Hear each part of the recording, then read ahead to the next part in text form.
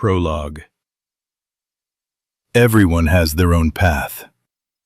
When everything collapsed, each of us broke in our own way. Some halfway, some completely. Did I know a few months ago that I would set out on a quest to the ends of the earth with the elusive dream of restoring peace? Hope. I don't believe in that word anymore. After everything that happened to us in Antarctica, there's simply no faith left. It was all in vain.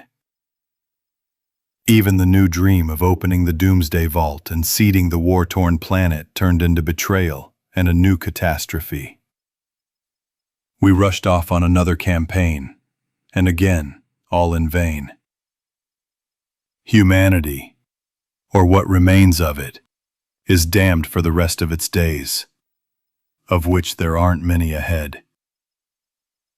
I don't believe in happy endings. Too much cruelty and pain. Unlike the other survivors, we thought we had a huge advantage in the submarine. But we were wrong here too. This was just another fragment. A tiny ember that would fade with time, like all the others. Who am I telling all this to? But I have no strength left.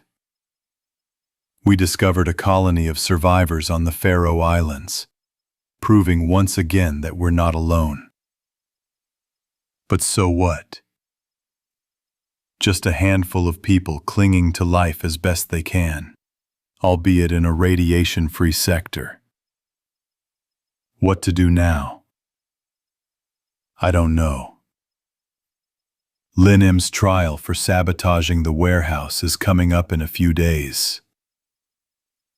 And then, now we need to hurry home. Without the boat's power, our home in Pioneersk won't last long. We've already been gone for a long time. But how can we return, knowing all our efforts have been in vain? How can we face our family and friends? And are they even waiting for us? They must have buried us long ago. But I'd like to think not. And even if they were, there's nothing to blame them for. This anthill, burned to the ground, dictates its own rules. And if I could go back in time, I would tell myself a few months ago, don't go on the boat. Stay home. I wouldn't have become a murderer, even though I found love. I learned a foreign language. I met new friends. Home. Even in this hell, there's a place you want to return to, hoping that they're waiting for you. Even though I have no one there except my grandfather. So be it. We must help the others. And we will, I know it. I believe. Even though we are all cursed, this is our path, and we will walk it to the end. We must pass, while we still have strength, and the remnants of faith. Valeria Stepanova, one of the surviving crew members of the nuclear-powered icebreaker Ivan the Terrible. Atlantic Ocean, Faroe Islands. Zviu, December 2023. Shh, the end of the twit. Snap. And Moscow.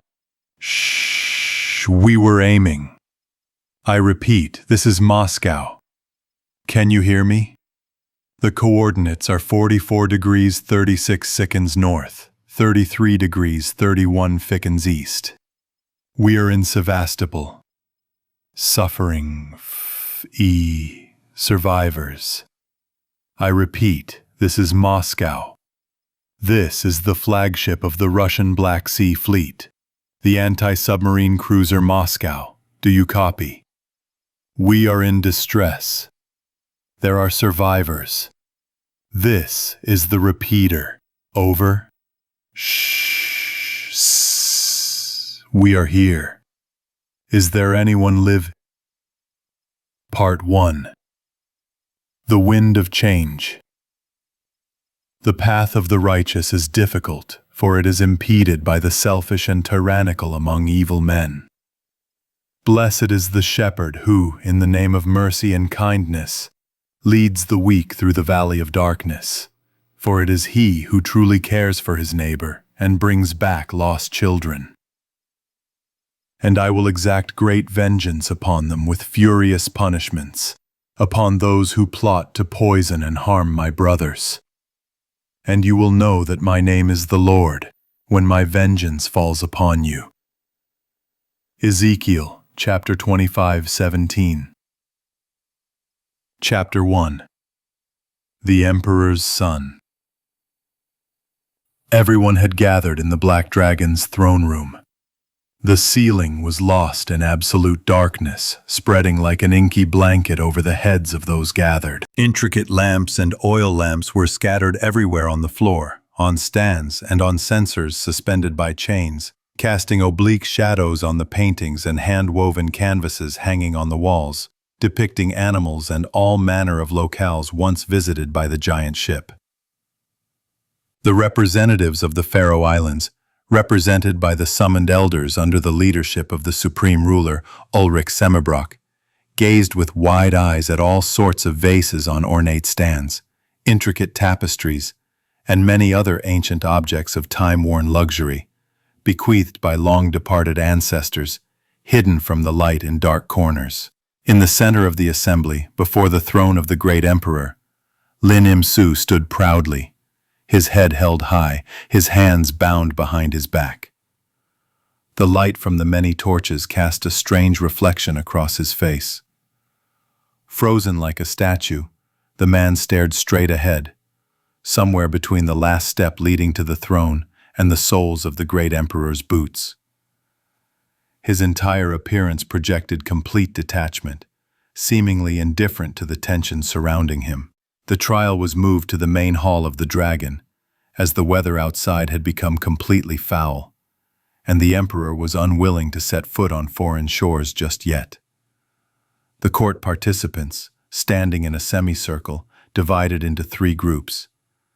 The emperor's representatives, the Faroese Council of Elders, and the crew of the Ivan the Terrible.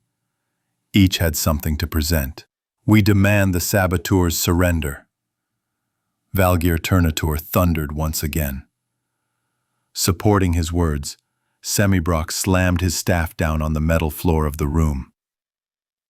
Lyra exchanged a worried glance with Mylene, who stood quietly behind her father, clutching the hem of her jacket so tightly that her knuckles turned white. According to ship regulations, everyone had to surrender their bow, like all other weapons, upon entry. Lyra understood perfectly well the mood of her friend, who had fatally struck Dan, one of the Emperor's men, with an arrow, because she could have been the next one in the dock after Lynn. But Mylene had saved her, although in the chaos caused by the explosion of the Doomsday Vault and the clash with Lynn's men, it was impossible to find witnesses. There was no time to sort out who was right and who was wrong. Everyone was pursuing their own goals, defending their ideals. However, this wasn't self-defense either. Whatever one might say, it appeared that Mylene was guilty of causing the death of a man who wasn't her adversary, as he was focused on killing Lyra. How painfully reminiscent this situation was of what had happened on Grozny, when Lyra fatally struck the Australian thug to save Batten from certain death. The girl standing between the hunter and Miguel understood perfectly well the storm that was now boiling within Mylene. "It is rejected," Yakov, who had once again taken on the role of translator, translated the Emperor's words. "I will decide Lin Yim's fate myself. But excuse me," Turnoter didn't want to calm down. "It was you who brought ruin and destruction to our lands. More precisely, they were brought on our boat," Taras muttered sullenly. "Why are you in charge here?" Semibrock asked, clutching his staff tighter. "You're on our land, and I'm the ruler here. You are currently on the Black Dragon, and this is my territory. The Black Dragon and its inhabitants bear no responsibility for what happened. the Emperor was adamant. But Lin Im is your son. Lyra, who was standing next to Batten, who had belatedly hissed, said, "Yes, son, and the blame for what he did rests entirely on his shoulders and the men who followed him.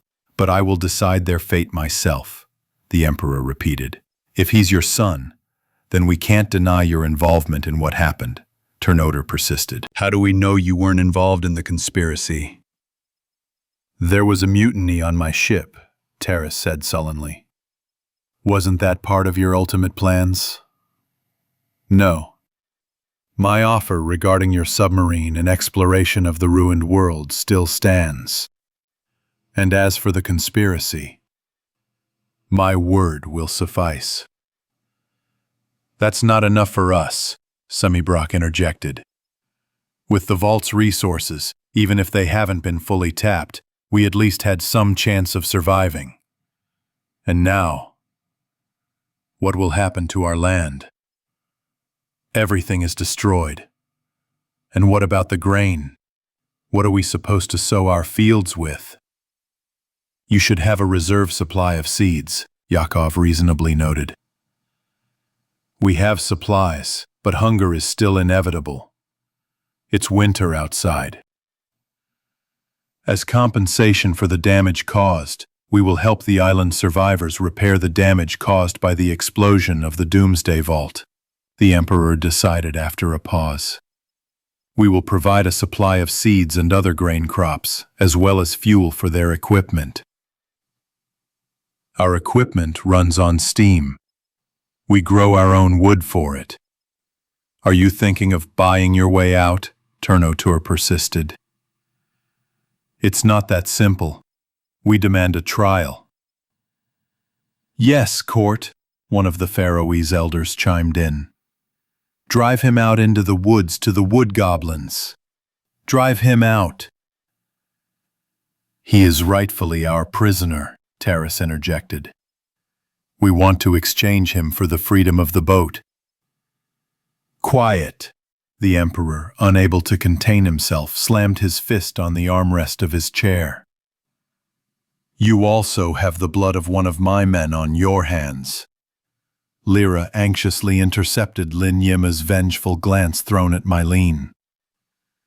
"The blood of one is not worth the lives of all those living on the islands." Ternoder tried to stand up for his daughter. "But the fact remains," the Emperor twirled his mustache. "The murder has been committed, and we too have something to bring against you." "As far as I know, not a single one of your men was killed in the skirmish." "He's not dead." Ternoder sighed and looked at Mylene, who was standing next to him. "But there are seriously wounded. Many wounded." "What do you say to this?" "I was only defending my friend," the girl said, exchanging a quick glance with Lyra and stepping forward with her head held high. "It was a necessary measure, and I'm ready to accept the punishment." "Bold. You are still very young, my child." "So what?" Mylene met the Emperor's gaze. "I was forced to shed blood." "Who then?" "One of your son's thugs." "And what did he do?" "Attacked the one who was weaker." "But not on you," the Emperor noted. "No," Mylene said, her expression downcast. "Not at me. Understanding the essence without thinking is my sword." Kim Im-soo shook his head. "Quick decisions are characteristic of youth, and at the same time you are a warrior. Is it fair to blame you?" "It's up to you," Mylene answered. "Dan was my son's bodyguard and right-hand man. He was unmatched in strength and swordsmanship. But he died at the hands of a girl who attacked him from behind. A death unworthy of a warrior." "He died in battle," Mylene countered. "I don't know your codes, and I acted according to mine." "But he didn't attack you," the Emperor repeated again. "No," Mylene answered firmly, and after a pause added, "What will happen to me now?" Kim Im-soo was lost in thought for a while. "Who were you protecting?" "Her." Mylene pointed at her friend, and goosebumps ran down Lyra's spine. "Get out." "Lyra," Miguel tensed up.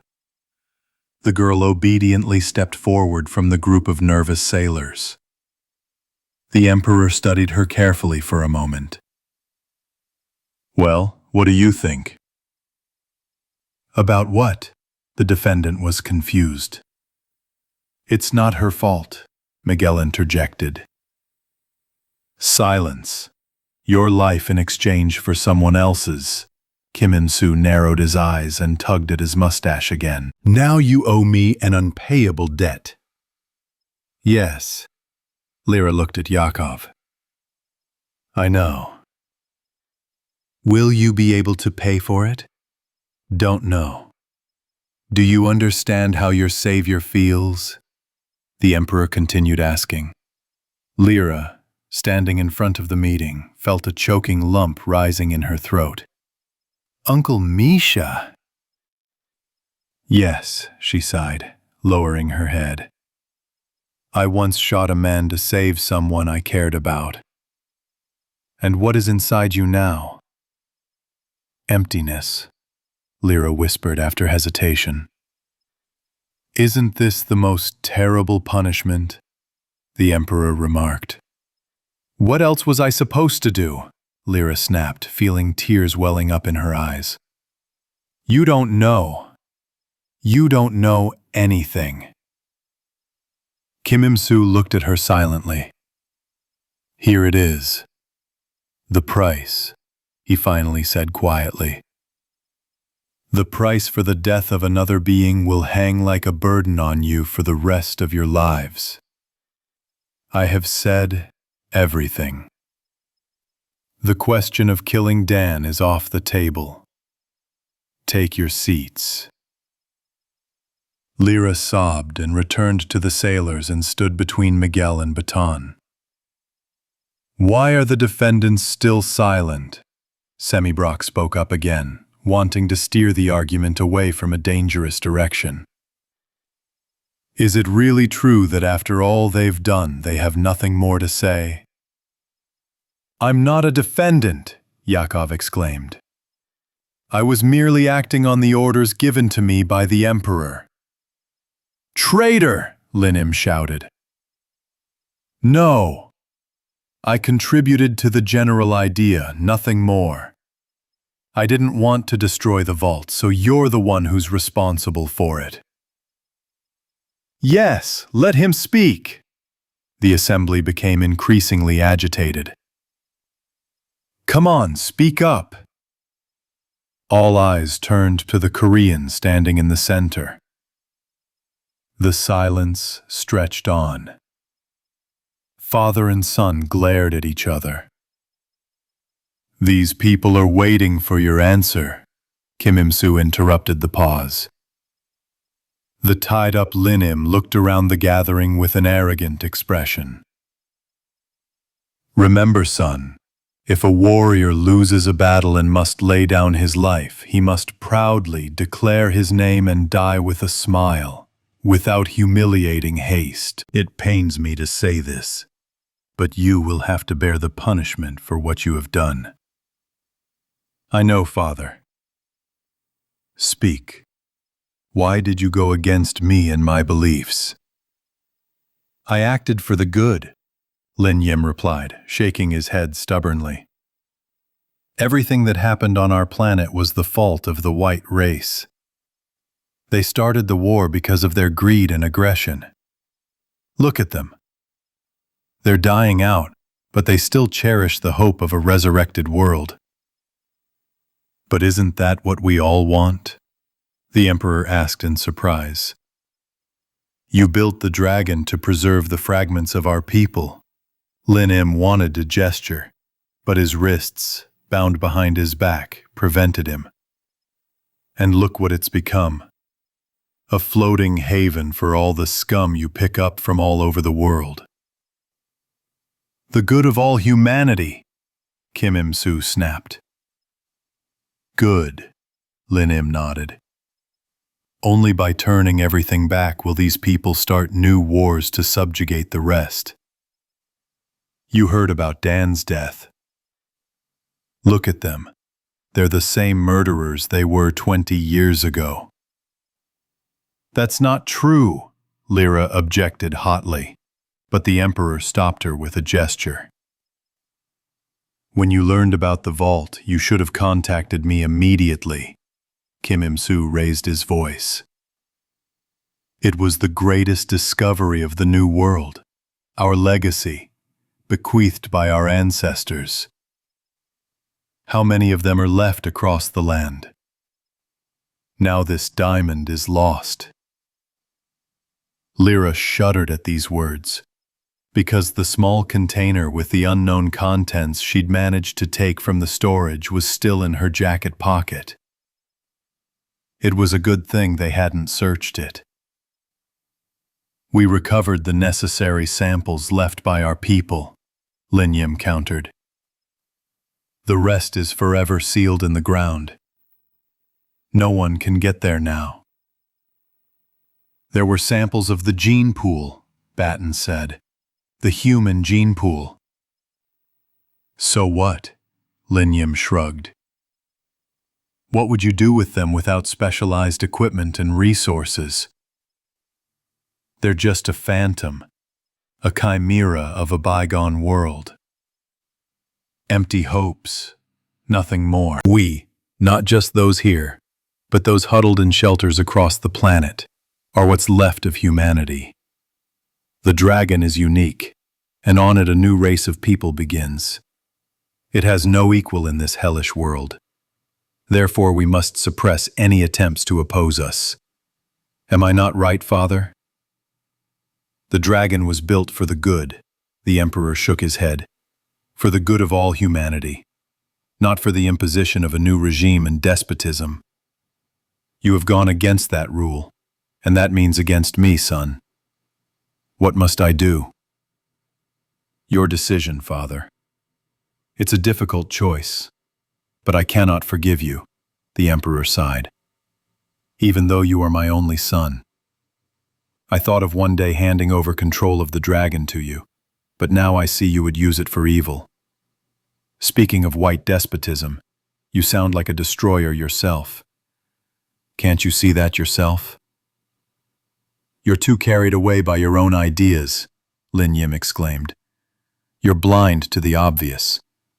You hold in your hands the greatest weapon, unmatched on the planet. Understand, all those mothballed warehouses around the world rightfully belong to us, for we can reach them. We must revive our race. We have everything we need. The future we were bequeathed is now our present. This isn't the present I dreamed of, Lin Im, the Emperor said slowly. The good of all humanity isn't just a motto. It's my very essence, my mission. It abhors destruction. We've already destroyed everything possible. I'm not a despot. I genuinely want to help. You don't hear me, Father. One way or another, responsibility for what you've done lies entirely with you, the Emperor interrupted, straightening up from his throne. I must make a decision. It's bitter, but such are the rules. You're guilty before these people, and I leave your life in their hands. We'll deal with your accomplices ourselves, according to the laws of our fortress. So be it. Semibrock, who had been listening attentively to the translation, tapped his staff. I accept your decision, Father, Lin Im said quietly, bowing his head. By the power vested in me by the Faroese community, I sentence you to exile in the forests, Semibrock loudly proclaimed, looking around at the elders. Now let the spirits of the forest decide your fate. To hell with him, exclaimed someone from the island ruler's retinue. To hell with it, the others chimed in. Sevastopol's bodyguards surrounded Lin Im and led the condemned man out of the throne room. Lyra exchanged glances with Mylene, who nodded furtively. Wait, Terrace gestured to the Emperor, who had sat down again. What about us? The crew and I want to know. Yakov, who was quite tired, translated. I haven't made a decision about you yet, Im-soo replied in a tired voice. Do you have any suggestions? We need to get home. Terrace looked around at his comrades. And as soon as possible. The lives of many people depend on it. It's our duty. Debt, the Emperor repeated thoughtfully. I must think about this. Not now. But time is running out. There is no time to waste. My strength is in my perseverance. Courtesy to teachers is the only warmth in me. My power is myself. Iron is my body. My decision is my law. Having recited this, the Emperor made a brief gesture, signifying the end of the meeting. Everyone in the room, including the disgruntled sailors, was forced to leave the throne room. Left alone, Kim Im-soo slouched on his throne and looked sadly at his helmet mask lying on the armrest of his chair. He remembered how eagerly he and his wife had awaited their first child. It was supposed to happen in the spring. That time of year when the wind grew warmer and began to smell special, and the trees blossomed with millions of fragrant flowers. It was a wonderful time. Seoul was being transformed. The streets were filled with people partying the night away. Winter was retreating, and the anticipation of summer was in the air. At the time, Kim Im-soo had just become the heir to his father's great trading empire, and the Black Dragon was just a blueprint, painstakingly crafted in a secret design bureau. Back then, no one knew what great purpose this ship would serve. No one was thinking about war, even though the global situation was growing increasingly tense. Peace. The Emperor, lost in thought, tugged at his gray mustache. How much they had lost in that decisive and tragic moment. Familiar values had collapsed, giving way to grief and despair that seemed endless. The children born after the war were luckier. They didn't remember the world before. They simply had nothing to compare it to. The son was born in the early morning. They named him Lin Im. Despite his desire to be with his wife at this solemn moment, Im-soo was forced to remain at the design bureau, where the completed designs for the Dragon were being prepared for shipment to the shipyards. He had high hopes for this project. The giant tanker was unique in the world and was intended to serve as a symbol of the Im-soo Corporation's power. Some said Lin Im resembled his father, though it was difficult to judge from a baby. There's a saying, other people's children grow up fast. It seemed to Im-soo as if his son was growing by leaps and bounds. Or perhaps it was because the future emperor spent more time at work than with his family, no matter how hard he tried to escape. The business of a powerful corporation demanded all his energy and attention. So his wife, Bao Ji, and a whole staff of servants and governesses were solely responsible for raising him. Im-soo wondered if he'd given his son enough attention while he was growing up. Not as much as he'd liked. He was forced to admit it. Could this have been the prelude to the rift between him and Lin Im? On the other hand, the young man had nothing to complain about. He'd grown up surrounded by care and attention, had everything he wanted from an early age, yet never seemed spoiled.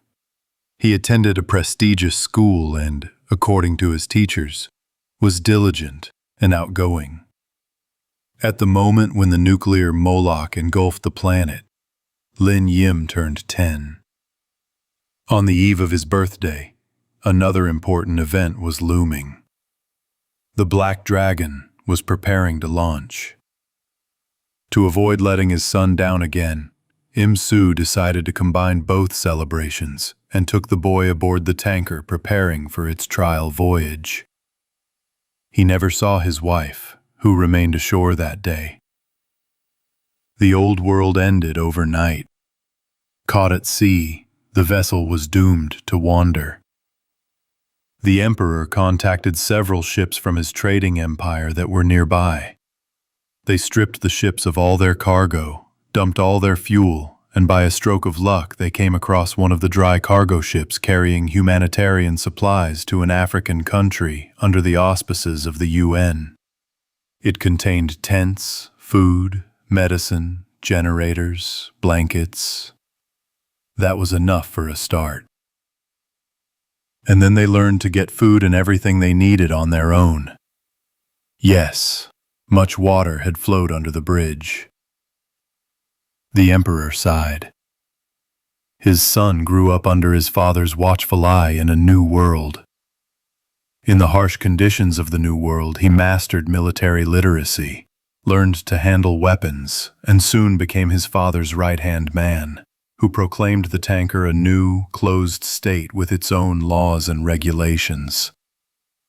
The corporation's board of directors, who had been on board, formed a council close to the emperor, which, sometime after the war, Kim Im-soo declared himself to be. Until a certain point, all was well. The floating state traveled through the ruins of the world, responding to distress calls and picking up survivors across the land. The community grew, becoming international. But at what point did he and his son begin to drift apart? What caused it? The emperor couldn't find an answer. This is how it all ended, with Lin Yim's exile to foreign lands. He condemned him to certain death. Would he ever be able to forgive himself? Come to terms with and live with the decision he had made? "Forgive me, Baoje," he said quietly. "Forgive me for my son. I know I don't deserve forgiveness, but I can't do otherwise. You would understand. I can't let him destroy everything I worked so hard to create.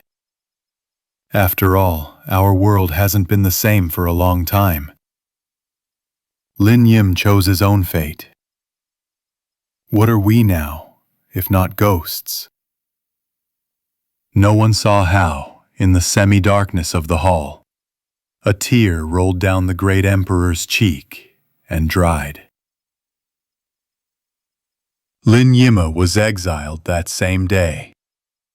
The elders, returning to shore and conferring again, decided not to delay the execution. The Black Dragon and Ivan the Terrible set off and sailed across the distance between Svalbard and the island of Suðuroy, where the inhabitants of the Brotherhood of Steam lived. The weather, which had been gloomy since midday, had deteriorated completely, and now a drizzle mixed with the first snowflakes was settling on the ground.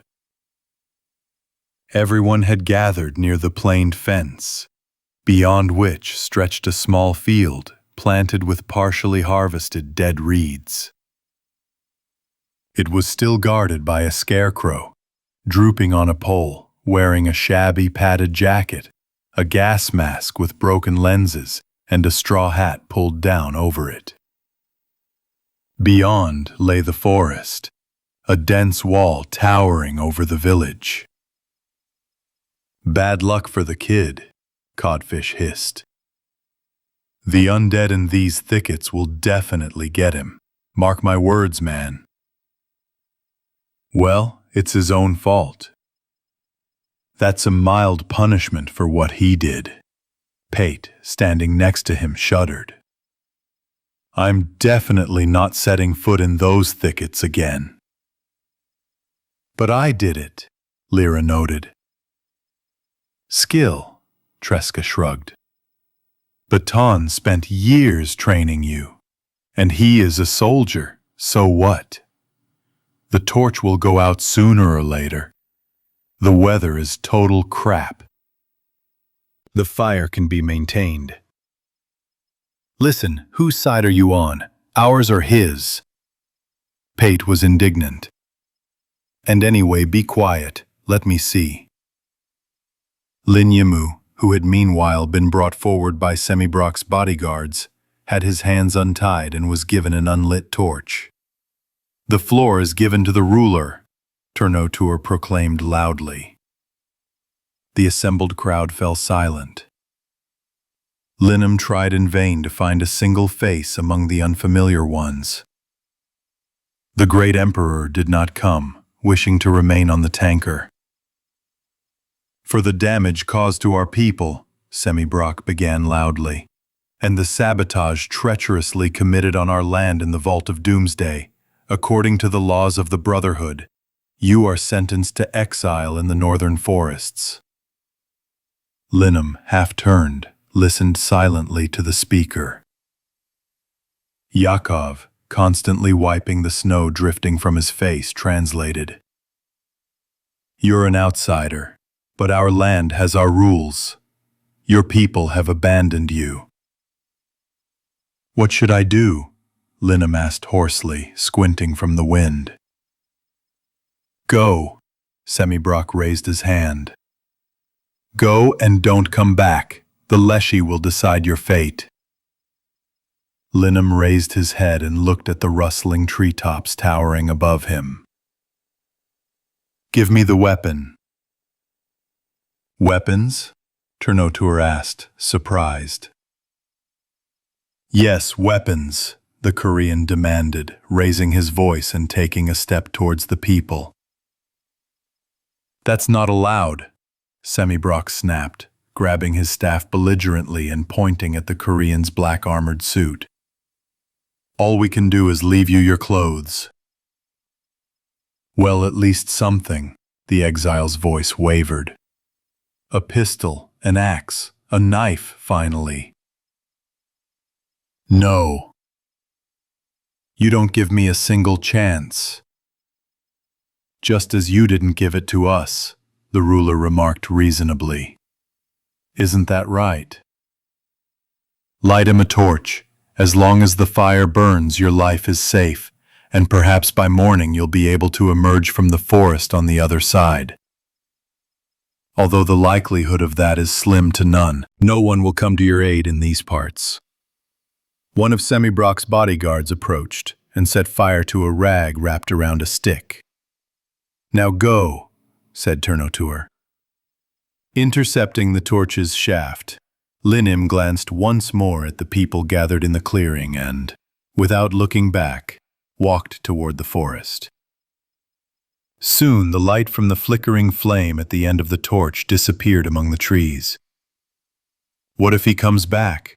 Turnotur asked, looking at the silent thicket. "He won't come back," Semibrock shook his head. "The Leshy won't let him go." At the ruler's gesture, one of the bodyguards signaled for the assembled group to disperse. Lyra and Mylene lingered for a moment, gazing at the treetops billowing above them. "Let's go," Mylene touched her friend's shoulder. "There's a spare room in my house." "But I thought I should go with the others," Lyra hesitated. "Why?" "They are my team, friends." "They're men," Mylene emphasized the last word. "There aren't cabins like on a boat, just one big room. That's not the way we do things. Do you think you'll be comfortable there?" "Don't know." "I'll give you your own quarters and a real bed," Mylene continued to coax. "When was the last time you slept on a proper bed?" "A long time ago," Lyra agreed, remembering her native Pioneersk. "And am I disturbing you?" "Parents are always happy to have guests." Mylene took her hand. "Especially you, after everything that happened. So stop worrying about it. Let's go." Night slowly descended upon the islands. The sailors from the Grozny were quartered in a single communal house, while the Korean part of the crew chose to return to the tanker. After a brief meeting, Taurus decided to spend the night ashore. No watch was posted. There was no one to attempt the salvage of the submarine except the Emperor's men. After saying goodbye to Miguel, Lyra headed for Mylen's home, and if she had any desire to stay with the priest, she decided to put it off until she could talk to Baton about it. Now, the old hunter might lose his temper again and say too much. After a quick supper, Lyra climbed into her assigned bed and lay awake for a long time, recalling the events of the previous day. What would happen to Lin now? Was the Emperor's sentence, condemning his son to certain death, just? And what about Mylene, who had miraculously escaped punishment for murder? Watching Chuchundra, who was playing with a spool of thread on the bedside table, Lyra occasionally listened, as if she wanted to hear a distant cry. But the Faroese night was silent. Stretching, the girl pulled the treasured container she'd brought from the vault from Tahoma's jacket pocket. What was inside? She hesitated to open it. And why would she do that now? Turning the container over in her hands once again in the dim light of the bedside lamp, she read the mysterious inscription on the side of the container. Calla lily, Xantadeschia ethiopica. What it could mean she couldn't imagine. But surely it was something beautiful, something from that forever vanished world they had tried so futilely to bring back. It couldn't be otherwise. There was a knock at the door, and Lyra hurried to hide the find back in the pocket of her jacket, which she had shoved under the bed. Still awake? Mylene opened the door slightly. "May I come in?" "Why ask? You're at home," Lyra said, surprised. "Come in, of course." "And I can't sleep," Mylene said, crossing the small room and sitting down on the edge of Lyra's bed. "I can't get today's trial out of my head." "Me too." "Why did the Emperor allow this to happen to his son?" "I don't know," Lyra shrugged. "After all, he went against him. He destroyed your vault." "I know," Mylene nodded. "But the exile, why couldn't they have arrested him and sent him to prison like the other accomplices?" "Do you think there's a prison on that ship?" "Probably," Lyra suggested. "And they could have put me in one of them too," Mylene said, looking down and fiddling with the hem of her nightgown. "Or banished me to the forests, although my father would never have allowed that.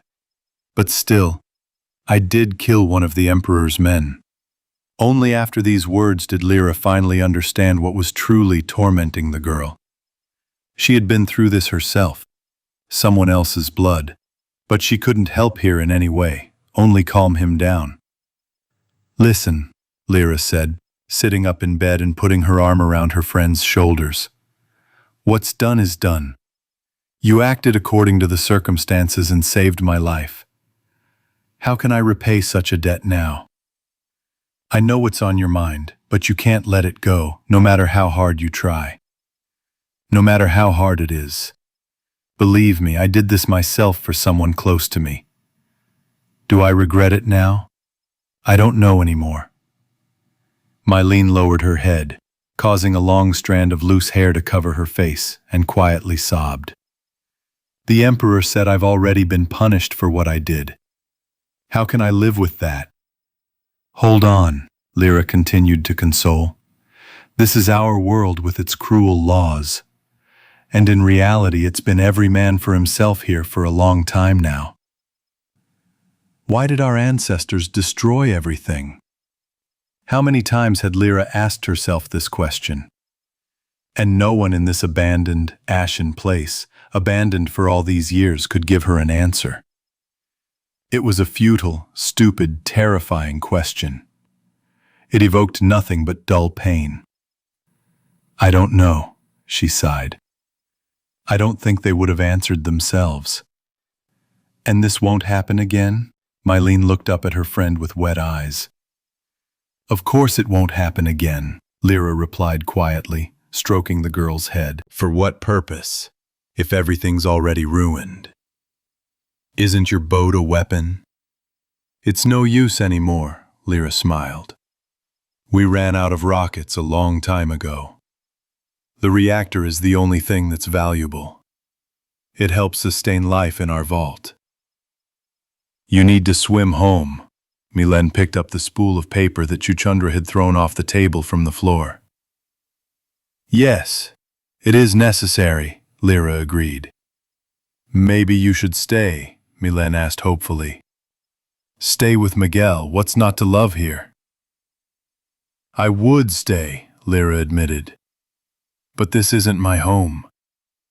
My home is far from here. And they're waiting for me there. I hope they are. Can I swim with you? Why do you need this? Lyra gently stroked her friend again. The conditions in which we exist, survive, are far from yours. We have a background in our vicinity. Mutants. Your relatively clean land is something to be envied. And your parents? Your parents, of course, won't let you go. We have mutants too, Milen objected. And I'd take Olaf with me. We're getting married the day after tomorrow. Wow, Lyra was surprised. Why didn't you tell me before? I'm scared, the Danish woman sniffled. Don't be silly, Lyra hugged her. Congratulations. I'll be your best bridesmaid. Is it true? I promise. Something's going to happen to us, Milen sighed. Father's already found us a house. It's on the other side of the village. Everything will be fine, Lyra tried to reassure her. You don't have to worry about illness. You don't have to worry about dying from radiation or high doses. It's scary, believe me. You have to live with it. You have a completely different situation here. You'll get married. You'll have a family. Enjoy it. And how did he propose to you? We grew up together. Maybe my parents and the Fredricksons decided everything for us long ago. But I like him, honestly. It was beautiful. We went to Jellyfish Bay, Milen said quietly, blinking mournfully at her friend. So we'll never see each other again. Who knows? Lyra picked up the mouse.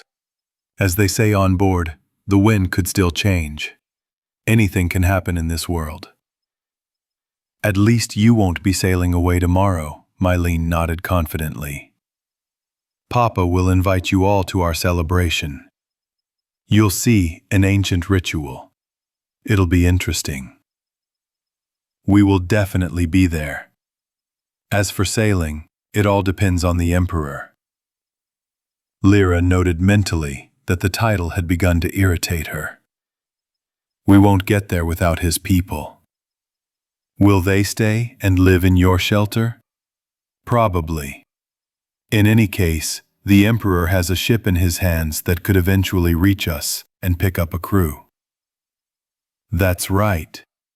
Mylene paused for a moment and looked into the impenetrable darkness beyond the shuttered window. I wonder how he's doing. Who? Linim. The wood goblins have already gone out to hunt. Whatever happened to him, I don't envy him.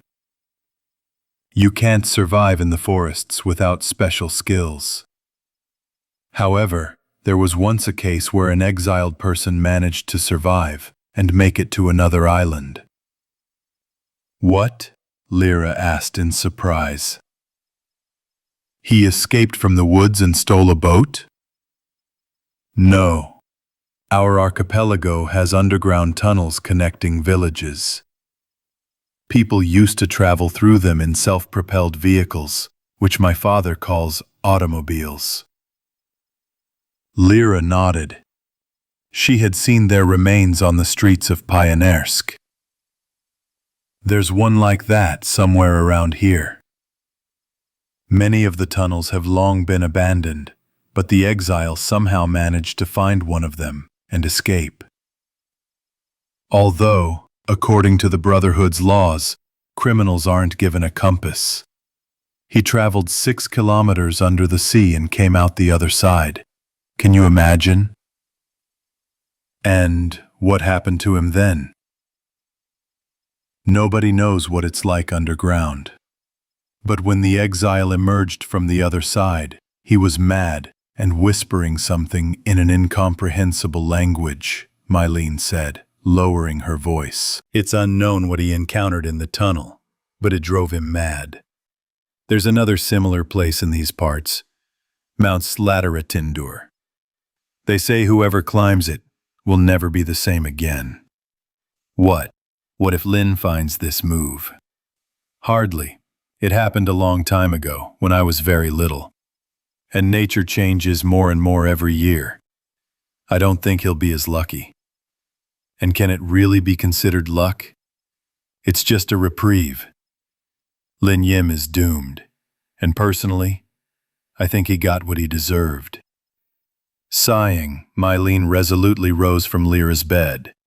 Okay, it's late. Time for bed. But while you're here, I'll try to show you as many interesting things as possible. For example, have you ever swam underwater? Only on Grozny, Lyra said, confused. Tomorrow we're going to catch shells and sea urchins. I'll take you with me, Mylene promised, opening the door slightly. You can swim? Lyra asked with a hint of envy, discovering a new quality in her battle-hardened friend. More like walking along the bottom, Mylene grinned. We have special equipment for that. Don't you know how? I thought all sailors were supposed to know how. Well, I'm not exactly a sailor. Lyra recalled the few lessons she'd been given at the shelter, learning how to stay afloat and how to snorkel properly. But she'd been safe there, not in the open sea. Besides, the water here is radioactive in places, except for the small pool inside. I doubt I'd make a good assistant. Maybe you could get someone else? We already have enough people. Don't be afraid. I'll show you everything. It's not that scary, Mylene encouraged the girl. The main thing is to get the hang of it, and there are shells and sea urchins in the shallows too. Besides, Olaf will be with us, and he's the best fisherman in our village. Isn't that dangerous? Lyra asked, perking up, hearing the unfamiliar word hedgehog for the second time. Perhaps it was some kind of mutant, unknown to her. Aren't they poisonous? No, Mylena smiled. If you wear thick protective gloves, there's nothing to fear from their pricks, although they can be quite painful. Dad says the waters around our islands were once considered the cleanest in the world. And the temperature is just right, 7 degrees Celsius. What about the equipment? Lyra didn't want Mylene to think she was afraid, but a feeling of unease crept in. Would Uncle Misha and Miguel let her go? And was it even worth asking them about it? There are some problems with him, but we're managing, Mylene said, looking at Samal Jonson Mykines's painting of whaling hanging above Lyra's bed. I'll show you everything tomorrow. I see. See you tomorrow then. Good night, Mylene said. Good night to you too, Lyra responded, crawled under the covers and blew out the nightlight. But still, lying in pitch darkness, she couldn't fall asleep for a long time, listening to the night beyond the walls and recalling her own stay in the Faroese forest, and pondering Mylene's proposal about spearfishing tomorrow. Also, her friend was getting married. Great. Lyra thought about it. Was she capable of trying on the role of a wife herself? After all, her time was approaching. Memory helpfully offered the image of Miguel. I wondered if he would have made a good husband. Lyra wasn't ready to look that far ahead yet. And when she finally fell asleep, her imagination whimsically drew her fantastic pictures of the sea depths, which Lyra had never seen. Speak. Why did you go against me and my beliefs? The forest surrounded the fleeing Lin Yim on all sides. The Korean had no idea how long he'd been threading his way through the trees, nor did he know where he was headed. All his attention was focused on the flame of the torch he held tightly in his hand. I acted for the good. The darkness around him thickened as the fugitive penetrated deeper into the thicket. His only guide was a narrow path, a ribbon winding beneath his feet. Where would it lead him? I don't care. In any case, the path is people. It turns out there's something at the other end. The main thing is to keep going. His head was empty. His thoughts refused to form a coherent whole. Lin Yim ran, and only one thing gave him peace. Your decision, Father. It's a hard choice, but I can't forgive you. Even though you're my only son. His father had betrayed him. Well, sooner or later it was to be expected. The old fool had finally fallen victim to his own illusory ideals. No wonder. His methods were too humane. In this new, changed world, force was needed. Lin Yim too believed in the good of all humanity, but the emperor didn't see it, didn't want to understand. Or perhaps he was simply too old. After all, he didn't have the courage to personally decide his son's fate and pass judgment on him. His father had never paid him the attention he deserved. Lin recalled his youth. From the moment he began to understand himself, his mother and governesses had looked after him. He loved her madly and could never forgive his father for not returning for her on the day of the Great War. The Black Dragon had not changed course, although Lin Im had begged Im-soo to return home and try to rescue the Bao-jers and any other possible survivors of the nuclear strike. But no. The future emperor had argued that he could not risk the ship's survivors. And his beloved mother remained somewhere out there, in Seoul engulfed in radioactive fire. Lin Im was inconsolable, but he didn't dare defy his father's wishes. And what could he have done? It was beyond his power to force the giant ship to turn around and return. The boy blamed himself for what had happened. After all, it was his birthday, and his mother was supposed to go with them. But she pleaded ill health and remained on shore. Go with your father, she told him then. It's important that you be with him at this moment. These were the last words his mother spoke to him, kissing him goodbye and giving him a package of his favorite tok, sweet, glutinous rice pancakes with nuts and dried fruit, which she always baked for him. How Lin loved these small, homey treats on his way home from school, where his driver picked him up. He often took the pancakes home and shared them with his peers during recess. Lin Im was a well-behaved and sociable boy, and didn't particularly stand out among his peers, many of whom had everything they could wish for, thanks to their well-off parents. But the children paid no attention to this, accepting their status as a given.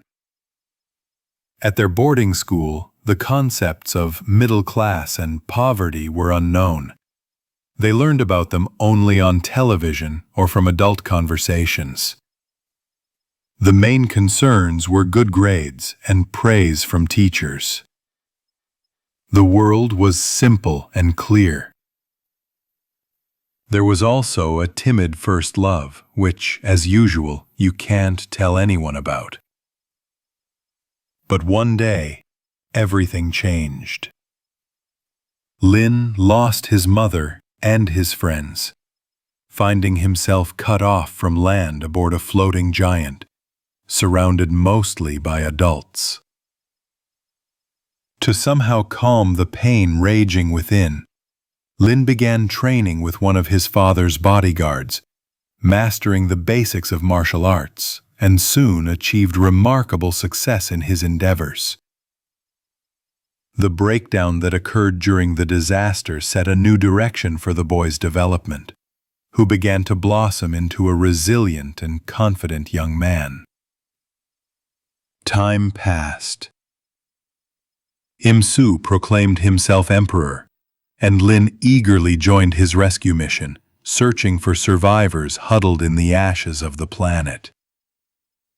A burning desire burned in the young man's heart to help those in need, so that at least someone would have a chance to save their family and loved ones, even if he himself had failed. As the work progressed, the tanker gradually transformed into a city-state. It flourished. On board, science and food production were conducted, and crafts were practiced aimed at restoring lost cultures. The ambitious shipbuilding project resulted in the biblical Ark, and all of this happened before Lin Yim's eyes. But not all distress signals received on board were genuine requests for help. Some were traps, cleverly set by nomads or marauders eager for profit. But the small detachment of soldiers formed by Lin Yim after completing his military training skillfully neutralized the perpetrators. Some were taken prisoner. Others were left to drag out their miserable existence in the contaminated desert. The son became his father's right hand, skillful, resilient, capable of giving and carrying out orders. It seemed nothing could mar this partnership. Over time, Lin even came to terms with the past. The wound of losing his mother gradually healed, allowing him to communicate normally with his father again. Time truly heals. But clashes with aggressive survivors became more frequent, and Lin gradually lost faith in the emperor's actions. He strove to work for the good of all humanity. That was his motto. But Lin increasingly began to think that in the new world, he needed to play by new rules. They held unlimited power and might, provided by the dragon. And the son repeatedly hinted to his father that it was time to use this power, to channel it into new directions. But the emperor didn't listen. He was unwilling or simply ignored the suggestions of his overly hot-blooded offspring. This forced Lin to clench his fists in impotent rage. Even the submarine discovered in Antarctica couldn't help him change the ruler's mind. Yet, with the resources of the terrible, they could have become true rulers of the new world. This gift had come naturally to them. And what did their father do? Nothing. He once again resolved everything peacefully and agreed to cooperate with the submarine's crew. And how did it all end? Lin was betrayed by his own father, left at the mercy of a band of savages who thirst for nothing but fresh blood. Now he's in exile, alone against all. And only the higher powers know what awaits him. Go and don't come back. The wood spirits will decide your fate. Finding himself in a small clearing, Lin Im stopped and caught his breath. He tilted his head back and looked at the distant sky, dusted with fine snow, breaking through the dense treetops in ragged patches. The impenetrable northern night reigned all around. Clouds of steam billowed from the man's heavily breathing mouth. His side ached. The extra weight of his heavy armored suit was putting increased strain on his muscles. The elders who sentenced him said nothing would happen to him as long as the fire burned. But where was the danger to be expected? What kind? To whom was he being torn apart? Lin Im looked around, holding the torch outstretched. How far had he come? How much time had passed since he left the village? An hour? 2? More? He needed to hurry before the rag, soaked in the flammable mixture, burned completely. Lin took a few steps forward and stopped. The feeling of unease he'd felt a few minutes earlier suddenly intensified. He looked around.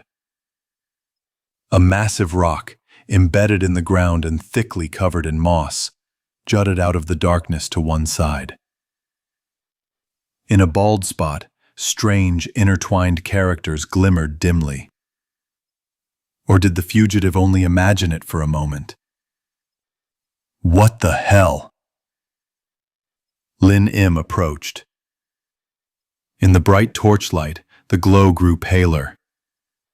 As if it were shying away from the unfamiliar stranger, he took a closer look. What was it?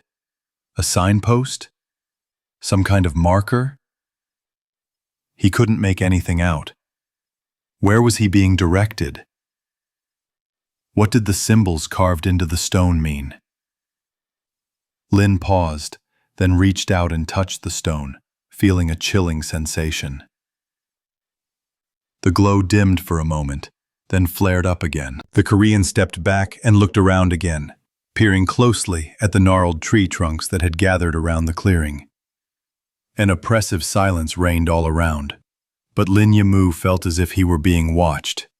Or was it the loneliness that was taking its toll? He froze and listened. The darkness between the trees was moving. Someone was whispering inaudibly, watching him, approaching. The exile winced. As if to confirm his alarm, a loud, mournful howl pierced the surrounding silence. And its source was not far away. Lin Im ran without looking where he was going. The hunt had begun. Invisible beaters played, confidently pursuing their prey. The Korean did not stop, and it seemed as if the forest itself was chasing him. Suddenly, the ground gave way beneath his feet, and Lin Im, dropping the torch, tumbled head over heels down the slope of a shallow ravine. After falling a few meters, he crashed onto the wet ground and lay motionless. When the pain caused by the fall began to subside little by little, the Korean raised his head and looked around for the dropped torch. It lay a few steps away, barely smoldering, illuminating only a small patch of ground around it. The time for a bright flame was over. Raising himself up on his hands, Lin Im crawled, belly crawling, toward the dying saving light. The rustling treetops of the strange, unfamiliar forest stirred above him. Reaching the torch, Lin reached out to take it, but then the darkness around him began to stir, and the Korean saw with horror something large, matte black, 2 heads taller than him, emerge from the trees to meet him. Separating from the trunks, the forest creature froze a few steps away, as if examining him. "What are you?" the Korean croaked. The creature did not respond.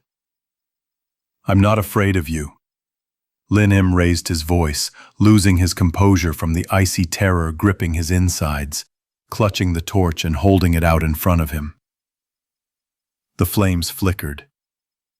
The last thing Lin Im saw, a second before they died, were large, black eyes without whites or pupils looming over him, and an outstretched hand landing on his head. A low, hissing voice sounded out of nowhere, as if the monster were speaking to him. A terrible pain pierced his head, and the Korean screamed, trying to cover himself with his hands. Shadows surrounded him. Chapter 2. Expectation. Ship's log. Greenland Sea, Faroe Islands. The parking time is days. So, here we are again. The hopes we had placed in the Doomsday Vault have been dashed. A sabotage operation, orchestrated by the Korean detachment commander, resulted in a powerful explosion and buried the underground vault forever in the mountain's depths. Very little was recovered, and only those cultural specimens belonging to Korea and Denmark. It's a shame, Everything went to hell again and turned out to be in vain. Faith in something bright is waning. Just like in Antarctica, we've once again brought destruction to a foreign land. As if there wasn't enough evil here without us. It feels like a curse. Yesterday, Kim Im-soo's trial took place aboard the tanker Black Dragon. The emperor disowned his own son and handed him over to the elders of the Faroe Islands. They, in turn, sentenced the Korean to exile in the forests, inhabited by some kind of evil spirit that only emerges at night. They say this is tantamount to a death sentence. Well then, such is his fate. This tattered world has long had its own rules. The emperor promised to help the locals with equipment and everything necessary to replenish the lost vault. While we're standing still, we'll help. Although we need to hurry home, the Korean team assigned to me has returned to the tanker. Without them, we can't move on. Everything depends on the emperor's decision. But what that decision will be, only God knows. All that's left is to wait. But this helplessness makes my heart even heavier. The senior mate, Taras Lapshov, who took command of the ship. The next day, the Black Dragon's inhabitants began carrying out the emperor's orders to aid the island's population.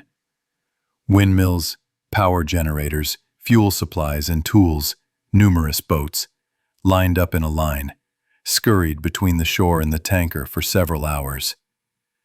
The emperor also assigned workers to attempt to clear the rubble that had buried the entrance to the Doomsday Vault. But it soon became apparent that while the stones blocking the main entrance could be moved aside, breaking through the collapsed rock in the tunnel without specialized equipment was utterly impossible. All hope of restoring the vault to life was abandoned. Although Turnotua remembered the ventilation shaft mentioned at the press conference during the cache's commissioning, the scouts hadn't yet been able to locate it in the rocky terrain. Perhaps they would eventually be able to get inside. Time would tell. For now, the elder had no plans to let outsiders in on his secrets. The community had suffered enough already. While the Dragon's crew was busy, the sailors, left to their own devices, wandered around the village, looking for where their hands could be useful. Rising early, Pate and Cod hopped into the boat and, sailing to the Grozny, stocked up on fishing gear. True to their old habit, they decided to have a good time fishing in foreign lands. You know, the locals told me what kind of fish is most abundant here, Pate said, leaning on the oars and winking at Cod, who was fiddling with his fishing rods. Well, what kind of one? You guess, suggested my friend. I have no idea, dude. Halibut and cod. So what? The fat man shrugged, pretending he didn't sense any trouble. Well, of course, cod swims after cod, laughed Pate. Very funny, muttered the partner. For me, it is very much so. Look, that looks like the aqua farm. Codfish raised his hand, spotting something behind Pate's back. Let's swim over and take a closer look. They approached the mesh tent-like fish cages, which rose above the water's surface at regular intervals. At that very moment, fishermen divers standing above used pumps to pump compressed air into the hollow central floats, causing the cages to float to the surface for subsequent cleaning of the accumulated catch. Look, man. Cod became wary at the sight of the fish teeming with steel backs. What is that, halibut? Yeah, it looks like it, Pate said, turning around and taking a closer look.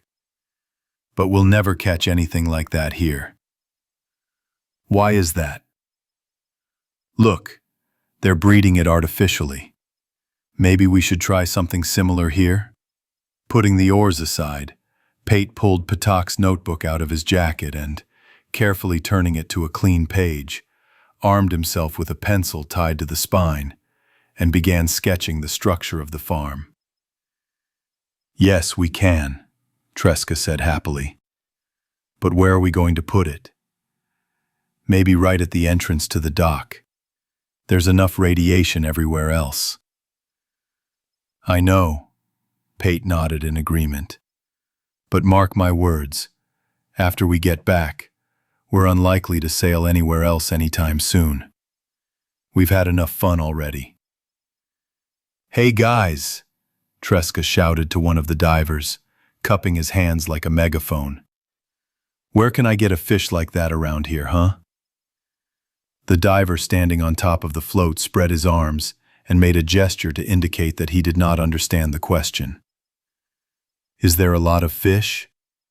The conversation didn't work out. "Damn it," Cod cursed, pulling the bucket of prepared bait closer to him. "Fine, we'll figure this out ourselves.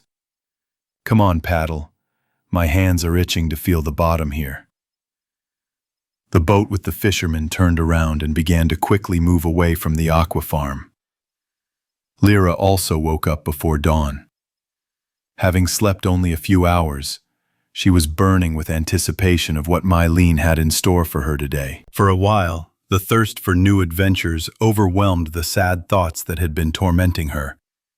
After a quick breakfast of fried pilot whale meat, Lyra threw on her jacket and set off through the village after Melina.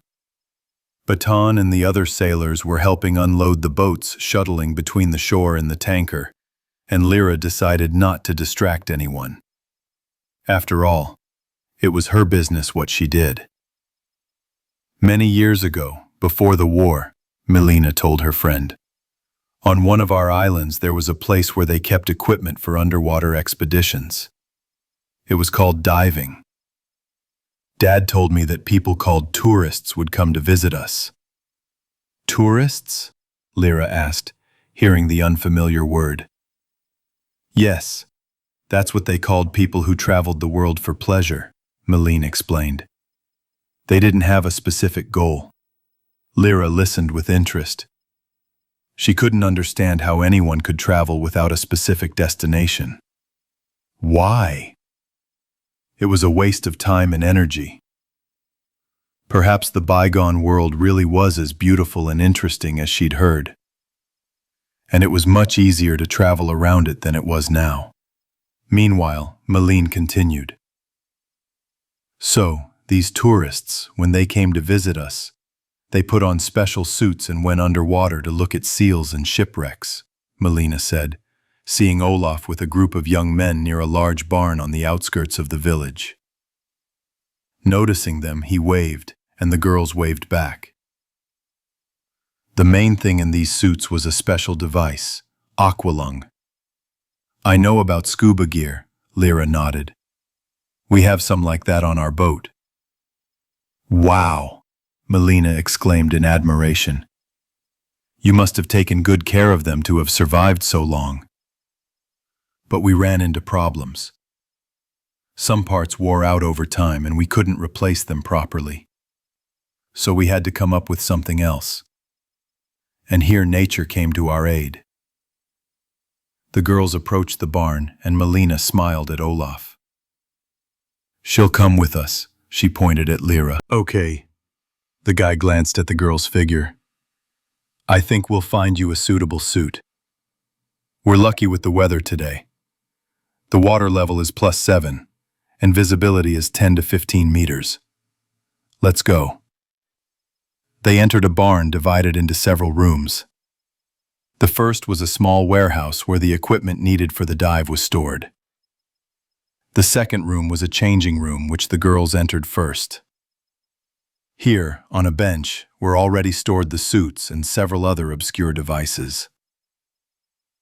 "Well then," said Mylene after closing the door behind Lyra. "Now take off your clothes." "Undress?" Lyra was confused. "Yes." Mylene picked up a bucket standing in the corner, filled to the brim with melted whale blubber. "You need to rub yourself down. That way your body will retain heat longer." Lyra obediently undressed, and Mylene quickly rubbed her with grease, scooping it from a bucket.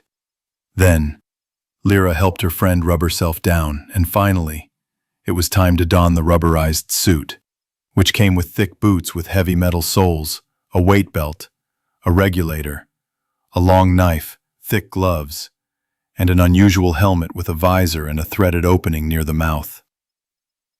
Once fully dressed, Lyra felt uncomfortable in the unfamiliar, tight-fitting harness. "We won't be able to communicate underwater, so stay close to me," Mylene explained, fastening the fastenings on her helmet. "But how will I breathe?" Lyra asked. "Here," Mylene said, taking a long coiled hose from the bench and handing it to the girl. "Insert one end into the connector near your mouth. The other end will stay above the surface at all times and allow you to receive a steady supply of oxygen." When the girls came out of the barn, moving around in the heavy suit was very difficult for Lyra, who was not used to it. The men entered. Mylene led Lyra to wooden sawhorses on which inflated sacks, made of an unknown material, were hung. "These are grind-light tubes," Mylene explained. "Our replacement for the lost scuba tanks. They act as floats and keep the other end of the tube above the water's surface. We insert the tube here, like this, and screw it in tight. You won't choke because when you reach a great depth the hose will tighten, and you'll know you can't go any deeper. Water won't flood the hose. This plate here is what the floats hold. I'll be there for you." Having removed a pair of sacks from the trestles, with a small plate with a hole in the middle secured between them, Milena screwed the end of her snorkel into it. She also attached an elastic net to Lyra's belt and explained that it was for collecting underwater catches. The equipment was completed by a small pole with a grabber at the end, consisting of 2 movable segments, set in motion by pulling a fishing line attached along the handle's length. To practice, Lyra began picking up small stones from the ground. "Keep in mind that your movements will be much slower underwater, so don't rush or panic." "Understood." "So, are you ready?" Olaf and the others, dressed in costumes, emerged from the barn. "Yes," the girls answered quietly from under their helmets. "Then let's go." The underwater hunters slowly made their way to the shore, and upon reaching the water formed a line. Each held a lightweight pilot whale with snorkels attached. "Today is the same as usual," Olaf boomed, looking around the crew. "We won't go any further than the trawler. We'll gather as much as we can and then head back." Lyra looked through the glass of her helmet at the water's surface, where the rusty side of a sunken fishing boat jutted out a few dozen meters from the shore. Olaf handed out safety dosimeters to everyone, who hung them on their belts. He was the first to step into the surf and slowly waded away from the shore. The others followed. 3 of the team carried a large metal net intended for sea urchins. Lyra tried to stay close to Milena, her boots sinking heavily into the ground. The oncoming waves kept trying to tip over those who were wading further into the sea. When the water reached his waist, Olaf lowered his light pilot whales into it and began to advance, slowly unwinding his hose.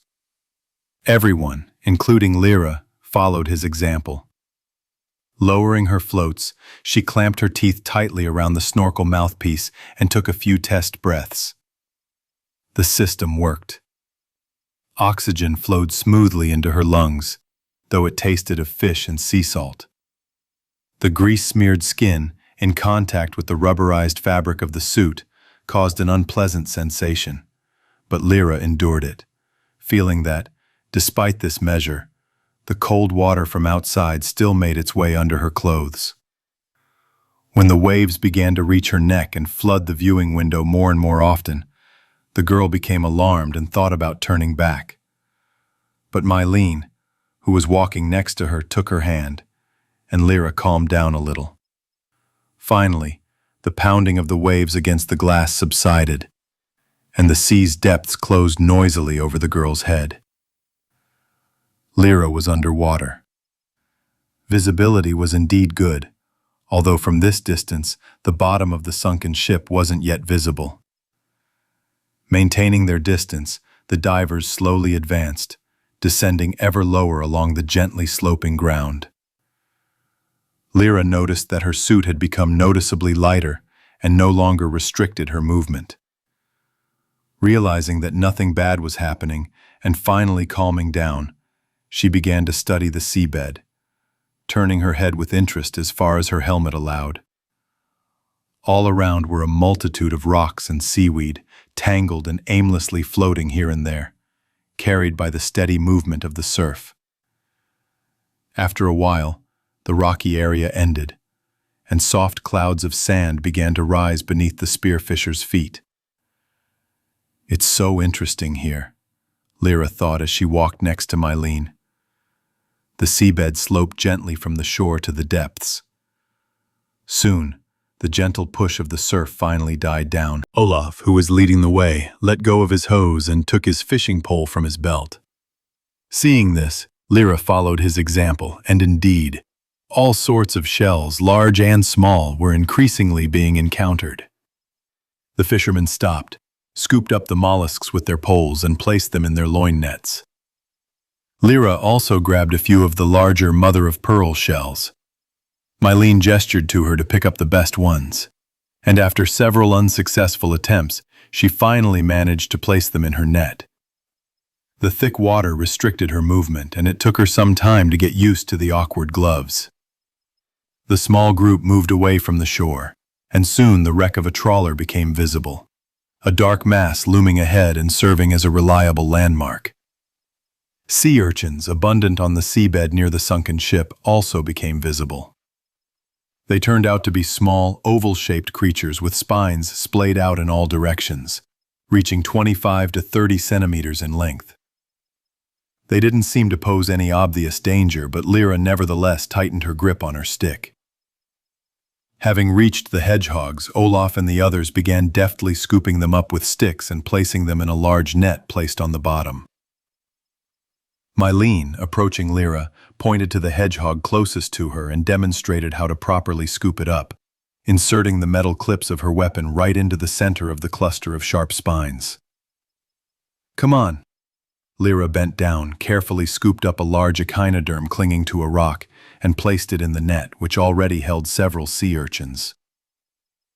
Straightening up, she glanced curiously at the wreck of the sunken ship. The name of this large, once well-equipped vessel was no longer legible due to the rust covering its sides. What country did it belong to? And how many fish could it hold at one time? A ton? Several tons? Suddenly, Mylene appeared next to Lyra, holding the glove holding the dosimeter close to the glass of her helmet. The needle on the device was moving. "What does that mean? Are hedgehogs radioactive?" Lyra asked anxiously, but then remembered her friend couldn't hear her. Reaching for her hip belt, she glanced at her dosimeter. The needle was gently trembling in the orange zone. Mylena pointed at something behind Lyra.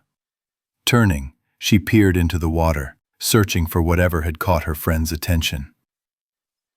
Suddenly, among the shimmering shadows, she spotted one that seemed to move. Or was it an optical illusion? Lyra turned to Mylene, regretting that she couldn't speak because of the helmet and the surrounding water. Partially obscured by the visor, Mylena's expression was indecipherable, but the quick movement that resulted in her friend's knife being drawn spoke volumes. Danger. Lyra frowned and reached for her scabbard. Her hunter's instincts were working like clockwork. But what could she expect from the upcoming fight, given that the enemy was in his element and the girl was not? Would a knife alone be enough to stop him? It was a good thing Lyra wasn't alone, surrounded by more experienced comrades. The other fishermen, also drawing their weapons, stood in a circle, their backs in. The mysterious shadow meanwhile approached, and soon the underwater hunters were able to discern the underwater inhabitant that had come to them. The swiftly swimming creature clearly belonged to the cetacean family. A small, broad-browed head without a beak, small oval-shaped pectoral fins, and no dorsal fin.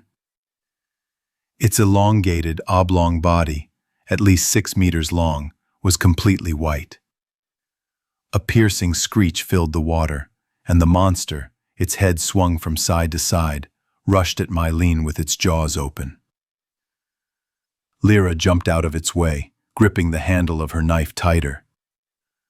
Mylene managed to dodge it, attempting to strike the animal, but the blade only slid off its smooth hide. The animal, missing, crashed into a group of fishermen, catching Mylene's helmet with its tail fin, nearly knocking her over, but Lyra caught her just in time. After swimming a few meters, the monster turned and charged again. This time, Olaf leaned forward, knife extended, and prepared to strike. When he and the whale were only a few dozen centimeters apart, he crouched down and, letting the animal pass over him, plunged the knife into its white body. The water instantly turned crimson. Yet Olaf made a mistake that nearly proved fatal. He crouched low and pulled on his oxygen hose, which, caught in the monster's gaping maw, was immediately severed. Air began to bubble out of the severed end of the tube. "Olaf!" Mylene gasped. But her voice was drowned out by the helmet. Leaving Lyra, Mylene hurried to Olaf, while the wounded whale, leaving behind a trail of red water, turned again to attack. Meanwhile, Olaf held his breath to avoid drowning and, powerfully paddling his arms, hurriedly rose to the surface. Left to her own devices, Lyra braced herself for another attack. But it turned out the animal wasn't targeting her, but Olaf, who was quickly surfacing. "I'll be right there." Wanting to cover her friend, whose back was to the whale, Lyra pushed off from the ground, leaping to intercept the charging animal. Extending her knife, she began to scout for the best spot to strike. The odds were clearly against her, but her hunter's instinct, fueled by adrenaline, drove Lyra to action. Her blood boiled, flushing her entire body with heat and displacing the chill creeping in from outside her suit. Baton's lessons had not been in vain. But would she have the strength to pierce the monster's hide? With its terrifying jaws gaping, lined with rows of sharp teeth, the beast streaked over the girl's head, and Lyra rammed the serrated blade with all her might into its glossy white torso, where she assumed its belly was. Slicing through the thick skin and fat at an angle, the knife lodged in the tough flesh, and Lyra was jerked violently to the side. The wounded whale let out a piercing roar. Blood streaming from the new wound flooded Lyra's helmet's visor, completely disorienting her. What if her hose came off too? Her breath caught in her throat. At that moment, salt water splashed into her face several times from the helmet's oxygen vent. The pilot whale's lungs had submerged slightly. Lyra coughed convulsively, a caustic bitterness burning her palate. She just had to keep from choking. Gripping the knife handle tighter, she tried to suppress the onrush of panic. Having swum this way for several meters and unable to pull out the knife stuck in the monster's side, Lyra unclenched her hand, releasing the weapon. Hovering in the underwater space, the float had once again anchored itself to the surface. She began frantically moving her limbs, trying to quickly disperse the clouds of blood enveloping her and get a glimpse of the monster, which was surely preparing to attack again. But now she was unarmed. Lyra stopped moving and cowered, awaiting the strike of those massive jaws. But no. The wounded animal, barely visible in the fog of slowly dissipating blood, made no further attempts to attack and soon disappeared into the depths. Lyra looked around. The beast had dragged her just a few meters away from the hedgehog hunting area, closer to the sunken trawler. Luckily, The oxygen line held and didn't break. Her wildly pounding heart gradually calmed. It was a pity to lose the precious knife. But to hell with it, Lyra thought. After all, this fight with the underwater predator could have ended far more tragically, not only for her, but for the other fishermen as well.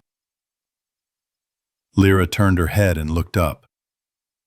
Olaf had successfully surfaced, and his bobbing figure was clearly visible about 3 meters above her. Mylene, swimming up to the girl, sheathed her knife and motioned for Lyra to move toward the surface.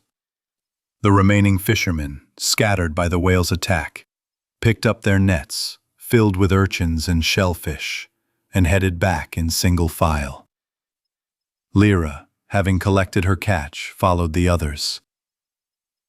The underwater fishing was over. Women were already waiting for them on the shore with wicker baskets to transfer the catch the hunters had brought into them.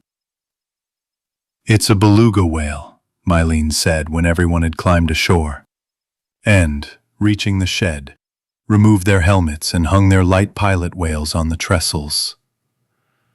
"A type of whale. They're called that because of the color of their skin. They're generally quite harmless, but this one was apparently very hungry. A male, an adult. It's strange, they don't often swim so close to shore, especially not this season. It's good no one was hurt." "She ruined the apparatus and nearly killed Olaf," Lyra said, frowning as she reeled in her hose. The air on the surface, compared to the air through the tube, seemed so delightfully clean that it made her dizzy. "You didn't say we could encounter predators near the shore." "It's okay." Olaf approached them, smiling, combing back his damp hair. "I can go a long time without oxygen, and without breathing underwater. And it wasn't that deep. The snorkel can be fixed after all. And you're a good girl. You didn't lose your cool." "Forgive me about the knife," Lyra said guiltily. "I swallowed some water and couldn't pull it out." "No problem. At least there's one less thing now. We'll have to come up with something to replace it." Olaf put his hand on Lyra's shoulder. "It was your first time underwater, and you acted accordingly. Thanks for covering for me." "Why did the dosimeter go off?" a confused Lyra asked Mylene. "Is that beluga whale radioactive?" "Fish that swim to us from other lands with the Gulf Stream sometimes bear traces of the background, albeit small ones," she explained. "Perhaps it's for the best that this whale swam elsewhere to die. Its meat wouldn't be fit for food anyway. In any case, we're going to have a real feast today," Olaf said, pointing to the nearby nets, filled to the brim with sea urchins and shells. "Have you ever tried sea urchin caviar?" "No." Lyra shook her head, eager to take off her wetsuit, which had become heavy on the surface again, and put on her usual vest. "It's an important part of our diet," Mylene recited. "Adults say caviar can prolong youth and improve performance." "As for me, it's simply delicious," Olaf chuckled.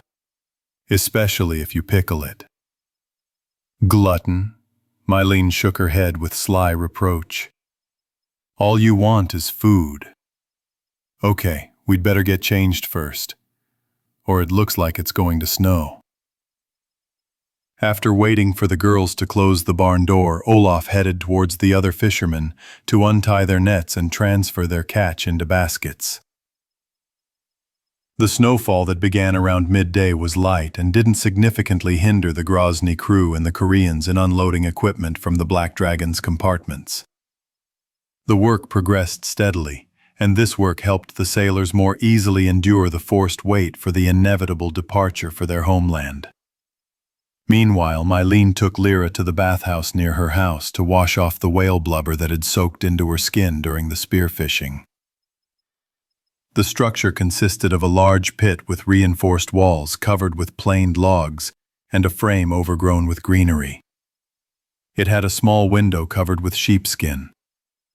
Inside was a fireplace, several identical wooden benches for steaming, and a pair more behind a separate partition for washing. Smoke exited directly through an inward opening door, and used water was drained away using a special narrow gutter, over which a floor of half-logs was laid. Leaving their clothes in the dressing room and wrapping themselves in sheets, the girls waited until the hearth, located in the center of the steam room and smelling deliciously of heather, had melted, heating the stones, then picked them up with a long pot holder and threw them into prepared tubs and buckets of water to get boiling water. The soap here was also different, an irregular round shape, with a spicy scent of strange herbs. This washing process was a novelty for Lyra, but the small shower reminded her of her home in the vault. After steaming herself, she happily exposed her face to the lukewarm streams of water pouring from a tin shower head mounted to the low ceiling, operated by twitching a wooden handle dangling from a thin chain. Just like home, the girl thought, rubbing herself with a towel and feeling her strength returning. After washing the laundry, she spent the rest of the day with Mylene in the kitchen, learning how to skin sea urchins. They split them in half with special scissors and scraped out the orange caviar, which had a strong, toxic iodine taste. "It's all a matter of skill," Mylene instructed her friend. "Watch and do as I do." Inserting one of the blades of the scissors into the circular area in the center of the hedgehog, surrounded by particularly sharp spines, Mylene deftly cut through the shell until the tip of the scissors was buried inside it, and then made a circular cut and removed a piece of the shell like a lid. "Like this, see?" She showed Lyra half of the dismembered echinoderm. Lyra, who had been closely watching her manipulations, soon became quite good at it too, although she managed to painfully prick her fingers a couple of times. The shells were much easier, and Lyra quickly filled the bucket with gelatinous mollusks, which she deftly picked out of the shells, prying the shells apart with a blade under the watchful eye of Chuchundra, who was standing on her shoulder. "We don't just eat hedgehogs," Mylene explained. "Their needles are used to make combs, sewing accessories, and are also often used in construction." "How do they do that in construction? Instead of nails or something else?" "Yes, sometimes they are used as nails or rivets." "And the shells?" "They're boiled, then glued back together, and made into salt and pepper shakers.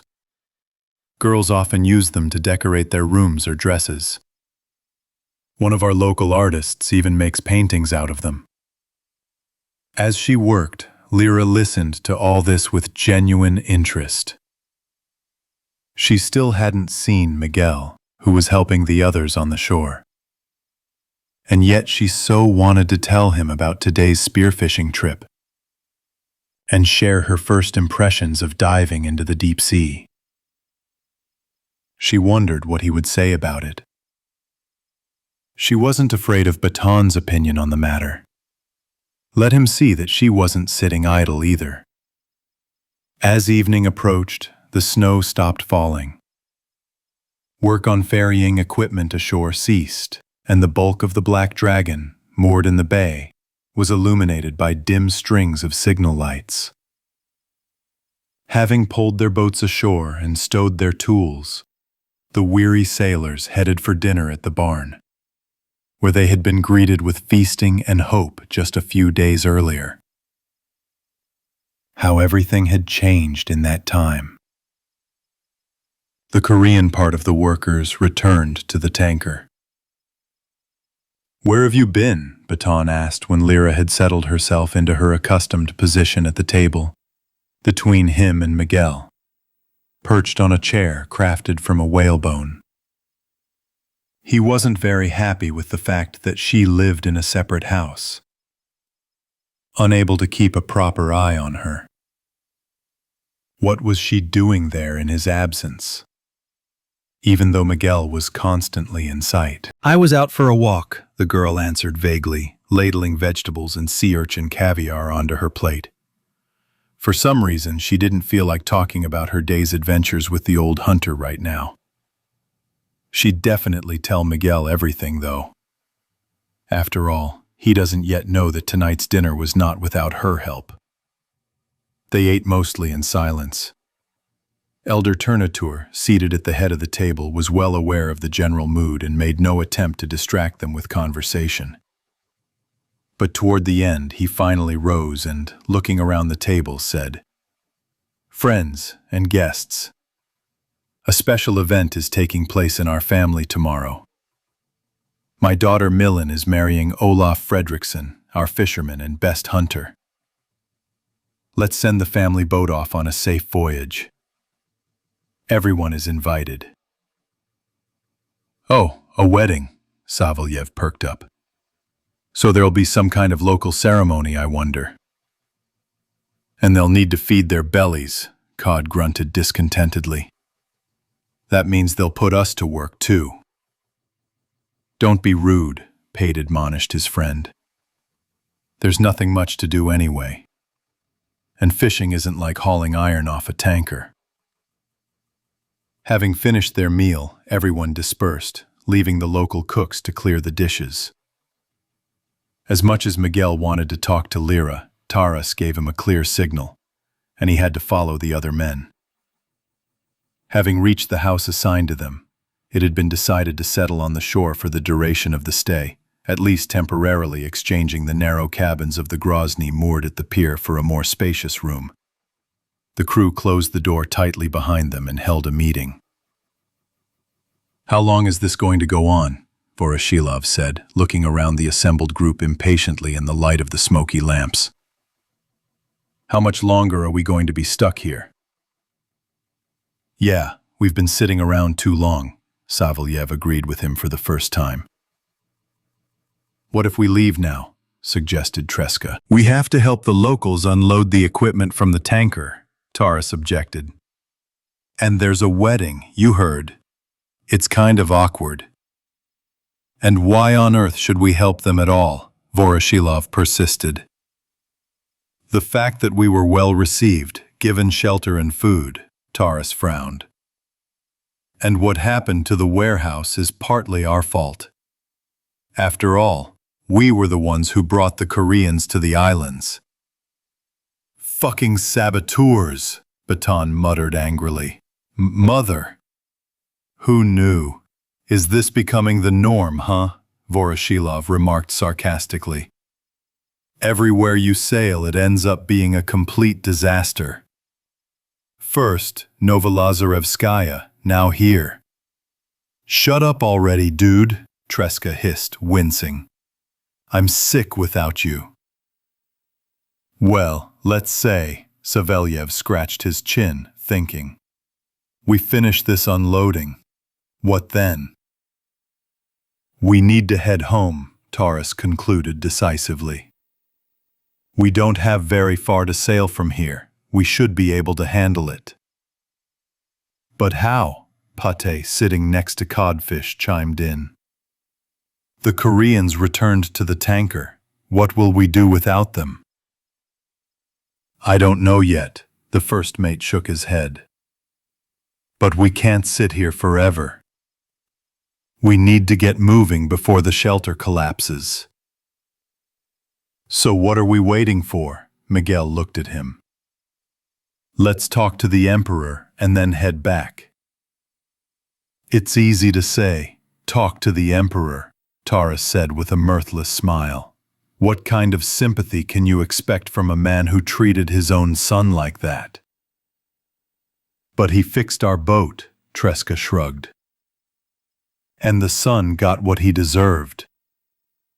In exchange for us becoming his lackeys," Voroshilov said contemptuously. "Speak for yourself," Baton said, his eyes flashing. "One thing is clear," Miguel thoughtfully shook his rosary. "Without the Koreans' participation, we can't move forward. Agreed, the first mate nodded. What a dead end, Tresca scratched his unshaven cheek. Even if they assign us a team again, what do we mean, take them with us to Pionersk? How will our people receive them there? And will they agree at all? Okay, first, let's finish unloading the equipment. There's not much left anyway, Taras concluded. And then we'll figure it out as we go. Maybe we'll find a way out. I'd like to believe it, Savelyev sighed. How much is it? Taras looked at Pashtet. 12:30. It's late, guys. Let's get ready.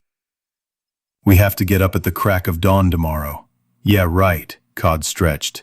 We've been fishing so much today, our bones are practically cracking. Everyone had wandered off to their sleeping places. Taking advantage of the opportunity, Miguel threw on his jacket, slipped out the door unnoticed, and made his way through the sleeping village to Turnator's house, where Lyra had been staying all these days. Approaching the dwelling, he carefully knocked on the window of the room where the girl was staying. Almost immediately, with a soft clang of the latch, Lyra raised the shutter. Hello, are you awake? No, I just went to bed. Lyra yawned, leaned over the windowsill, and kissed Miguel. I missed you. How are you? I'm working on shore. Today we transferred almost all the necessary equipment from the tanker. There's very little left. And the rest? Same here. We've already gone to bed and I'm coming to you. How is Baton? Works like everyone else. Keeps an eye on me. I see. Any news? Miguel described in a few words the details of the council arranged by Taras. One thing is clear, he finished. We need to get out of here as soon as possible and sail to yours. When? Lyra asked, alarmed. I don't know. It all depends on the Emperor. Without his people, we won't be able to sail away. The Emperor again, Lyra said, digging her nails into the wood of the windowsill. How much longer will everything depend on him? I don't know. Taras thinks we should finish helping the locals first, and then decide on the boat issue. And for how long will this last? We'll unload what we need on shore, and that's it. They'll sort it out themselves from there. I'd like to believe it, the girl sighed. I'm tired of this waiting. And what do you do? Oh, there's so much interesting stuff, Lyra perked up. Mylene's showing me everything here. Today I went underwater fishing and caught sea urchins, which were served for dinner. Really? Miguel was surprised. You can swim? There wasn't much need for that. Lyra prudently decided to keep quiet about her unexpected encounter with the beluga whale. How did you like them? An unusual taste, but you can't really choose, right? But they're filling. And after cutting them up, there was a whole bunch of shells and needles left over. And what will you do with them? Throw them away? Mylene says they make great combs and sewing supplies. Would you like me to darn something for you? Everything is safe for now, Miguel smiled. May I help you? I don't think so, Miguel replied, scratching his head. It requires strength. You have to move a lot of equipment. So, while you still have time, rest. Okay, Lyra nodded obediently and yawned again. It's time for you to sleep. Yes. I'll go too. Good night. Good night, Lyra said in response, and, kissing the priest goodbye, tried not to make any noise and lowered the shutter. Miguel stood by the window for a moment, listening to the silence of the night. Then he slowly moved toward the sailor's cottage. Soon his figure disappeared into the darkness that enveloped the street, and only then did a shadow silently emerge from the wall of the building next to Turnaturov's, and, moving in short dashes, rush in the opposite direction, toward the pier where the Grozny was moored. A few moments later, the ghostly silhouette disappeared inside the nuclear-powered vessel. Chapter 3. Signal. The next morning, work on unloading equipment from the tanker resumed, as did preparations for the wedding celebration. A large tent was being erected near the barn in the center of the village, and workers bustled around it all morning, wielding hammers. The Grozny crew was entering its 7th day in the Faroe Islands. Despite the accumulated fatigue and the week spent on foreign soil, everyone worked with redoubled energy, trying to finish unloading as quickly as possible and thereby speed up the Emperor's decision. Machinery delivered to shore was carried to specially cleared storage sheds, and particularly heavy containers of crops were towed away using steam-powered tractors harnessed to sleds. The uneven shoreline was riddled with tracks and countless human footprints. "Where were you running last night?" Baton asked Miguel as the two of them pulled a generator out of another docked boat. This is where the Michigan explorer's powerful arms would come in handy, the hunter thought, flexing his muscles. "What difference does it make?" the priest panted.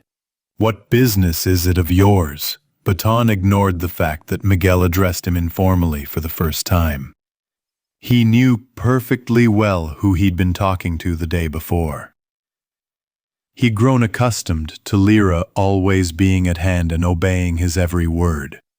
But in recent days, the girl seemed to be avoiding him.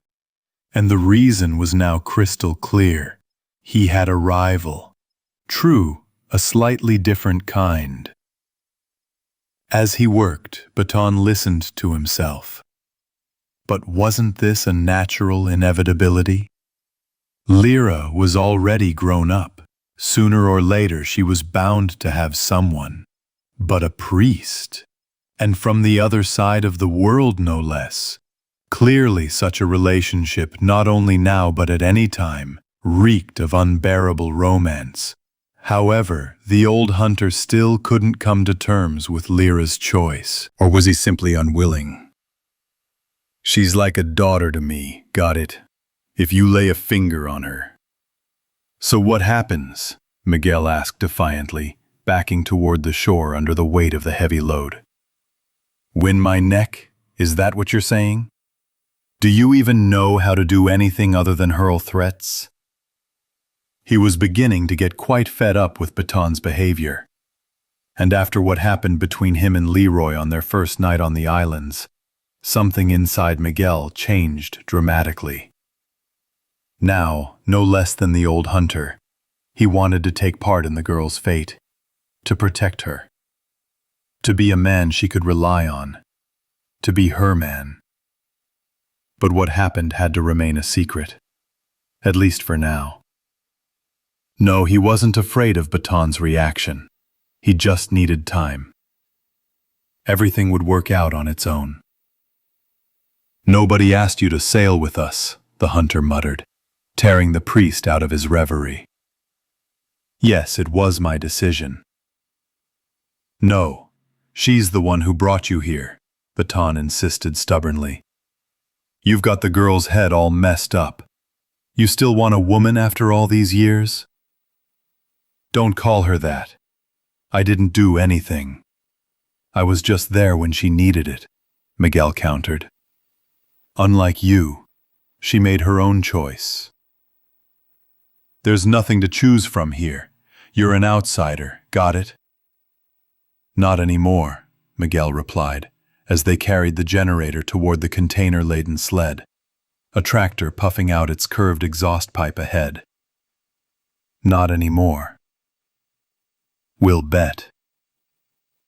Having placed the unit on the skids, the men straightened up and for a while silently glared at each other. "Are you baptized?" Miguel suddenly asked. "So what?" Baton scowled. "So yes or no?" "Well, let's say so. What business is it of yours?" The hunter folded his arms across his chest. "Where does all this anger come from?"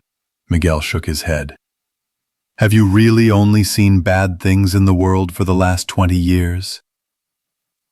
What good is left in him, holy man? Baton said, frozen like a statue. Or are you saying he lived happily ever after in Antarctica? I don't want to. But faith. You know what to do with your faith? The hunter snapped angrily. I only believe in myself.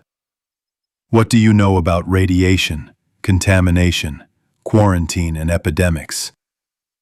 How many mutants have you seen? Have you ever worn a gas mask or chemical protection? What do you know about all this, you holy fool? Cod, hanging around the newly arrived boat waiting to be unloaded, signaled to them from afar, but they noticed nothing. Don't get upset. Instead of all this, I spent 20 years alone. Alone, Baton spat onto the pebbles. You had Novolazarevskaya right next to you the whole time. And no one, do you hear? No one forced you into seclusion. We're all alone now. I had family left there back then. Until. Huh? Who's going to give it back to me? You? Your Lord God? And you still ask what good is left in this world. Nothing, do you hear? Nothing. You're not the only one, Miguel said, challengingly. Each of us sacrificed something. This wasn't a sacrifice. It was mass murder, Baton said, lowering his hands and raising his voice. A massacre. And your empty faith won't help here. Faith isn't just an empty phrase, Miguel retorted heatedly. The Lord doesn't abandon us even in the darkest times. We just keep forgetting about it. What? Are you trying to lecture me? It's unclear how this argument would have ended if the men hadn't been interrupted by Lyra, who appeared on the shore with Mylene.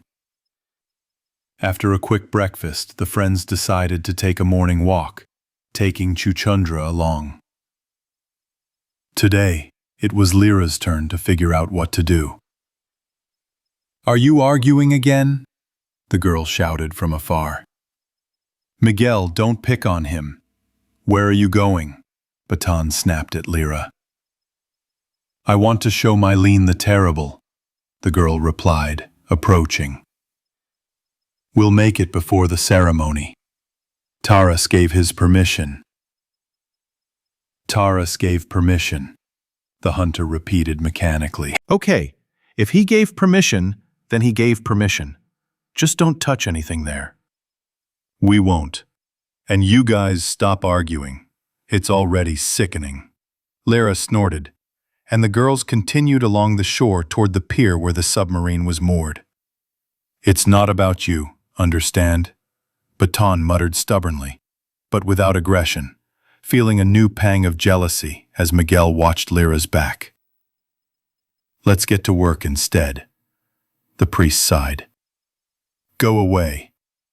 Having concluded their conversation, the men headed toward the bobbing boat and the impatiently awaiting Tresca. Halfway there, Baton turned and watched Lyra and Mylene. The old hunter's heart ached. From the very beginning, Ivan the Terrible made a strong impression on Mylene. As they waded along the pebbled shore, she stared wide-eyed at the approaching bulk of the nuclear-powered vessel. How could it have survived so many years? She said reverently. It's so big. Thanks to the nuclear reactor, Lyra explained as they walked. Can you imagine? It's powerful enough not only to power the boat, but also to supply power to our entire vault. It's hard to believe people used to sail the seas in these. I wonder how many boats like these there were in the world. I don't know, Lyra shrugged. A lot, probably.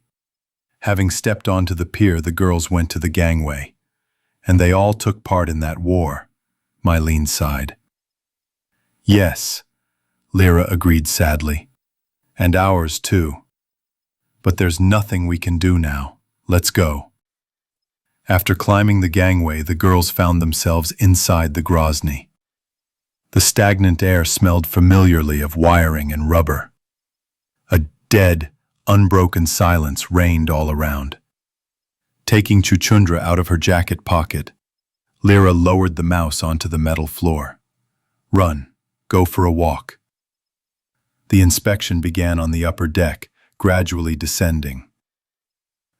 Following Lyra, Mylene looked around wide-eyed and was simply amazed. Corridors, tunnels, thick, massive partitions between compartments, steep staircases, doors with incomprehensible words and letters, snaking pipes and pot-bellied valves, all framed by complex instruments and devices of unknown purpose. A veritable man-made labyrinth. To Mylene, the boat seemed like a veritable floating city. How many people could it hold? Probably everyone in their village. How do you not get lost here? She asked in surprise as they descended deeper into the bowels of the Grozny. You get used to everything here quickly and start to get your bearings. Although yes, at first, if you're not used to it, you might take a wrong turn. Lyra, walking ahead, smiled, remembering how long ago she herself, having found herself on board for the first time on the night of the escape, had blindly wandered through the numerous corridors, searching for a secluded spot to hide. How she had spent her first night away from home in a rescue boat. And the next morning she had met Chuchundra, who lived on board. How long ago it all was. She then showed Mylene the captain's bridge, the wardroom with a guitar lying on the sofa, and the galley where she had spent so many long days and nights during their journey. And this is where I'm on duty during the voyage. Lyra pointed to the kitchen stoves and the polished frying pans and ladles hanging above the cutting table. So that's where your love of cooking comes from, Mylene smiled. And how do you manage to feed so many men? Podcod Pate is helping me. It's their domain. I see, Mylene squatted down. Didn't catch on?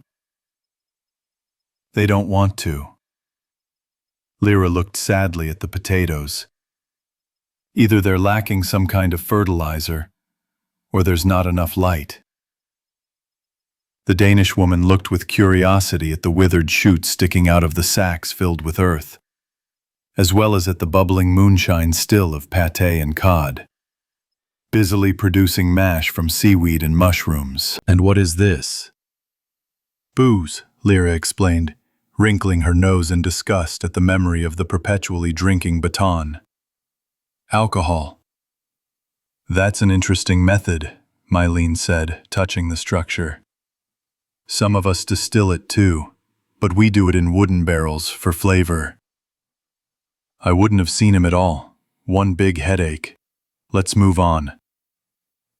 Mylene was most impressed by the laptop with fish swimming on the screen. How beautiful! It's a computer. Lyra put her hand on the mouse. Look. The girls spent some time at the laptop while Lyra showed the delighted Mylene various landscapes of pre-war Earth. She was so beautiful after all, Mylene concluded with envy. They also paid attention to the cargo hold, where Baton's tent nestled among the heavy containers. Memories flooded Lyra again. Why didn't the old hunter live with everyone else? There was plenty of room. But of course, it was easier for him to get drunk that way when no one was watching. On the way back from the cargo hold, the girls passed by the radio room and Lyra slowed down. This is where I like to be most of all, she said, pushing the door. What is this? Radio center, Lyra answered, entering a small room filled with equipment. This is Ivan the Terrible. Can you hear me? SOS, we need help. I repeat, SOS. We need help. We're at Queen Maud Land. We can't get out on our own. Coordinates: Eastern Antarctica between 20 degrees west and 45 degrees east. Lyra froze and shivered. Even after so much time had passed since the Antarctic disaster, the sight of the equipment still rang in her ears, trapped in invisible speakers by the voice of the dead Yezi. This is where I recorded the message that was later intercepted by the Black Dragon, Lyra sighed, sitting in the radio operator's chair. I often come here when I have no one to talk to. How does it work? Mylene asked, standing behind the back of her chair. Look, Lyra said, easily ignoring Terrace's prohibition and pressing several buttons, turning on the equipment. Now press here and spin it to find the right wave. Hirsch, hirsch, the speakers hissed in response to her actions. For some time, the girls silently listened to the measured crackling of interference.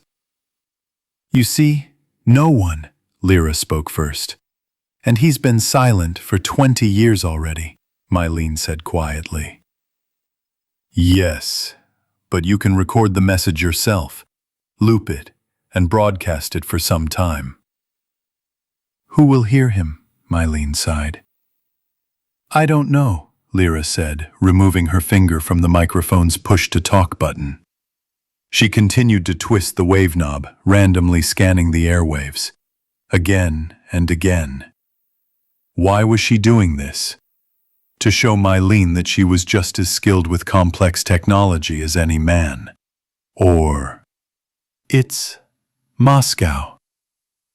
Shh, shh, the speakers suddenly croaked out hoarsely. Lyra jerked her hand back as if scalded, cutting off the wave.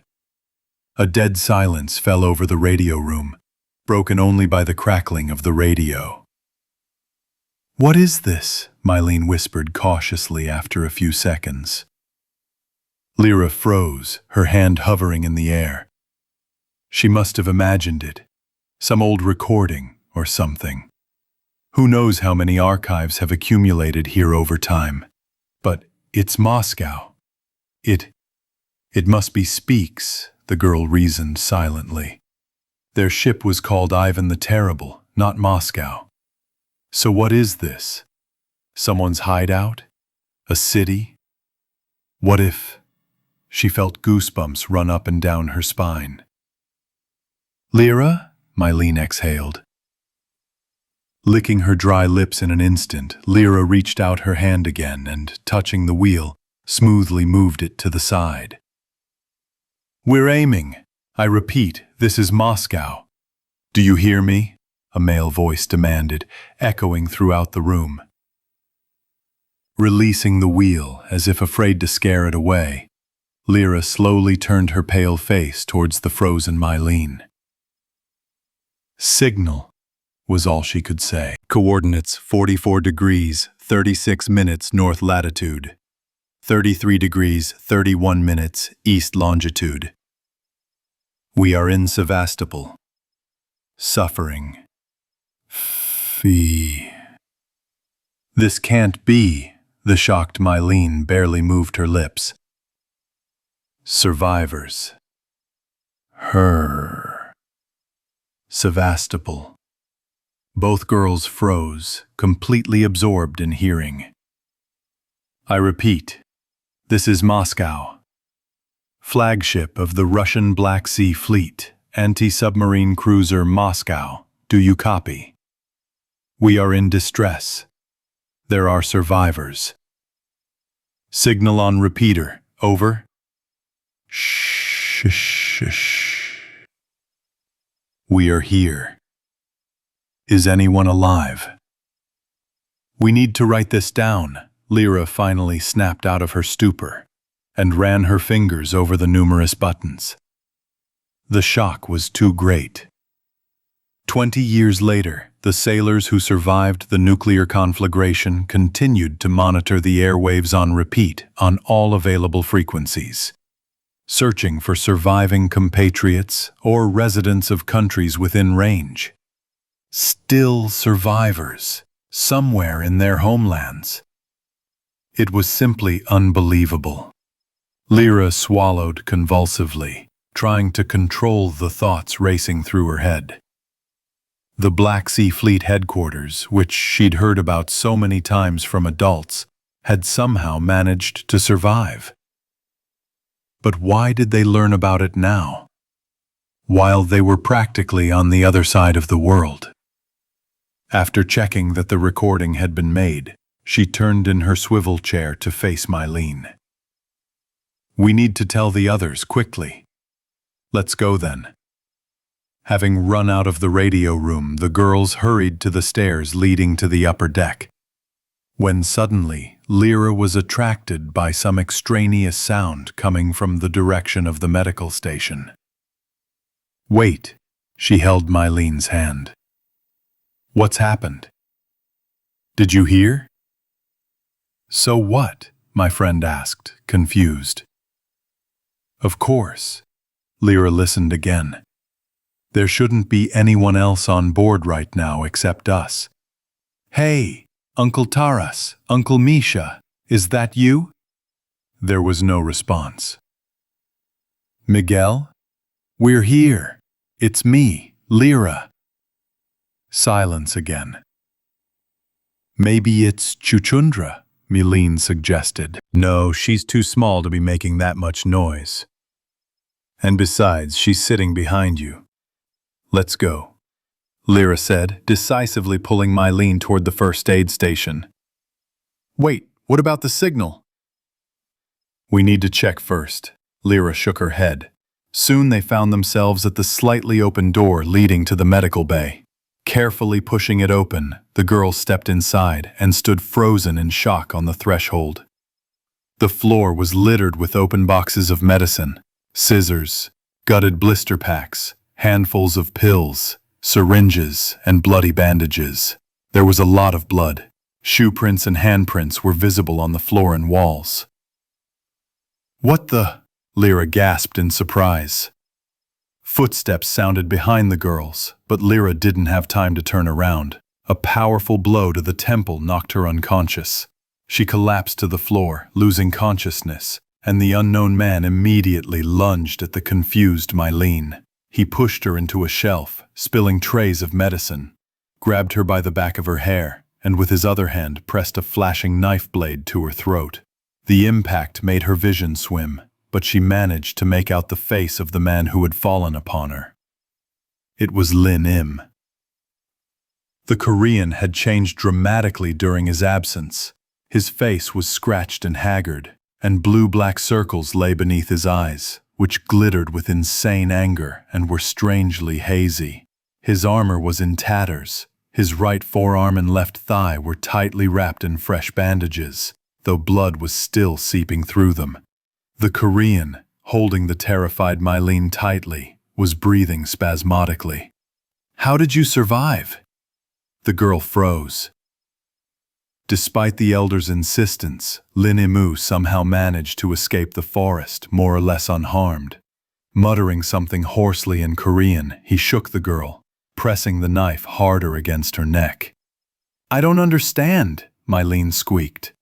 Kim Im hissed something threatening again. It was another unfamiliar dialect. The sounds rolled off his tongue like those of a snake caught by the throat. Judging by the incoherent intonation, the attacker was repeating the same words over and over again. Mylene's vision darkened. It seemed she'd heard similar sounds before, once when she'd lingered in the forest. But it hadn't been people speaking then. Suddenly, the blued barrel of a pernod pressed against the back of the Korean's head. "Put the iron on the floor and move away from the girl," Baton ordered ingratiatingly, not bothering to care whether they understood him or not. Lin froze, but did not loosen his grip. "Do you hear me? Who am I talking to?" the hunter barked. The Korean slowly removed the knife from Mylene's neck and, holding his hands in front of him, smoothly turned to face Baton. Looking at the adversary standing before him, he grimaced contemptuously and said something short. "Don't bother. That's it. Now put him on the floor," Baton said, making a short downward motion with the barrel of his pistol. Slowly. It was a mistake. Lin Im shifted half a body length to the side, out of the line of fire, and, grabbing Baton's wrist, knocked the pistol from his hand with a quick counterattack, sending it flying into the corridor. The hunter barely managed to jump away from the blade that ripped through the air at neck level. Having disarmed his opponent, Lin rushed forward, pushing Baton into the corridor. Mylene rushed to Lyra, and crouching down next to her, carefully lifted her head. The girl was still unconscious, and blood was streaming from her temple. Lin Im pressed Baton, who had his fists outstretched, trying to push him away from the pistol lying on the floor. The Korean was exhausted, wounded, and had clearly lost a lot of blood, but he had the advantage of a knife. Grabbing it, he leaned forward with his entire body and extended his hand, trying to reach the hunter's chest. Baton blocked and in turn managed to land a punch on Lin's temple. The Korean staggered, but remained standing. Baton lunged forward and, grabbing his opponent's knife arm, delivered a series of blows to his solar plexus. Lin shouted something furiously, tensed, and with another blow threw Baton to the floor, slashing his forearm with the knife. The hunter growled, not so much from pain as from the sight of his own blood peeking out from under his turtleneck. He didn't have time to rise, and Lin, shouting something, leaped at him, holding the knife raised above his head with both hands. Avoiding the blow, Baton rolled down the narrow corridor, the blade merely slicing off the metal behind him. While Lin regrouped for another blow, Baton rose to all fours, and then saw the pistol right in front of him. The Korean reacted instantly. Falling to the floor, he grabbed the hunter's legs, preventing him from reaching the weapon. Baton gritted his teeth and, using all his strength with his elbows, crawled heavily forward. The next moment, Lin slammed the knife into his leg just above the knee. The hunter roared and kicked his opponent in the face with his boot. Stunned, Lin jerked, and Baton pulled himself up with both hands, covering the last centimeters. Lin tried to grab the hunter by the belt, but realized his mistake too late. Finding the panache, Baton spun around and pulled the trigger. Several shots rang out. Lin's chest exploded in fountains of blood, and as if he'd hit an invisible wall, the Korean fell back, sinking to his knees. His face took on a surprised expression, and blood trickled from his slightly open mouth onto his chest. Trying to speak, Lin dropped the knife and fell heavily backward. Baton rose and wiped the sweat from his forehead with the back of his hand. The Korean, sprawled at his feet, no longer moved. Left to be torn apart by the forest forces, he had fallen at the hand of a man. "How did you end up here?" Mylene asked in broken Russian, surprised, as Batten appeared at the threshold of the medical bay. "You've been gone too long, so I decided to check on you, and as it turns out, it was just in time. You are wounded." "It's nothing. How's Lyra?" "Unconscious. And you?" "Thank you," Mylene answered with a trembling voice and sobbed. "It's all over." Batten gently held Lyra's head. Oh God, I hope it's okay. Why are you bothering me again, you fool? He wanted to kill me for Dan's death, I know. Mylene looked at the Korean's body lying in a spreading pool of blood. How did he get here? He probably managed to get out of the forest and made it onto the boat to bandage his wounds, Batten suggested. He should have posted a guard, damn it. Where did he even get a knife? Batten picked up Lynn's weapon from the floor and tucked it into the top of his boot. What was he going to do next? I have no idea, but I'm sure it's nothing good. Putting the pistol back in his belt, Batten took Mylene by the shoulders and gently pulled her away from Lyra. Okay, we need to get her to the shore. The hunter lifted the girl into his arms and left the infirmary. Mylene followed him, shuddering as she stepped over Lin Yim's motionless body. Upon learning of what had happened, Turnotur was beside himself with rage. Thanking Batten for saving his daughter, he immediately held a brief meeting with the elders. This was the second time, after the memorable incident with the underground tunnel, that someone had managed to escape death in the Faroese forests. How Lin Yim had managed it remained a mystery to everyone. It was decided by consensus that there was no need to inform the emperor. After his exile, Lin Im was already presumed dead, so Turnotur decided to quietly bury his body in the island's waters. As darkness fell, a small boat with 2 sailors rowed briskly from the shore. Having rowed a sufficient distance, they stopped rowing and, lifting Lin Im's canvas-wrapped body, threw it overboard. A heavy stone tied to the corpse's feet quickly pulled it to the bottom, and the rowers turned the boat around and quietly returned to the village. Thus ended the journey of the son of Korea's last emperor. By that time, the unloading of the equipment from the tanker had been completed, and the freed sailors went to their barracks to prepare for the wedding ceremony.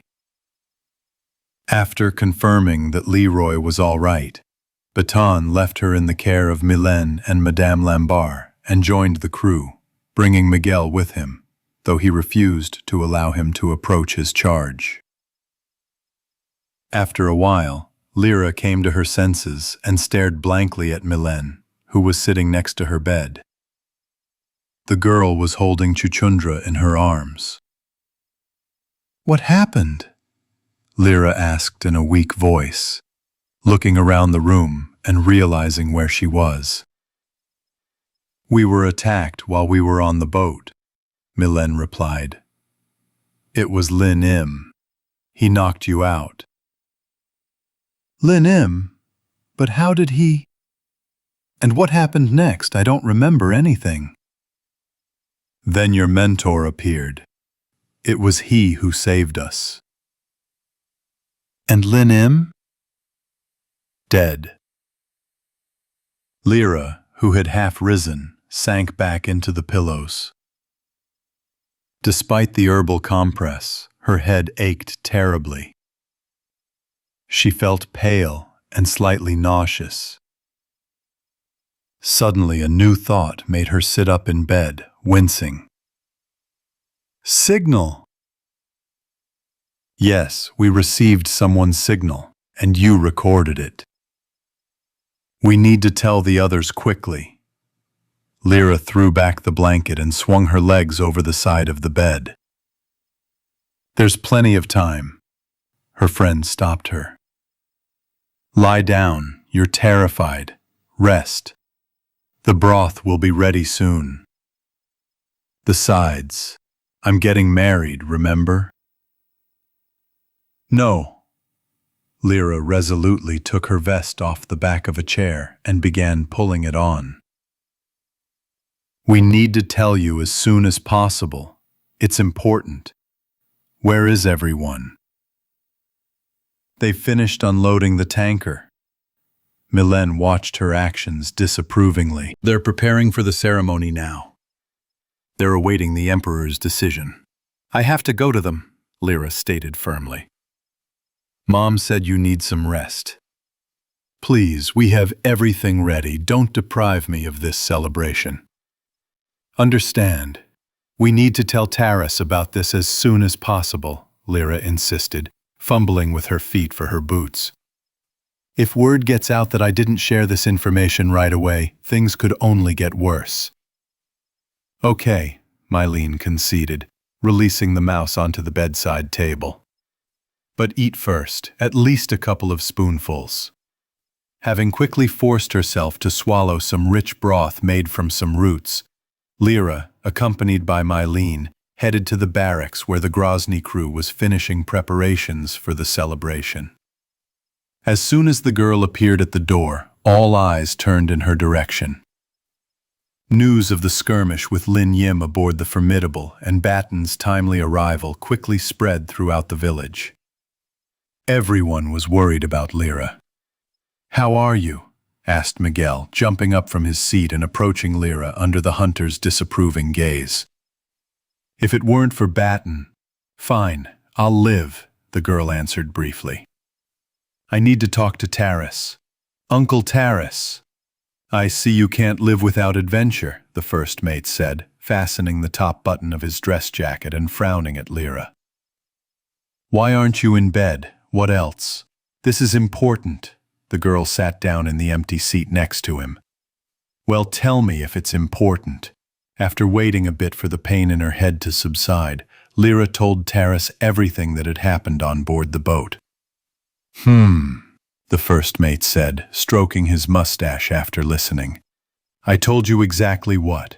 Don't touch anything there, and here you are again. I need to give you a good spanking." "I know, but you're not making this up. You did get hit pretty good." "That's right," Tresca said from his corner. "It's just glitching, that's all." "You should lie down a little longer," Pate noted sympathetically. "No, I recorded the signal." The girl frowned. "Come on, you need to hear it. There are sailors there. They're calling." "We've gotten ready. Nothing to say." "Well, if they're calling, then let's go," Taras sighed, still not quite believing what he'd heard, straightening his uniform in front of the mirror. "Come on, guys." The others responded with disgruntled grumbling, but at a signal from the first mate, they obediently put their packing aside, pulled on their jackets, and stepped out into the dark street. Miguel didn't leave Lyra's side. "Are you with us?" Lyra stepped onto the porch and looked at Mylene. "No, go. I'll wait for you at home. I need to put on a dress." "Fine." Having reached the Grozny, the girl and the sailors proceeded directly to the radio room, bypassing the corridor near the medical bay. The caked brown puddle of Lin Yim's blood on the floor had not yet been cleared away. "Well, show me what you've got here," Taras sighed when everyone was packed tightly into the cramped space. Sitting in the radio operator's chair, Lyra pressed several buttons on the remote control. "This is Moscow." "Shh, shh, shh," came the words from the speakers again. "We're aiming. I repeat, this is Moscow. Do you hear me? The coordinates are 44 degrees 36 minutes north, 33 degrees 31 minutes east. We are in Sevastopol. Suffering. F.E. Survivors." Everyone in the wheelhouse held their breath. Listening to their native language, Baton felt the same sensation he'd experienced a few weeks earlier aboard the Lev Polikarpov, when he'd spoken with the mysterious post from Crimea. More survivors, and judging by the coordinates, not that far from home. Although by today's standards, even the smallest distance on the surface represented a serious obstacle for travelers. "I repeat, this is Moscow. Flagship of the Russian Black Sea Fleet. Anti-submarine cruiser Moscow. Do you copy? We are in distress. There are survivors. Signal on repeater. Over. Shh, shh, shh. We are here. Is anyone alive?" The recording ended and there was dead silence in the wheelhouse. What is this?" Savelyev said quietly. "Moscow," Taras said, leaning his fists on the control panel. "Project 1164, Atlant. That means the bros are alive." "How do we know if they're alive or not?" Voroshilov looked around the assembled group with disbelief. It clearly says here, the signal's on repeat. What if the recording's just been playing in a loop for the last 20 years? But someone has to monitor the transmission, Pashtet suggested. Is it really true that the equipment has been working on automatic duty all this time? I don't know. The anti-submarine cruiser, part of the 30th Division of surface ships, was equipped with the latest technology. Taras looked thoughtfully at the seated girl. Maybe some are still alive. We're still alive, after all. Good job, Lerka. Just don't tell me that we're going to drop everything and go and check it out, Voroshilov winced. We're not, Taras replied without turning around. We're running out of time. We need to go home. So, what do we do now? Asked Treska. The signal has been received. Taras was silent for a while, biting his mustache and thinking about something. This is our ticket out of here, he finally said. We need to see the Emperor as soon as possible. But first, the wedding, Miguel reminded the assembled group. Yes, the wedding first, Taras agreed. Well, let's go. Night was slowly falling on the Faroe Islands. The village of Brotherhood was brightly lit by numerous lanterns suspended on ropes between the houses. A festive atmosphere hung in the air, while the U-shaped tables were being set for the feast in the barn. The heads of the families of the couple gathered in the tent. The sailors were also invited. Meanwhile, Lyra went to Tornatour's house to help Madame Lambert prepare Mylène for the ceremony. So, everyone's here, we can begin, Tornatour said, looking around at the assembled group. The auction will be held in the presence of witnesses who are travelers from Russia. Bargaining? Pashtet didn't understand after listening to Yakov's translation. Probably something like a bride price, Savelyev suggested. Probably echoes of old Viking traditions that have undergone changes in the new conditions. We'll see. Well, Grant Fredrickson, Mylène's father addressed the tall man with a full beard and a richly embroidered fur coat, who sat opposite him on the wide bench. What will you offer for my daughter? Olaf's parent hesitated a little before answering. A flock of sheep, 10 of the finest axes, and 4 baskets of fish, he finally said weightily. Tornatour pondered what he had heard for a while. What do I need axes for? He stroked his beard. Cutting trees is the job of lumberjacks. These aren't just any axes. Each one is specially sharpened, and the handles are inlaid. Grant began to praise. A dozen of these would grace any hunter's home. I know how much you love weapons. Battle staves and axes, Tornatour clarified. The lip is not stupid, Treska chuckled softly. The noble families of Rothschild and Rockefeller are discussing a profitable deal. $1 million deal. What are you proposing? Fredrickson asked. 10 axes, 5 battle axes, and the same number of staves, the elder replied. No questions about the sheep. Okay, I accept your answer, Grant replied after some thought, twisting the ring on his right finger. And what will your price be for my son? The Grozny crew sat with bated breath, listening with interest to Yakov as he translated the trades. Everyone remembered that things were much simpler back at the pioneer shelter. The couple's parents would meet and arrange the celebration, each with their own resources. Some would set the table, others would speak with the priest. The ceremony was usually held in the council meeting room, and then the entire bunker would buzz, moving from compartment to compartment. In the early days, miners were still hired to bring back exotic gifts from the surface, from simple trinkets to household items or books. The main concern was the newlyweds' attire. The groom had to acquire a suit, which was quite easy given the naval affiliation of the refuge. But the bride had to bargain for the famous wedding dress, which, according to legend, glowed the night before the celebration, thereby ensuring the strength of the new family. 40 dressed sheepskins, furs for you and your wife for new coats and fishing gear, Ternoder finally said. In addition, I'm enclosing a gift of several turbines and wind turbines brought from the tanker. An unequal exchange, Fredrickson shook his head. Your gift is richer than mine, but the bride is also my daughter.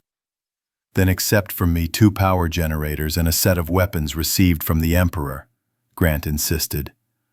They're dividing up the scrap metal we salvaged from the tanker. Pate gasped. You'd better think about when they had time to divide the humanitarian aid among themselves, Miguel noted. They were giving it to the entire community. Things get done quickly here, Taras concluded. That's it, Ternoder said, slamming the butt of his staff down on the tense wooden floor. It's time to seal the deal in front of witnesses. Do they have any objections? The sailors had no objections. No one dared interfere with the traditions of a foreign people, understanding that they had been invited merely for show, out of politeness. Then, the heads of the families shook hands. So that's enough talk, Baton remarked, crossing his arms over his chest. So now, shall we all get drunk? First, the ceremony itself, Savelyev suggested.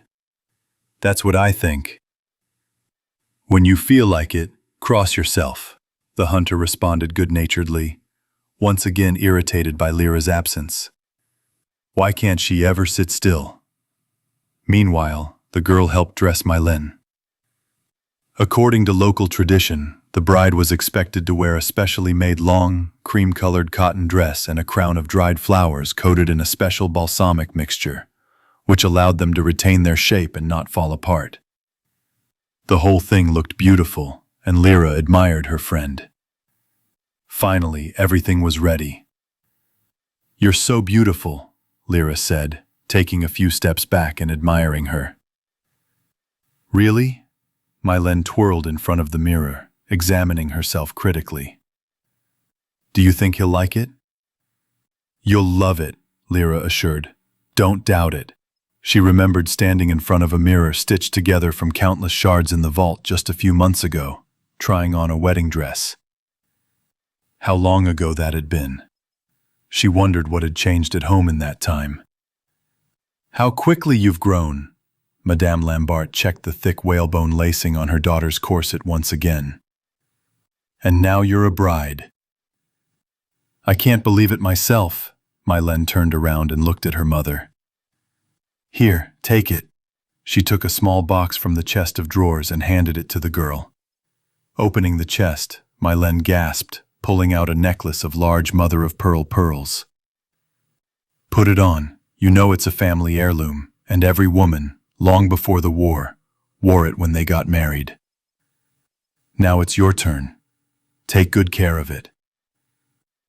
Mylene fastened the gift over the high collar of her dress and looked at her reflection in the mirror again. How beautiful. Thank you, Mom. Well, now you're ready. Come on, the bonds are probably getting ready by now. Madame Lambert smiled kindly. Bonds? Lyra didn't understand. Bond is a concept from the early Middle Ages, the woman explained. In Scandinavian countries, it was the name for a free man who owned his own property and was not related to the nobility. We use this term because we've decided to return to our historical roots, emphasizing that we're independent. Then it really is time. Lyra handed her friend the sheepskin coat, and she draped it over her shoulders. Let's not keep Olaf waiting. Yes, Mylene agreed, adjusting her wreath. It's time. They emerged onto a street lit with festive lanterns. A group of people with lit torches, flickering brightly in the gathering darkness, was already waiting for them. The torchbearers solemnly surrounded Madame Lambert and the girls, and the entire procession headed toward the tent. When the bargaining between Ternatur and Fredrickson was finished, Everyone, including the sailors, went outside to allow the workers to set up benches inside the tent and prepare the altar for the priest, a huge boulder with inscriptions in Old Norse. This stone was one of the few tourist attractions in the Faroe Islands before Ragnarok, Turnotur explained. Historians date it to the 9th century, which coincides with the colonization of the islands. What's written on it isn't entirely clear, as it's not pure Old Norse, but some kind of mixture. Most likely it says something like, "This is our land," and so on. Something like a house register. And when the war happened, we decided. We'd lived on our own for so many centuries, isolated from everyone, and everything was fine. So why bother with all this European civilization? We began to rebuild our national identity as best we could. And in the end, our religion became a mixture of Christianity and paganism. Classical Lutheran traditions are intertwined with Viking traditions, Savelyev, who had been listening attentively, added. Exactly. And this mobile church is the Church of St. Grim. He is a legendary figure, supposedly the first to set foot on our islands. This is very interesting, Savelyev said, raising his head and looking at the tent. Guests and participants of the ceremony gradually made their way to the clearing. Olaf was the first of the newlyweds to arrive, accompanied by the groom's friends and best men. Standing a little to the side, they began to quietly converse. Olaf wore a formal, three-piece corduroy suit with a cape, while his companions wore beautifully painted local hunting and fishing costumes. Will they start soon? I'm already frozen and I'm hungry. Cod shifted from foot to foot, shivering. You just want to fill your belly, Baton snapped at the cook. Don't whine, you'll break. The groom is already here, but where is the bride? Miguel looked around with interest at the people gathering around him. There they come, Pate pointed down one of the streets. A multitude of lights were moving along it toward the clearing. A procession of torchbearers was approaching. At that moment, a priest appeared at the tent's threshold and invited everyone inside. The guests began to take their seats on the benches, strictly according to their assigned places, each row for the relatives of the bride and groom. The Grozny team was given a bench on the Turnotur side. Olaf and his companions also entered and, approaching the altar, stood next to the priest. Meanwhile, the torchlight procession reached the tent, where Turnotur was already waiting to take his daughter to her groom. The ceremony began. The priest opened the book with its many bookmarks in his hands and greeted everyone gathered. Through the open tent flap, torchbearers could be seen lined up in 2 rows outside, forming a corridor. At the far end of the corridor, Mylène, Lyra, and Madame Lambert appeared. The bride, leading the way, approached Turnotur. He took her hand and led her into the tent. All eyes were fixed on the girl, the large pearls around her neck shimmering in the lantern light.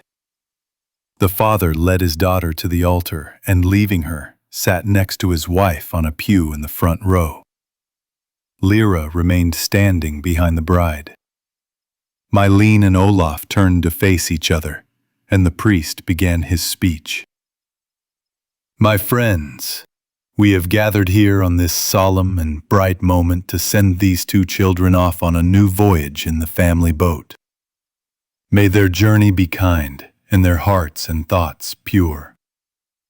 These children represent 2 prominent families in our community, and may their union serve their strength and prosperity.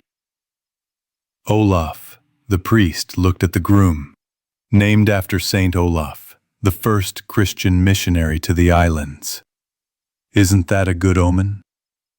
Then he turned to the altar and began to pray. Yakov no longer translated this. A cool breeze blew in from the street, lifting the curtains and causing the hanging lamps to sway and flicker. Cod, sitting next to Pate, began to nod off, but his friend nudged him in the ribs, and the cook, grunting, opened his eyes. Finally, the master of ceremonies turned to the audience and, closing the book, took from the stand near the altar a small wooden bowl containing some kind of liquid. "Well, my children, it is time to say your vows of allegiance and seal your marriage union."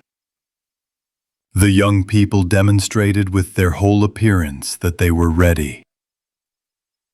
"Do you swear, my lean Tornatur, to be faithful to this man, in sorrow and in joy, and forever and ever?" The girl felt goosebumps run through her body. "I swear," she breathed out convulsively.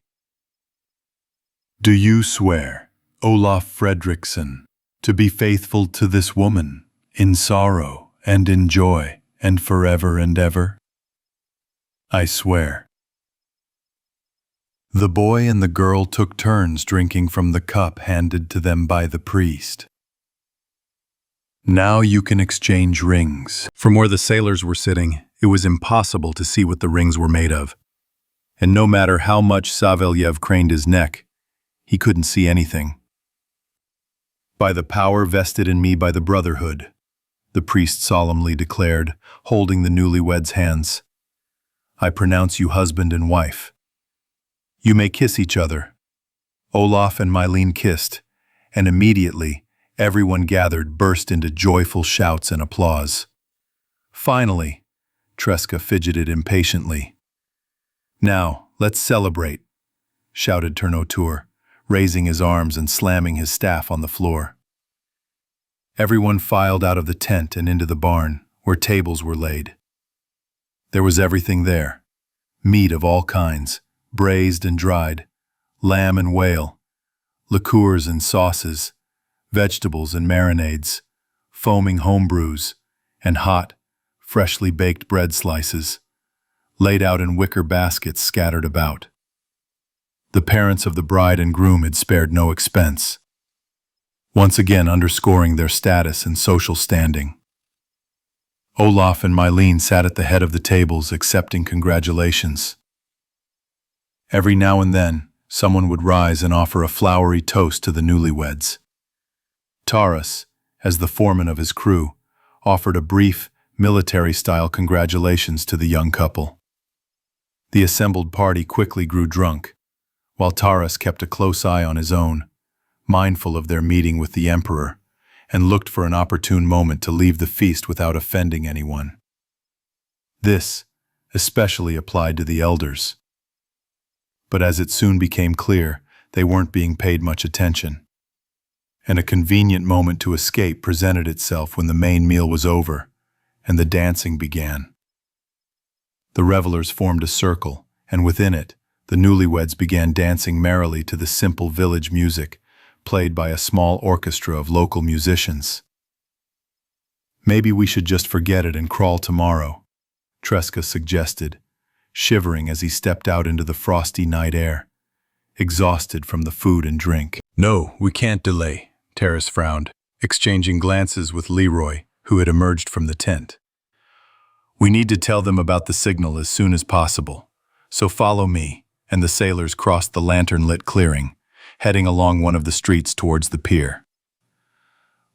While the wedding feast was in full swing, the crew reassembled in the Black Dragon's throne room.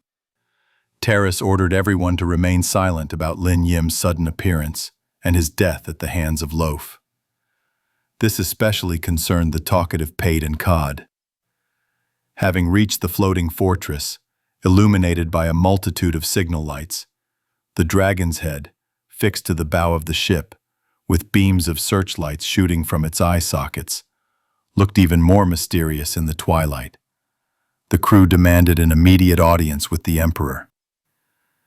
Kim Im sat on his throne, seemingly lost in his own thoughts, gazing at the landscapes by artist Jung Yun-soo hanging on the far wall. Was he mourning the death of his son or thinking of something else? Even the servants couldn't tell. His black helmet rested on the arm of his chair. When the sailors were allowed to enter, Jacob quickly followed them into the hall and stood next to the Emperor. "I'm listening," Kim Im said, suddenly coming out of his reverie, seemingly having just noticed the new arrivals. "Why have you come? I heard the locals are celebrating some kind of celebration." "Yes, the elder's children's wedding. We finished helping your people unload the tanker," Terrace said. "Our services are no longer required." "Yes, I thank you for your help," the Emperor nodded gravely. "But that's not why you came to me at such a late hour, is it?" "Yes, sir," the first mate said in a military tone. "Today we received a signal from our compatriots in Russia." "What kind of signal?" "Distress signal. From Sevastopol. From the anti-submarine cruiser Moskva, flagship of the Russian Black Sea Fleet." "And what does this message say?" The Emperor listened, leisurely stroking his beard. Not a muscle moved on his face. It was impossible to tell from Kim Im-soo's appearance what impression the message had made on him. "It indicates the exact coordinates of the survivors' location," Taras continued. "But we can't be 100% sure there are survivors there," Voroshilov interjected. "Because the signal is on repeat." "On repeat?" "Yes. How do we know this isn't just a prepared recording that's been playing around in circles for the last 20 years? "A distress signal," the Emperor repeated thoughtfully. The sailors waited silently. "But weren't you the one who sent out a plea for help weeks ago, with no hope of being heard?" The team looked at each other. "I didn't ask for any help," Lyra said, stepping forward. "On the contrary, I clearly stated in the recording that we shouldn't look for the boat, lest the infection we discovered spread across the world. But, as we know, everything turned out okay.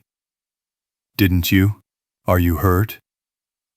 The Emperor raised his hand and pointed to the girl's temple where a bruise was visible. "Did something happen?" Baton tensed up. "I got hit," Lyra answered evasively. "Nothing serious." "It is my duty to carefully weigh and verify any information transmitted over the airwaves," the Emperor continued, apparently satisfied with her answer. "You know this, and thanks to your message, child, your submarine is once again sailing the oceans, and you are here. For the good of all humanity." "That's true," Taras readily agreed. "And we are grateful for your help. But the time has come for us to set out and return home. Our vault cannot sustain itself for long. The people may already be on the brink of extinction. But if after so many years you were able to receive a distress signal," the Emperor continued, as if he hadn't heard him, "then there must be those there who maintain the equipment. Isn't that right?" "Anything is possible," Taras did not object. "By the way," Voroshilov intervened again, "why didn't you receive this signal yourself?" "Most likely it's encoded on a special frequency," the first mate suggested. "Perhaps," Im-soo agreed. "Or maybe my radio operators didn't pay enough attention to it, despite strict orders to report any information that leaks onto the airwaves. This incident will be investigated."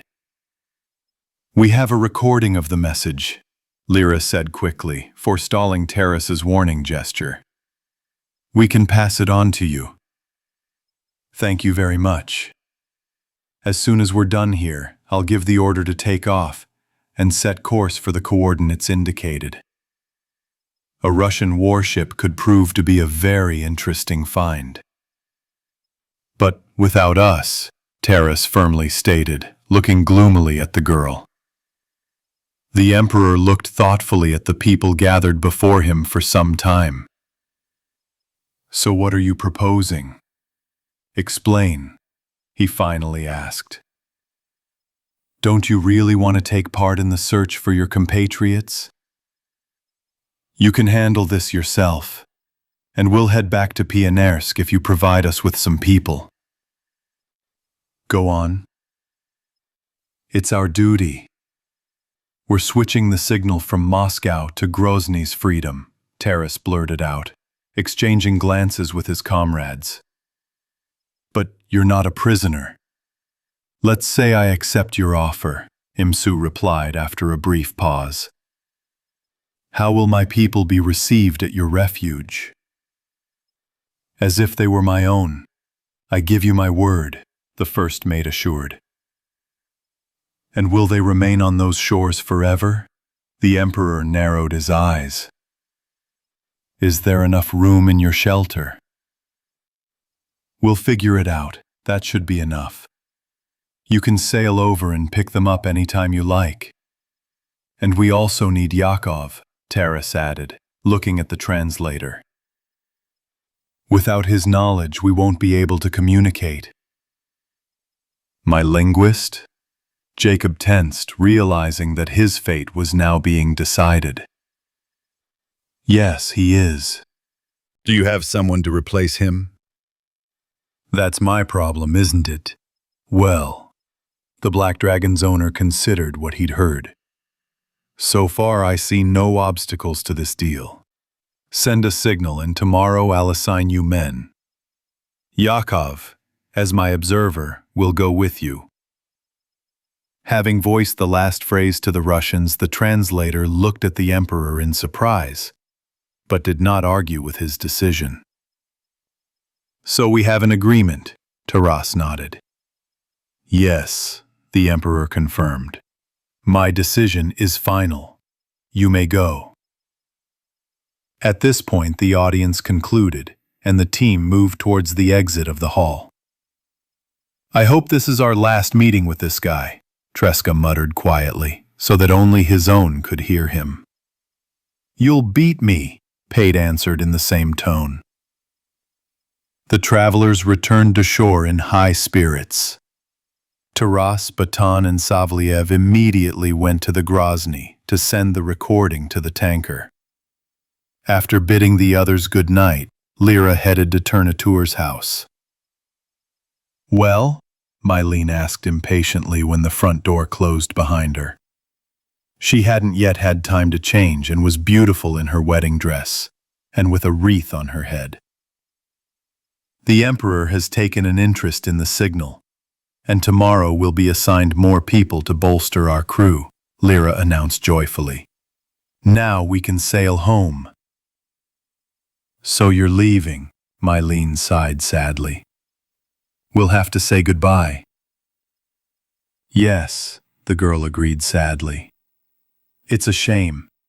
I like being friends with you.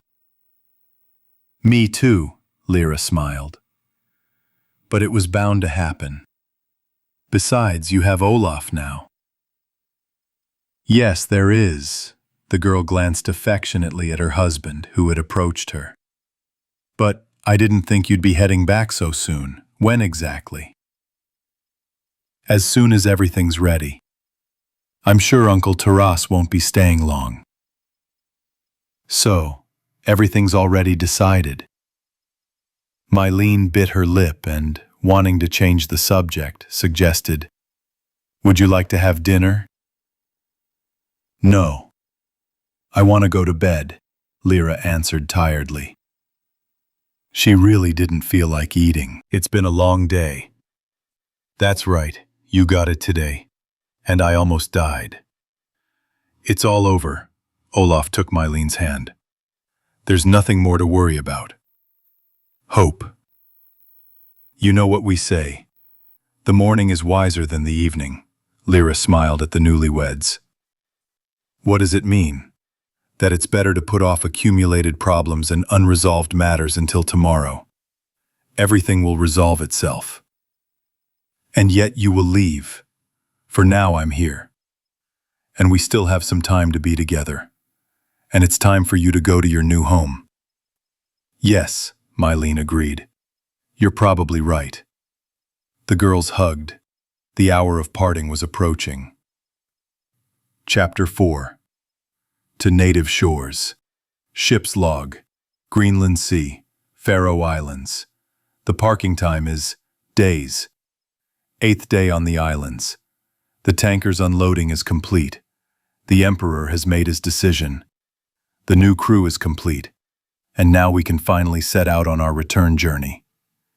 The wait has already been quite long. I wonder how our people will receive the Koreans. Will there be enough room for us all down there, underground? We'll see. We don't have any other choice anyway. They promised to take them away eventually. But will they? A new incident. Yesterday, the Emperor's son, sentenced to exile, somehow managed to escape the forest and infiltrate the Grozny in search of medical supplies. Fortunately, there were no casualties on our side. If Batten hadn't arrived just in time, 2 girls could have been hurt. We've received a new signal from Sevastopol. More survivors in our homeland. The message indicates that the Black Sea Fleet headquarters has managed to survive. I wonder how they're doing. The longer we sail, the more surprises we encounter along the way. The broadcast is coming from the anti-submarine cruiser Moskva. The signal is on repeat, and it's unknown whether anyone is still alive. We don't have time to check, so we've agreed with the Emperor that the Black Dragon will sail to Sevastopol. We need to hurry home. There's nothing stopping us from setting sail now. As soon as we stock up on provisions and the necessary equipment from the tanker, we'll set off. The senior mate, Taras Lapshov, who took command of the ship. The preparations were brief. Rising before dawn, Taras, Batan, Miguel, Savelyev, Voroshilov, and the cooks left their cabin and headed to the boat to inspect it before the crew from the tanker arrived. Everyone was in high spirits. Batan and Taras carefully checked the equipment and other machinery. Miguel went around the cabins and, grabbing a mop, scrubbed the floor near the medical bay with diluted bleach. Armed with rags, Pate and Cod tidied up the galley. Voroshilov fiddled around in the storeroom, and Savelyev, grabbing a weather station, went on deck and took a few necessary measurements, checking the weather conditions, which he was quite pleased with. The heavy rainfall typical of the islands at this time of year was relatively normal, and the sea wind that had been blowing for the past few days had noticeably died down. Everything seemed to be working in their favor. "So, what does it show?" Taras asked, emerging into the fresh air. "Everything's more or less normal," Zhenya concluded, checking the instrument again and taking a deep breath of the salty breeze blowing in from the water. "We can take off." "Fine. We'll wait for the Imperial sailors, load up, and set off tomorrow." "Yes, sir." "Do you want to go home?" "Yes," Savelyev nodded simply. "I miss my people. How long have we been gone?" "Okay, so it's been 2 months already. A long time. I wonder how they are doing." "They're holding up, I hope," Taras said, gnawing at his mustache as he looked at the fading horizon. "We just have to be patient for a little while longer." What would this final voyage be like? What awaited the terrible on the way to Pionersk? The old sailor now wanted as few adventures as possible to await them. Just a peaceful voyage and be done with it. They'd already suffered enough. The Koreans didn't keep us waiting, and as soon as the first dim light from the sun breaking through the low clouds spread across the sky, several boats, tightly packed with people, landed on the shore. The Emperor had kept his word. The men assigned from the Dragon, led by Yakov, brought with them provisions, some equipment that might be needed for repairs, and several sets of warm clothing. All of this was immediately transferred aboard the Terrible. Having learned of the boat's imminent departure, the locals decided to help as well. Several smokehouses were set up near one of the barns where the pilot whale meat was stored, and cooks in leather aprons bustled about. Clouds of blue smoke rose from the braziers. A delicious aroma spread throughout the village from the crackling coals, drenched in fat, and the slices of meat skewered on steel rods. Having finished cleaning the galley and now lounging around, Pate and Cod sniffed the air and decided to join in the preparations. The inseparable pair stood at the raw meat dispenser, while the cooked, fried pieces were placed in special baskets nearby. "And they don't mind sharing their food with us," Pate muttered quietly while they worked, glancing at the homemade posters hanging on the walls with images of pilot whales in cross-section and other species of fish. "I heard it's called egg speak." "It's a shame." "Not a shame," Tresca shrugged. "Take it while you can. They've still got plenty of this stuff. Their bins are full. Maybe they won't go broke." "Yeah, they killed a lot of whales," agreed the friend. "The main thing is that it's enough to get home," Tresca reasoned. "Judging by the maps, we don't have that far to go. Just 1,773 kilometers. We should be done in no time." "That's all," the fat man chuckled. "To hear you tell it, mathematician, it sounds like a piece of cake." "We'll see." I was hoping to get to Antarctica without incident, too. Well, that's Antarctica. It took a long time to get there. Almost 15,000 kilometers, I asked Taurus, the lanky cook declared authoritatively. "It's practically the other end of the world. And from here, it's just a stone's throw from home." "Don't jinx it, dude. It's not done yet." Codfish handed his friend another piece of raw meat and furtively spat over his shoulder. "I wish it would come soon," Pate sighed. "I just don't want to trade clean air for the elephant again. It's perfectly fine to breathe here. Our background radiation hasn't gotten any better in all this time," Tresca muttered dismally. "They really hit us right on the head during the war. All sorts of crap has come up. So, whether you like it or not, you'll have to wear a gas mask." "That's a shame. I haven't breathed this well in a long time," Pate said regretfully. "Well then stay. Who's stopping you?" the fat man teased, who in fact would never have parted with his old friend. "No way," my partner protested. "I want to go to Russia. Home is always better, no matter the weather." "That's it," agreed Cod. "You're not the only one who wants it, dude. You're not the only one." "Okay, stop chatting. Give me that piece over there. It looks like it's fatter." The drying continued. Baskets of prepared provisions quickly filled up, and then, under Miguel's direction, they were transported one by one to the Grozny. Lyra couldn't really help with the packing, so she and Mylene watched from the sidelines. The mouse was left at home. She didn't want to take it out into the wild. "Well, here's the last day," the Danish woman sighed. "Tomorrow you sail away." "I didn't think the Emperor would make a decision so quickly," Lyra admitted, wrapping herself in her jacket. "Our signal must have really piqued his interest." "Do you think they survived?" "It's hard to say. Now it's the Koreans' responsibility." They'll check. Wouldn't you like to see it yourself? "You know, I've seen so much lately." Lyra listened to herself and was surprised by the indifference that reigned within her. All the enthusiasm and hope that had fueled her back then, on the way to Antarctica, had now vanished, giving way to a piercing emptiness. She no longer had any hope and didn't want to decide anything. If there really is someone out there, I'm sure the Emperor will help them. "Tired?" "Yes, I'm tired," Lyra agreed. "I've been through so much. I was close to death several times. We lost friends along the way. It's sad to realize it was all in vain and we'll return empty-handed."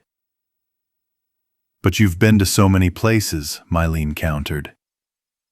"You've seen that life still survives in some corners of the planet. Isn't that enough?" "What's the point?"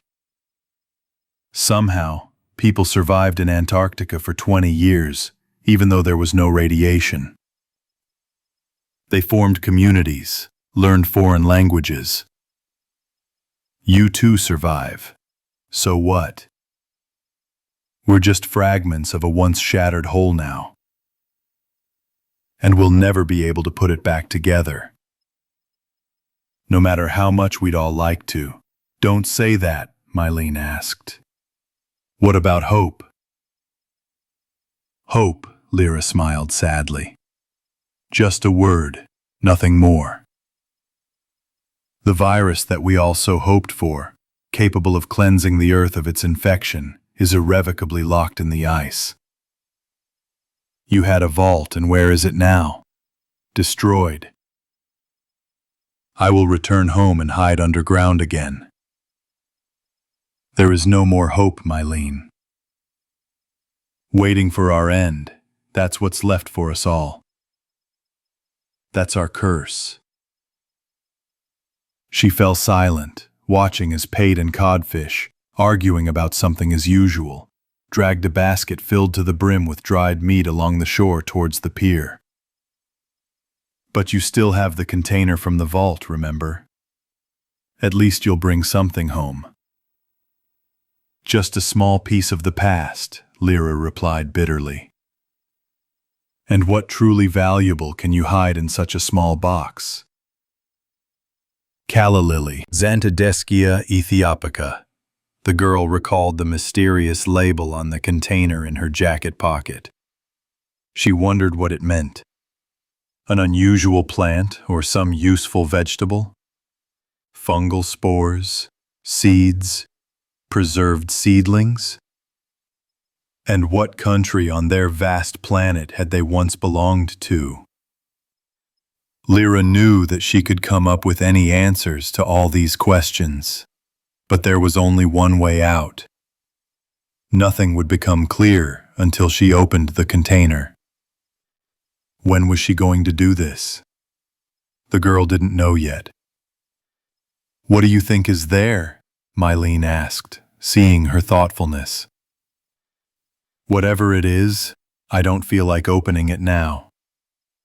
Maybe when I get home. If we ever come back, of course. You'll come back, don't be sad. The Dane touched Lyra's shoulder and stood up from the stone they were sitting on. Come with me. Where? Let's go for a walk. Or do you want to sit here in the wind all day? Olaf is hunting. We don't have much time left. Let's spend it together. Lyra stood up obediently. She genuinely didn't know what she wanted to do. Let Mylene do with her as she pleased, at her own discretion. How is the new house? It's big, Mylene answered readily. It's very cozy, and Olaf likes it. Great. The girls walked through the village, each lost in their own thoughts. Lyra understood her friend's mood perfectly. Marriage is a big step for anyone. Now Mylene has a family. The girl appreciated that Mylene was spending these last hours with her, not her husband. And he was hunting, the Danish woman said so herself. Life and work came first on the islands, even against tradition. After passing the central square with a well and a signal bell, they headed towards the outbuildings where the cattle were kept. Let's take Romashka with us, Mylene suggested, unlocking the double doors to the stalls where the ponies were kept. The walk would be good for her too. Mylene led the horse outside, and Lyra climbed into the saddle. Taking Romashka by the bridle, the Dane walked along the path toward the forest. Sitting astride, Lyra gazed at the approaching trees and tried to soak up as deeply as possible the new sensation that had only come to her on the islands. The intoxicating feeling of freedom that she only had a few hours left to enjoy. It's unfair that my home is underground, the girl thought, swaying from the animal's measured gait. Do I really have to spend my whole life locked in the vault? I really don't want to put on a gas mask again. Lyra knew she would miss these parts. The Brotherhood's lands were a place where breathing was easy and free. There was no need to fear radiation-poisoned air, mutants, or toxic fallout and fumes. But home is home. Lyra sighed. Taking a homemade canteen from her belt, one baton had once crafted especially for her from the flat filter of a used gas mask, she unscrewed the cap and took a small sip of water, which throughout their entire journey, for safety's sake, she had invariably taken only on the Grozny. But here, on the Faroe Islands, it was potable liquid, drawn from the Brotherhood well. Iron-rich and yet soft. Lyra liked it. This wasn't the case in Pioneersk. The water there was oily, with the aftertaste of equipment worn out over 20 years, and no one was properly protected from typhoid or dysentery due to poor treatment. What could she do? This was her fate. Her air would forever smell of the stale rubber of the civilian GP-7. She would return and once again begin to surface to hunt the creatures that wandered into the vault's environs. She knew she would do it. She knew she couldn't sit quietly idly by.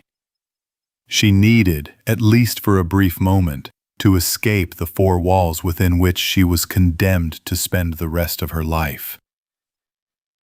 Stubbornly, time after time stealing a tiny piece of false freedom from the nuclear nightmare. Meanwhile, Mylene turned onto a side path leading away from the large clearing where she'd been teaching her friend how to shoot a bow.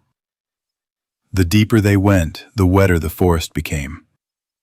Soon, a large boulder, thickly covered in rusty moss, appeared on the side of the path. Through the growth, strange symbols and curls shallowly carved into the rock could be seen on the side of the stone. "What is this?" Lyra asked, interested. "A runestone," Mylene answered. "What is runic?" "Father says that runes are the ancient alphabet of our ancestors." "And what is written here?" "I don't know," Mylene shrugged. "That language was forgotten long before Ragnarok."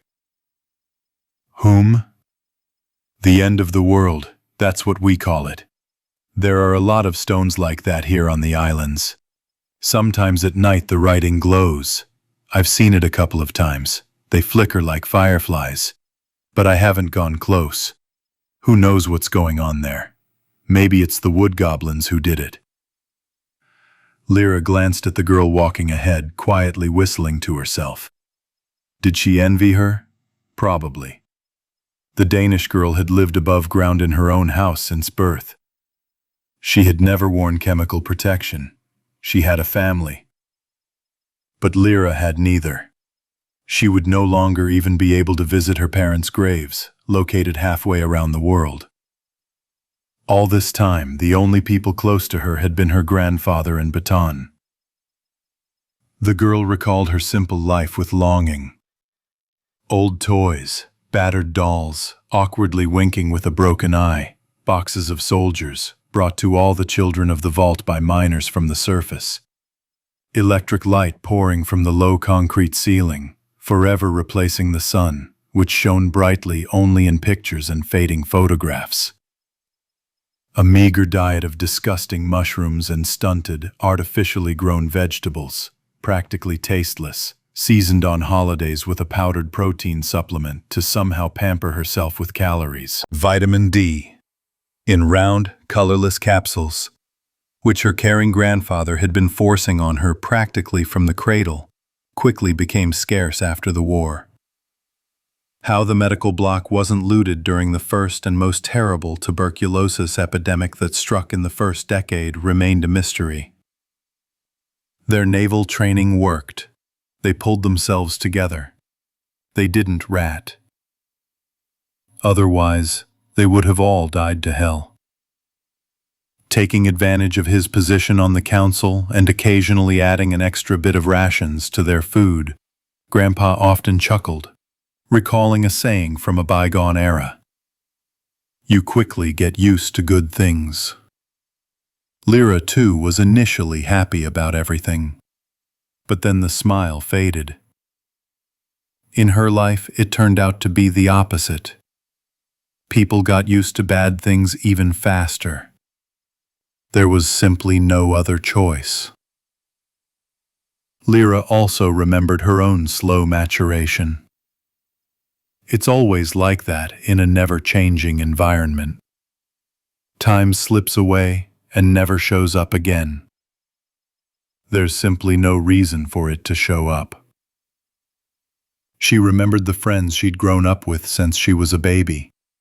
Their pale, faded faces and the wide eyes of wild, hunted animals. The inevitable and inept suitors, whom she'd also known as snotty little toddlers. My first assignment was at the mushroom farm, which I eventually grew accustomed to and attached to. Habits took root faster in confined spaces. There were several forced trips to the pig and poultry pens, the stench of which, despite the animals being confined to the lowest floors, still seemed to seep through the thick concrete walls. It soaked right into my skin. I also remembered the eggs, barely hatched by the hens, which I carried in empty RGD-5 hand grenade containers. The eggs fit snugly into the round recesses, as if they had been designed for that purpose. How, as a teenager, I did everything I could to protect my hair from lice infestations, and my body from all sorts of skin diseases. The eternal fear of catching tuberculosis again, or dying from something else. Lyra took a sharp breath to keep from accidentally crying. A pathetic parody of real life. But what did she mean by real? What did she know of that life before the war, even though she had lived in that still flickering little world for 3 whole, bright, serene years? She knew nothing. She didn't know and couldn't remember. Her world was different, cruel, tense, and full of deprivation, cynical and unfair. For her, no reality existed except this one. Lyra glanced at the bright green, mossy carpet springing beneath Romashka's hooves. Mylene's world was full of color, while Lyra knew only 2. The dirty yellow of autumn and the white of winter, that tinted Pioneersk year after year with unfailing consistency. No, there's one more color. Gray. Lots of gray. The hateful, boring, annoying, never-changing color of concrete. And all this is by God's providence. So it seems, said Miguel. God, why did you do this? Lyra thought reproachfully. There was no answer to this question. Or is it all our own fault? The girl, distracted from her sad thoughts, turned her attention to the trees. Here, under the spreading crowns, the wind blowing from the sea was not so strong. How are you? Mylene turned around, slowing her pace. Aren't you tired? Fine. Lyra recalled their first outing when Mylene taught her new friend how to shoot a bow and showed her a jellyfish cove hidden among the cliffs. Back then, riding for the first time, she had no idea she'd have to spend 2 nights alone in the forest, facing an unknown threat. Until Patty and Cod, who had stolen the truck, discovered her. How did she manage to stay alive? After all, she was alone, without Baton, who until then had always accompanied her on her forays to the surface. Reliving her adventures, Lyra thought about Lin Yim. She wondered how he'd managed to escape the woods. He'd probably followed the same path they were now traveling. And what had made him turn back? Judging by Lin's physical condition on the submarine, he'd encountered the wood goblins after all. Lyra touched the bruise on her temple, which felt like a slight twinge of pain. He'd really hit her well. "Look," Mylene suddenly exclaimed, as if reading her thoughts. "There are footprints." Still holding the reins, the girl stopped and dropped to one knee, examining something on the ground. Behind her, Romashka stood, pricking up her ears and shifting from foot to foot. Lyra jumped out of the saddle and, walking around the pony, sat down next to Mylene. "Is this one of yours?" she asked, looking at several ribbed footprints clearly visible in the damp, watery soil. "No," Mylene shook her head. "Sheep don't wander that far, and our hunters and shepherds wear shoes made of leather, cinched at the instep with a strap. They have flat soles, and these are the marks of boots." "Then it's Lin Im." "Yes, there's no one else. He passed through here," Mylene agreed. "But the tracks lead away from the village." "So he left the forest by a different route," Mylene said, looking up from the ground at the path ahead. Shoeprints led deep into the thicket. "Let's follow them," the Danish woman suggested. "For what? Aren't you curious about what happened to him? Maybe his shoes will tell us something." Pulling Romashka along, the girls walked side by side, deep into the forest. The tracks followed the path for a while, but soon, as Lyra and Mylene followed them, they emerged into a small clearing, and here the prince took on a different character. "Look," Mylene crouched down again. "He stood here for a while." "More like he was marking time," Lyra noted. "For what purpose? Deciding where to go next?" "No." He looked back, and there was dripping water from the torch, Mylene said, reading the footprints in the ground with the confidence of a tracker. "And then he moved on. Only much faster this time. See, the toe prints are deeper than the heel prints?" "He was in a hurry to get out of the forest," Lyra concluded. "Or they were chasing him," Mylene said, straightening up and brushing the dirt off her hands. "They were chasing him. If we keep going, there's a ravine in that direction, then impenetrable thicket, and there's no way out." The girls exchanged glances and, without a word, moved forward. A few meters later, the tracks changed again. Now, only small dents left by the toes of the boots were visible in the ground, as if the Korean had suddenly walked on tiptoe. "How strange. What happened to him?" "He ran," Mylene answered, shuddered and turned around as if listening. "Wood goblins?" "More likely." "Why do you call them that?" Lyra asked a question she'd long been curious about. "That's what a few Russians in our village say. You're from Russia, and I told you that too, to make it easier. I thought you'd understand. It's from old fairy tales. In our language, they're called pokers." "Pokers?" Lyra repeated the unfamiliar word. "Yes. We've been observing the creatures in the forests for a long time, and that's how it took hold. In ancient tales, the poker is a forest spirit that frightens people, or makes them wander blindly through the thicket.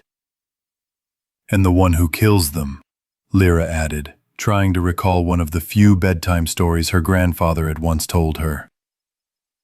She didn't think they mentioned anything about wood goblins, much less poker. Eurofich wouldn't tell her scary stories before bed. She had enough of those in her life already. "The one who kills or accepts the victim," Mylene agreed. "Sometimes many forest sounds are attributed to him, especially those caused by the wind." "Hallucinations?" "It's hard to say. It's more of an auditory illusion. I can say one thing. During the day, you're unlikely to hear anything else here except the rustling of leaves and the snapping of branches underfoot. Clear. Well, shall we move on?" After a while, the girls stopped at the edge of a shallow ravine. At this point, the trail of footprints ended. "Where to now?" Lyra asked in surprise. "I don't know," Mylene said, squeezing Romashka's reins and peering at something at the bottom of the pit. "There are no tracks back. Let's go down." Having tied the horse to a tree, the friends carefully descended the slope. Finding themselves at the bottom of the ravine, they looked around again. Here the soil was black, saturated with moisture, with sparse shoots of heather, rusty tufts sticking out here and there. A little further away, a stream gurgled like a thin snake. "That's where he fell." Mylene nodded towards a wide dent in the ground with the clear outline of human hands. "And he crawled."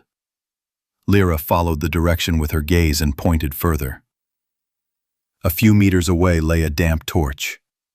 As they approached it, their souls squelching as they sank into the washed-out mud, the girls froze. "Look," Mylene said quietly. "They caught up with Lynn here."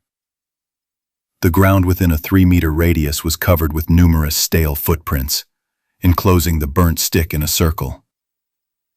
All the prints were deep, of an unfamiliar shape, and only vaguely resembling a hypertrophied human foot, only with fewer toes. Having chosen one, Mylene carefully placed her boot in its center, where water had already accumulated over the past few minutes. 10 centimeters of difference. I've never seen anything like this, even in damp weather like this. No tracks, no other signs that there's anyone in the forest. What about you? "Just eyes," Lyra replied. "And shadows, but they didn't come near me." "What are they really? Savages?" Lyra recalled the inhabitants of the African coast she had seen. "Who is this?" "Wild people," the girl explained. "Those who live in the forests. I don't think the Leshis are people. We've never seen any strangers here." "If he was surrounded, how did he manage to escape?" Lyra mused. "Why didn't they attack him when the fire died down? After all, the elders left him nothing. They didn't give him any weapons." "Wait," Mylene frowned, remembering something. "Back when he attacked me on the boat, he said something." "What exactly?" Lyra asked, alarmed. "I didn't understand. At first, I thought Lynn simply wanted revenge on me for Dan's death. But his gaze, somehow inhuman. And the repeated whisper. I heard those sounds once here, in the forest, when I accidentally lingered after hunting." Mylene looked at her friend. "The sounds of the forest. I don't understand. That man," Mylene bit her lip and continued decisively. "The man who came out of the tunnel, remember I told you about him? The one who went crazy? He was always whispering, too. But until his death, no one could figure out what he was saying. And what does this mean? What if, when the wood goblins sometimes release the exiles, they want to tell us something?" Mylene suddenly suggested. "A message?" "Oh, come on," Lyra shook her head in confusion. "You said it was an isolated incident. No one else ever came out of the forest alive." "True. I don't know. But for some reason, they let Lynn and that madman escape." "For what?"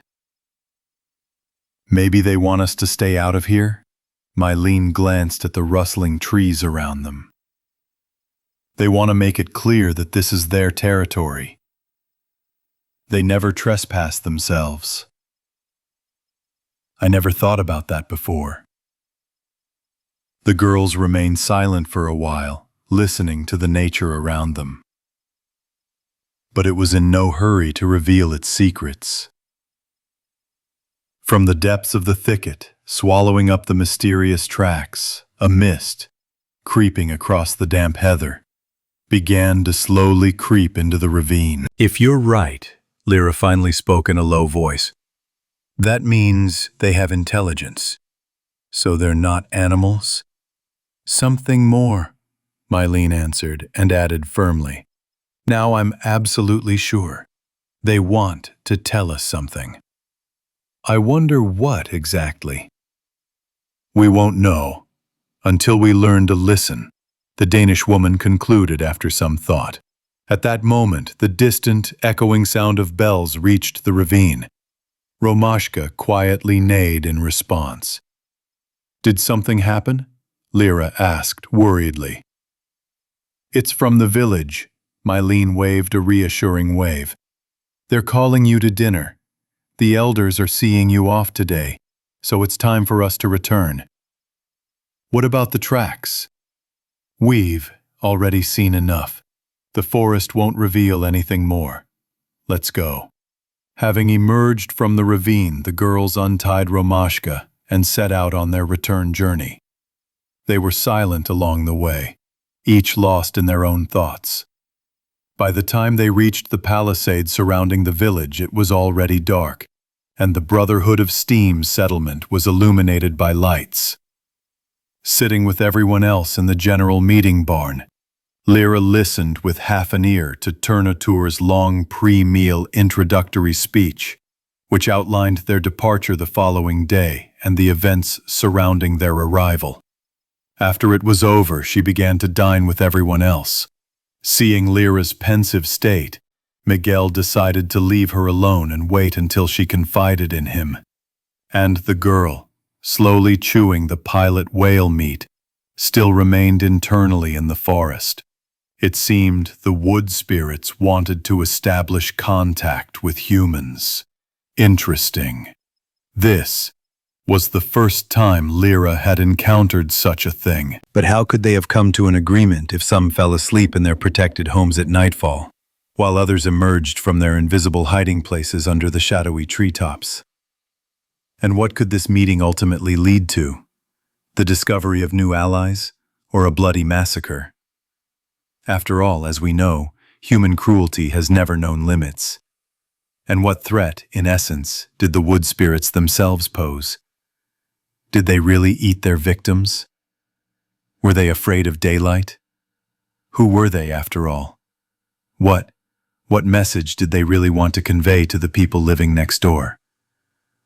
All these numerous questions sparked Lorino's curiosity and stimulated his imagination.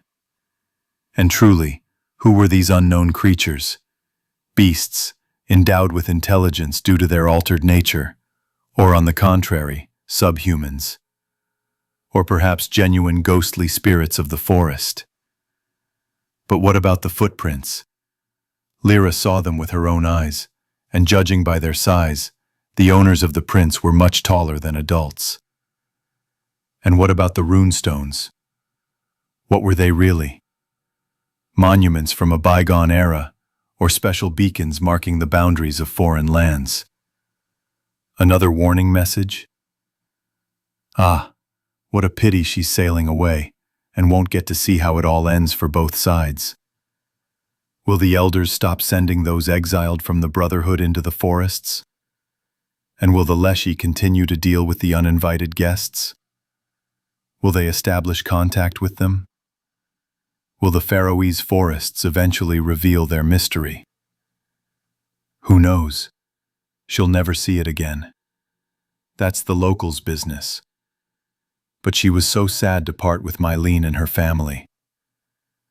During the short time she and the Grozny crew spent on the islands, Lyra had grown attached to the brave girl. She loved breathing the air, untouched by radiation, and scented with leaves and pine needles. Riding sweet Romashka. Sleeping in a house built on the ground, not in a concrete box buried deep in the soil.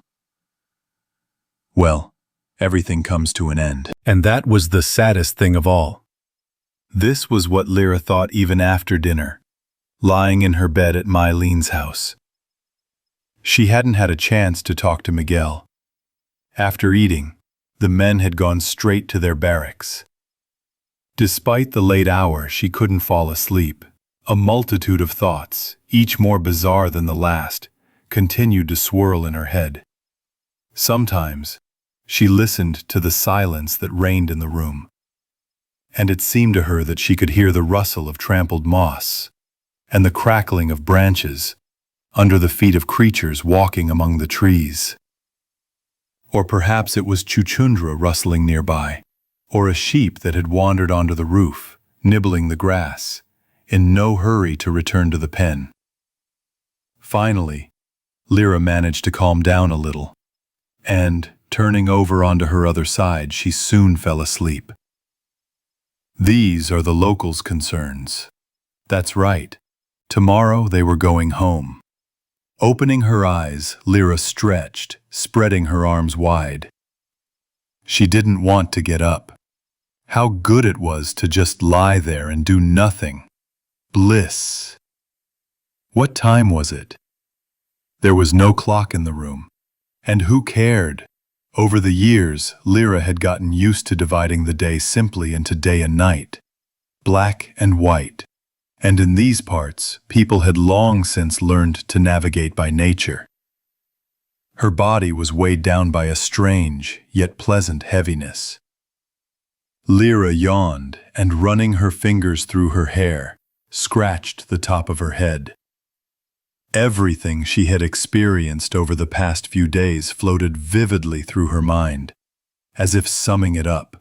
Their arrival on the islands, meeting Mylene, Lynn's sabotage, the night in the forest, their vain hope, the explosion of the warehouse, the night with Miguel.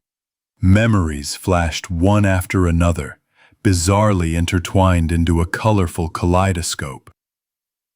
Lyra arched and stretched lazily, reluctantly shedding the last of her languor. Suddenly, a new thought occurred to her, and she became lost in thought. If only I could stay here, forget everything, and watch the terrible disappear over the horizon. Say goodbye to Baton forever. Never see Grandpa again. Try to persuade Miguel. And what? No, she couldn't. Of course she couldn't. She had to move with the others. Lyra turned her head and looked at the dim light pouring through the window. Outside, she could hear muffled human voices, the clanking of iron, and the bleating of sheep somewhere. Her last morning on foreign soil. When would she ever sleep in a proper bed again? Ahead of her lay a narrow submarine cabin and a hard ship's bunk. And then a dark, cloth-lined corner of the vault. I didn't want to think about it now. Having climbed up the blanket that had slipped to the floor, Chuchundra settled down on Lyra's chest and began to wash her sharp muzzle with her paws. You don't want to leave either, do you? Lyra asked and sighed. Neither do I. Good morning. The door to the room opened, and Mylene entered. How did you sleep? Not really, Lyra grumbled, sitting up in bed and moving the mouse to the nightstand. I can't sleep before something important either, Mylene agreed sympathetically. Breakfast is ready. Would you like some? Yes, I'm getting up now.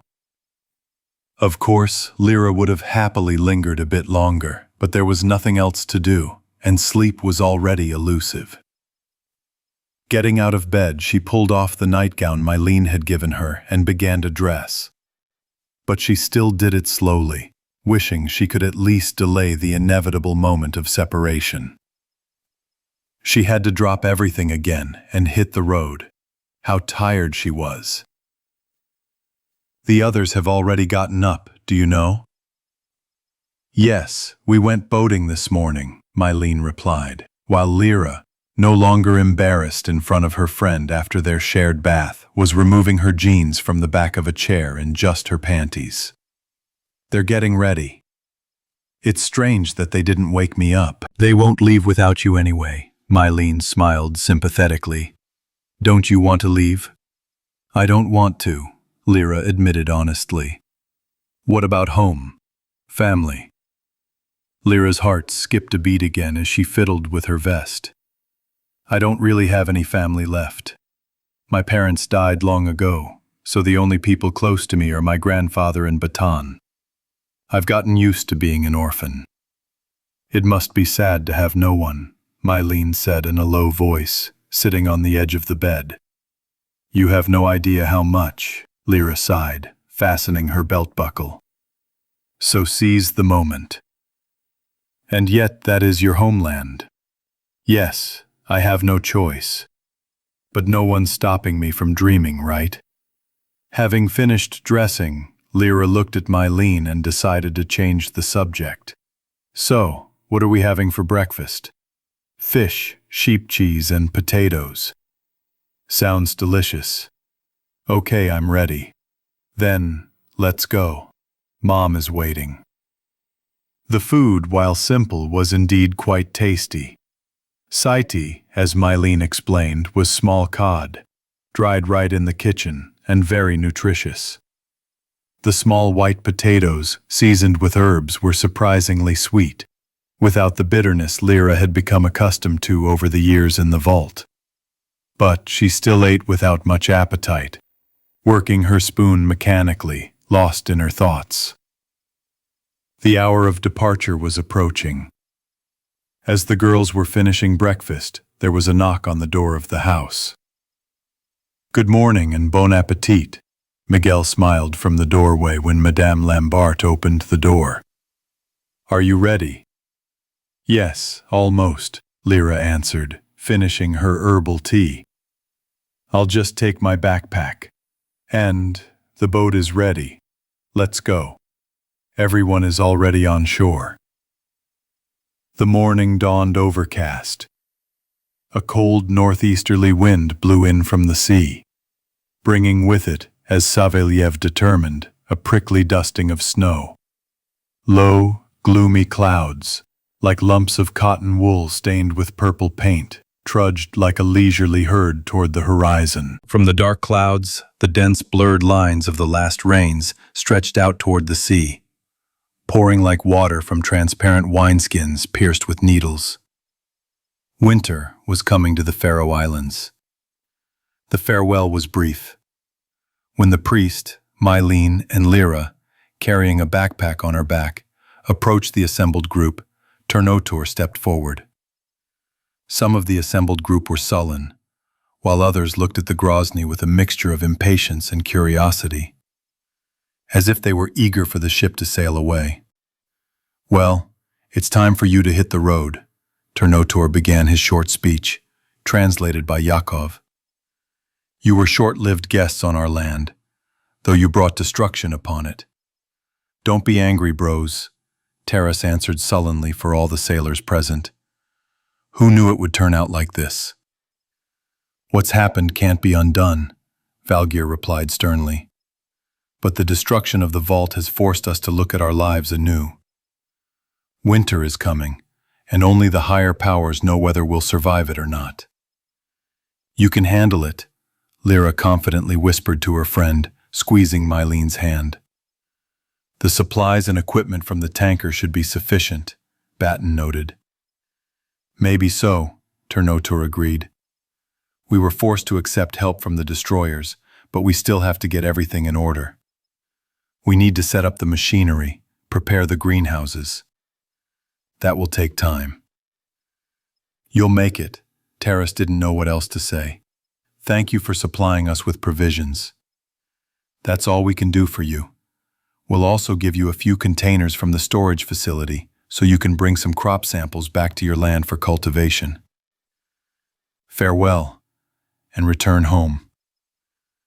We'll bring news to our shores that there are survivors in other lands, the first mate assured, extending his hand. Turnotur, intercepting the staff, shook it. I think this will give us hope. Maybe one day things will change for the better. Who knows? More and more pockets of life are appearing on our maps. So be it, the elder concluded. Go on your way, and know that we will always be glad to see you in our lands. The snow falling from the sky intensified, biting their faces with a chill. After bidding farewell to the islanders as best they could, the sailors filed toward the Grozny, where the Koreans lined up on the deck awaited them. That's all, Mylene blinked sadly when she and Lyra were the last ones to linger on the pier. Yes, the girl sighed. It's great that you came. It was nice to meet you, Mylene said, extending her hand. You saved my life. I will never forget that. Instead of responding to the handshake, Lyra hugged her friend tightly. Maybe one day we'll see each other again? Anything is possible in this world, Mylene asked hopefully. And you'll come sailing again. Maybe, Lyra agreed. Here, this is a souvenir of our hunt. Olaf finished it today. Mylene handed the girl a colorful comb made from sea urchin spines. You have very beautiful hair. Take care of it. We'll try. I didn't want to say goodbye. For some reason, I didn't want to cry either. But it was still unbearably sad. Or was it the falling snowflakes melting on my cheeks? And this is for you.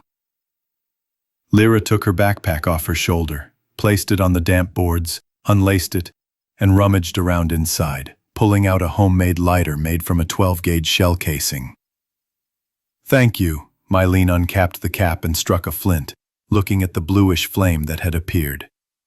Great, even better than a torch. It'll come in handy in the forest. Be careful in it, Lyra asked, throwing her backpack over her back. Don't worry, I'll be fine. Bye, Chuchundra. The Danish woman stroked the mouse poking out of Lyra's jacket pocket. Lyra, hurry up, Miguel called from the gangway. Coming, just a minute. Goodbye, Mylene. Goodbye, Lyra. Lyra gave her friend a quick kiss and, with a final smile, began to climb onto the boat. The remaining Danish woman watched her go. Sad? Miguel asked as the girl approached the hatch leading down. Not now, okay? Lyra asked quietly. Taking one last look at the village, the shore, and Mylene, who had raised her hand in farewell, she clattered her boots down the stairs.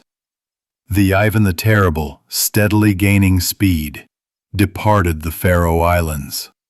The crowd that had gathered to see it off gradually dispersed, but Mylene stood alone on the pier for a while, watching the ship depart, until Olaf approached, put his arm around her shoulders, and pulled her along with him.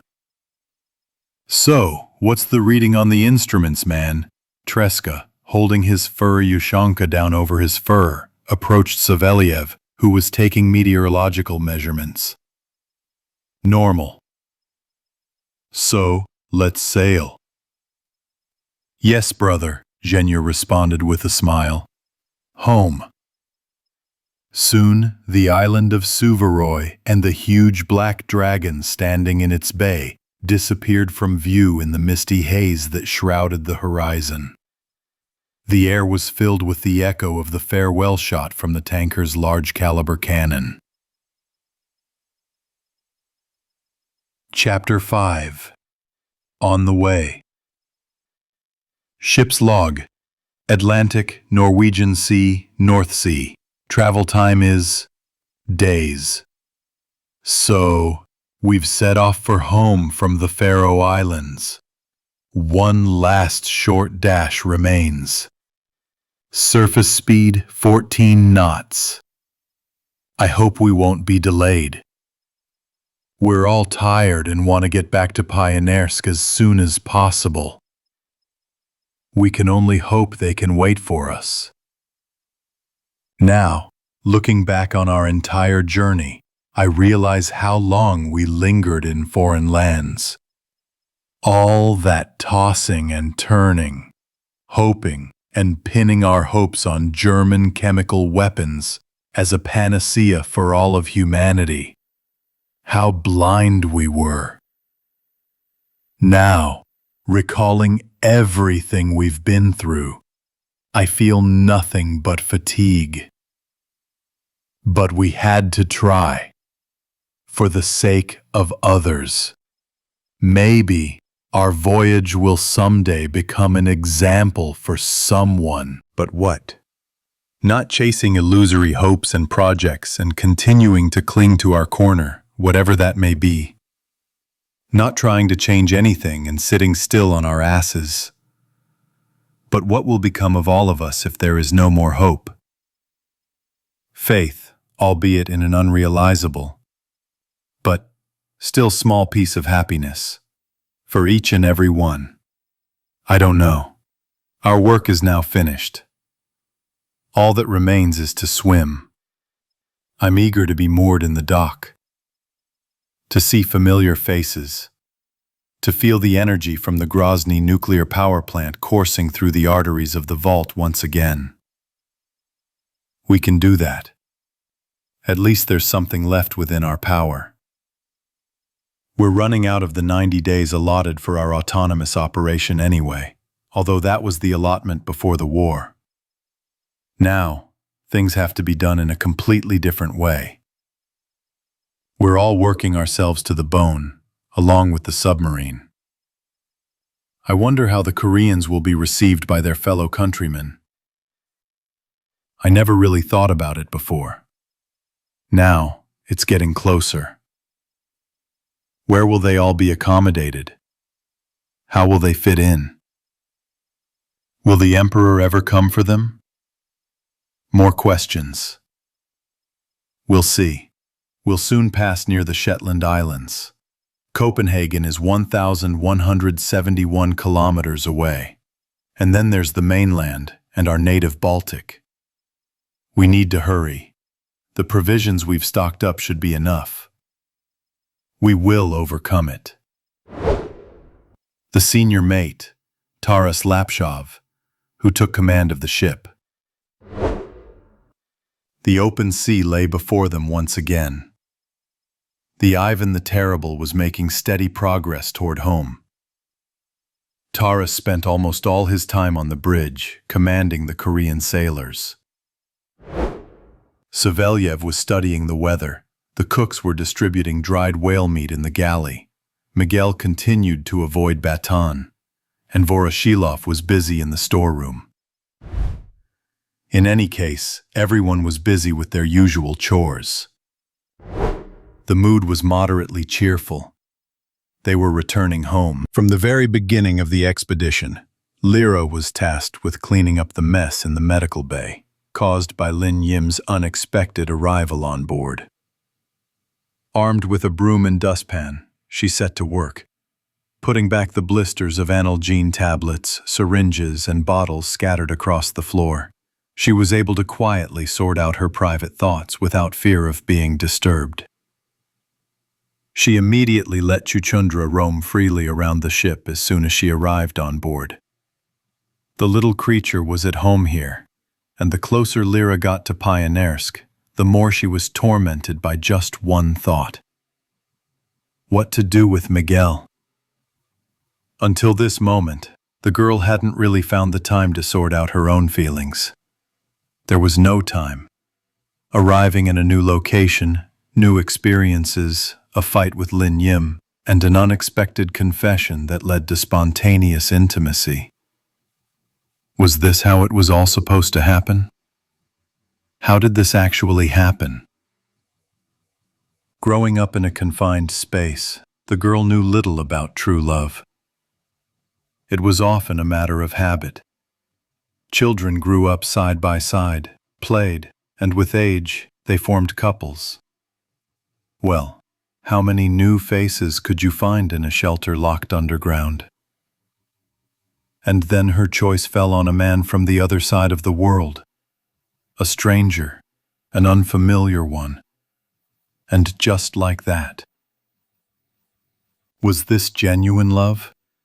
Or was Lyra simply drawn internally to this lonely hermit who understood her better than anyone? Even better than her grandfather, whom she hadn't seen for so long. Her thoughts were jumbled. The girl was having trouble sorting herself out. She has grown up. Damn. There was no one to talk to. There were no friends from the mushroom farm nearby, and what practical advice could they offer, really? And Baton? Baton was the last person Lyra wanted to discuss this topic with. And frankly, his opinion was the last thing she cared about. This was her, Lyra's conscious decision. Is it conscious? And so they sailed home. Did she love Miguel? Yes, she did. Lyra was absolutely certain of this, despite Batten's obvious dislike for the priest. This was her decision, and she didn't give a damn about anything else. She'd get by. After all, he wasn't her father. But how would she introduce Miguel to her grandfather? What would the man who raised her say about it? How would he act? Would he accept her chosen one? Lyra didn't know.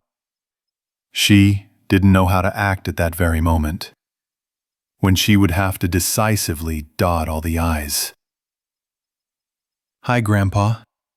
This is Miguel. We are going to live together.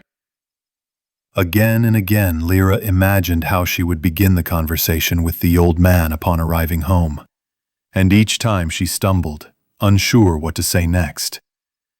How to begin correctly, without offending him, to make him understand and accept her. It was difficult. The right words just wouldn't come. Or like this. Hi, Grandpa. This is Miguel. He knew my mom and dad. And after I saved Uncle Misha by shooting a man, he was the only one who listened to me and gave me advice. I realized I loved him, and we would live together. No, that's not it. It's all wrong. It's just nonsense. It just didn't work out, that's all. Lyra, squatting, glanced at the dustpan she'd been mindlessly sweeping the floor with for several minutes. Standing up, she surveyed the medical bay, which was now tidy. She'd finished quickly. Lost in her thoughts, she mechanically shoved everything onto the empty shelves, even remembering to throw the soiled bandages in the trash. So, how are you doing here? Lyra jumped in surprise and turned to see Miguel standing in the doorway. I see you've already cleared out. Yes, I'm done. All the tormenting thoughts instantly flew out of the girl's head. And what about you?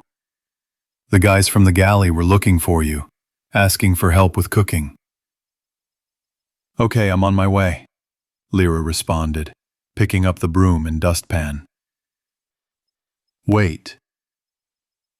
What? Are you avoiding me? The priest stepped forward, blocking her exit. Did something happen? Nothing. All the rehearsed phrases for Grandpa were packed into my head again, like thick cotton wool. Damn it. Everything's fine. Really, it's just... You can tell me.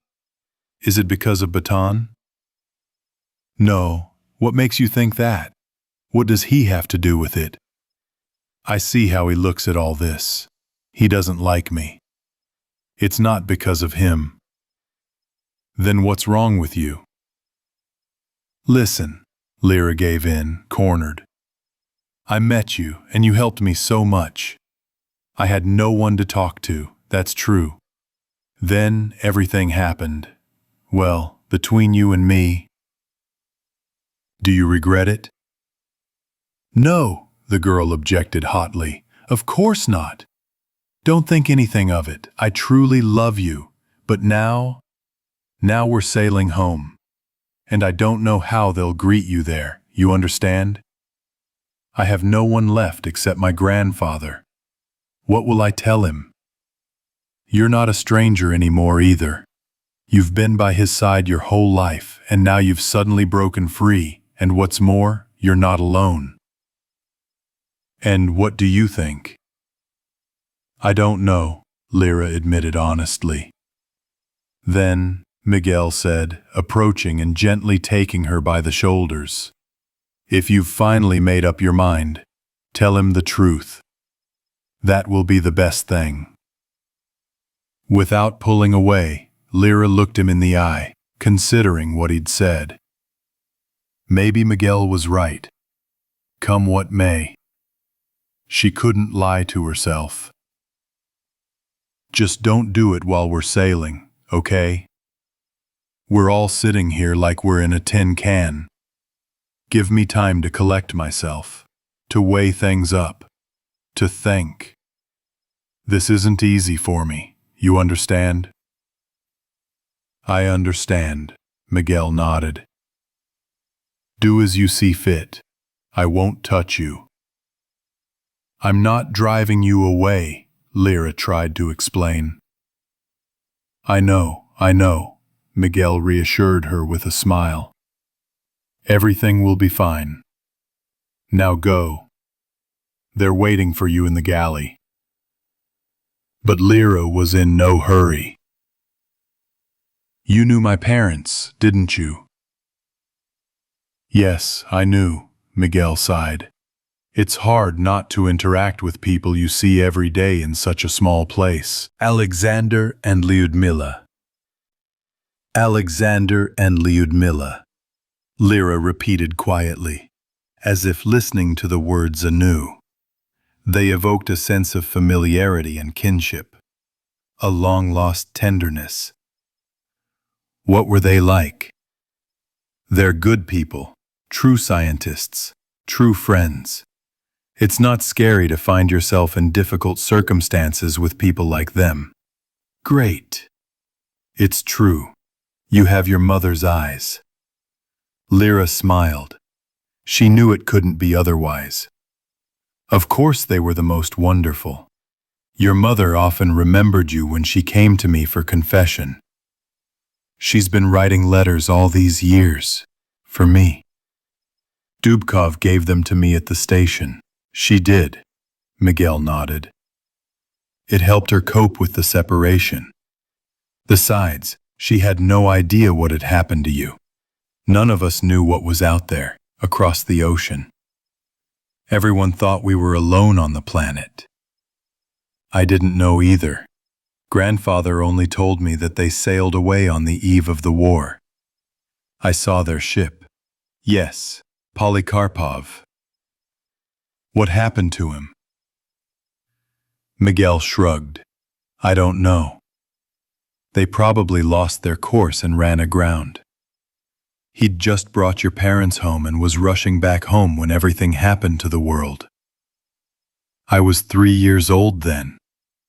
Lyra lowered her head and scratched the handle of the broom with her nails. I don't remember the war. I don't remember life before. It's a good thing, believe me. Otherwise, it would only hurt more. Those who survived it now carry longing and scars for the rest of their lives. 10 years later, my parents died.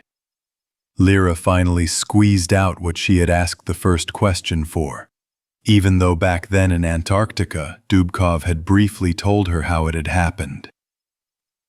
No one could have predicted this. That battle took many lives.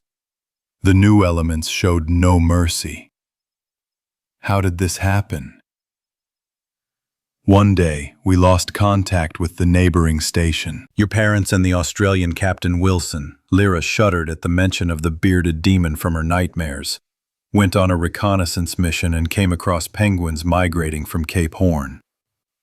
How did they end up at Novolazarevskaya? They chased them all the way to the station. That's where the massacre took place. A massacre, the girl repeated quietly. I'm sorry it happened, believe me.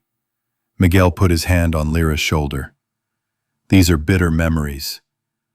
Why do you need details? I should have known, Lyra replied firmly. Thank you for telling me. You can ask if it makes you feel better. Easier, the girl agreed, deciding she'd had enough for now. Okay, I'll go. The guys are probably waiting. Miguel removed his hand from her shoulder and stepped aside, letting him pass. Lyra passed, leaving a broom and dustpan in the hallway. She'd pick them up later. For a moment, she caught a whiff of his scent.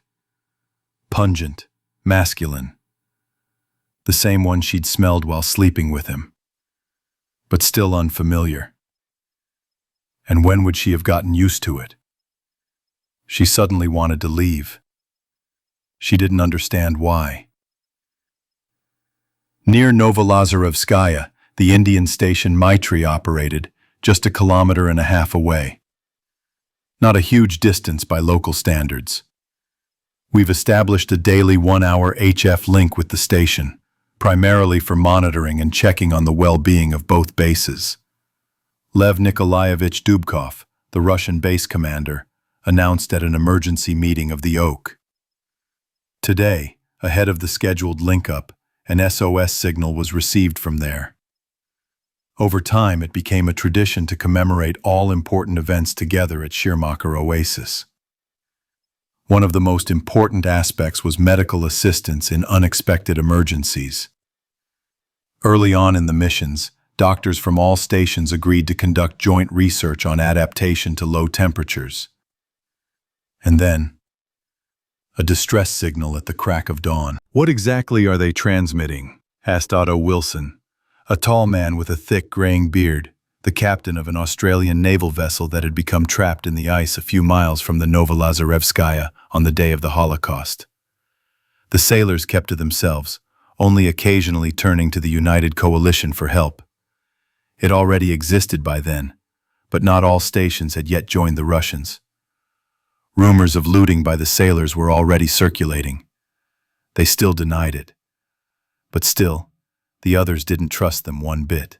Nothing specific, just a looped signal on our frequency. SOS, help requested. "Why you specifically?" Wilson asked, having arrived the day before to see the chief on some important business. The solution to the global problems that humanity once faced depended largely on international collaboration among scientists, Dubkov explained.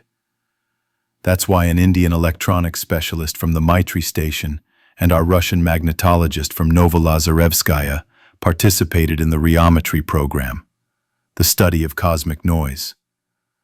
Ice cores obtained by our specialist for radiophysical research were subjected to isotopic analysis in the Indian station's laboratory. "We need to go there and check," said Alexander Stepanov, a biologist who, shortly before the war, was sent to Antarctica with his wife Lyudmila on the floating research colossus Lev Polikarpov. "Yes, someone needs to be sent to check." Dubkov scratched his chin. "I have a day off today, so I'm ready," the biologist volunteered. "I'm with my husband." The woman immediately stood up. "You Russians are quick to get going," Wilson chuckled into his beard. "Oh well, I'm with you. 3 is enough."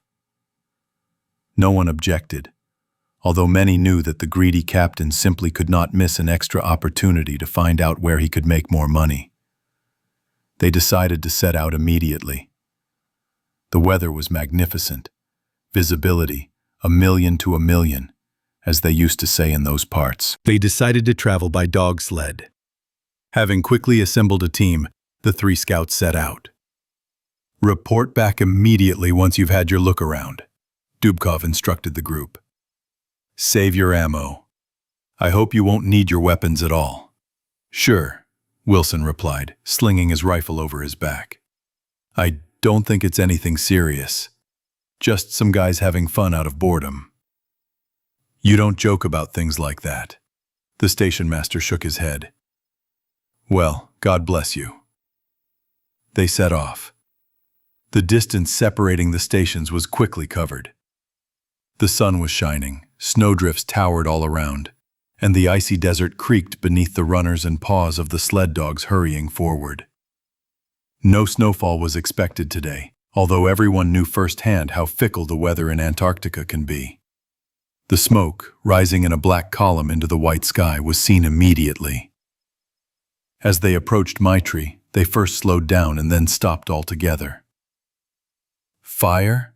Alexander muttered, pushing his glasses up onto his forehead, raising his binoculars to his eyes and surveying the station's buildings, one of which was billowing smoke into the still air. "It short-circuited, you never know," the captain suggested. After disembarking from the sled, the men slowly walked toward the base. Wilson shifted his rifle from his back to his chest. They stopped a few meters before reaching the nearest building, the door of which was slightly open. "Blood," Lyudmila gasped, looking at her feet, where a ragged patch of brown snow had formed a thawed patch in the snow crust. Everyone involuntarily reached for their weapons. A winding, snow-covered chain of footprints stretched from the spot to the half-open door. Not human, as if a large bird had passed here. "Let's go," Alexander quietly commanded, and was the first to move forward. Wilson and Lyudmila followed him. The next few hours of exploration were clearly etched into the memories of the three people who visited the Maitri station turned crypt. Mutilated human bodies were scattered everywhere. There were also several penguin carcasses, not the usual familiar black tuxedos, but others, larger and altered, most likely by radiation. Here and there, everywhere. Broken dolls, as if butchered by a drunken butcher's knife. "Who could have done such a thing?" Lyudmila sobbed, pulling her scarf over her nose. "I have no idea," Wilson croaked back, gripping his rifle tighter. Broken glass crunched under his boots. "And it's all so fresh." Everything indicated the base had been attacked suddenly. The people were clearly caught off guard. Some had weapons clutched in their hands, and somewhere they were simply strewn on the floor. Pistols, axes, knives. The bodies had been brutally disemboweled in a manner that was incomprehensible. Incomprehensible. But what? What forces could have done this to the inhabitants of the Indian Polar Station? The source of the smoke was quickly discovered. The kitchen was on fire, and the cook, lying dead on the stove, hadn't managed to extinguish it. Taking a fire extinguisher from the wall in the adjacent room, Alexander used foam to smother the flames before they could fully spread. "We need to find the radio center," Wilson said when the fire was out. Everyone came out into the fresh air again. The smell of burning permeated even their scarves. They didn't want to look where they were going, but they had to, lest they accidentally trip over someone's corpse. "There," Wilson pointed to a small one-story building with a satellite dish on the roof. There were no bodies here, only broken glass, on the shards of which someone's blood had frozen. "We need to contact our people," Alexander said, walking across the small room and sitting down on a chair, pulling the microphone towards him. "It's working!" "Of course it works," Wilson spat at the ground. "Otherwise, how would we have received the signal? I just wonder who transmitted it to us." At that moment, there was a movement behind him in one of the work clothes lockers. Turning toward the sound, Wilson raised his rifle and put a finger to his lips, calling for silence. The Stepanovs froze. Trying to cover the distance to the locker as quietly as possible, the sailor pulled the door towards himself and stared at the barrel of a pistol looking straight at him. Inside the booth, a girl of about 10 was huddled, clutching a Glock. After the disaster, the polar explorers had children, so what they saw did not surprise Wilson too much. "Get out," the captain ordered curtly. The girl muttered something in Indian and burst into tears, lowering the pistol, which was too heavy for her. "Stop it, you're scaring her." Lyudmila pushed the sailor aside and squatted down in front of the crying little man. "She's the radio operator's daughter," she translated for the girl, who haltingly switched to English. Tell us what happened here. Did you send the signal? Penguins, the child, terrified to death, babbled with white lips. Penguins. What the hell, penguins? Wilson asked, surprised. They weren't the ones who started all this? Everything will be fine, Ludmilla soothed tenderly, holding the girl close. Everything is fine now. We'll take you with us. And then you'll tell us everything, okay? It's all over. Calm down. Hugging a strange child, Ludmilla remembered her own daughter, left somewhere far away, in Pionersk. And she almost burst into tears herself. How was she? Had she survived? But she had to keep her tears to herself, to show the frightened child that adults had come to help and were in control. We need to go back. We won't learn anything more here, she said, getting up. I agree, nodded Alexander, who had managed to transmit the message to Novolazarevskaya. At that moment, a strange sound came from somewhere outside. Either a distant cackle or the cry of some bird. Hearing him, the girl howled desperately and, clinging to Lyudmila's hand, pulled her out of the radio room. The men hurried after her. Once outside, the adults quickly looked around. There, Wilson shouted. Penguins waddled toward the ruined station. The captain counted several dozen. Twice as many as usual, they leisurely approached, beaks gaping and loudly crowing. Upon seeing the humans, those in front dropped onto their bellies and slid swiftly toward their prey. Let's get going. Wilson was the first to come to his senses. While the Stepanovs were shooting at the approaching animals, he cowardly rushed to the sled and spurred the dogs with his whip, which had started to run. Wait, what about us? Alexander shouted after him as Lyudmila, taking the pistol from the child, fired at the approaching flock. There was no other way out. Alexander and Lyudmila, holding the girl's hand, rushed along the runner's tracks toward Novolazarevskaya, where Wilson, who had abandoned them, had rushed. A flock of penguins, rolling like a wave across the snow, was gaining on them. The 1.5 kilometers separating the bases seemed like hell to the fugitives. Stumbling and slipping constantly, pursued by the frantic birds, they raced home. At Novolazarevskaya, they were already fully prepared. Wilson, who had arrived first, managed to warn the locals of the impending threat. Alexander, breathing heavily, thought he'd give him a good thrashing first. How was the deserter captain supposed to explain their absence? That they'd been pecked to death? They were already being covered by heavy fire. If only they could reach it, make it in time. The last thing Lyudmila remembered, as she handed the terrified girl from hand to hand, was her daughter Lara, whom she would never see again. At that moment, a wave of birds struck. It was the memorable bloody migration of the penguins from Cape Horn in 2022. In the galley, Pate and Cod were chatting as usual, fiddling with steaming pots, cooking as if nothing had happened, as if they were still sailing somewhere. Lyra came in, nodded hello, and settled down on the seat by the table. She suggested, "Well, how can I help?" "Almost everything's ready," replied Tresca. "Has it been cleaned up?" "Cleaned up. Then move the meat over there in the baskets. The fattier pieces go on top, okay?" "Yes. Why are you so gloomy? Did something happen?" Pate remarked sympathetically. "No, everything's fine," Lyra lied, tying her apron around her hips. "My head hurts a bit." "You were in the med bay," Tresca chuckled. "You could have taken a pill there in between." "I didn't guess." Opening the lid of one of the pots, the fat man leaned over the steaming hot brew and narrowed his eyes blissfully. "It's so pretty. Just the thing. What are you cooking?" "Meat with stewed seaweed. Finger-licking good." Not like the food on the islands, of course, but it's our own, Navy style. Heh.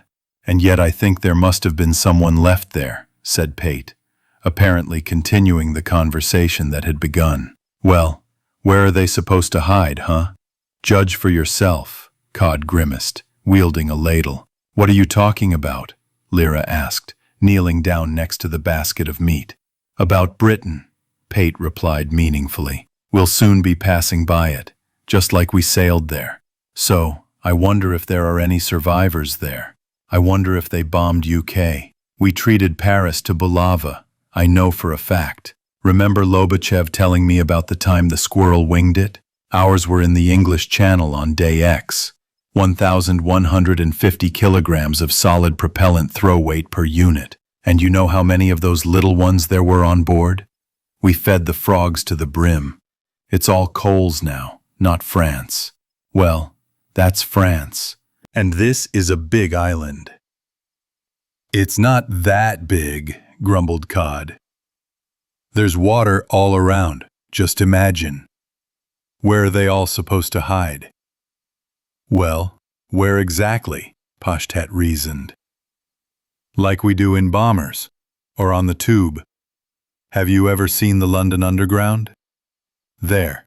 Well, I have, on a map actually. Even before the war, after university, I wanted to go. To a concert of a famous band. I really love their music. I wanted to hang out, watch, have a good beer. It didn't happen. Well, it was amazing. I remember Googling it. While sorting through the meat, Lyra listened to the conversation and the new, incomprehensible words. It turned out the eccentric couple remembered so much about that world. Envy pricked her heart again. Or maybe there was nothing to envy back then. It was pain, not memories. There's a whole system of underground passages. I was afraid of getting lost, even though I wanted to go alone. I remember the route from my laptop. I plotted it. How did the tourists figure it out? The subway. What a thing to say, Cod chuckled. What's there to catch in the tunnels? Rats and all sorts of diseases. And mold, too. Ugh. I wouldn't say that. Ours, for example, in Moscow, was built like a bomb shelter, Pashtet countered. They said it could fit almost 40,000 people. Can you imagine? A real ark. But I was in Moscow. Treska suddenly hung his head, and for a moment, beneath the mask of a perpetually dissatisfied, grumpy fat man, a man of infinite loneliness and weariness appeared. I had a girlfriend from there, Alicia. I remember her like it was yesterday. Beautiful, smart, a philologist. We wanted to marry her, but her parents weren't exactly... Well, yeah, I've always been that kind of guy, with a mind of my own. I remember it was summer, traffic jams. We were eating ice cream at VDNKH. It was called the Moscow Coffee Shop. Fountains. The metro was big, reeking of creosote, but beautiful, with stained glass, like a picture. And then everything disappeared at once. If your bomb shelter is there, maybe you survived. Although, what kind of life they have there? Only the devil knows. And no signals. They haven't heard anything for so long. The only thing they received was from the Moskva. But it's a ship in the middle of nowhere. Just try and get there. You never know who's lucky, man. Look at that Moscow, damn it. What a mockery that sounds. Well, the Emperor will find out, Pate replied, pulling Patah's notebook from his pocket. Catching his movement out of the corner of his eye, Treska grinned and prepared to continue the argument. And there were supposed to be people left in England. Survivalists in the catacombs, Highlanders. In the mountains, of course, someone was bound to survive. And how do you think they've been living there for 20 years, huh, smart guy? Cod retorted. If there's nowhere to go down and it's freezing all around, are they eating rocks or something? We don't know for sure, Pate insisted. Don't keep repeating that. Look what it says here. He wet his finger and turned over a few pages. Drink where a horse drinks. A horse will never drink bad water. Make your bed where a cat sleeps. Eat fruit that a worm has touched. Feel free to pick mushrooms that gnats perch on, Pate read slowly, peering at the letters. Plant a tree where a mole digs. Build a house where a snake basks. Dig a well where birds nest in the heat. Lie down and rise with the hens. You will have the golden grain of the day.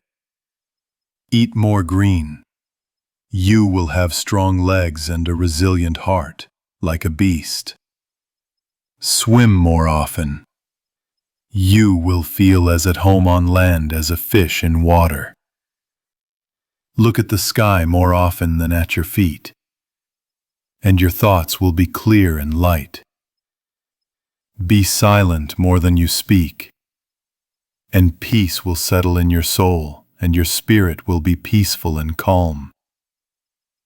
Having finished, he was silent for a while, thinking about what he had read. See, a person can adapt to any situation. If only there was a desire. Not bad, Cod reluctantly agreed, opening the lid and stirring the contents of one of the pots. Did your pata do this? No, Pashtet squinted and read the caption below the sentence. It's some Saint Seraphim of Sarov. I don't know about that, Treska hissed. Me too, agreed the partner. And I'm sure there are still plenty of survivors in the world, Lyra said from the baskets. We've seen so much ourselves. Take Antarctica and the Faroe Islands, for example. They weren't bombed at all. So why not survive in other places too? You just have to find them and contact them. Well, yeah, get in touch, Treska chuckled. From what you say, it's a piece of cake. As if you didn't hear, Lyra countered. We did receive a signal from Sevastopol. What do you think about that? It was an accident, the fat man shrugged. Maybe nothing happened if you hadn't pressed the buttons. But it worked, didn't it? The girl persisted.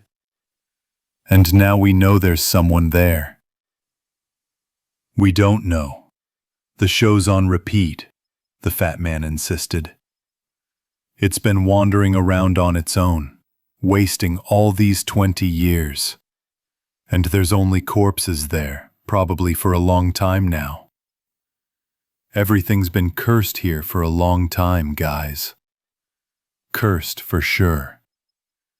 And we, along with everything. It doesn't matter.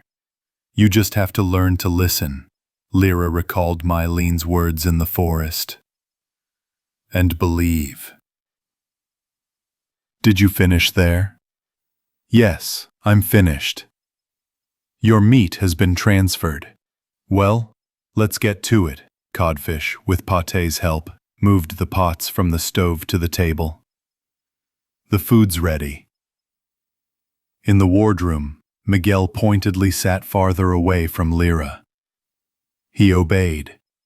He didn't want to reopen wounds. They talked little. What was there to discuss? The ship was sailing on. The travelers were returning home.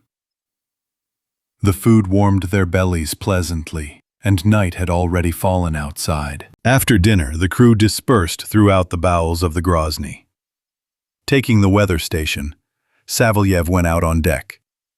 He leisurely unfolded his gear and checked the wind speed meter. He stood there, inhaling the salty sea breeze that had just arrived.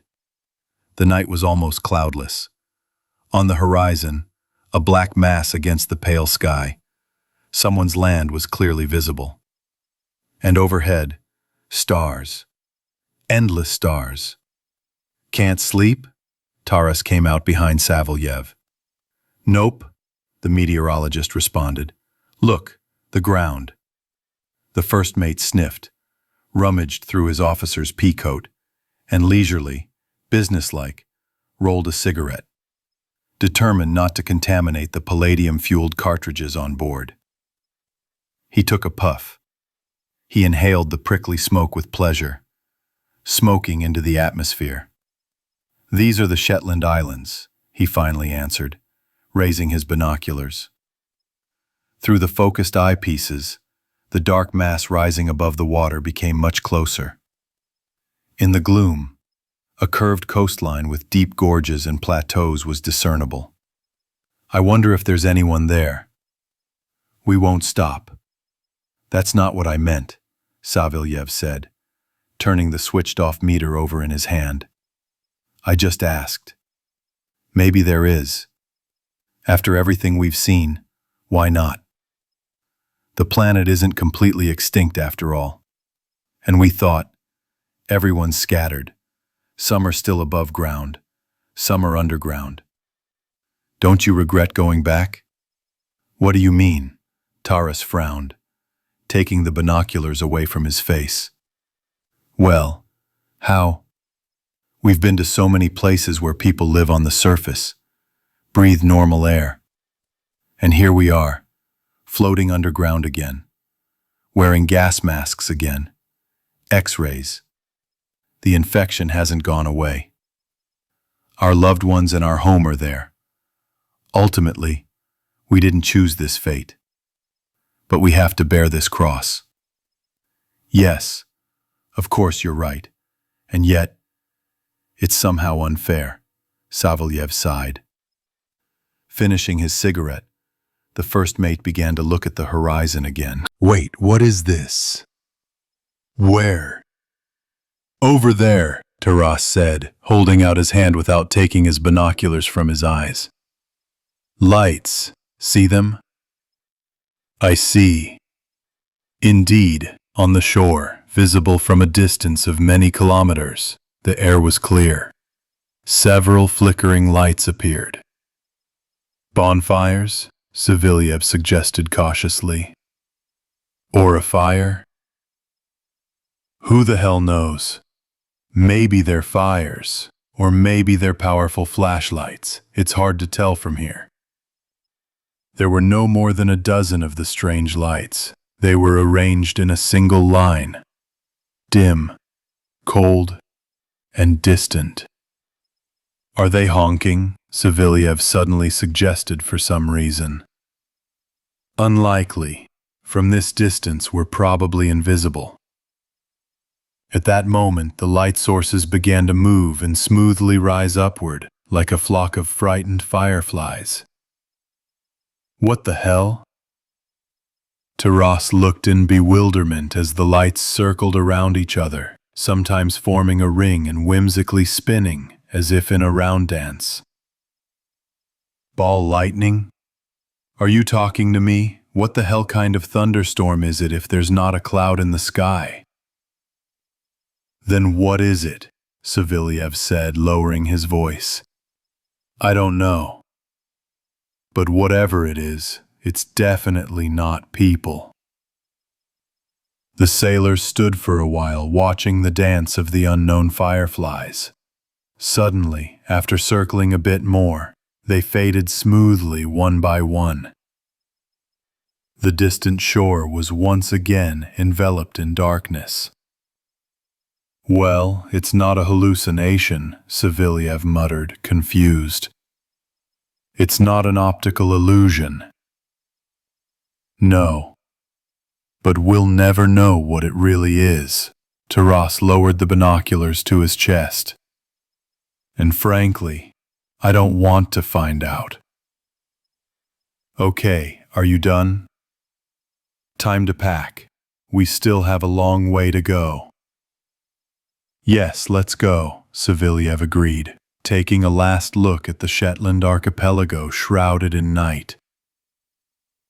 The Grozny was entering the North Sea. The night shift had taken over when there was a knock on the church door, Father Ambrose and 20-year-old Miguel had just finished their morning prayers and were getting ready to have tea. A chill blew into the small, semi-dark room. "Hey, where are you?" Macmillan shouted from the doorway, flushed from the cold, his ever-present cowboy hat perched on the hood of his jacket. "We've been waiting for you." Come on," Ambrose grumbled, rising from his chair and reaching for his jacket hanging in the chapel. "They won't give us any tea." "Your tea's not going anywhere. Come on, everyone's already here." Having blurted out everything in one breath, the American disappeared through the door.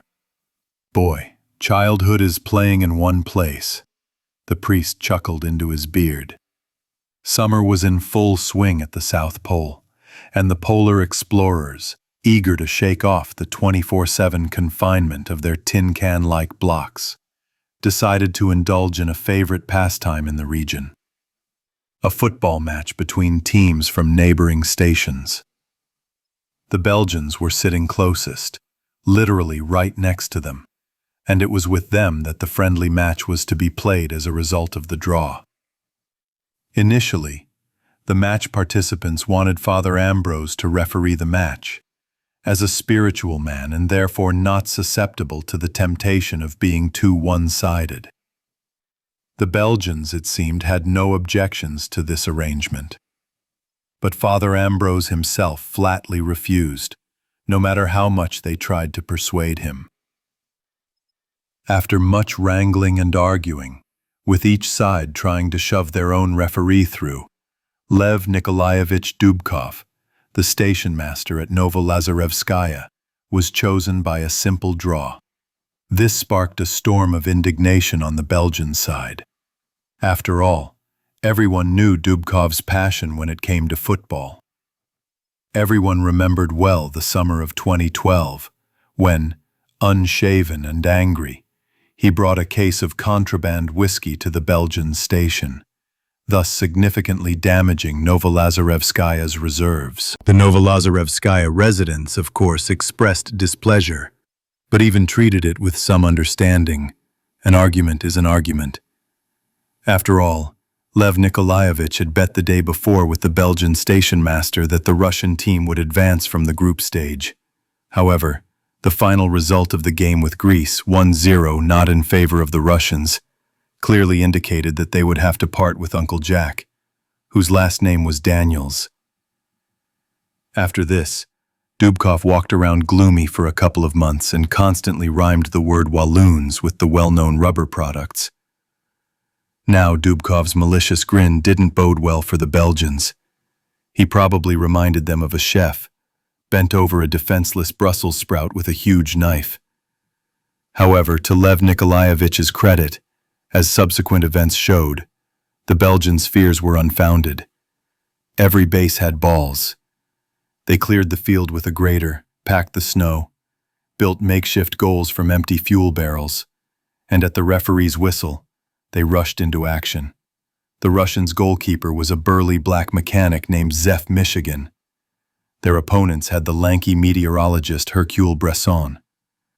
The Belgians regretted putting him in goal almost immediately, as Macmillan and then German biologist Hans Kruger each scored twice against him from near point-blank range.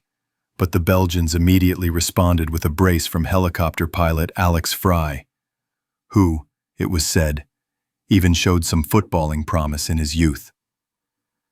The Russians took to the field in sweaters and ear flaps to the sounds of the Soviet anthem. The Belgians, in a patriotic fervor, sewed national flags onto their sweaters.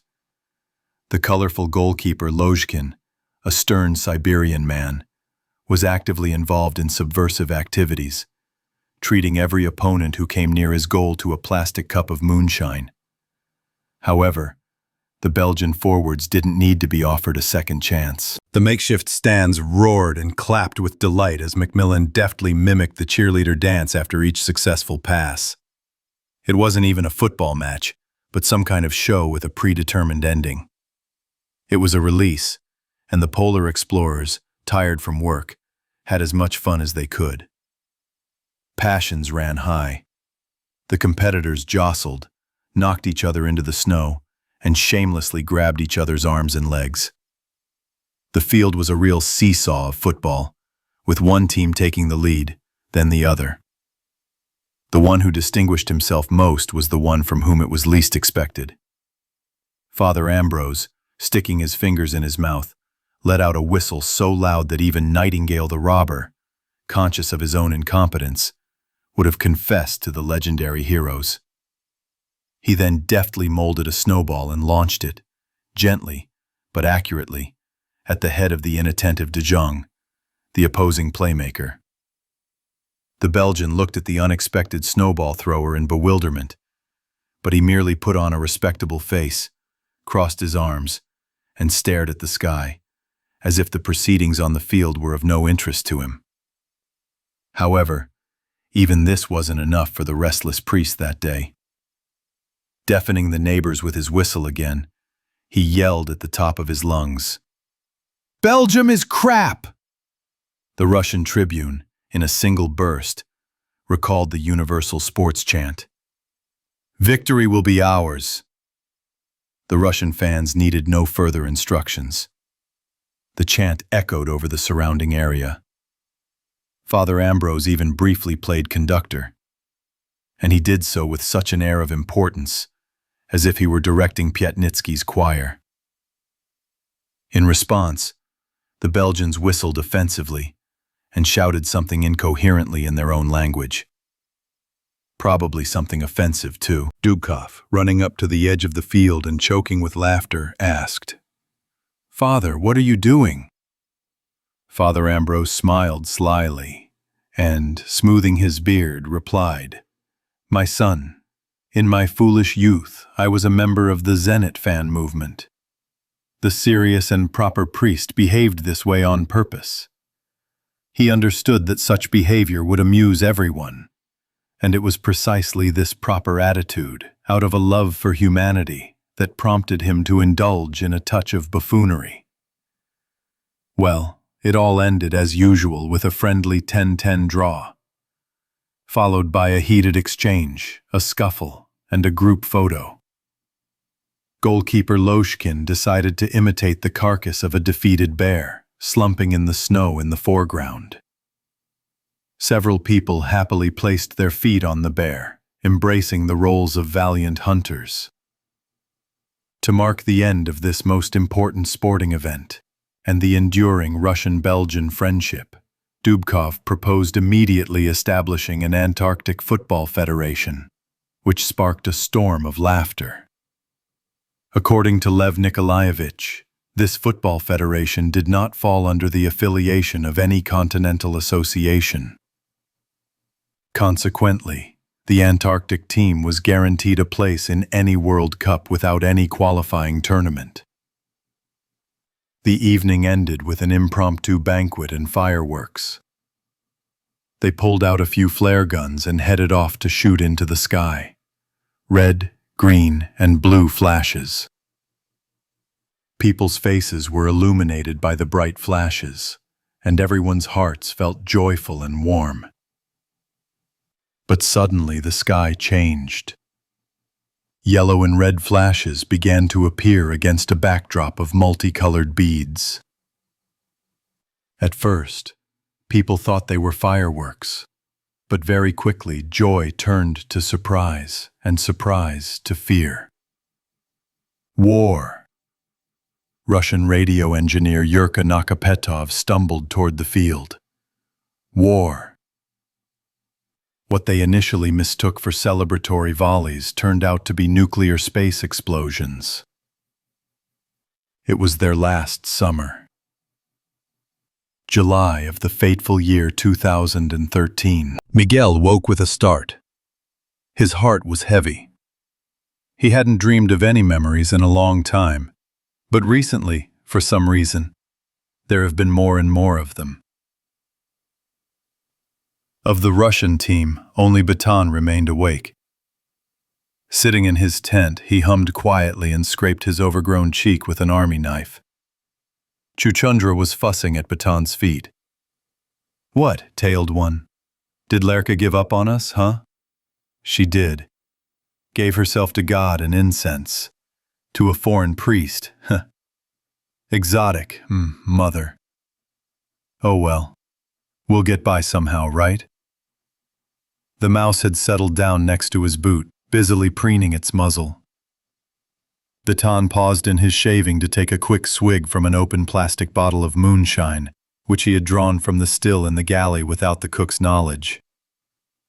Woven from seaweed and mushrooms, the cloudy, cloyingly sour alcohol spread through his body with a familiar warmth. It was calming. It lulled his head, wrapping his thoughts in warm cotton wool. Baton drank again, and Baton felt unbearably good. He desperately wanted to shout, to tear his soul apart. Homeland. I'm going to my homeland. Let them scream. You're ugly, and we like her. Although not a beauty, I trust the bastard. Well, as for us, tra-la-la-la. The hunter slowly finished the bottle alone, not caring where he'd get his hangover fix later. If he sipped too much, the cooks would quickly figure it out. He didn't care. And he didn't want to drag it out while it was going down well. Did he even want to go home? If asked, the Ton couldn't answer. Where was their mythical homeland now? That great country was gone. Even if it had been plundered. Even if it had been flawed in some ways. The fox is cunning, and its skin is sold to merchants. But the country was still theirs. And now she was gone too. Now there was only emptiness all around. A desert. Nothing more. All that remains are memories. And ghosts that appeared in dreams. We fucked it all up, damn it, the hunter concluded, looking at Chuchundra and hunching his shoulders. How many years did Moses wander around the desert? 40? If he could see our old lady now. 20 years have passed and there's so much shit all around. Damned little mice, you and I. Why couldn't we just sit on our asses in our hole? Well, we've seen the world.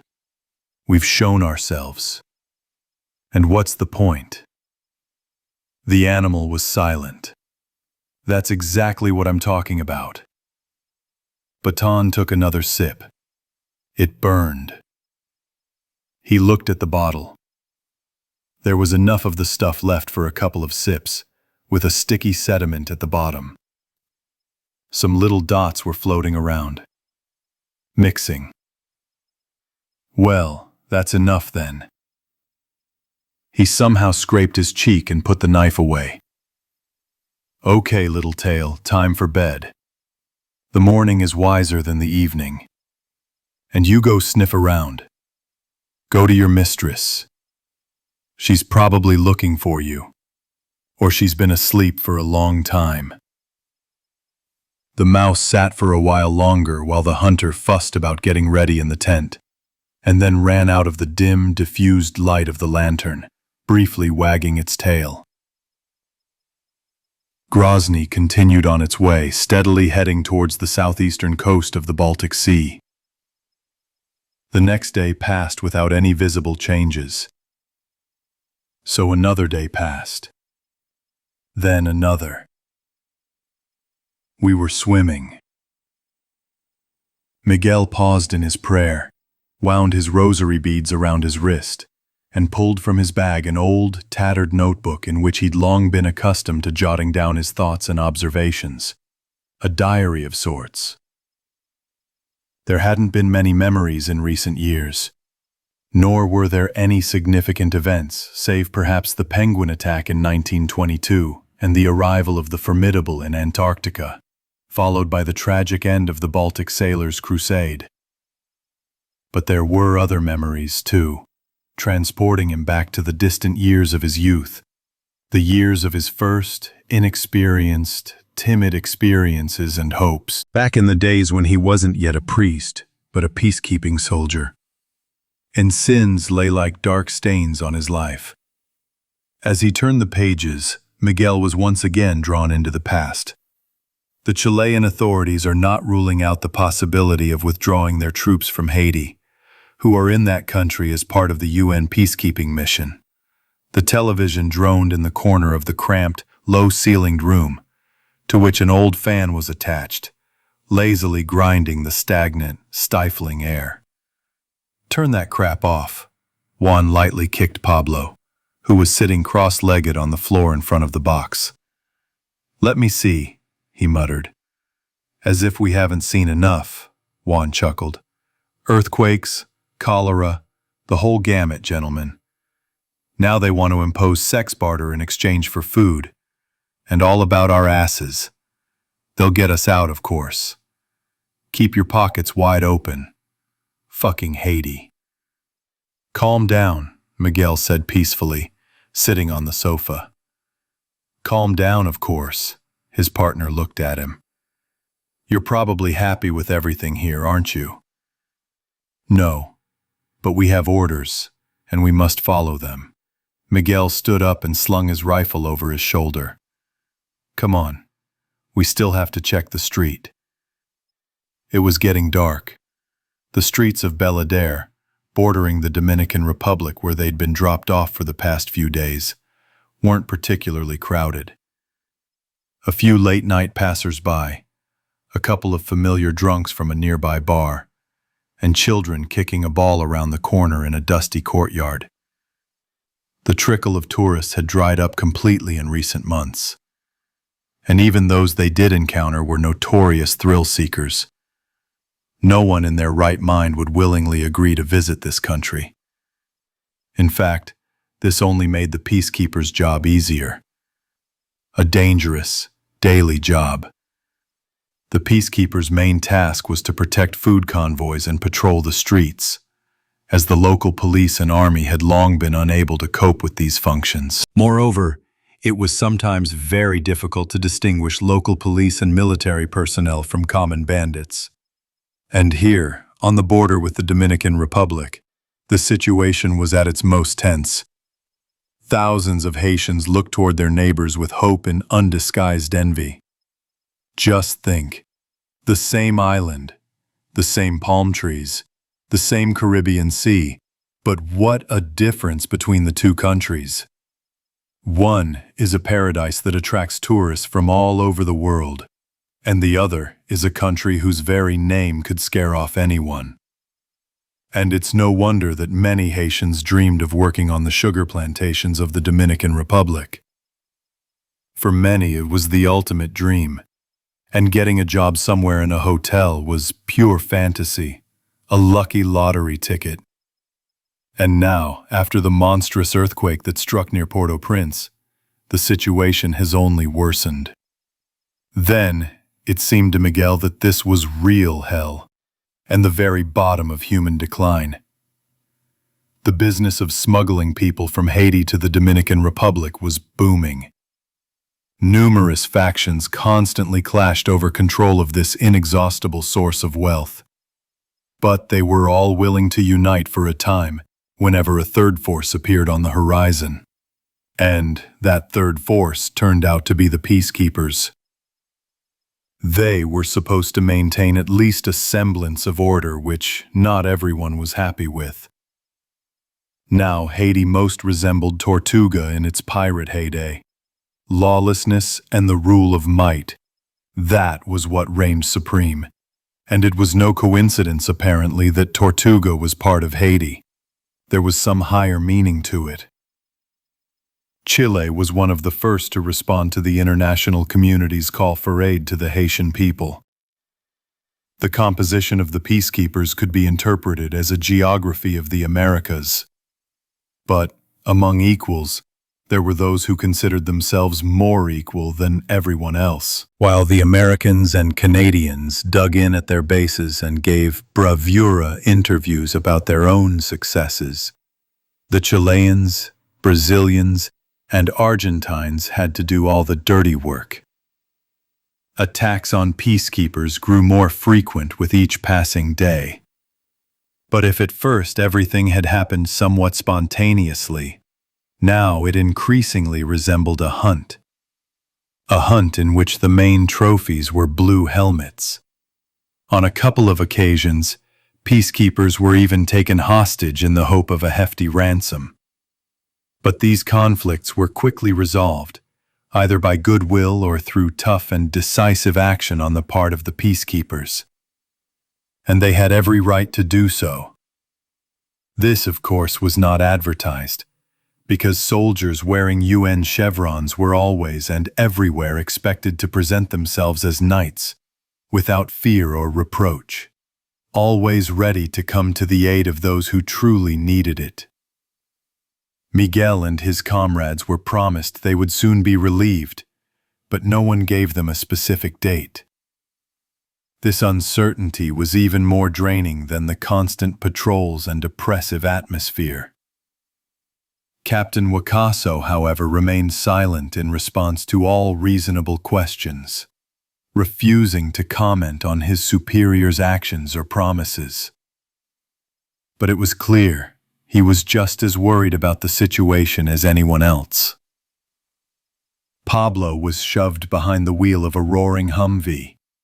Juan manned the machine gun, and they all slowly set out on patrol. 8 men in all. The evening inspection of the neighborhood had become routine. They knew every corner, every shack down to the last brick.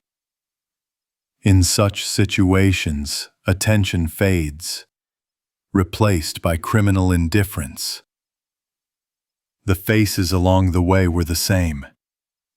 Surprisingly, Miguel hadn't previously been able to distinguish between members of the Negroid race, but now he had no problem recognizing them.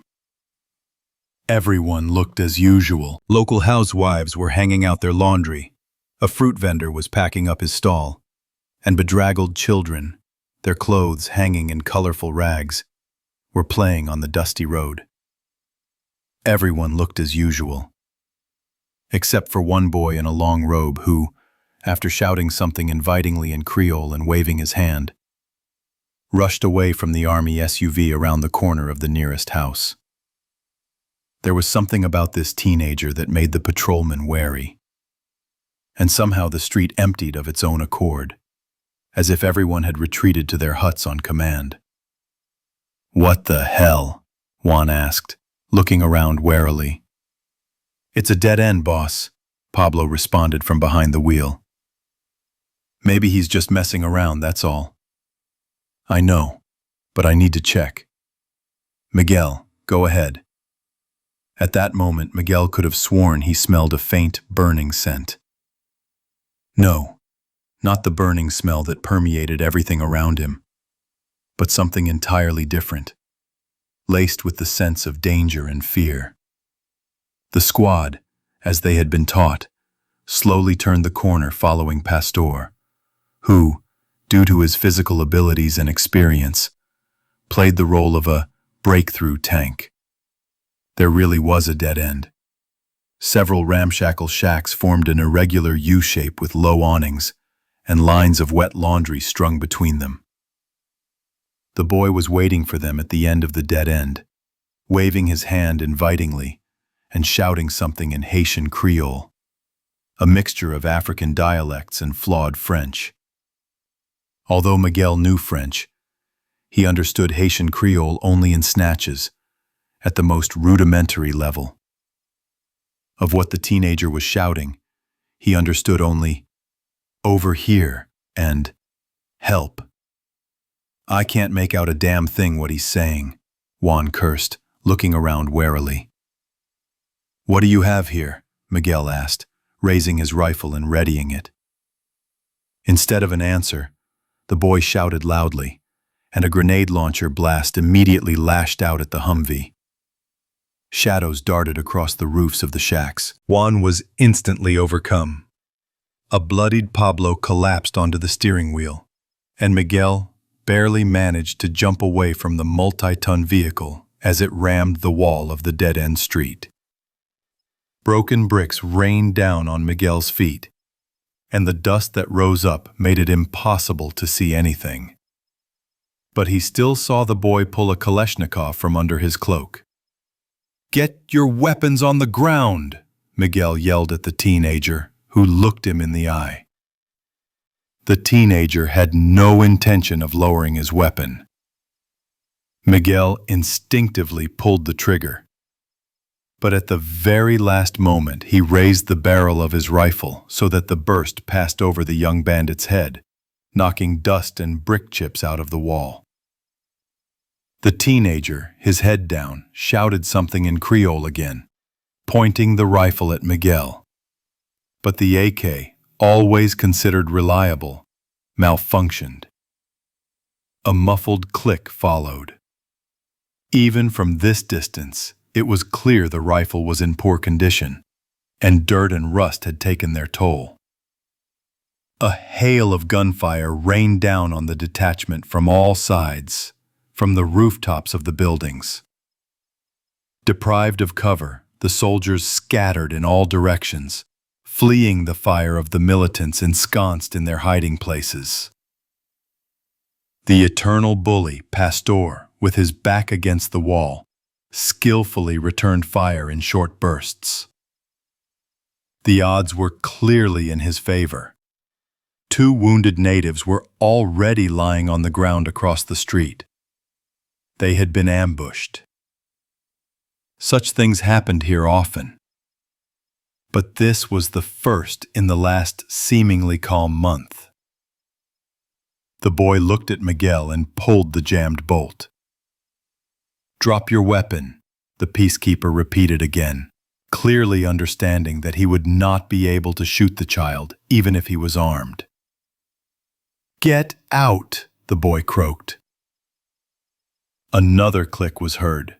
The bolt slid into place. The teenager pulled the trigger.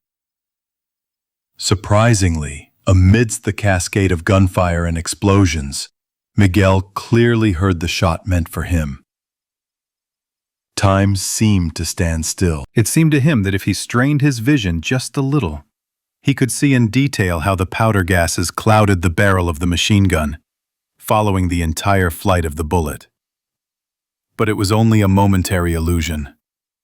Time sped up again. At the last moment, Miguel managed to jerk to the side, and the bullet that should have pierced his stomach instead struck his thigh. Miguel fell. He later remembered only someone dragging him, pulling him out of the line of fire.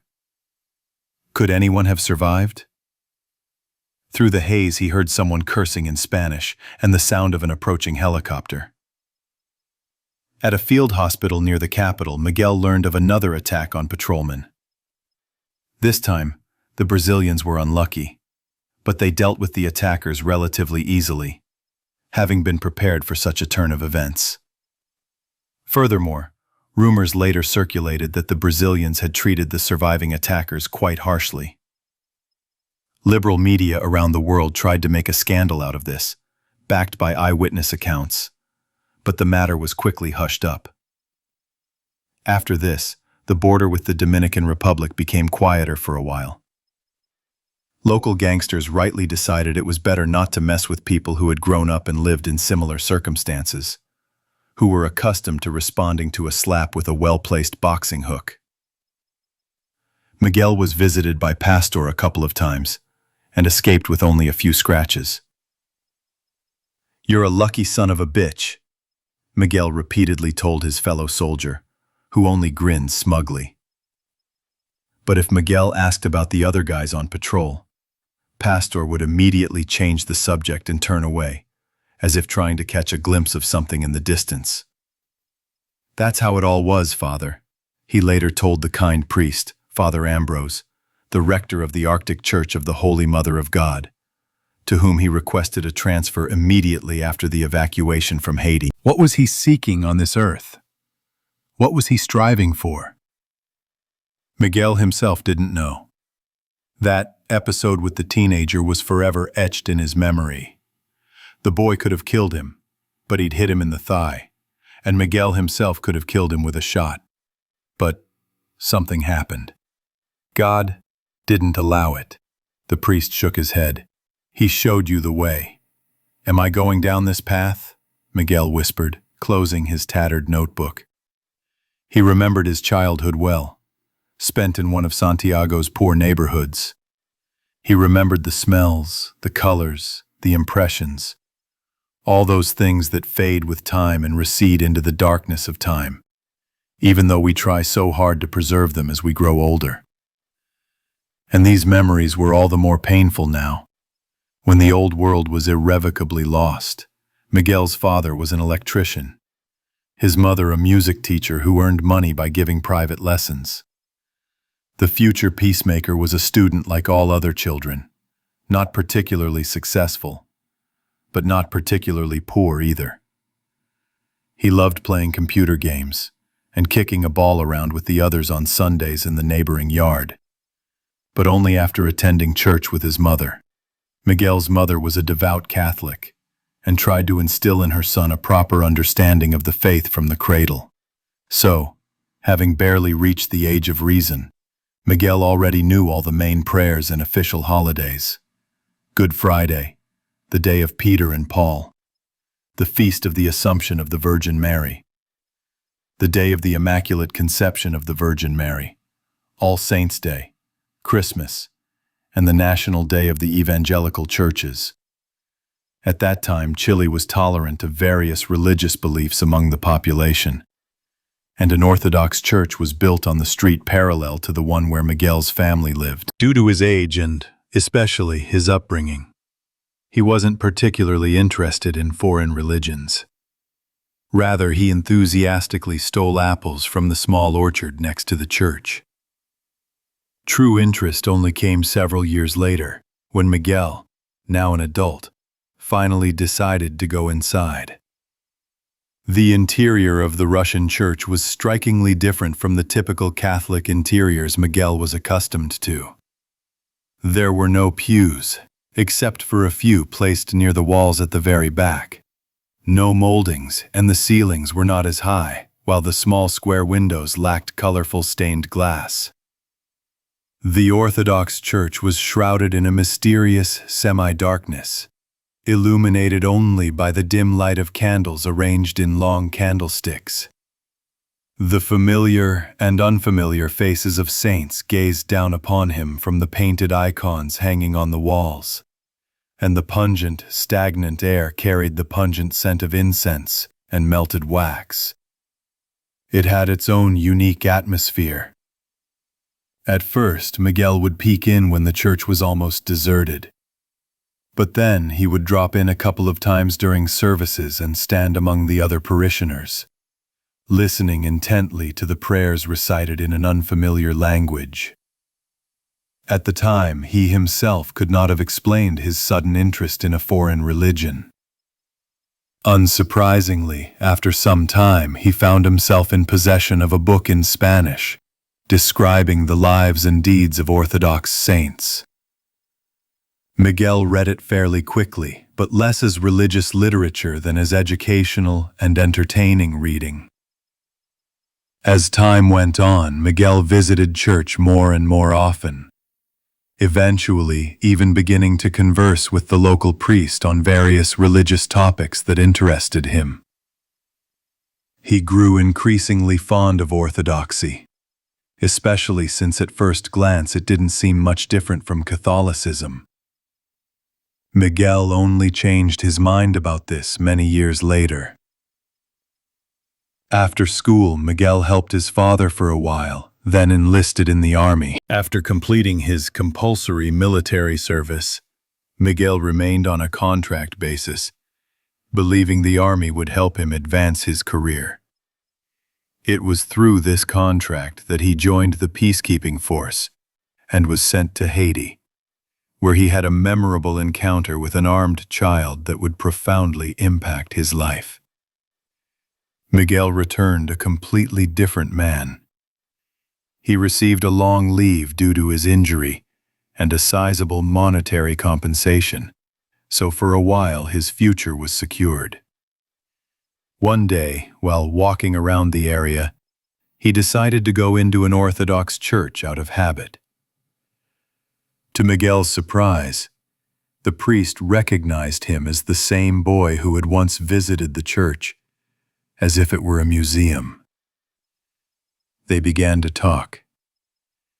Having resumed regular visits, Miguel became increasingly interested in Russian culture, and after some time, a decision was made. To his mother's credit, she took the news that her son was converting to Orthodoxy and wanting to become a priest stoically. After all, he was already old enough to make such important and personal decisions about his life. Miguel submitted his resignation and began preparing for an expedition to Antarctica. The decision to travel to the ends of the earth was no accident.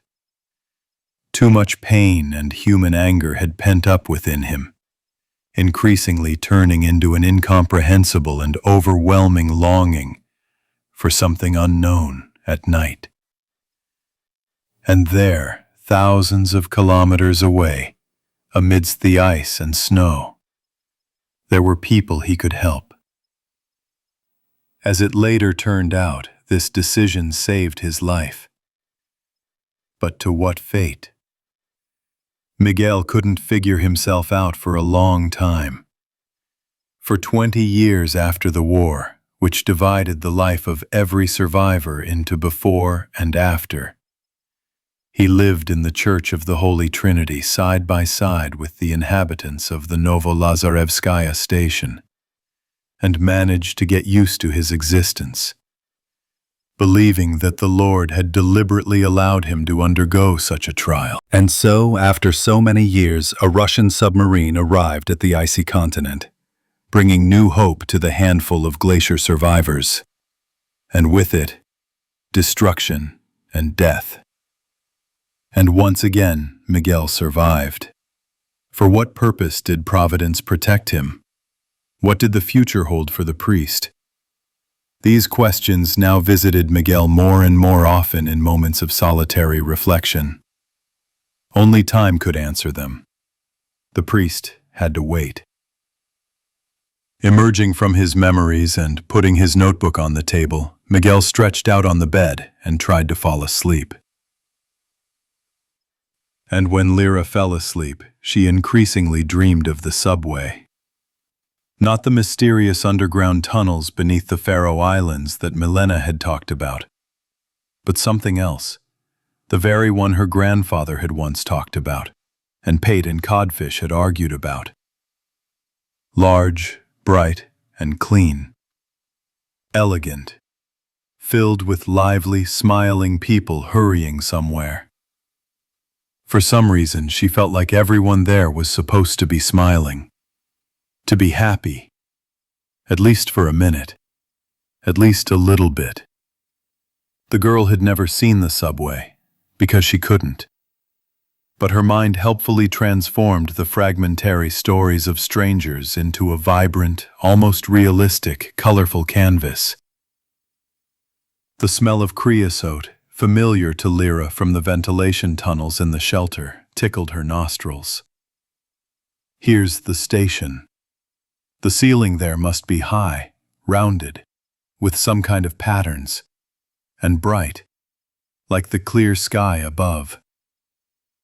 What lit it? The sun, of course, but where would it come from underground, stupid? This was a mystery to her, a fairy tale. What was really there? Painted, huddled flocks of gloomy clouds? Stars? The ones she'd once seen in the Atlantic. Distant, cold planets. Planets. Alien worlds. No, it's definitely electricity. There's nothing else there.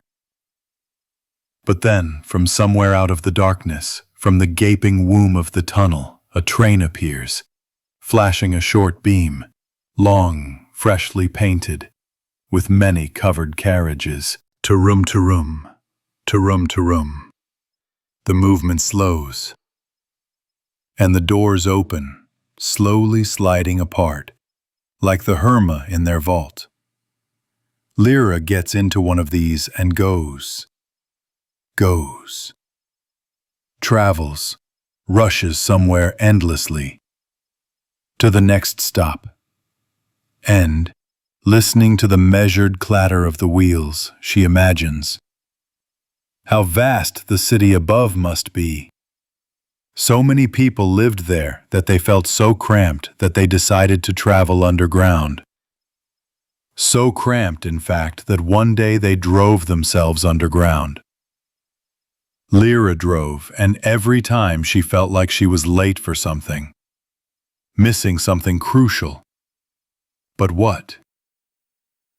She stared at the stopped pink plastic watch clasped around her slender wrist. Or was it just her imagination that the hands weren't moving? She was in a hurry, and she didn't make it. To room to room, to room to room. Perhaps her parents were waiting for her at the final stop? Right now. Very soon the darkness flickering outside the windows would open up. The train would stop. The carriage would let her out, and she would get out. And she will be greeted by smiling, familiar faces. She will laugh in response But the long-awaited meeting never happened. It was as if ghosts were laughing at her. It's a dream, an illusion. Sleep, baby. Bye-bye, my little fox, go to sleep. Cover your nose with your tail, the night wolf won't get you. That time, too, Lyra was asleep. She slept and didn't know that the Terrible had stopped in the Drogden Passage, at the southern end of the Sound near Copenhagen. That the sailors, pulling on their gas masks, were clattering their boots on the overlapping tiers. That Taurus, Baton, and the others were looking in amazement at the expanse of water stretching out before them, over which, in the distance, a distant, unknown firefly was hatching with rhythmic flashes. They looked at a small, frail vessel visible in the dawn twilight, rowed by oars, its sail tattered by the wind hanging in tatters. From aboard, a man dressed in a baggy chemical suit desperately signaled. The searchlight flashed a bright, intermittent flash. 3 dashes, 3 dots, 3 dashes. SOS. Chapter 6. Bunker. The Lord said to my Lord, "Sit at my right hand until I make your enemies your footstool." The Lord will send you a rod of strength from Zion, and you will rule in the midst of your enemies. With you is power in the day of your power, in the splendor of your saints. From the womb before the morning star have I begotten you, the Lord swore, and he will not repent. You are a priest forever, according to the order of Melchizedek. The Lord on your right hand has crushed kings in the day of his wrath. He will execute judgment among the nations, will fill the number of the fallen, will crush the heads of many on the earth. He will drink from the stream on his way, so he will raise his head.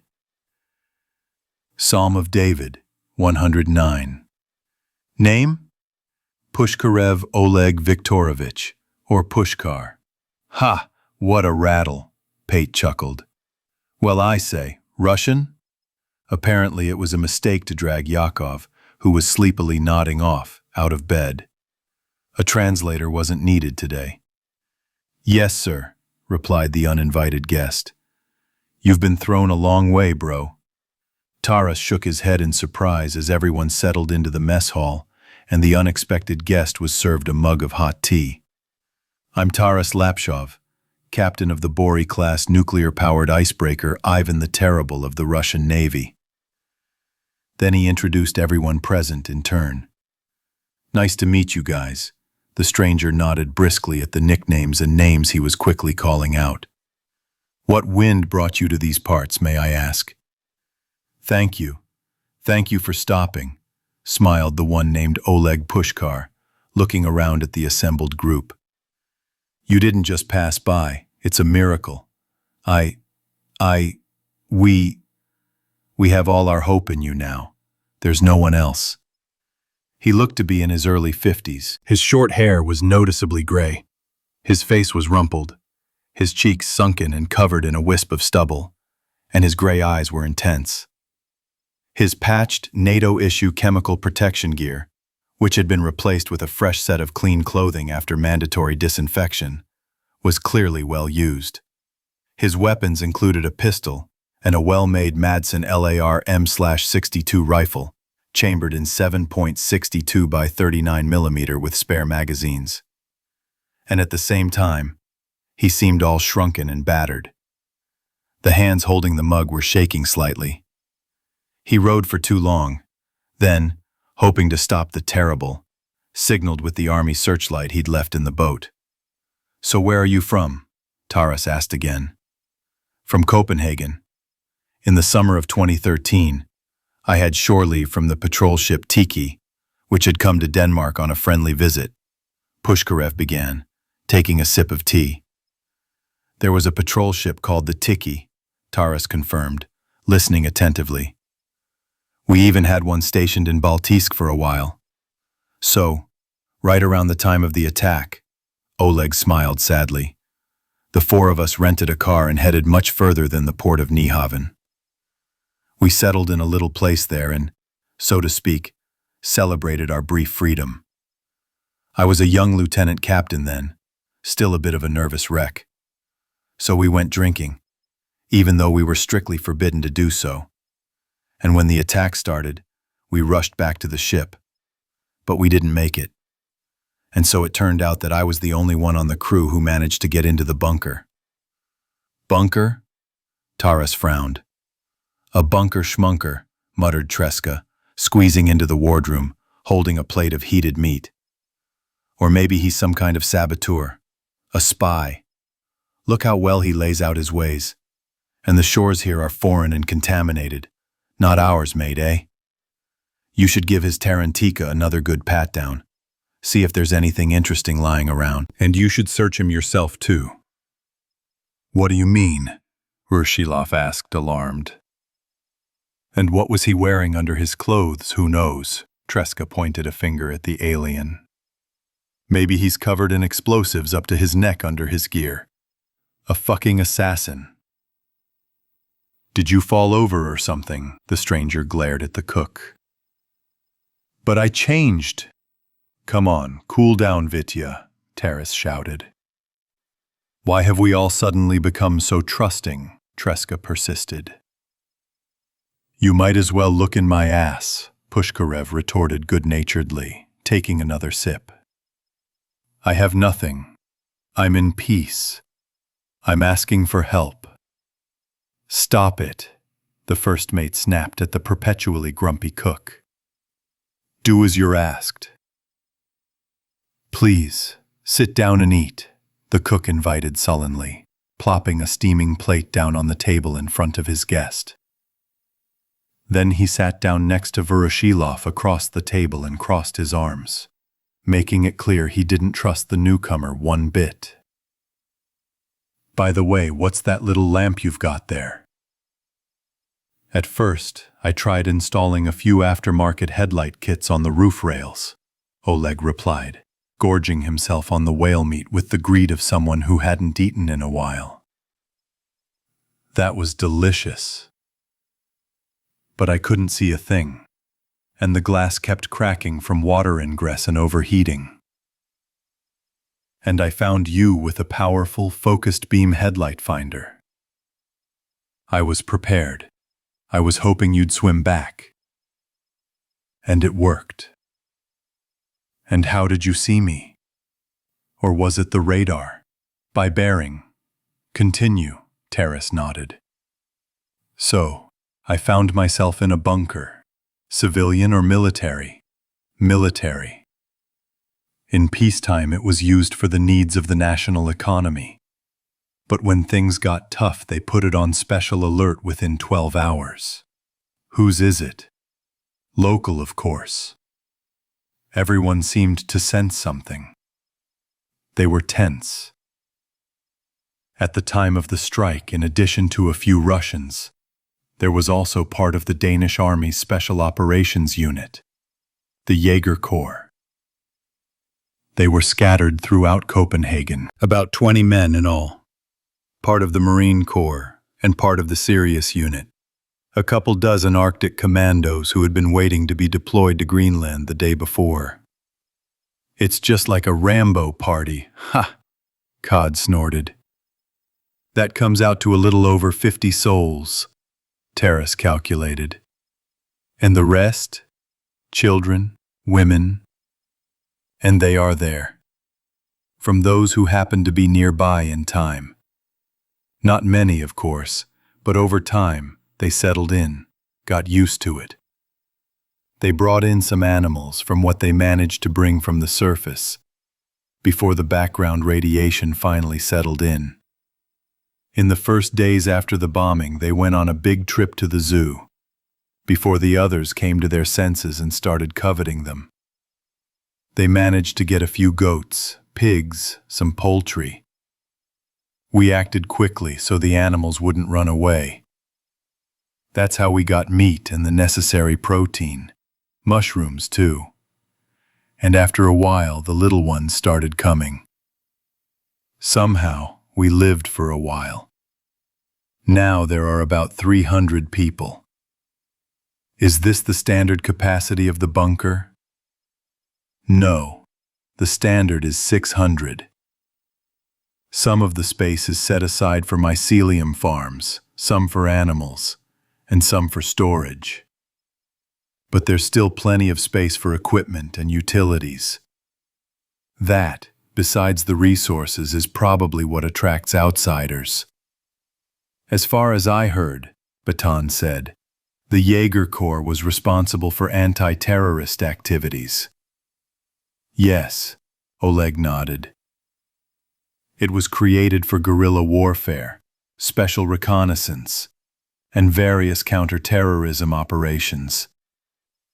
It also handled information operations, like psychological warfare, and participated in UN and NATO humanitarian programs.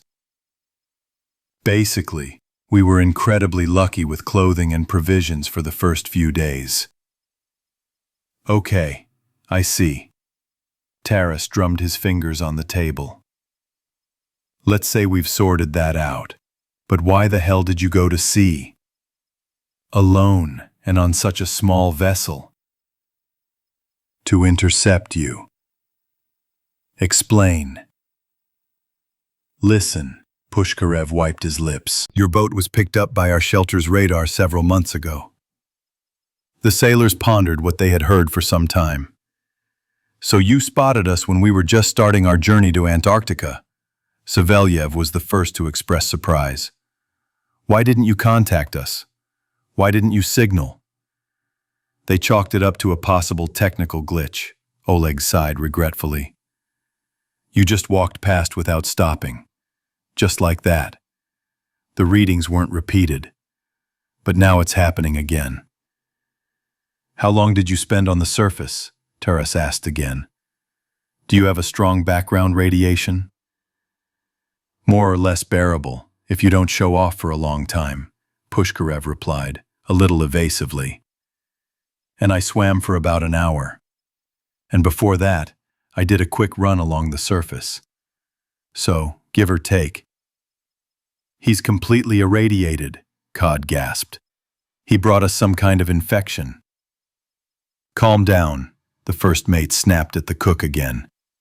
We've already disinfected it. I'm clean, Oleg defended himself, finishing the rest of the meat and pushing his plate away. Thank you. So why did you need to stop us? We're in trouble, guys, Pushkarev said, frowning as he surveyed the assembled group. And a serious one. Right after we took your submarine's bearings, the bunker was attacked. The marauders presumably came from the direction of the Copenhagen metro. Marauders? Miguel asked, leisurely fingering his rosary beads. Before the war, about a quarter of Denmark's population, 1.5 million people, lived here. Are there any survivors in any other underground passages? Yes, sir. Metro, did you hear? Whispered Treska, looking meaningfully at Pate. I told you so. But it's not ours, he objected quietly. How do we know what's there? He said it himself, presumably. Unless he's pulling the wool over our eyes again. The cook glanced at Pushkarev with distrust again. It took us a long time to get ready this time, Oleg continued. We forgot about them for a while, even though we knew some of the aliens had their eye on the shelter's strategic value for a while. This isn't the first attack. Small groups had previously attempted to seize it, but we'd managed to fend them off. What didn't work this time? Baton asked. You said the bunker was filled with elite special forces, so why couldn't you fight back? Were there problems with firearms, or were the men exhausted? That's true. We have all the guns we need, and we have some seasoned men. But many have already signed off, either due to age or illness. It's inevitable these days. Like it or not, there are gaps in the ranks. New fighters are slowly maturing, and it's as if the newcomers decided to take advantage of this, swooping in at the most inopportune moment, joining forces. How many are there? About 40 to 50 people. A bit too many. But still, there were more of you? Not that much. They took us by surprise. They were well armed and acted quickly. They were clearly prepared and counting on help from within, and we couldn't stand against them. Help from within? We have a traitor. Did they approach the surface? Yes, from the direction of Kastrup Airport. The bunker is connected to the subway by just one tunnel, and we made sure it wasn't known to the outside world. It's one of the youngest subways in the world, fully automated. The plans were commissioned back in the first decade of 2021. Naturally, nothing was properly prepared, but the passage was hidden. I see, Baton frowned. With each new detail, the Russian story sounded stranger. And how did you let them in? They called themselves free caravanners. All their identifying marks were in place. Such people often wander throughout Denmark. They trade, beg from ruins, dig up whatever might still be worth selling or bartering. We're dealing with scurvy right now, and they offered to help. How many external entrances does your shelter have? 2, Pushkarev answered. From the north and from the south. Where did they come from? From the south. Did they know about the second one? Nobody expected this. It's camouflaged and located at a considerable distance. And still? That's the thing. We've got a mole. I don't know how he managed to establish contact with them, but while we were busy at the southern entrance, he somehow managed to knock out the 3-man shift on duty and open the northern hermetic gate. So, it turns out you were attacked from both sides, Taras asked. Yes, Oleg nodded heavily. In that case, if all the exits were cut off, then how did you manage to escape? That's a good question, Treska perked up. When the chaos started, I was in the control room. They just picked up your location. And as soon as the alarm went off, I climbed out through the ventilation. And straight away in the chemical plant, and with weapons, Treska added sarcastically. And then the boat is ready? I agree, Taras frowned. Everything's going rather smoothly for you, don't you think? I always keep spare chemicals and guns stashed in a cache on the surface, Pushkarev said, not flustered by the accusatory questions. I'm in the surveillance unit. I stalk from time to time. I can't do without it, you know. Where'd you get the boat from? Cod squinted. Tell me you're a fisherman. Almost right. We need it for communication between our island of Amager and the island of Saltholm to the east. What's on it? Miguel watched the storyteller closely. Are there survivors too? A small community. They don't have a very high social status. They make a living from fishing, and we sometimes interact with them. Why by water when there's several kilometers of surface water? Savelyev asked. There was an underground tunnel between the islands, wasn't there? Yeah, We were pretty nervous about him too, Taras muttered. Buried. Pushkarev waved his hand dismissively. We've been out scouting several times, and there's no way to figure it out. So, it's only by boat. There's no other way. What if we'd gone around the island from the other side? Taras squinted. How did you know we'd go back through Drogden again, and not the other way? It's only at this point in the strait that the Öresund bridge between Amager and Pebberholm Island is underwater, Oleg replied. And between Pebberholm and Malmö, Sweden, the main central span for ships is destroyed. The bridge was shelled, and you wouldn't have been able to squeeze between the surviving supports, buried under the collapsed bridge deck. So, when you sailed past us the first time, you couldn't have passed any other way. While Drogden was dangerous enough for ships even in peacetime, I'm not even talking about a boat of this size. Everyone remembered the Öresund Bridge. It was the second stop on the way to Antarctica after meeting Polich and Solaric on the floating drilling rig D6. When the Terrible slowed down, the sailors who had climbed onto the deck examined the huge, lopsided giant that blocked their path, which after the final strike had turned into one long, above-water graveyard. Twisted commuter train cars, hundreds of frozen, gray-painted carcasses, eaten away by sea wind and rust, visible here and there on the meager, miraculously surviving fragments of what was once a 4-lane suspended track.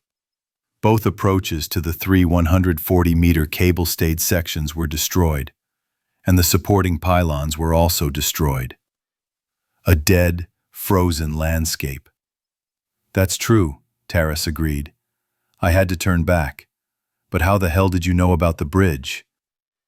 Some of our scouts got there, Pushkarev said evasively. They told us so. A serious foray under current conditions, Batten remarked. The guys must have gotten a real beating. We chose the most resilient ones.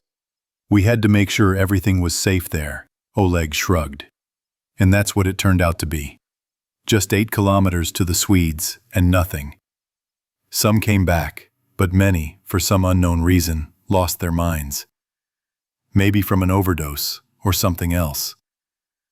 Oh yeah, that's something. Taras pursed his lips and slowly exhaled, digesting the excess information he had received. Any more questions? Pushkarev glanced around at the assembled group and added sheepishly. But honestly, guys, I'm getting a bit tired of telling stories. So, Taras summed up what he'd heard. We've more or less figured out what's going on. And since we're here, what exactly do you want from us? My family, my wife and son, remained in the bunker along with the other hostages, Pushkarev replied gloomily. And not just mine, lots of children, women, old people. We're sorry, man, Cod grumbled. Bad, someone confirmed. You're out of luck, old man. I'll pray for them, Miguel quietly promised from his corner. Go away with your prayer, Baton snapped. So, is that all? Oleg cast a helpless glance at the sailors. Are they supposed to rot under someone else's thumb now? Your story sounds plausible, though there's plenty that's strange about it, Taras replied after some thought. I feel sorry for those who remained there, believe me. Help me, Pushkarev asked quietly, hopefully. I beg you to help me. How can we help here, bro? Use your boat somehow. Use the boat. Look, there aren't many of us either, and we're in a hurry to get home. Without Grozny's power, our own shelter won't last long. And we're only halfway there, God willing. And we're already running late. But you're not here for nothing. We're all here for a reason, Oleg croaked, his voice breaking. I escaped, I sailed. We met after all. And this ship, weapons. You must have something. Everyone looked at him. This wasn't a surface-hardened stalker, but an ordinary person. Frightened, alone, desperately in need of help. We've met, so we've met, Pushkar, Taras sighed sullenly. But I honestly don't see how this can be resolved. And none of those gathered knew. This meeting in this remote corner of the world was too unexpected. The bunker situation seemed completely hopeless. "Where are you from?" Oleg asked in turn. "I see you have some non-Russians on board." "We're from the Baltic, from Pioneersk. We went to Antarctica, thinking we could save humanity from the plague. The technology there was sealed, old-fashioned, but it didn't work out for us. Then, on the way home, we took a detour and stopped in the Faroe Islands. There was an underground doomsday vault there, containing seeds and DNA samples from various cultures in case of a global catastrophe. And it was a failure too. Everything was destroyed. And nothing can be done about the consequences, no matter how hard we try. We've apparently screwed up the Earth irrevocably. I don't know what else can help us now. We're tired. That's why we're rushing back.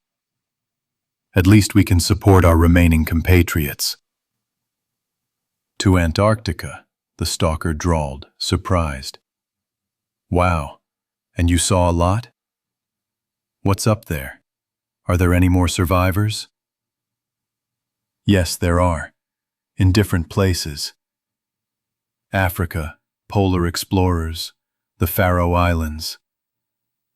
Some are underground, some are on the surface. Some have turned into real animals. Some are still holding on for now. The Koreans are sailing on their tanker. Part of our team is from there. Everyone lives differently. They climb as best they can. So you're not alone." Oleg was silent, thinking about what he had heard. "So that's it. We'll feed you some more. Well, maybe some medicine." Taras decided to sweeten the bitterness of the refusal. "And we'll return the chemical tank and equipment. Well, that's all really. Sorry for giving you false hope." "Oh, guys," Pushkarev said, his voice wilting. The silence was broken by the loud voice of another team member. "No, we'll help." All the men turned toward the entrance to the wardroom, where a determined Lyra stood on the threshold. Miguel looked at her in surprise. The others frowned. "What are you doing here?" the Ton growled sternly. "I went to check why we were standing there. Were you eavesdropping?" "Yes, I was eavesdropping." The girl easily withstood her mentor's heavy gaze. "Well, since you checked, go ahead and get back to bed." "No," Lyra repeated stubbornly and stepped into the compartment. "You all have families too. People waiting for you at home, don't you?"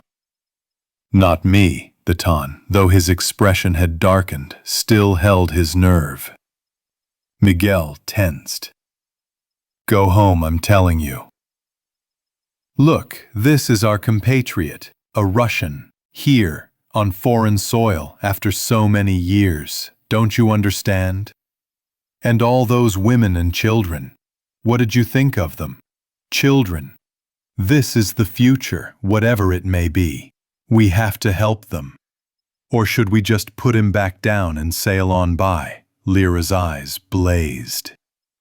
"How would you have reacted if this had happened here in Pioneersk, huh?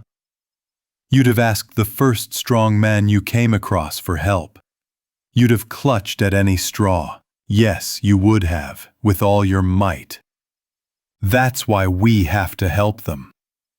Our people are safe. They're not going anywhere. They can wait. A day or two won't change anything." The silent sailors listened to the girl in silence.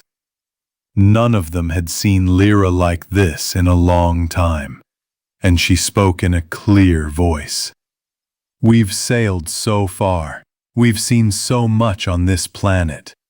even though everything is completely destroyed. So many people, so many different kinds, in all corners of the world, and they live, helping us as best they can, even though all we left was destruction. They're all trying to do something, doing something. And what, was it all in vain? Has this expedition really taught us nothing?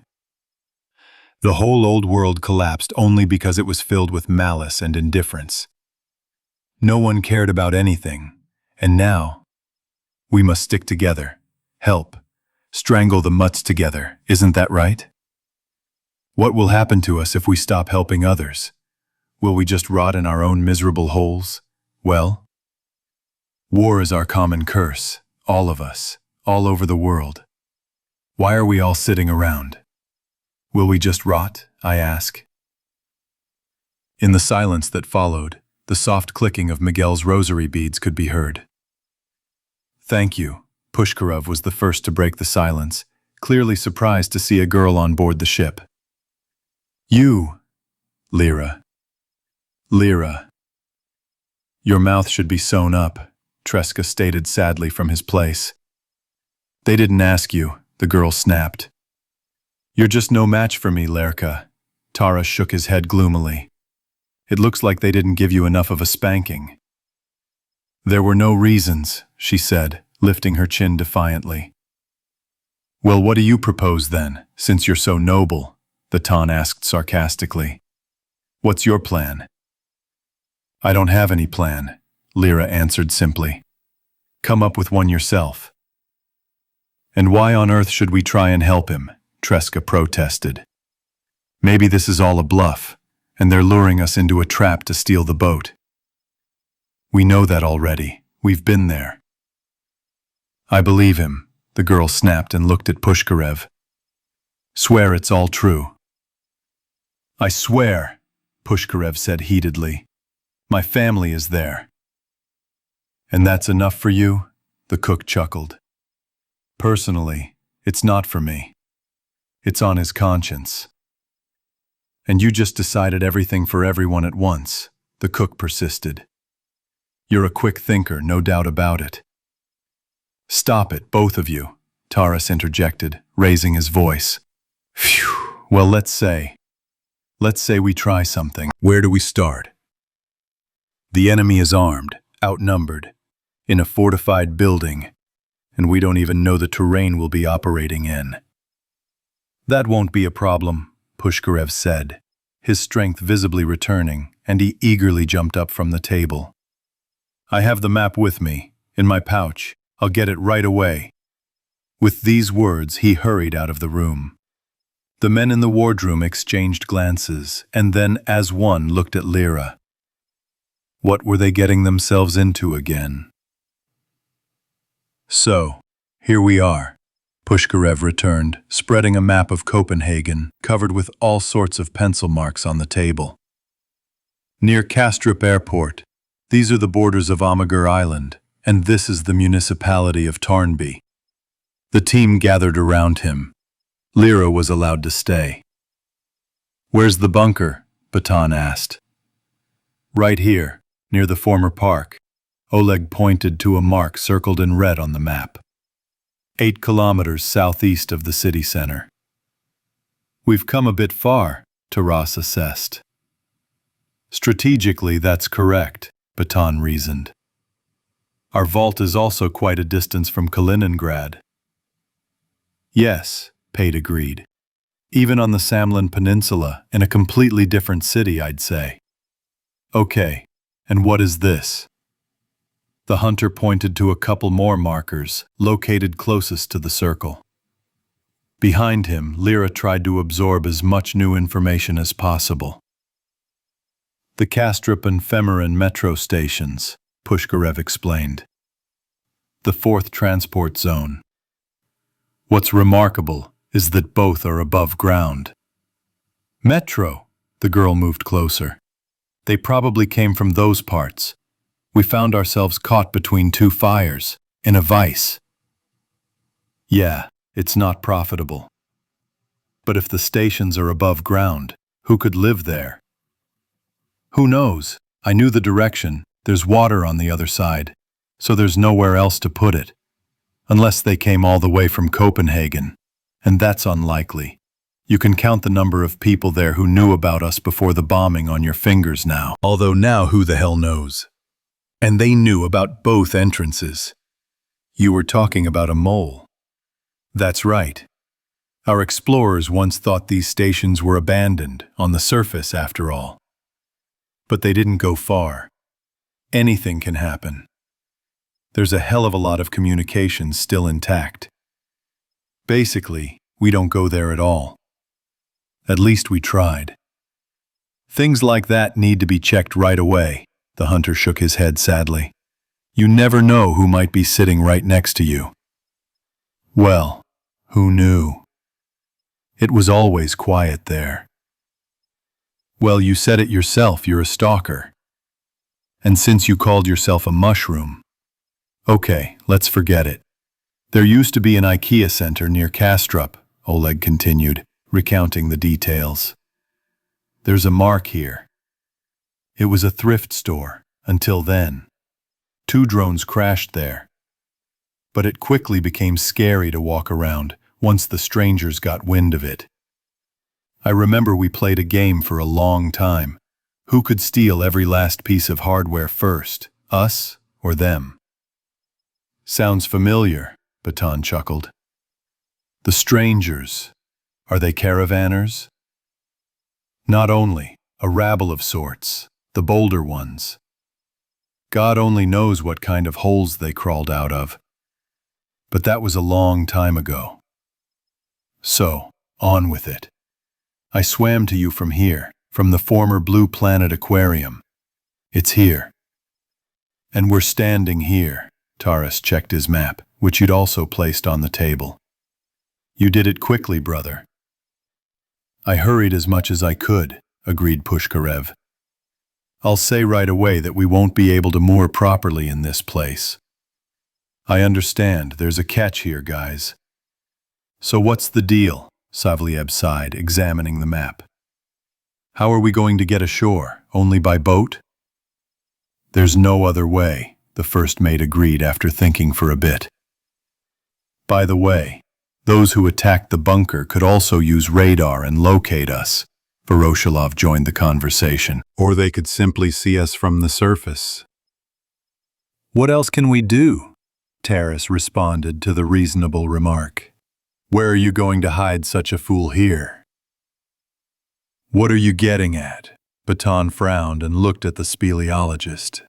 And the fact is that this significantly reduces our chances of approaching the shore unnoticed. I agree, Taras scratched his mustache. But I still don't see any other way out. You could really run into an ambush. It's do or die. That's what I'm saying, Voroshilov nodded anxiously. I don't like this idea, guys, muttered Treska. Oh, how I don't like it. We'll get through it, Pushkarev assured. We'll leave tonight, after it gets dark. I know a spot there where we can moor discreetly, near the former aquarium. Okay, let's say we've reached the shore. Savelyev rapped his knuckles on the table. What's our plan now? Yeah, how are you going to break into the bunker, dude? Treska chimed in. It's not like it's a can of stew. Here. Oleg rummaged through his pouch, pulled out another chewed parchment, unfolded it, and placed it on top of the maps. This is a diagram of our bunker. The assembled team members moved closer to get a better view of the drawings. Phew, Pate whistled. What a box. All this information was top secret. It was classified above official use only. The plan was inaccessible to the average person. How did you manage to get around the chipboard? Times are changing. Enough.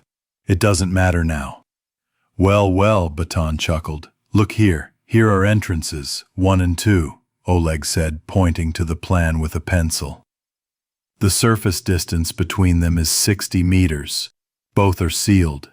In front of them are stairs. Behind them are two elevator shafts and below them a pair of reception vestibules. The depth is 30 meters. It's quite spacious. In case of emergency, these upper floors can be sealed with additional shutters, capable of withstanding a load of up to 10 tons per square meter. "And you managed to get out?" asked Taras, listening attentively. "What?" The stalker shrugged. "I know the emergency exits. I often work up there. Even worse things happen there. It's nothing if you want to live." "Clever. Let's move on. These are the air and water purification systems, the regeneration system, and the closed-loop unit. This one, the one on the left, is the very ventilation shaft I escaped through. See. Directly below it are the control room, the armory, and the ammunition storage. One level below that are the living quarters, the sanitary facilities, then the food storage, and finally the farms. On the top floor are the utility rooms and the generator room." "Where do you get your diesel fuel?" Batten asked. "We haven't been using them for a long time." Oleg grimaced. "We used to barter, but now we use water mills. We have an underground river there, and we also need human resources to manually recharge the batteries. We work in shifts." "How is that?" "Probably like us," Lyra chimed in, remembering how she'd pedaled bicycles many times herself. "On bicycles?" "And on them, too," Pushkar smiled. "There are also specially converted simulators." "Good," the hunter agreed. "Is that all?" Taras concluded. "Yes, that's all." Oleg put down his pencil and scratched the edge of the drawing. "There's no more detailed information, and this is more than enough for us." "Sure? But how are we supposed to get inside?" Treska asked anxiously. "You said yourself that everything's sealed up tight. They're not going to welcome us in with open arms. Come in, dear guests. Huh, man?" "Good question. Also keep in mind that we need to reach the shore unnoticed," Voroshilov chimed in. Pushkarev chewed his lip thoughtfully. "We'll sort things out with the shore somehow." "Are there any obvious weak points in the bunker?" Baton asked. "Only ventilation shafts, through air purification systems." "Not much," the hunter mused thoughtfully. "If we could take control of the generator room, we could cut off power to the bunker and thereby gain some time, gaining an advantage." "That won't work," Pushkarev shook his head. "See, right here. The only way to get to the generator room is through the other floors. 1, 2, 3, 4. It's like a layer cake. You can't force your way in." "It's a pity we don't know the status of those inside," Miguel said, moving away from the table and winding his rosary beads around his wrist. "And where are you sticking your nose in?" Baton asked. "Before the war, I was in the Chilean Army Corps," the priest replied evenly. "So I understand." "How much did you fight there, holy man?" "No less than yours, of course." "Stop it, both of you." Lyra stamped her foot and looked at Miguel. "Status?" "Whether they're hostages or not," he explained, ignoring Baton's displeased expression. "It's unknown how they're being treated there. For the captors, children and women are a great asset. The tier with the living quarters is the largest." Oleg picked up the pencil again and tapped it on the plan. "When the bunker was attacked, they were probably locked in there." "Maybe it's for the best," Miguel reasoned. "The main thing is that they don't use them as a cover." "Ventilation," Baton muttered to himself, looking at the plans and pondering something. "Damn ventilation." There was silence for a while. "So, what's our next move?" Savleyev looked around at his comrades. Isn't there any way to use the boat? Pushkarev asked again, with a hint of hope. What do you want with our terrible? Taras said sullenly. What do you want from him? Well, maybe in this situation it will work out, Baton suddenly said, coming out of his reverie and looking at the first mate in a peculiar way. There's still some shit in the shitters. Did you fall out of your tree? Taras snapped, catching his gaze. Why not? It's a strategic reserve, the last one. Are you suggesting we hit them with a balava? Isn't there enough infections in the world?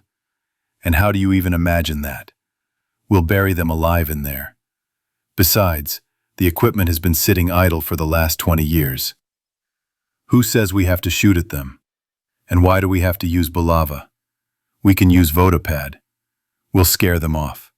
Show them we're serious. We can target them without synthesis, right? The torpedo's rotation angle can be adjusted directly in the conning tower's computer, Baton persisted. No, the first mate clenched his fists and shook his head. Fire support of this magnitude is beyond the pale. You're crazy. Let's try the easiest thing first. And what then? What languages do you speak? Taras turned to Oleg. A little Danish, but that's only among the old-timers. Mainly English, French, Spanish, and Russian, the stalker listed. We've forgotten a lot of it, of course. It was a bit of a mishmash at first. Adults were taught here and there in school. Before. Children, afterward, mostly English. Jacob. Yes, the translator responded. What can you pull? Danish itself is a difficult language to learn, as the same words and expressions can have completely different, sometimes even opposing meanings. It all depends on intonation and context. Furthermore, the pronunciation of words doesn't always correspond to their spelling. So, in this case, English and a little Spanish. Russian, of course. Good. So what do you propose? Baton asked again. I still wouldn't throw away the missiles. Negotiations, Taras said, leaning on the table and covering the cards with his massive hands, biting his mustache. First, we'll try to talk to them. If they don't shoot us first, Voroshilov snorted darkly. Yes, there are so many of them. And there are so many of us. Pate agreed sadly. They'll snap at us like kittens, and that's the end of it. Don't worry, new guy, Baton reassured the cook. There's one surefire way. Which? Strategy, the hunter winked, exchanging glances with the sullen first mate. Right, Taras? Chapter 7. Hit. Dusk slowly descended on Drogden Pass. A crimson glow, streaming from the rusty disk of the sun, crawling like a dim coin over the horizon, splashed unevenly across the low-hanging clouds. Despite pushcars and treaties to head to shore as quickly as possible, they prepared slowly, carefully selecting ammunition and gear. Lyra also volunteered to join the squad. I'll go with everyone, she told Baton in a tone that brooked no argument. And don't tell me it's dangerous there. It's dangerous there, the hunter agreed. Scared. I've been hunting mobs with you for so many years, and people aren't any scarier than them. On the contrary, they're still far more terrifying than anything we've bred here in 20 years, Baton retorted. This is foreign territory. We don't know what we're up against. Don't get involved, daughter. After Africa and everything that happened, I'm not afraid of anything anymore. An extra pair of hands wouldn't hurt, the girl snapped. And I'm not your daughter. Fine, forget it, the hunter relented. But I won't coddle you. Let your holy man shepherd you if he wants. I can handle it. Don't worry. And so Lyra was in the armory, getting ready with the others. Chuchundra remained in the cabin once again. Pushkarev settled down nearby, carefully checking his rifle and the chemicals treated with decontaminating solutions. Was Copenhagen a beautiful city? Lyra asked her neighbor, unsheathing her maple. Yes, very, the stalker responded. Like a toy, especially in winter, on Christmas Eve. The streets, the turrets, the town halls. It was a fairy tale city. Great. I've never seen any cities. I only know about them from stories told by my elders. Do you like all kinds of legends? I love you, the girl smiled. You grew up without them, didn't you? Pushkarev said, taking pity on his interlocutor. What kind of fairy tales could there possibly be in our hell? No Carlson, no Moomins, no Little Mermaid. I know about Kolobok and Grimushka, Lyra answered hesitantly, putting down the knife, confused by the incomprehensible names. Rattlesnake?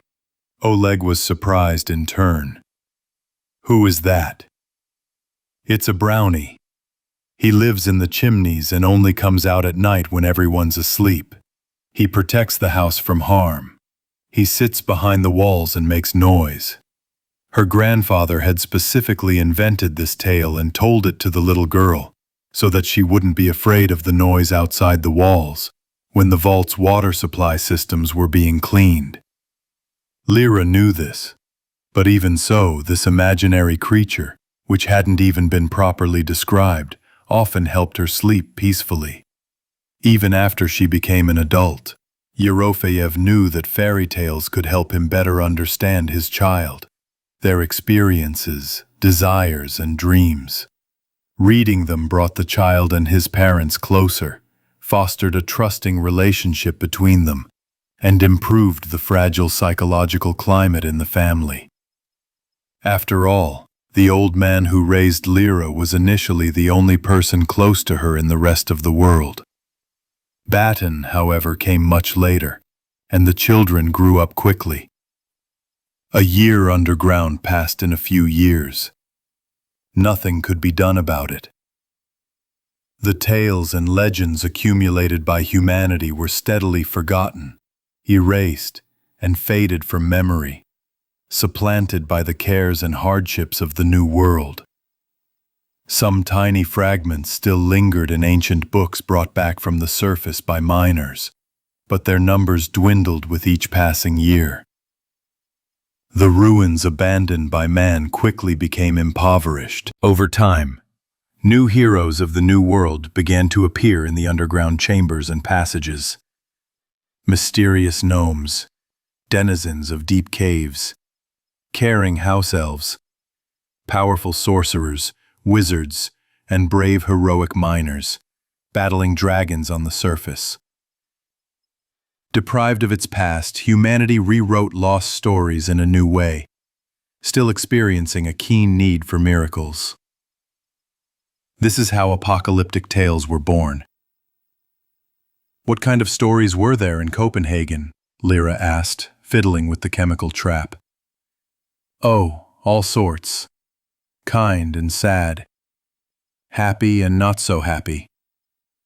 And you know, there's even an old legend about the city itself. What? The girl asked inquisitively. Well, here's how it is, Pushkarev said, infusing his voice with as much mystery as possible. In ancient times, the goddess Gefjon cast a spell on a Swedish king, and he promised to give her as much land as she could plow in a night. Gefjon turned her sons into bulls, and in the darkness they plowed the entire island of Zealand. That's where Copenhagen was born. What is it like to plow with bulls? You don't know any such people? I only saw some cows, Lyra said after thinking. They live in our area.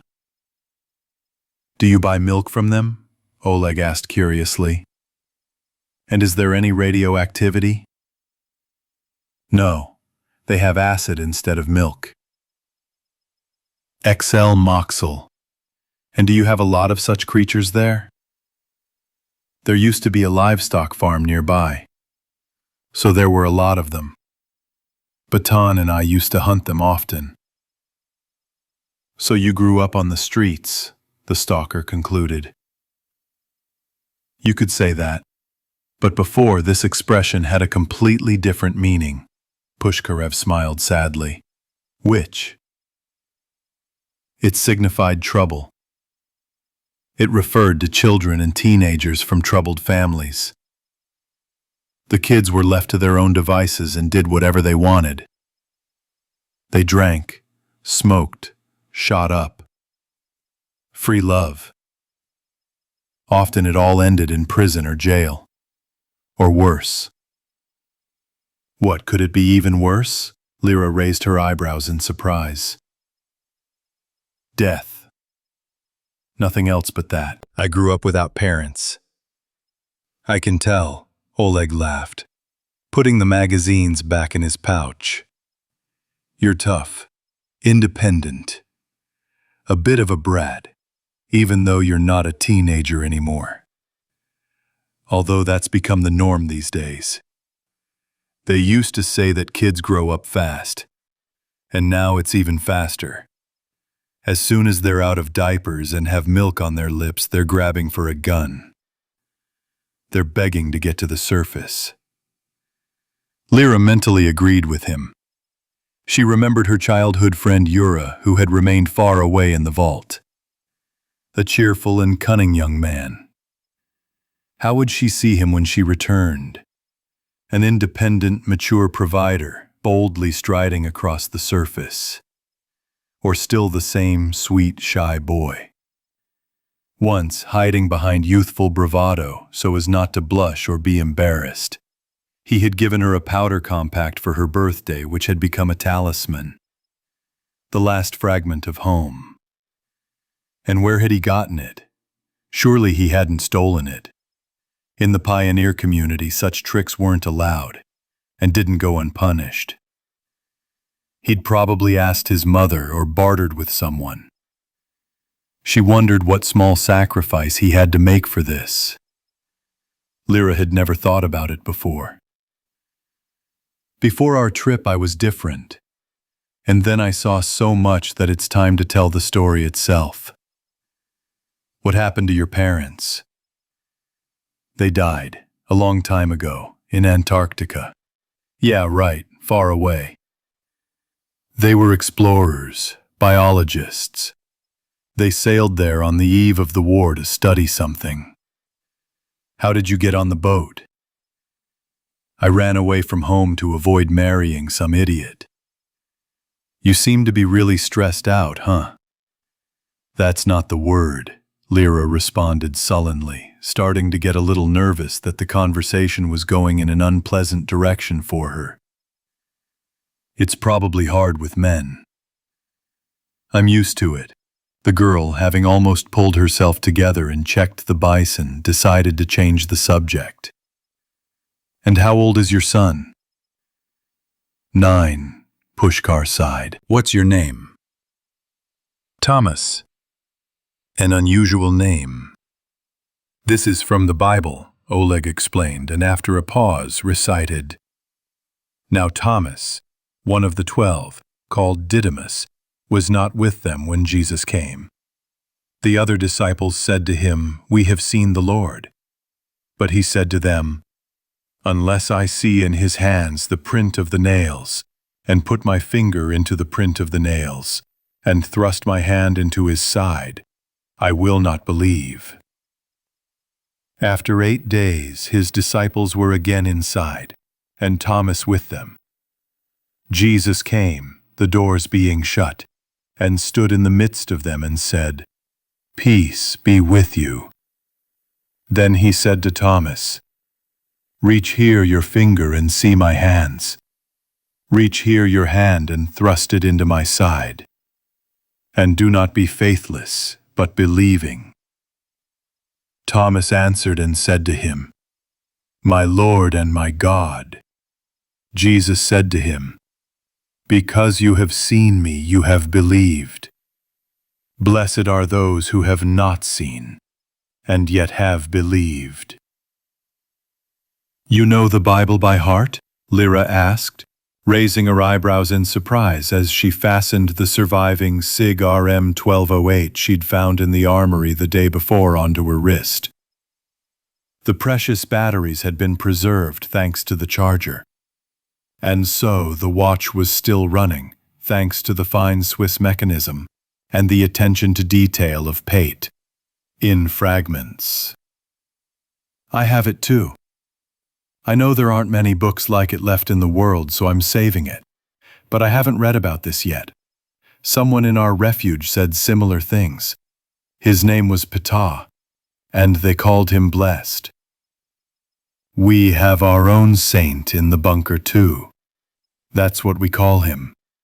He's also a teacher.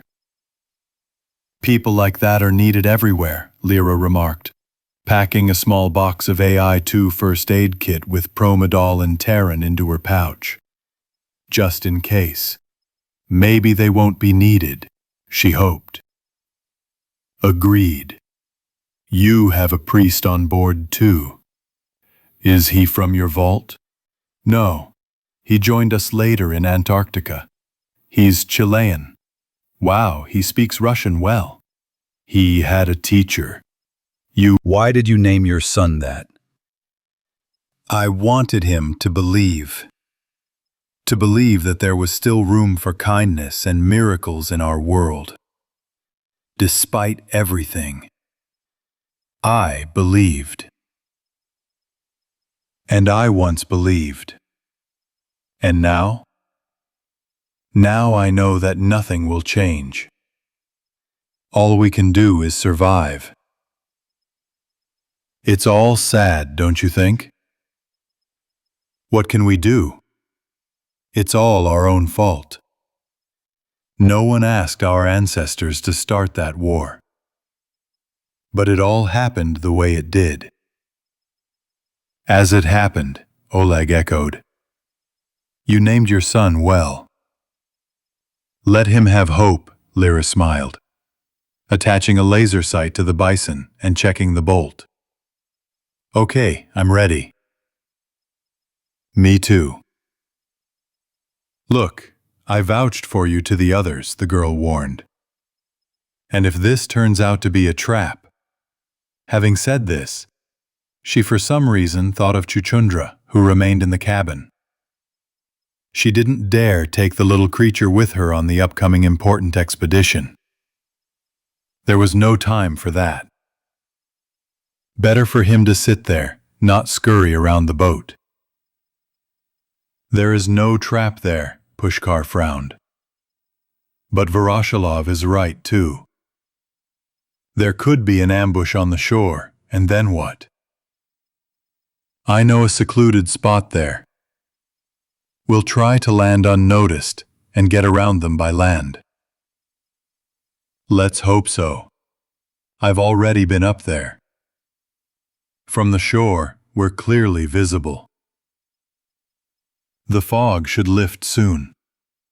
That will play into our hands. We'll see. Lyra slung the submachine gun over her back and grabbed her gas mask. Let's go. As Pushkarov had said, fog had indeed risen. Low, a strange rusty yellow color, hanging in ragged wisps over the water, into which boats were carefully lowered one after another. Dosimeters showed a faint background radiation. Not fatal, but still noticeable. Lyra, like everyone else, climbed out of the wheelhouse and donned a gas mask with a special aerosol filter, designed to filter out fine mist, particulate matter, smoke, and bacteria. It had been so long since she'd worn one. She'd already gotten a bit out of the habit. The salty sea air immediately became dry, smelling cloyingly of musty rubber. The filtered breath echoed hoarsely in her ears. The division was as follows. In the lead boat, which belonged to Pushkarev, were he, Taras, Yakov, and Batan, who, in addition to the SVD, had a megaphone slung over his shoulder. Next came Pashtet with Treska, Lyra with Miguel, and Voroshilov with Savelyev. To be on the safe side, Taras decided to add 5 men from the Korean team to the last 3 boats, who were also issued weapons. In total, a detachment of 25 people was heading towards the shore. Baton suggested taking along the proven exoskeleton with the GSHG 7.62 machine gun, but the idea had to be abandoned. Pushkar's sailing vessel, already on its last legs, could not support the weight of the mechanism. They moved slowly. Smoothly working his oar, Treska glanced back. The bulk of the Ivan the Terrible towered above the drifting fog like a black, frozen mountain. Oh, they shouldn't have abandoned their floating home. A nagging premonition squirmed inside the fat man. "I don't like all this," the cook muttered under his breath, turning away from the ship. What the hell was the point of getting involved? "What are you mumbling about?" Pate couldn't hear his neighbor's voice over the intercom. "Nothing. Go on rowing," Treska replied, raising his voice. All the rubber bands formed a line, clinging to Pushkarev's boat, which was heading toward the visible shore not in a straight line, but slightly off to the side. Stalker led the squad to his hiding place. As Lyra worked her oar, she gazed at the approaching land, rising above the fog abeam of her boat. Miguel sat nearby, having been issued a bastard from the arsenal again, despite his protests. Judging by the upcoming sortie and possible encounter with the enemy, this was hardly pleasant. The assault rifle's combat performance, as he'd already discovered during a memorable skirmish with pirates at an oil rig off the coast of Chile, was extremely poor. High vertical and, more importantly, horizontal recoil significantly reduced accuracy, further compounded by an awkward front sight. Combined with rapid overheating, a slow reload, and an impressive rate of fire, the assault rifle's name began to fully justify itself. A clumsy piece of equipment. In a word, a hack. I wanted to take the one that was on board the MC-255-4, but they didn't let me. "It's getting worse," thought Miguel, looking at Lyra. At least she was properly armed. Although the priest had already been convinced more than once that the girl was perfectly capable of taking care of herself. Lyra's emotions were impossible to discern beneath the gas mask that hid her face. Yet he wanted with all his might to be useful in the upcoming expedition, to be able to come to her aid and support the others in case of sudden danger. Only Baton, handing him the gun, seemed to mock him. A scarecrow like that would only scare birds. Miguel couldn't think like that. They were in a tight bond, a team, and now was not the time to sort out their internal differences. The priest believed that the old hunter would cool down with time. Meanwhile, the shore was approaching. The buildings and pavilions of the Blue Planet Aquarium were now clearly visible.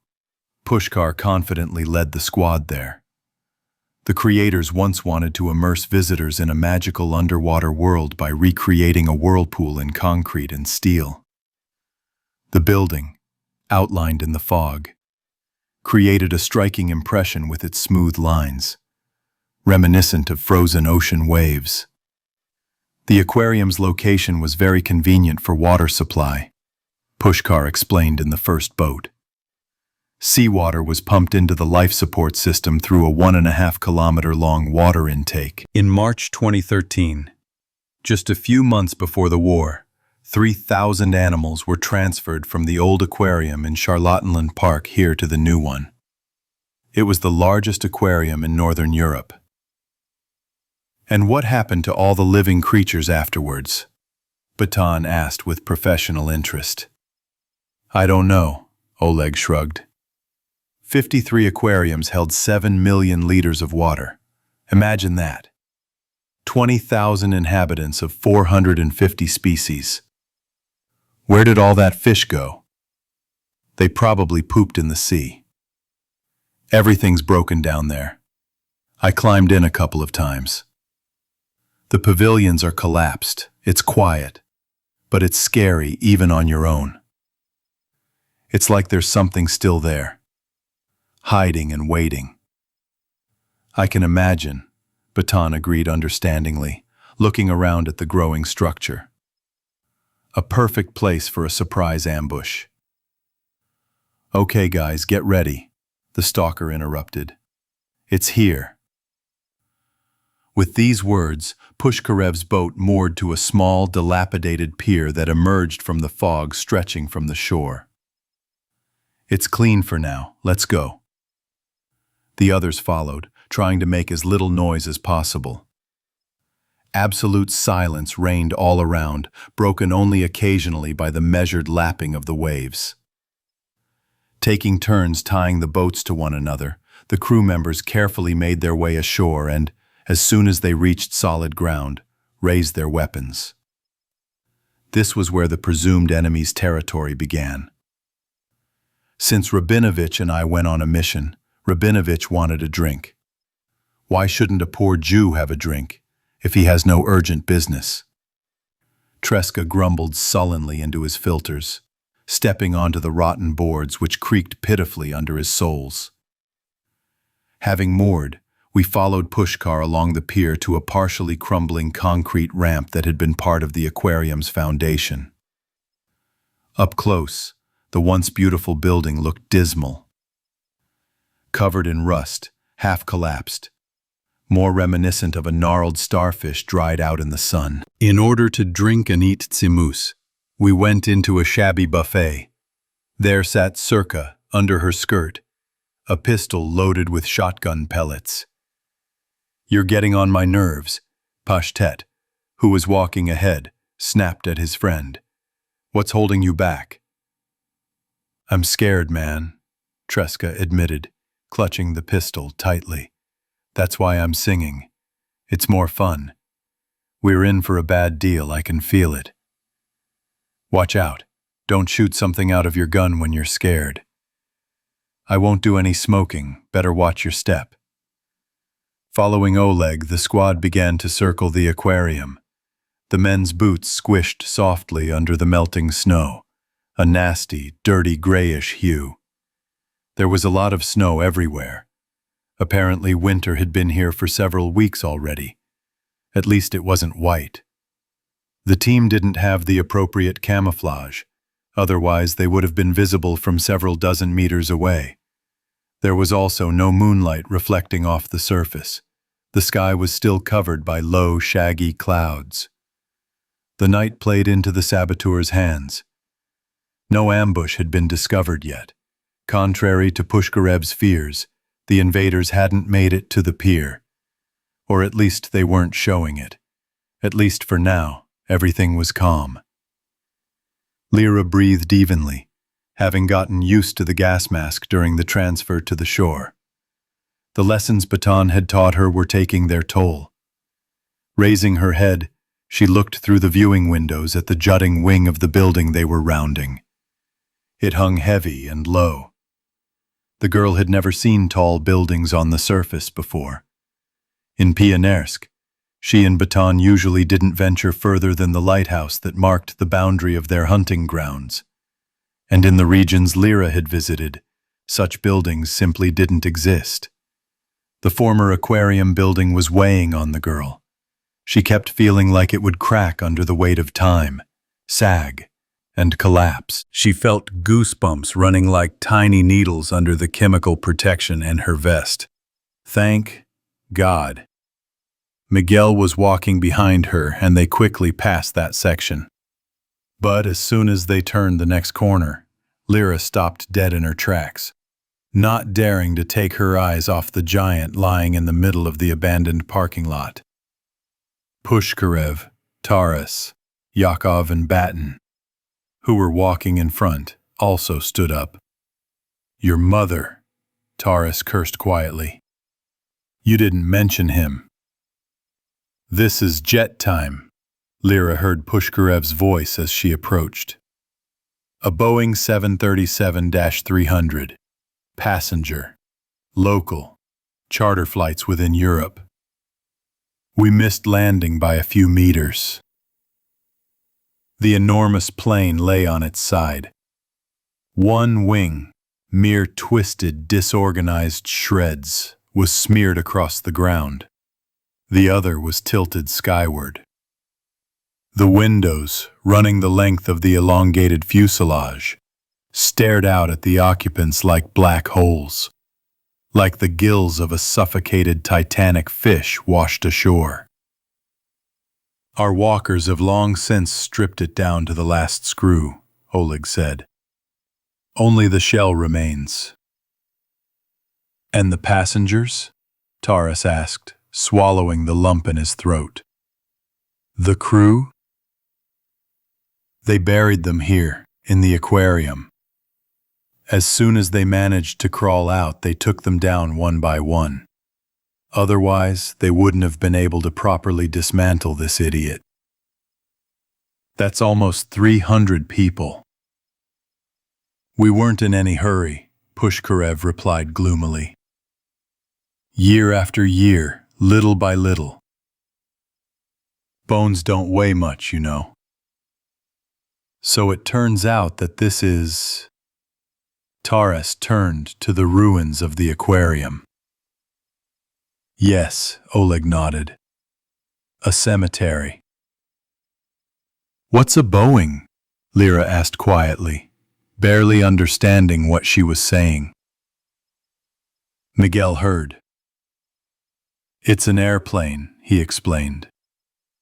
People used it to fly between different countries. Airplane? Yes. He moved without assistance, on his own. But he was controlled by people. Flew? The girl asked in disbelief. How could such a colossus fly? It's hard to explain. But that's how it was. People flew through the air in such machines. Lyra couldn't understand, couldn't fathom how powerful man had been just 20 years ago. What giants he'd built. Cities, planes, ships like their Terrible and Black Dragon. For what? For war. To kill each other. She knew no other answer. And there were people inside? Yes, Pushkarov sighed. About 300 people. 300. That was almost the same number of people in their vault. And they all died? Every single one of them.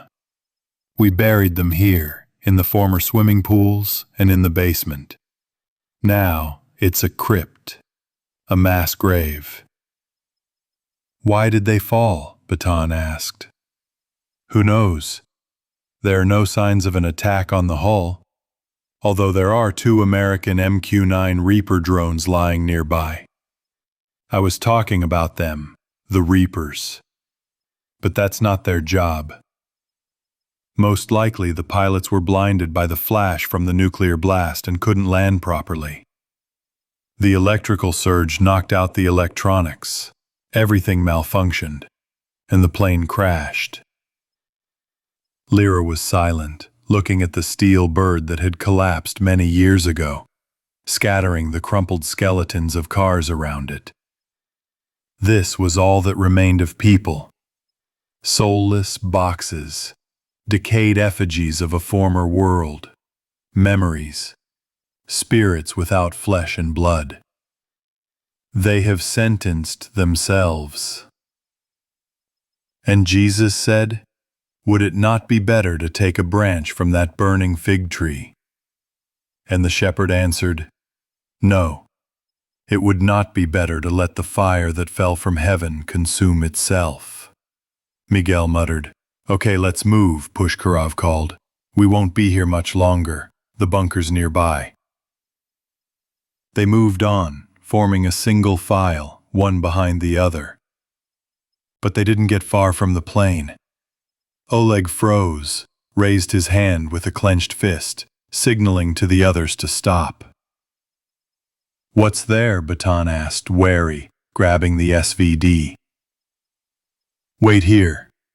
As it turned out, they were being watched.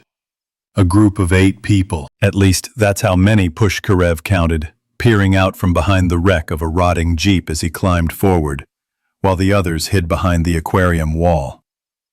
Red laser pointers lazily darted across the ground and the skeletons of the cars. In fact, it was these that Pushkarev noticed first.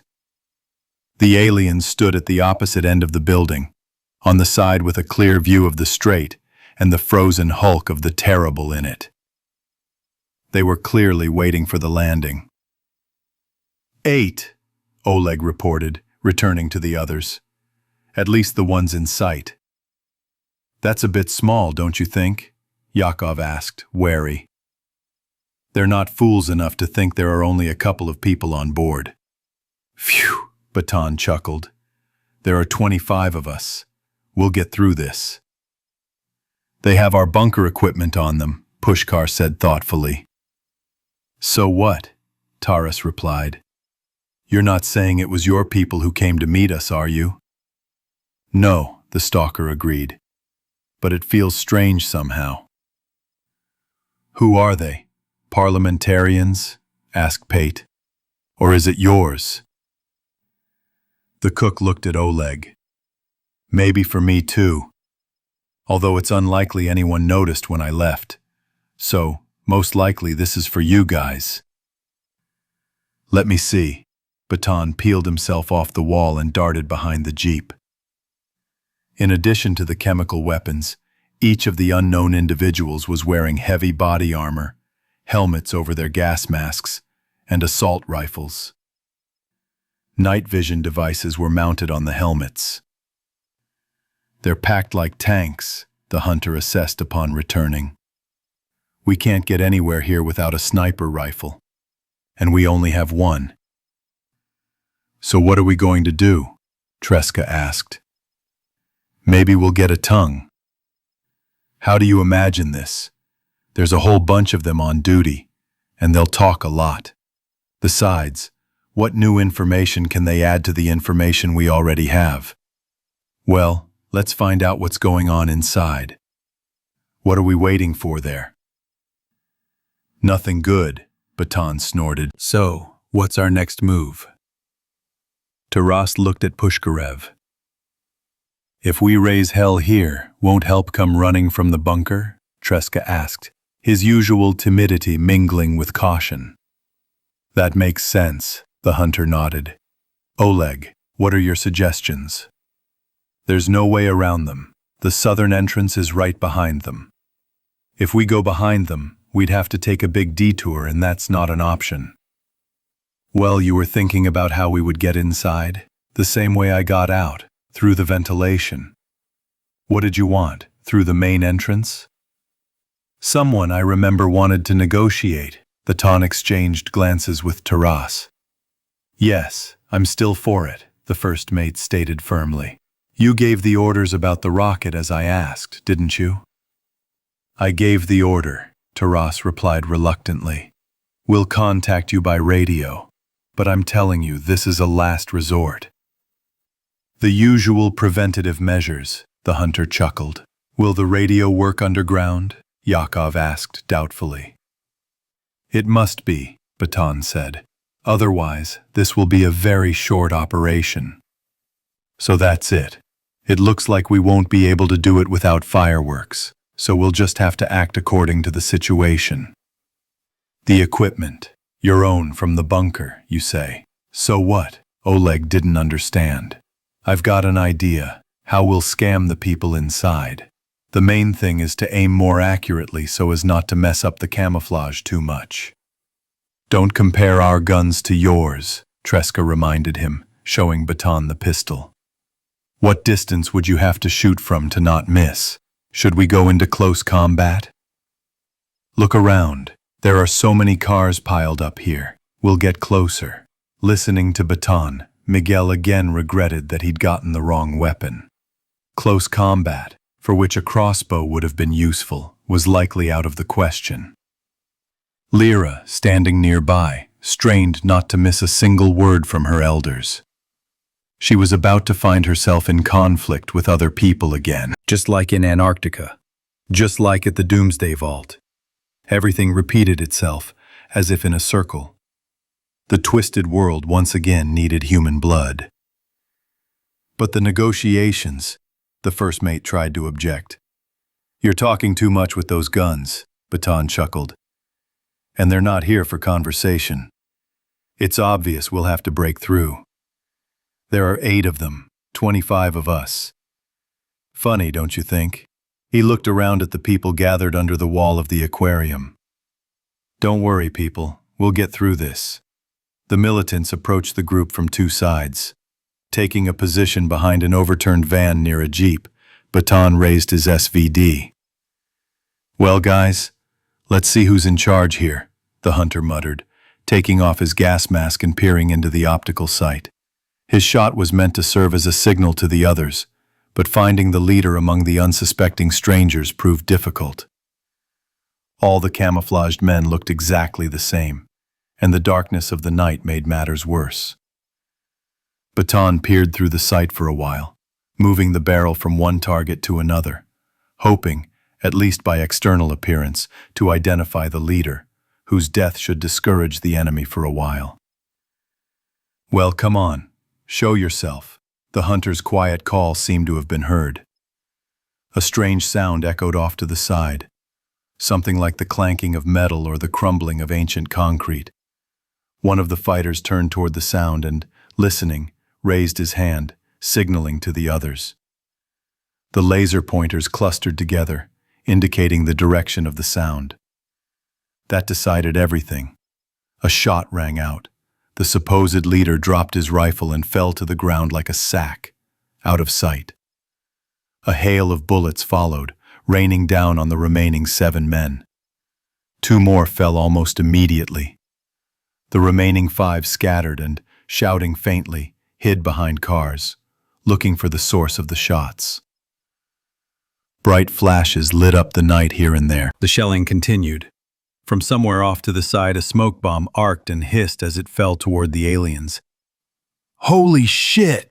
Baton cursed as the head of the fighter he'd already targeted, poking out from behind the car's roof, was obscured by pulsating clouds of smoke billowing from the metal cylinder. What was he doing there? He seemed to be lowering his night vision goggles. Damn it! The hunter fired at random. Something stirred in the gray, swirling mass. Had he really hit him? Taking advantage of this, the Koreans, led by Taras, who had circled around the other side, moved closer to the smog-shrouded area. Miguel, who was moving with everyone else, fired several shots in the direction of the apparent movement, but was unable to determine whether he had hit or not. "Maldición," the priest cursed in Spanish through clenched teeth. "No tiene sentido de usted." He was already starting to get fed up with the feeling of his own helplessness. The sound of gunshots filtered through the rubber of his gas mask. Pushkarev, who was standing to his right, shouted something. The disoriented remaining 4 were finished off at point-blank range, guided by the targeting indicators darting in the swirling haze, as Tresca had predicted. The roar of the cannonade died down. The brief battle was over. The smoke slowly cleared, rising higher and higher above the ground. "We've had enough," Baton said, tearing himself away from the sight and lowering his rifle. The divided squad was gathering at the spot where, just minutes before, 8 men had been on duty. Behind Miguel, Lyra felt her heart pounding. Despite the adrenaline rush, she'd only fired a few shots from the bison during the entire skirmish. And no matter how hard she tried to control herself, she couldn't hit the man. She was aiming for the quickest wound, but whether she'd hit or not was unclear. She didn't even want to find out. However, the men managed without her. "Who was the smartest one to throw the saber here?" Baton asked, joining the others. "Well, I did," Tresca responded reluctantly. "It helped." "You just ruined the visibility, you damned amateur," the hunter snapped good-naturedly. "We managed it anyway." "Where's the bunker?" Baton asked Pushkarev. "Over there." He pointed away from the shore. "Less than 200 meters." So what now? Taurus asked, clearly displeased at having to spill more blood. There's already been so much fuss. And now, gentlemen, we will have a little masquerade. What do you mean? Voroshilov didn't understand. We'll split up. Taurus, Yakov, you, Lerka, the Holy Man, and Savelyev. Put on these guys' gear and go with the Koreans to the bunker entrance. Try to get into the vestibule. They should let you through that far at least. Pushkarev, the cooks, and I will go through the ventilation. But their chemical protection isn't the same as ours, Lyra objected. The prospect of changing clothes in a foreign and possibly contaminated area greatly alarmed her.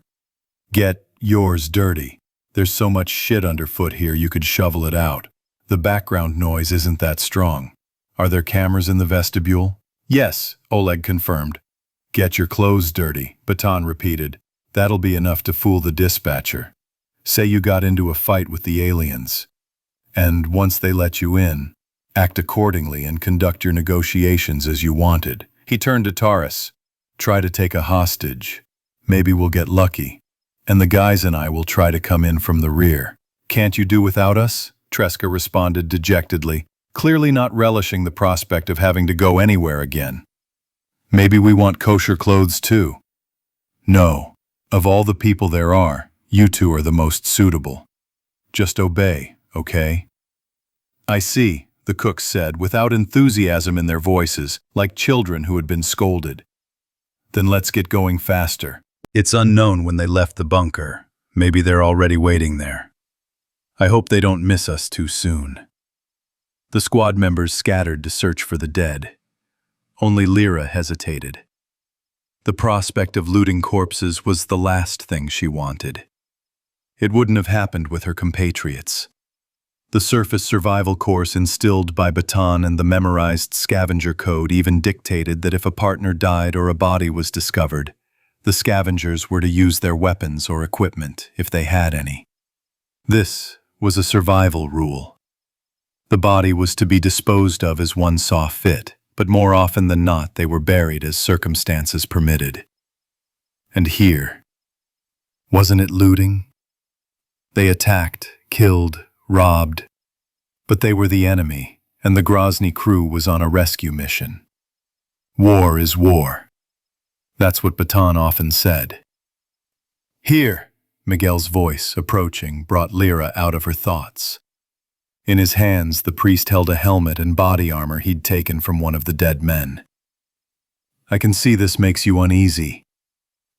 Thank you, the girl said, accepting the things. You're right. I can't bring myself to do it. Don't worry, I think we'll succeed. I'll be here the whole time. And you, can you kill yourself? Lyra looked Miguel in the eyes as he, still standing next to her, began to change. The priest thought for a moment. I don't know. There, in Antarctica, we somehow managed to live for 20 years without fratricide. We banished people, that's true. But then death itself found the guilty party. And there weren't that many of them. And yet, the girl insisted, reluctantly trying on a heavy alien helmet with a night vision device of an unknown model. The Bible says, whoever steals a man and sells him, or if he is found in his possession, he shall be put to death. Isn't the current situation similar? This book has all the answers, doesn't it? Lyra said bitterly, adjusting her helmet, which was trying to slip over her eyes. How can that be? Whoever wrote it must have been very smart. The Bible was written by many people, Miguel explained. It consists of two parts, the Old Testament and the New Testament. The Old Testament is 3 times longer than the New Testament, and it was written before Christ, or more precisely, before the prophet Malachi, who lived in the 5th century BC. The New Testament was written during the time of the apostles, therefore in the 1st century after Christ. The two parts are interconnected. The Old Testament without the New would be incomplete, and the New Testament without the Old would be incomprehensible. And who are the apostles? Messengers, heralds, the Lord's closest disciples. Through them he transmitted his teachings to people. Most of the 66 books bear the names of their authors. 30 great men of various origins and even different eras. David, for example, was a king. Amos a shepherd. Daniel a statesman. Ezra a learned scribe. Matthew a tax collector. Luke a physician. Peter a fisherman. So many. These are just a few of them, Miguel replied. We just didn't hear them, Lyra said thoughtfully. As always, Miguel agreed. As always. Wait, let me do it. With these words, he helped Lyra fasten her bulletproof vest correctly and looked the girl over. There you go. Ready? I don't know, Lyra admitted. Scary? Yes.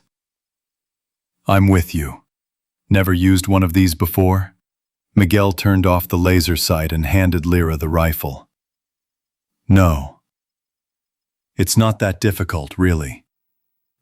Rest the buttstock against your shoulder with the lower corner. This way you'll have a greater leverage force than with the upper corner, and a greater deflection of the rifle barrel. The handguards should always rest in the same place on the palm of your left hand. Got that? I hope I don't have to shoot, Lyra muttered, feeling sick. Moreover, her body felt uncomfortably weighed down by the alien ammunition, which was noticeably heavier than hers and clearly not designed for her. It was as if she had put on a piece of a stranger. So, are you ready? Savliev approached them, already dressed, and in the twilight he really did look like a local militant. Yes, Miguel answered for himself and Lyra. I feel a little uneasy, to be honest, the meteorologist shared. Going to the enemy dressed up. What a gamble. This calmed the girl somewhat. She wasn't the only one who was feeling out of sorts right now. On the other hand, such moods were dangerous. They could inadvertently damage their common cause, putting everyone else at risk. It was necessary to shake things up. So, everyone ready? Baton asked when the scattered crowd had gathered again. Now get your clothes dirty. Taras, Yakov, Lyra, Miguel, Savelyev, Voroshilov, and 2 other Koreans, dressed as militants.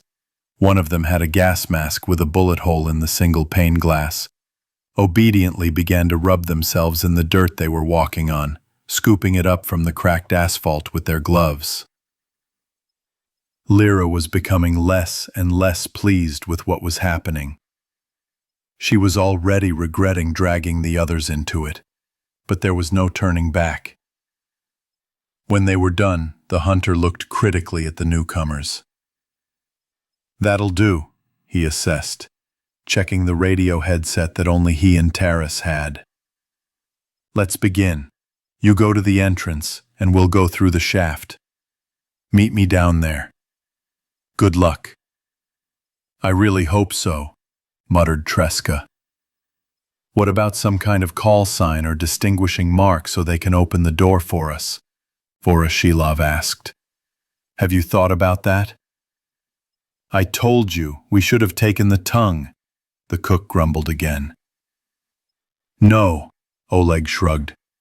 Go to the doors, there are cameras there. They should spot you. If worst comes to worst, try knocking. The nearest entrance is in the storage room. There it is, you see. In the basement, there's a well-trodden path there. You can't go wrong. The stairs are to the right of what used to be the gate. There's a door behind the alcove. You'll see it. It's open, down 3 flights. Behind the doors is an elevator. It holds 10 to 15 people, but don't try to rush in at once. You won't fit anyway. We could, for example, say that we took hostages, Savelyev suggested. That's another option, Yakov agreed. Or we have wounded. You, He pointed at the Korean with the bullet-riddled gas mask. "You were seriously hit, understand?" He nodded and, spreading his arms, obediently slumped on the shoulders of Miguel and Savelyev. "They'll shoot us all to hell," Pate concluded. "In short, act according to the situation." "Okay, let's go. Time is running out," Pushkarev called after him. The cooks and Batten followed him. The others headed in the direction the stalker had indicated.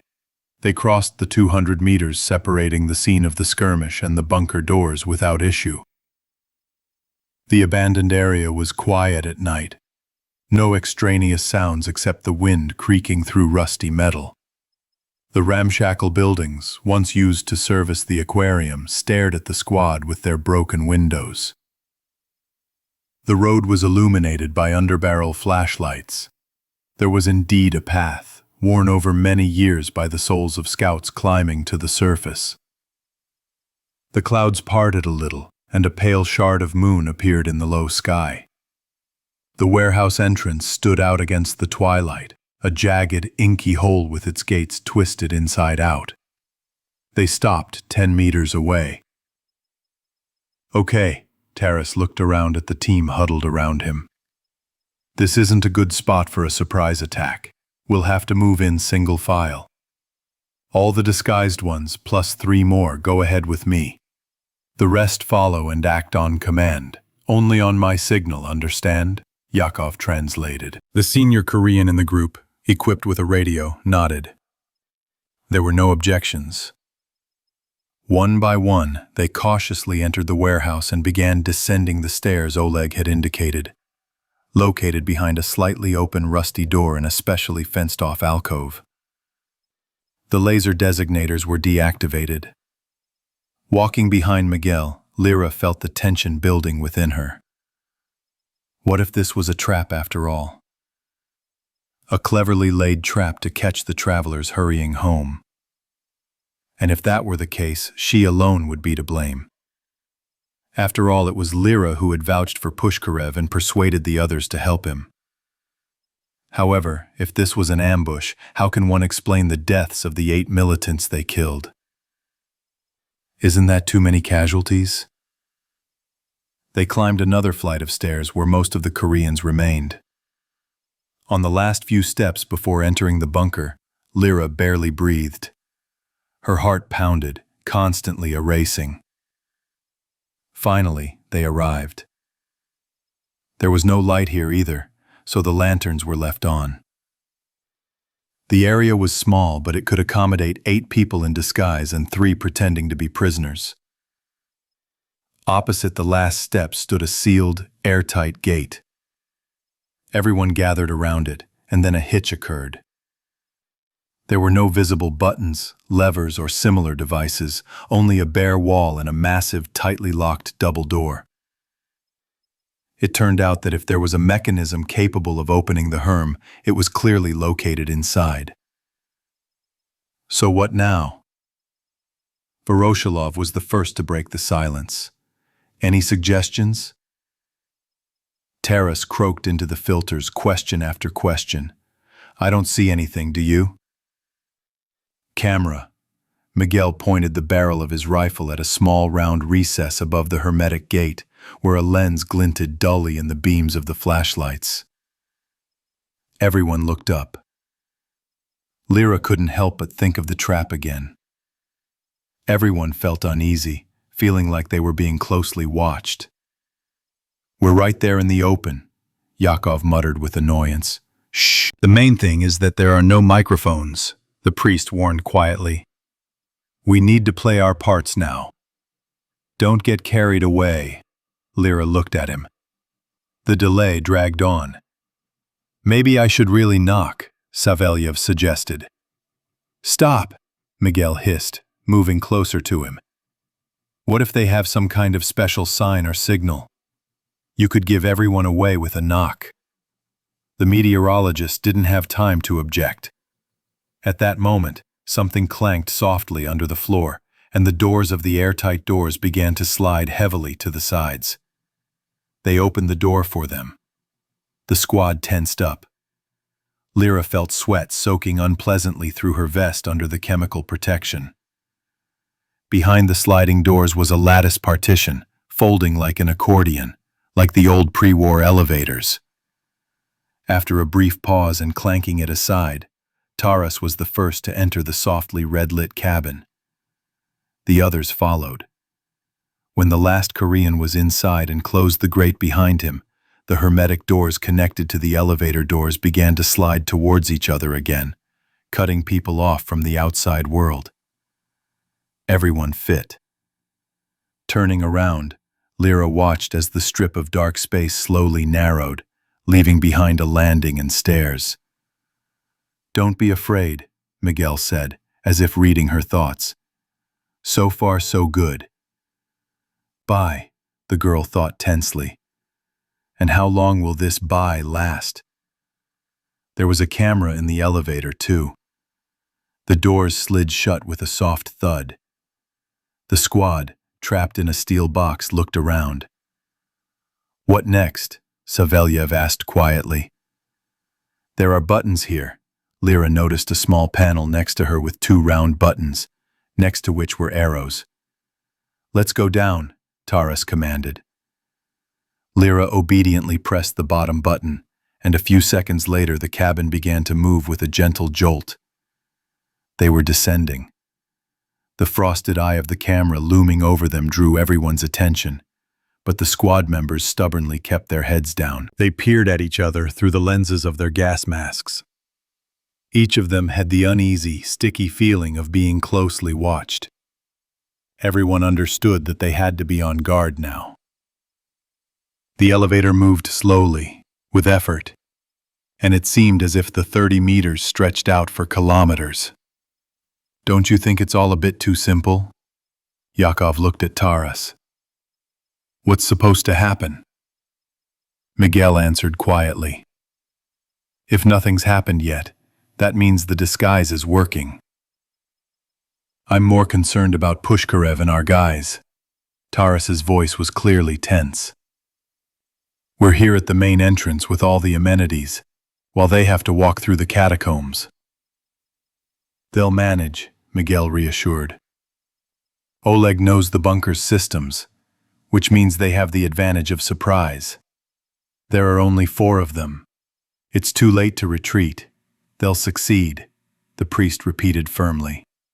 "We can handle it." Lyra also wanted to hope for this. The elevator stopped, and a few seconds later the doors began to open. A growing strip of light illuminated the interior of the cabin. "Okay, guys, God bless you." Taras sighed and began to push the bars back. At that moment a shot rang out. A small park once stood just behind the warehouse, but over time the well-kept grounds fell into disrepair. The neglected grass had grown overgrown, and the trees had mutated. It was eerie here at dusk. Loaf and the cooks followed Oleg at a slow trot, glancing around every now and then. Who knows what kind of enemy might be lurking here, animal or human? Around them, here and there, overgrown tree trunks rose from the ground toward the night sky, ending in spreading, bare crowns of intertwined, gnarled branches. "It gives me goosebumps," Treska assessed. "Keep up," warned Pushkarev, who was moving ahead. "Almost there."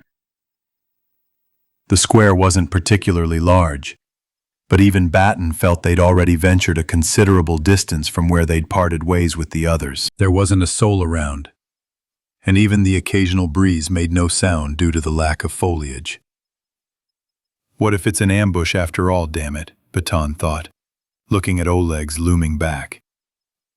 They staged a show with the suicide bombers, recruited either from outside bandits or from their own guilty parties, those for whom everything had already been decided. Like cattle to the slaughter. A normal practice these days.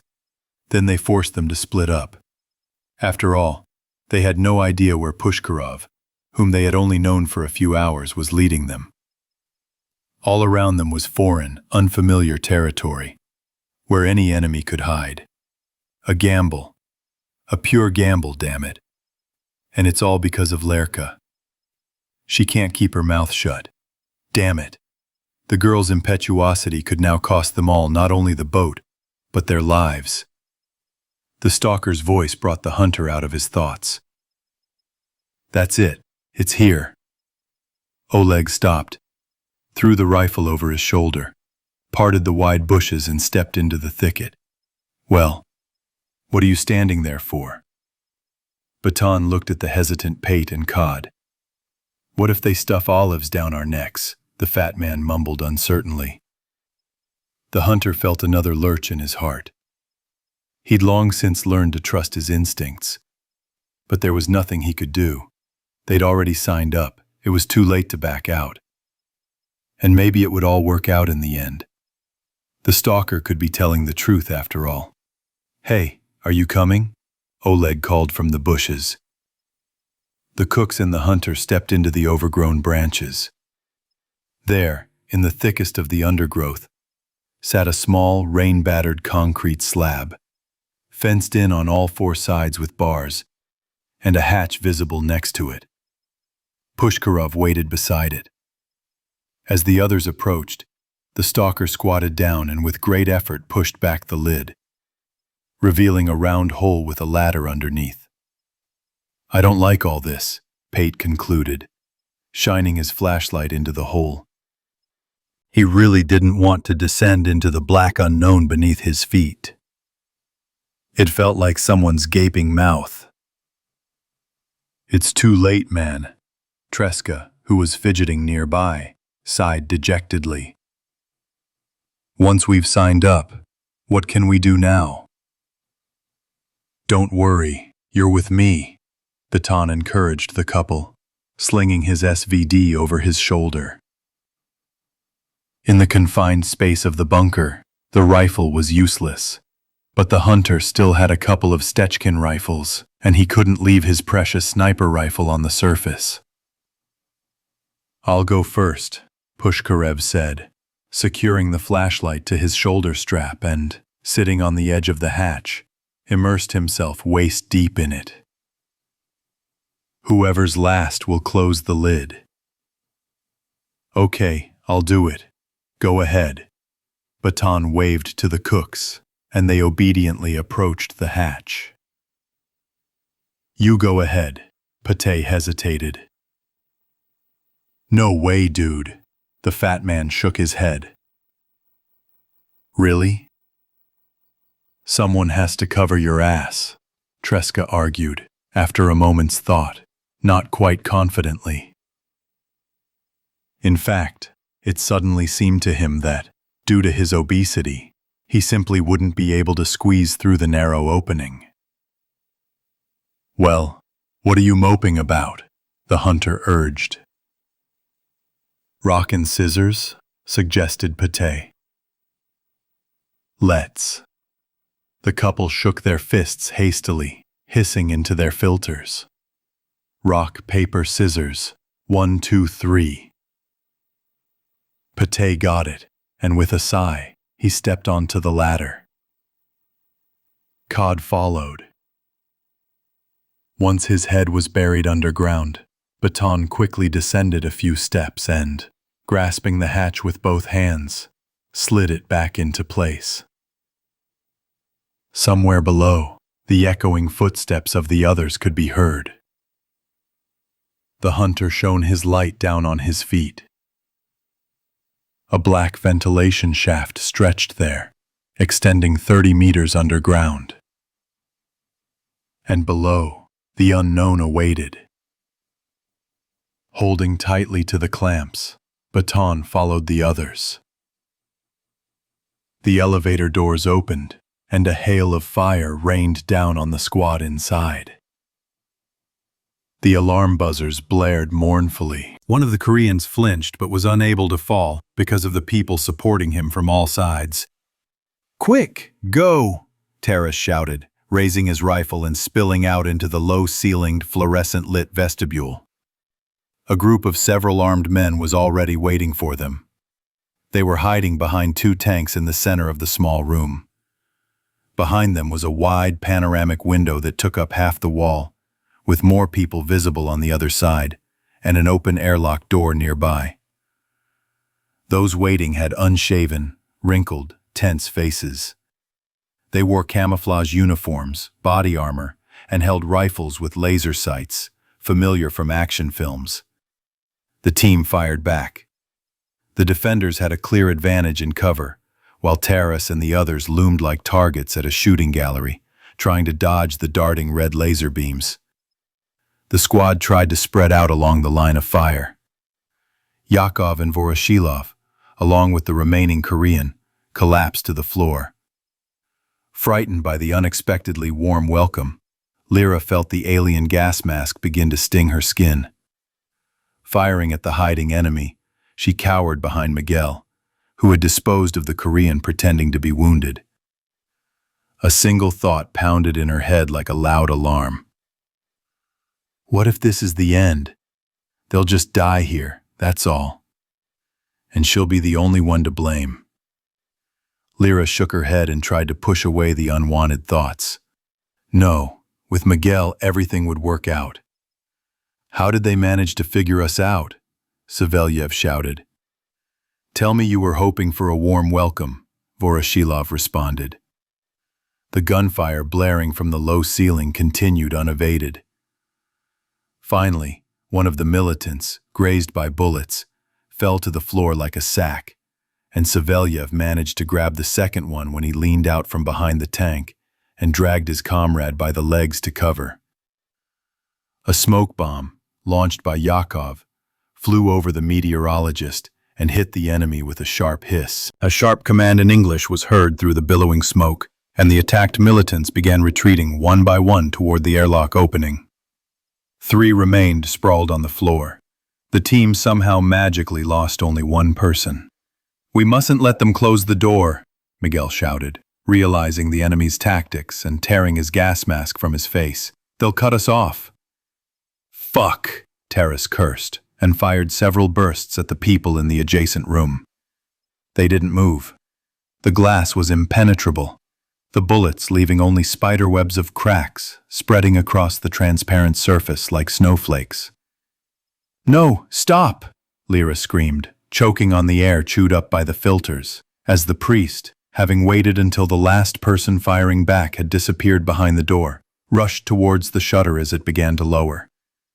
I'll cover you. Savelyev rushed after him. Miguel, Lyra shouted, but behind the meteorologist, who had tumbled into the narrowing doorway, the door had already slammed shut. They were cut off. The sudden fight ended as suddenly as it had begun. The girl's heart sank. The remaining members of the squad exchanged glances. Taras was clutching his left hand. A scratch, he said in response to Jacob's silent question. The surviving militants who had emerged from the vestibule joined those watching through the glass. Miguel and Savelyev were not with them. The echoes of gunshots were heard from behind the vestibule door, and Lyra rushed to the partition. Stop, Taras snapped. We must help them. You still won't open the door. Crap.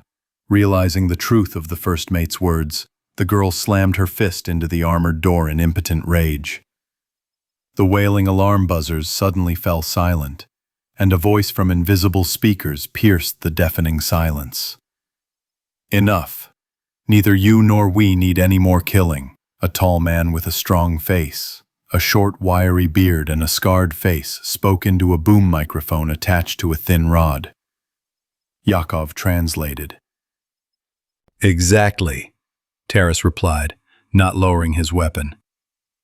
What about our people? Who am I speaking to?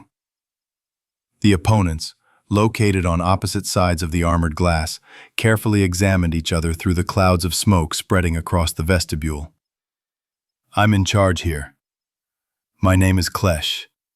Take off your gas masks, the speaker demanded. Your guys are trapped in the vestibule. There's nothing you can do to help them.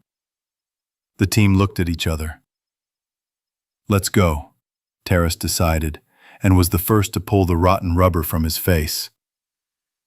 Lyra yanked the alien helmet off with relish. The acrid smoke from the nearly spent grenade lying in the corner immediately filled her nostrils.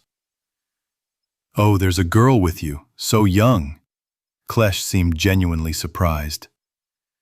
Even though they were separated by an impenetrable thickness of glass, Lyra still instinctively retreated, shuddering under the attentive gaze. "What happened to my people?" Taras repeated demandingly, approaching the partition. "They're still isolated, and they have ammo. They'll live until their ammunition runs out," the speakers responded. "You're wearing the same protection as our comrades." "Where did we screw up?" Taras thought. As if reading his thoughts, Klesh continued. "Did you really think the dirt would hide the bloodstains and make them invisible to the monitors? Besides, we were talking on the intercom until it suddenly went dead, so what happened to them?" "They were killed," Yakov admitted. "Are you people from the boat?" "Yes," the first mate replied. "I am Taras Lapshov, captain of the ship Ivan the Terrible, Russian Navy." "So, you're stained with the blood of 8 people. Why would you attack our shelter?" "They were setting an ambush for us." "And is it really yours?" Taras answered. "Were they the first to show aggression?" Klesh continued questioning, as if he hadn't heard. The first mate, Voroshilov, and Yakov glanced at each other. "You attacked them yourself, didn't you? And if you're from Russia, then why do I see an eastern face? And you're coming from somewhere in the north." "That's irrelevant. We have information that this shelter has been seized by aliens and there are hostages," Taras replied firmly. "Among them are Russians." "I wonder where they came from," Klesh chuckled. "You're the outsiders here for now, Captain. Our stalkers were on a raid on the surface, and you killed them all. Disguised as my men, you infiltrated the shelter for some unknown purpose and started shooting. So what should I do with you now?" "One of the bunker's inhabitants infiltrated our ship and filled us in on the situation," Taras said, his frown deepening. He clearly didn't like the conversation that was unfolding. "The information is reliable. The bunker has been captured, and we've come to sort it out. What if this really is a trap or a setup, and they just broke in, piled up the corpses, and now they have to answer for it? I wonder how." "First, you'll raise the elevator so the rest of us can descend, then open the vestibule. Put down your weapons and raise your hands," Yakov demanded. Taras, determined to hold out to the last, nodded.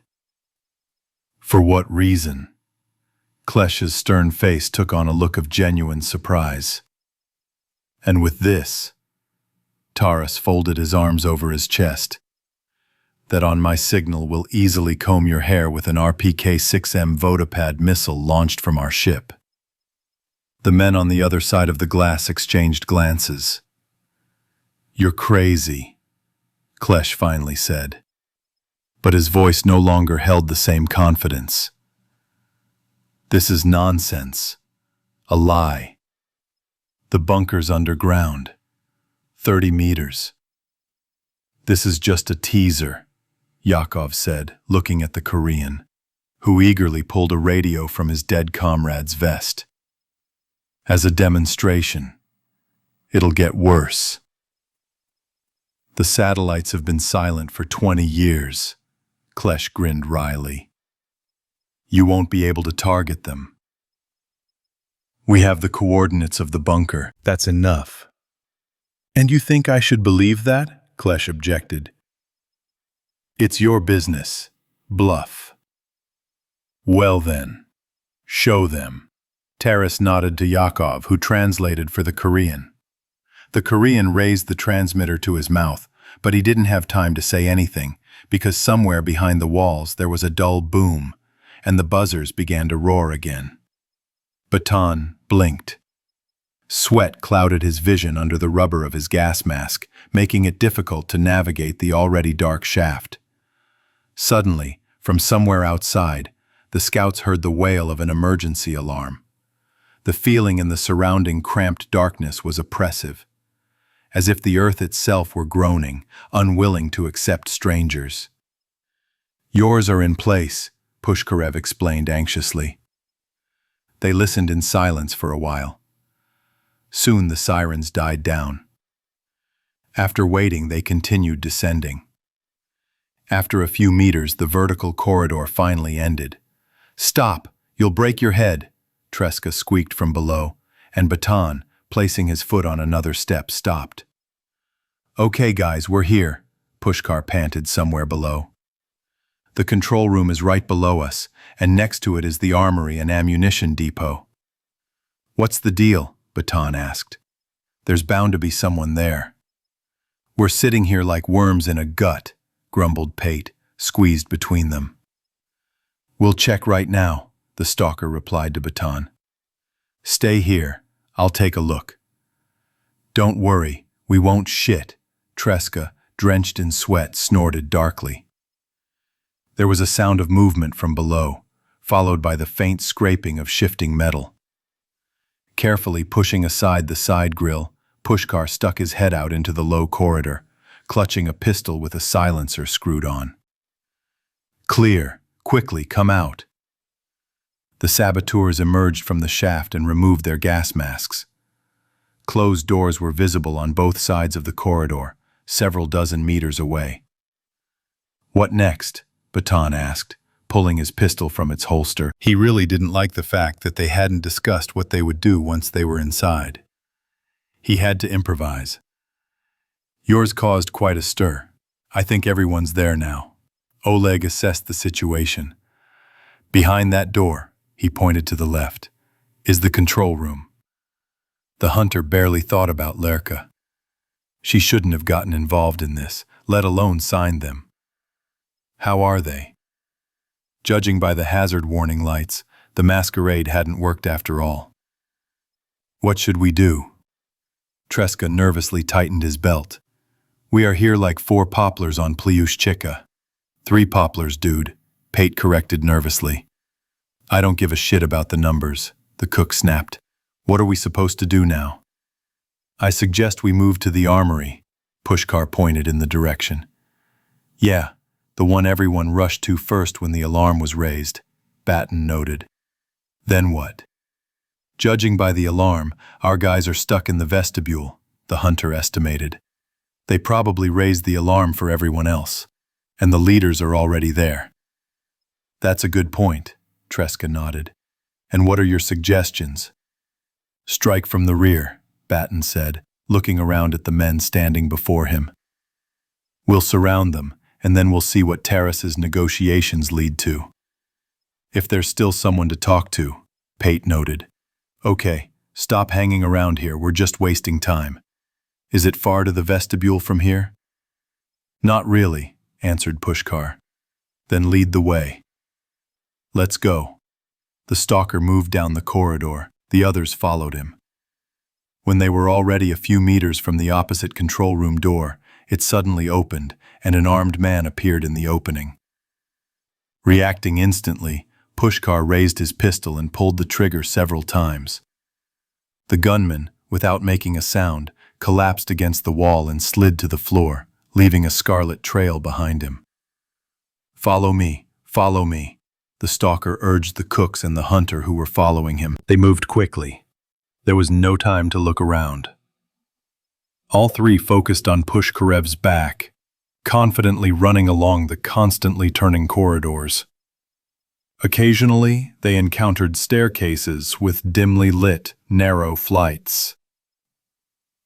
"We're almost there," Oleg panted as he walked after a while. Around the next bend, they ran into 3 militants. They didn't have time to notice them, as all 3 were focused on a massive door with a small window. Behind that door is an airlock connected to the control room, and immediately beyond that is a vestibule, Pushkar whispered. "And there are our guys," Treska concluded. Before anyone could react, He leaned out from around the corner and fired several times. The bullets hit their body armor, and the fighters turned, and as one, unleashed rifle fire on the cook. Discontinuous phrases in Danish could be heard. "What are you doing, you idiot?" Baton roared, dragging the would-be sniper by the scruff of his neck into cover. "I told you to listen to me." "We won't be able to stick our heads out now," shouted Pushkarev, firing several shots at random. Cursing, Baton tore a grenade from his vest, crouched down, and pulling the pin, launched it across the floor at the enemy's feet. The gunfire ceased, replaced by screams. The militants had nowhere to hide in the bare corridor. An explosion thundered, and a thick cloud of black smoke mixed with sparks reached the hiding saboteurs. Immediately, the hazard warning buzzers came to life again. "Clean," Baton assessed after a moment's pause. "Let's go." They rushed out into the hallway and, stepping over scattered bodies, approached the door. Peering through the window, Baton saw Miguel fussing over Savelyev, who lay in a pool of blood. "Your mother!" the hunter cursed, slamming his fist against the bulkhead. Seeing him, Miguel ran to the door. "How do I open it?" Baton shouted. The priest gestured that he couldn't hear. "The airlock and vestibule doors can only be opened by remote control," Pushkarov explained, while the cooks covered the rear. "Now everything depends on your people." "Taras, Savelyev is wounded," Baton shouted into the headset. "Strong?" the earpiece responded. "I can't make it out. We're cut off by the door on the other side. Miguel is with him." "You're bluffing," Klesh repeated, trying to shout over the roar of the siren, and shouted over his shoulder, "Turn off that howl!" The sirens died down. "Go ahead," Taras nodded to the Korean, who quickly started chattering into the radio. Having finished, he nodded to the first mate and Yakov. "Now we wait," muttered Lapshov. "I hope it works." "If only," Voroshilov repeated quietly. Those on the other side of the glass were silent. Time thickened like viscous molasses. Lyra, waiting with everyone else, looked at the ceiling. What was about to happen? She'd never known the effect of a missile strike. She'd only heard about it from stories and seen a few craters photographed by miners long ago, in the very first days after the war. But those craters had been enormous, veritable pits. Could the same thing really happen now? What if they died? The girl glanced at the tense men standing nearby. Their outward calm reassured Lyra a little. No, they knew what they were doing. Finally, when Lyra began to feel like the wait would never end, a new sound came from somewhere above. Breaking through the thick earth, it filled the space of the vestibule and vibrated through the walls. Everyone heard the dull rumble of the explosion, slow, vibrating, chilling to the very bones. Despite being in relative safety, Lyra shuddered. As if for the first time she were face to face with that monstrous, reawakened Moloch of the nuclear nightmare. Finally, everything became quiet. "What's going on now?" She looked at Taras. "Funnel, fire." "Well, I hope you understand we're not joking," Yakov asked. "The next blow will be more powerful." Of course, they were perfectly aware that there would be no second shot. The precious ammunition, miraculously preserved in the last war, was worth preserving like the apple of one's eye, not wasting it mindlessly plowing through enemy territory. Now they were truly beginning to bluff. But Taras noticed with satisfaction a hesitation among the people on the other side of the glass. The militants, having turned off their loudspeakers, were conferring about something. Where did you shoot? Klesh finally asked in a strangled voice. To the nearest Kastrup metro station, the first mate said crisply. According to our information, it's abandoned.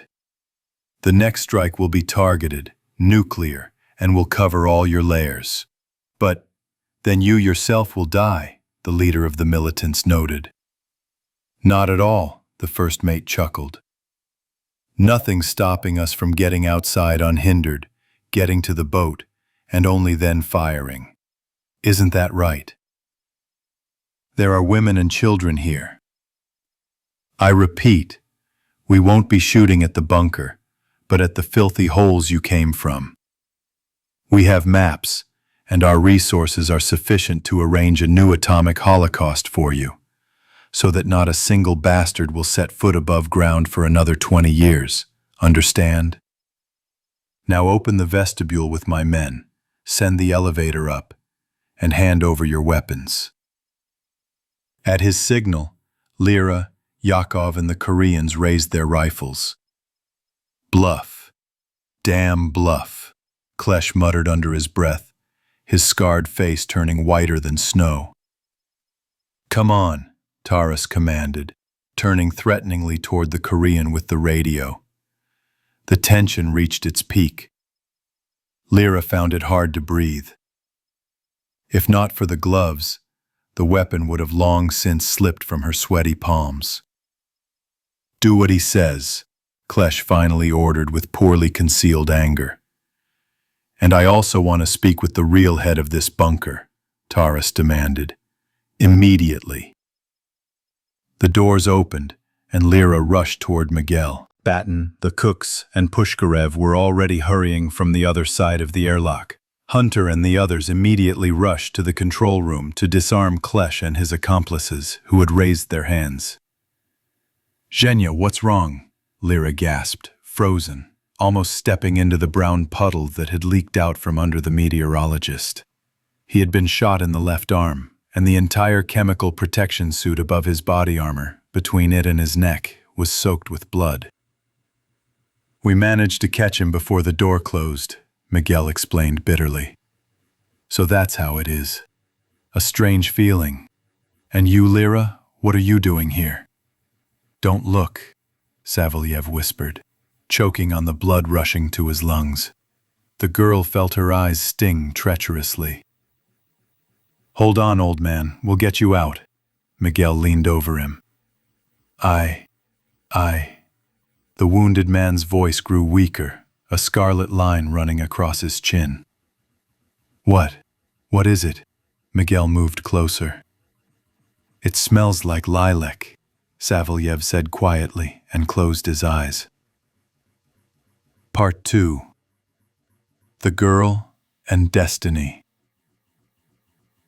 One generation passes away, and another generation comes. But the earth remains forever. The sun rises and the sun sets and hastens to its place where it rises. All rivers flow into the sea, but the sea is not full. To the place from which the rivers flow, they return to flow again. What was, will be, and what was done will be done, and there is nothing new under the sun. There is no memory of the past, and of what will be, there will be no memory left. Memory of those who come after. Book of Ecclesiastes, Chapter 1, verse 4 through 11. Chapter 1. Split. It will fly, my dear. The flickering flame snapped up from the 12-gauge lighter and lit the thin wick of a candle clumsily fashioned from lard. Like a tiny bird, the prayer will fly across the sea. Ta, sitting on the cot, crossed his legs like a Turk, moved the flame of a candle across the bottom, melting the cloudy mass. He then stuck it on the corner of the nightstand near the cot, where fat trickled here and there like frozen tears. This was already the 10th. The small chamber allotted to the holy fool was mysteriously illuminated by a multitude of lights. In the uneven light, the faces of several saints flickered, their sad eyes gazing down upon the lonely man from long, cracked icons. "And I will ascend into the golden-adorned palaces, and I will fear no evil," muttered Ta, surveying his domain. "With a fair wind, travelers from distant lands will return to their father's home." Opening the creaking door, he rummaged through the nightstand, but finding nothing yet again, he remembered he'd given away his Bible a few months ago. He could really use it now. Yeah. Ta missed his favorite stories about God and his friends. They always calmed him. The others just laughed at him. So be it. But they never hit him. They just made fun of him. Ta belonged in the vault. He wasn't hungry. He hadn't gone to dinner, though, as they'd signaled 3 hours earlier. For the past few days, he'd been haunted by a strange feeling. A premonition, perhaps. The old man, lounging on his bunk and clasping his hands behind his head, reminisced. He used to regularly venture to the surface, a member of a caste proudly known as miners. That day, a group of 8 people left for Kaliningrad. An important mission, gathering intelligence on the surface and the general environment, as well as searching for possible survivors in the surrounding area. They never made it. As it turned out later, Mother had been following them all the way from the lighthouse near the shelter. She'd smelled the human scent. She was hungry.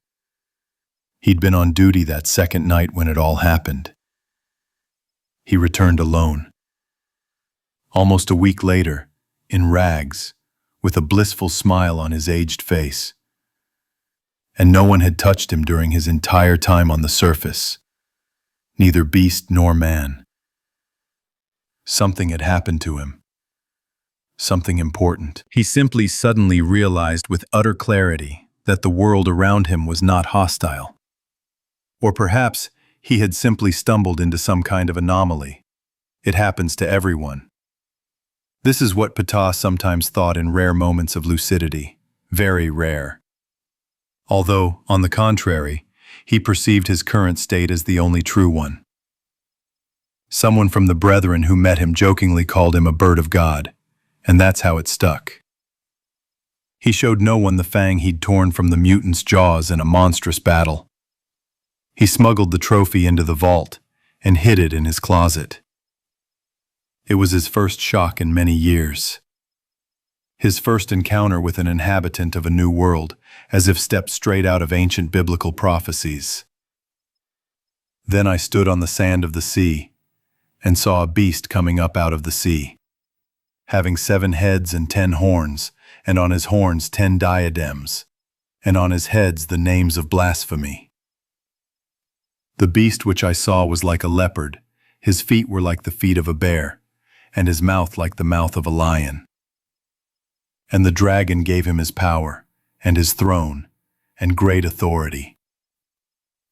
And I looked until one of his heads seemed to be mortally wounded, and his mortal wound was healed. And he was given a mouth speaking great things and blasphemies, and authority was given him to continue 42 months. And it was granted him to make war with the saints and to overcome them. He who leads into captivity shall go into captivity. He who kills with the sword must be killed with the sword. Here is the patience and the faith of the saints. Then he gave the fang to the girl, so that she would return it to her. When Mother reappeared in the vicinity, he knew that her meeting with the young huntress was inevitable. There was some kind of strength in Stepanova's betrothed.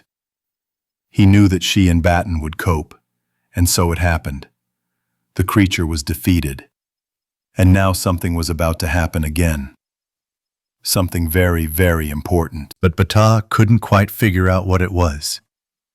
He asked the saints on the icons about it, but they remained silent. He sneaked out onto the hangar roof, but the biting, winter-breathing wind whispered nothing new. It was as if it didn't want to talk to him. Ions in the belly of the whale.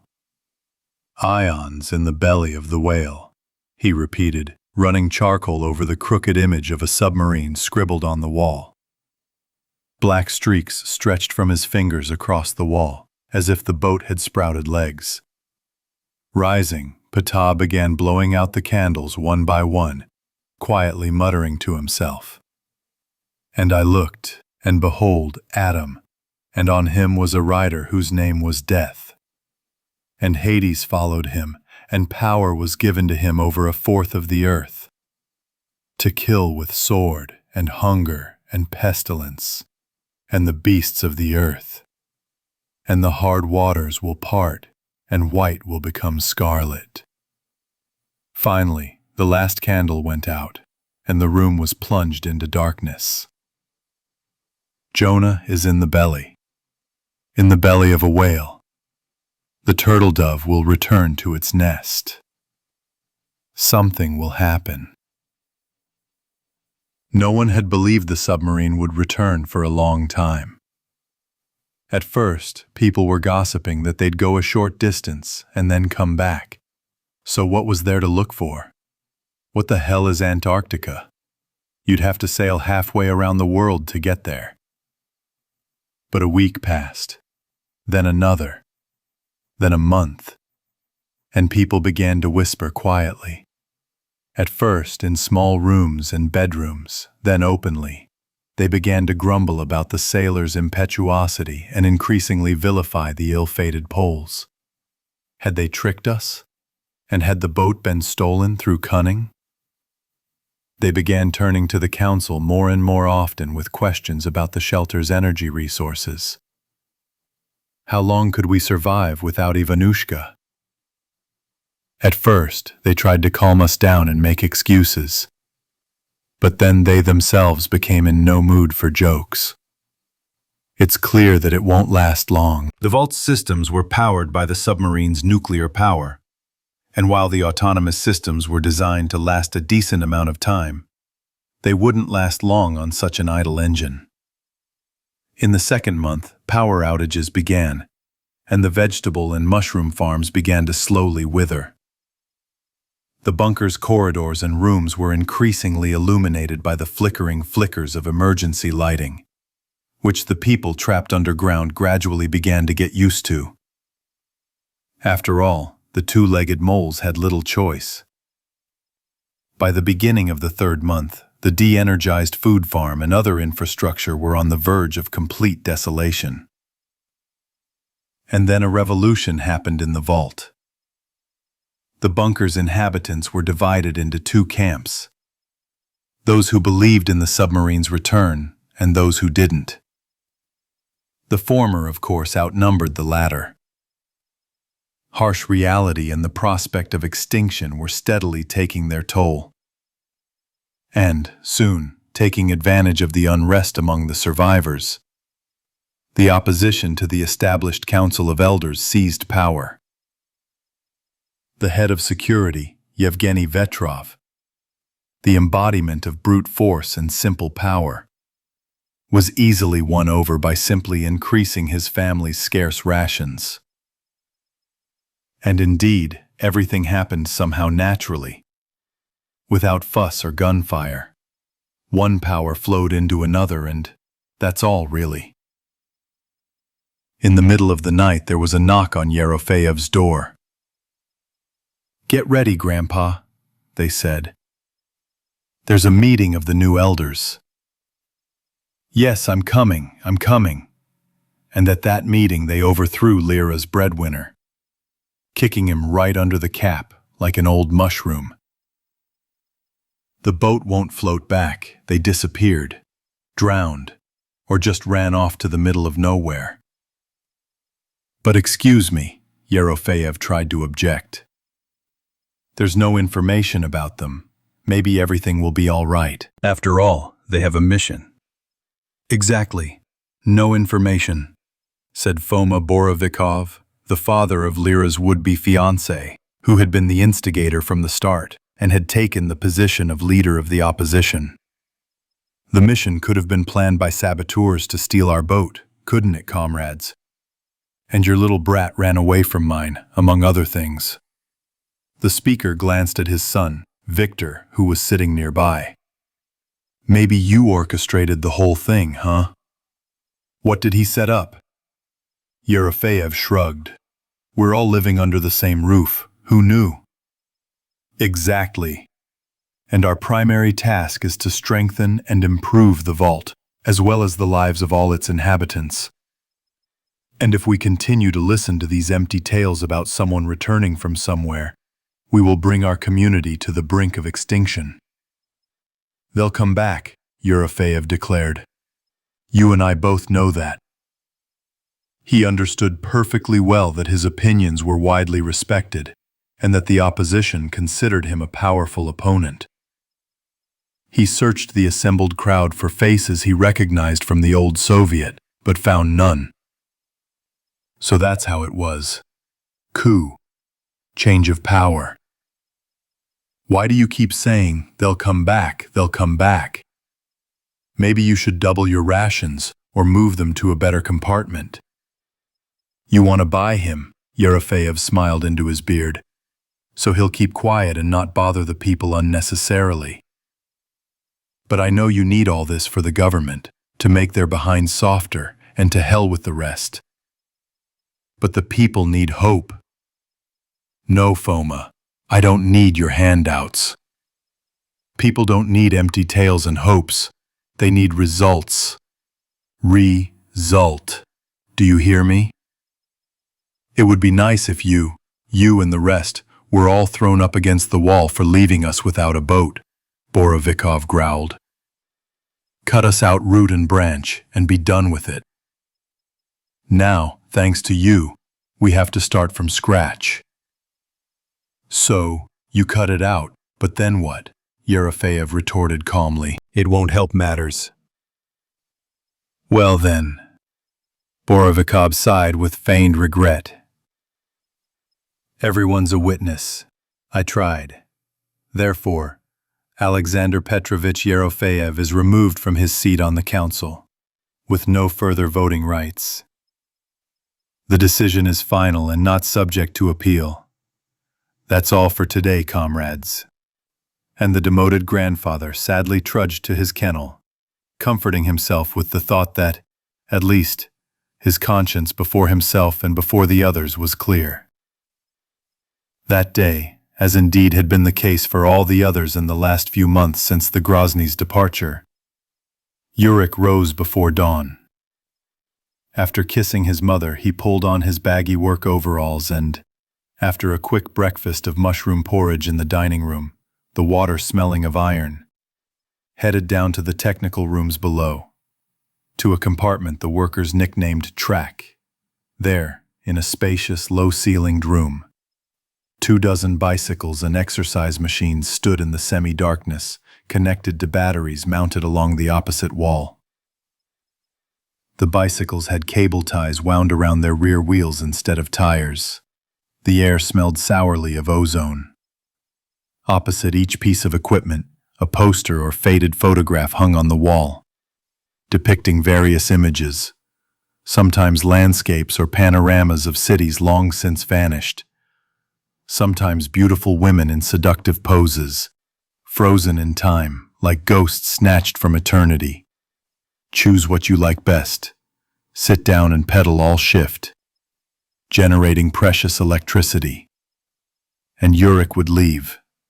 As usual, he would mount the worn leather saddle and set off far, far away, to some other, lost, magical world he'd never known.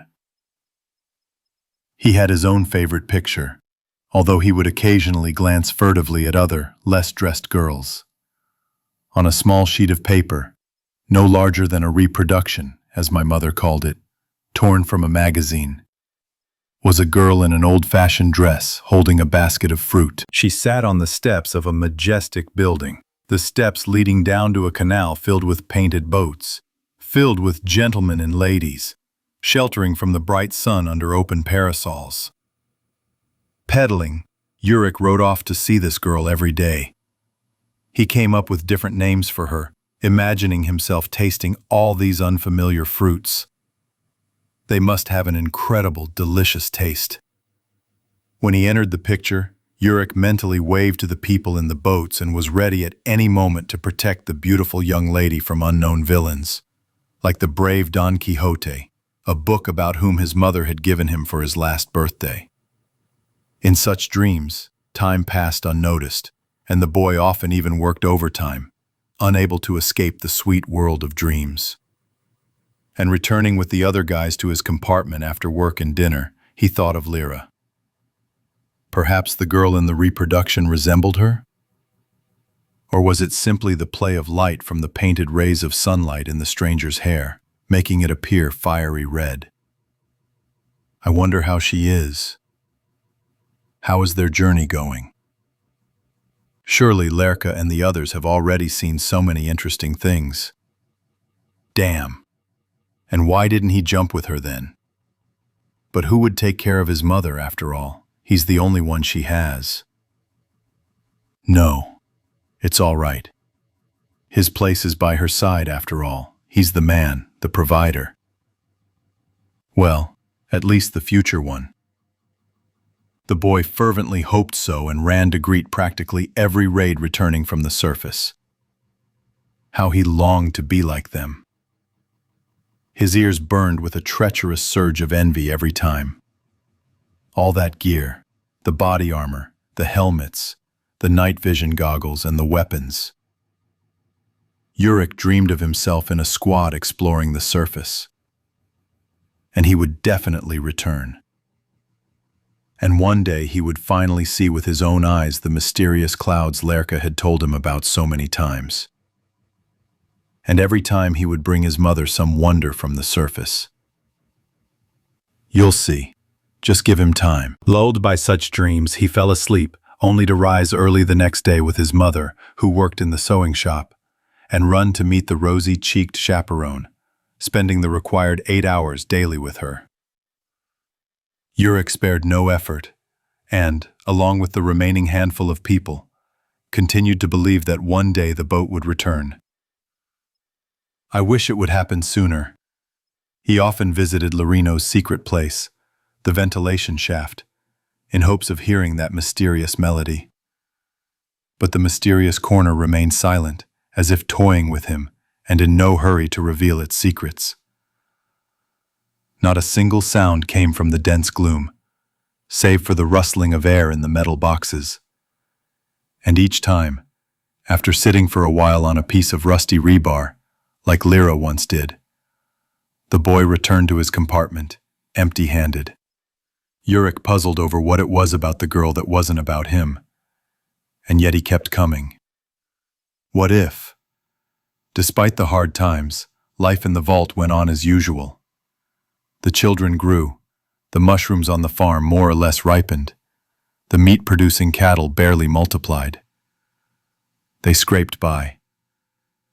Even the division into 2 camps, those who believed in the boat's return and those who rejected it, didn't divide people. And what else could they do?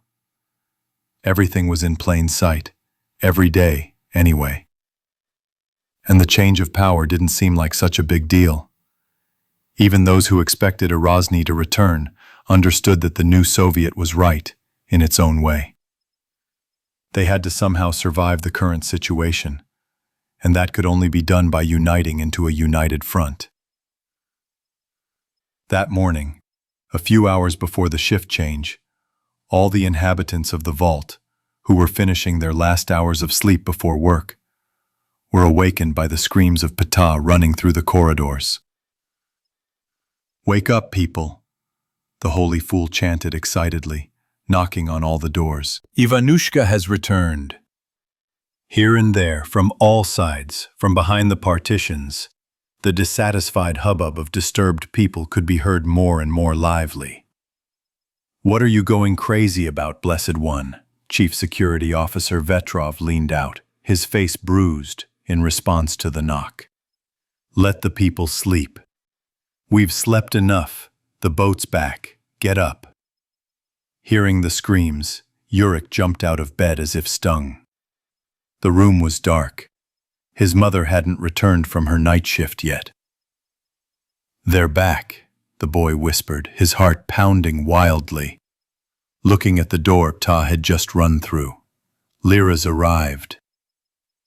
It was the 3rd month since the submarine had left the Pioneer bunker hangar. They waited. Chapter 2. Snowstorm. Ship's log, the Øresund Strait, Denmark, Copenhagen. The parking time is days. The forced delay was brief. A Russian citizen, Oleg Pushkarev, was taken on board, claiming to be a stalker from the local bunker. According to him, the shelter had been attacked by a group of unknown individuals, most likely marauders. Inside were hostages, including women and children.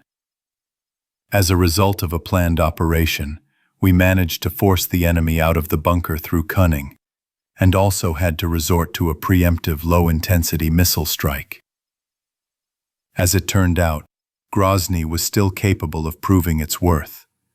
Meteorologist Yevgeny Savelyev was tragically killed in the skirmish. May he rest in peace. How many men did we lose during the entire expedition? How can we make up for the losses? The closer we get to home, the more tired we feel. How many people can or should we still help? It's time to think about our own. How are they? We'll find out soon. Now heading to Pionersk, the senior mate Taras Lapshov, who took command of the ship. Miguel sat in the cabin, quietly fingering his rosary beads in the dim light, leafing through his notebook. For some reason, right now he remembered how polar explorers used to dive into ice holes on Epiphany. For him, having just been transferred from the Chilean base to Novolazarevskaya, it was a shock. It was damn cold there. However, the rector of Holy Trinity Church, elderly Father Ambrose, was adamant.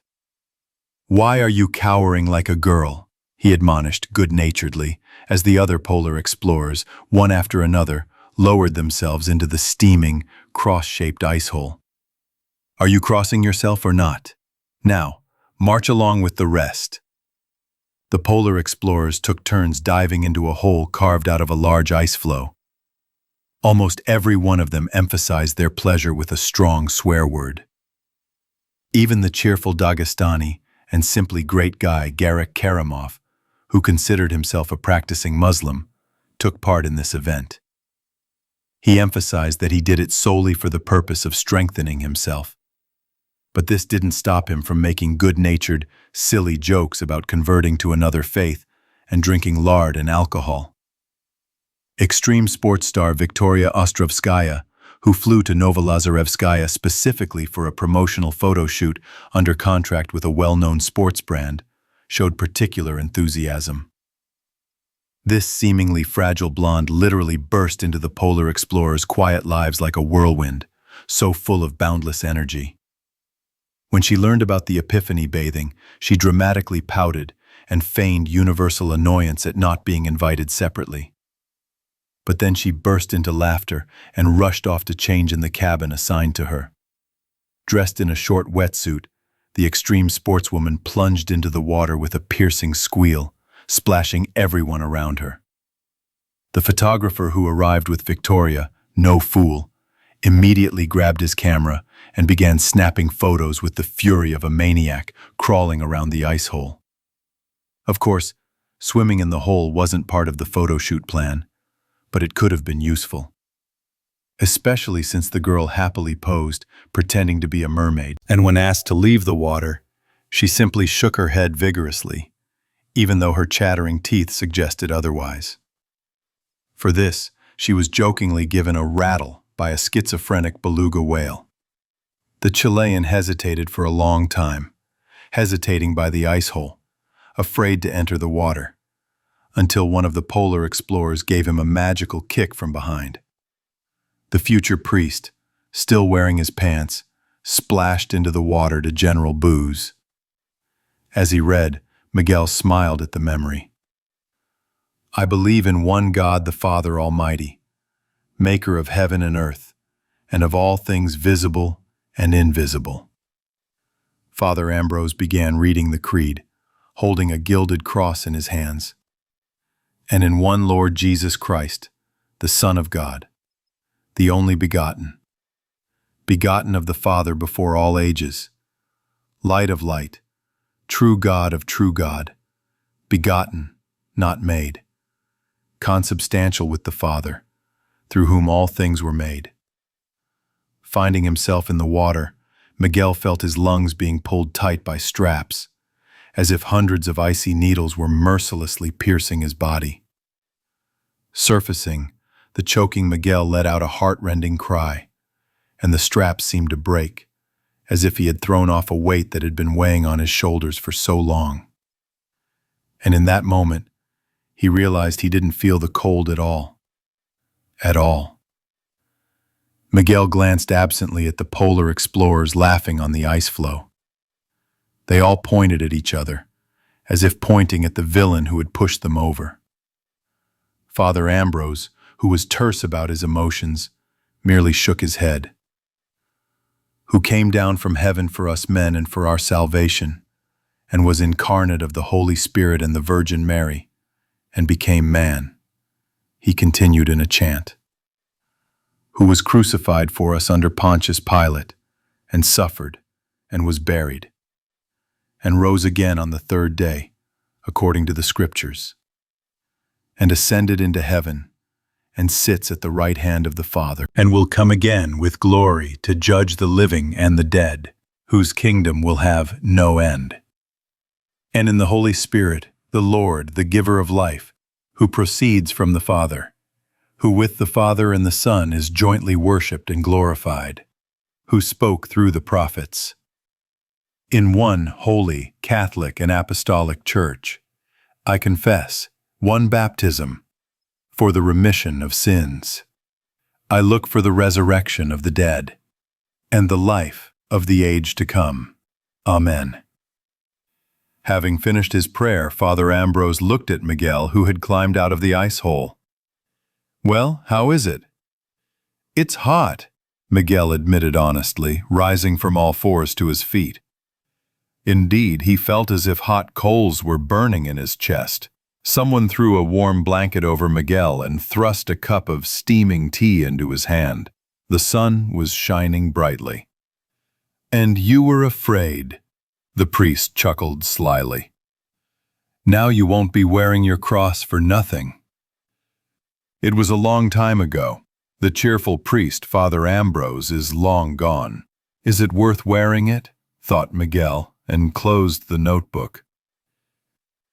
Ivan the Terrible entered the Baltic Sea, where winter was already in full force. The crew was in a sluggish mood. The only bright spot was the imminent return home. Their native lands were drawing near. The sleeping Lyra was awakened by Chuchundra, who had crawled under her vest. "Why can't you sit still, silly girl?" the girl muttered sleepily. The little animal was busy fidgeting, as if sensing something. Lyra couldn't get back to sleep. Sleep wouldn't come. What time was it? And who cared anyway? Rolling over onto her back in the pitch darkness and pulling a mouse out from under her clothes, Lyra began to go over the events of the last few days in her head. She remembered everything that happened to them in Copenhagen. Pushkarev did not lie. After a missile strike from Grozny, the militants who had seized the Danish bunker surrendered. Disarmament was short-lived. After the remaining gang members realized Klesch had been captured, they immediately capitulated. The bunker's leaders didn't resort to reprisals, but at a quick meeting, decided to expel the gang to the surface. Along with their easily discovered mole, an inconspicuous guy from the supply department. Let them get the hell out of there and at the same time, tell others to teach them a lesson.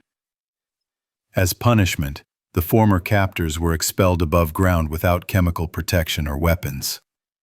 What followed were words of gratitude, handshakes, and brief, meaningless, and unpromising, fleeting acquaintances.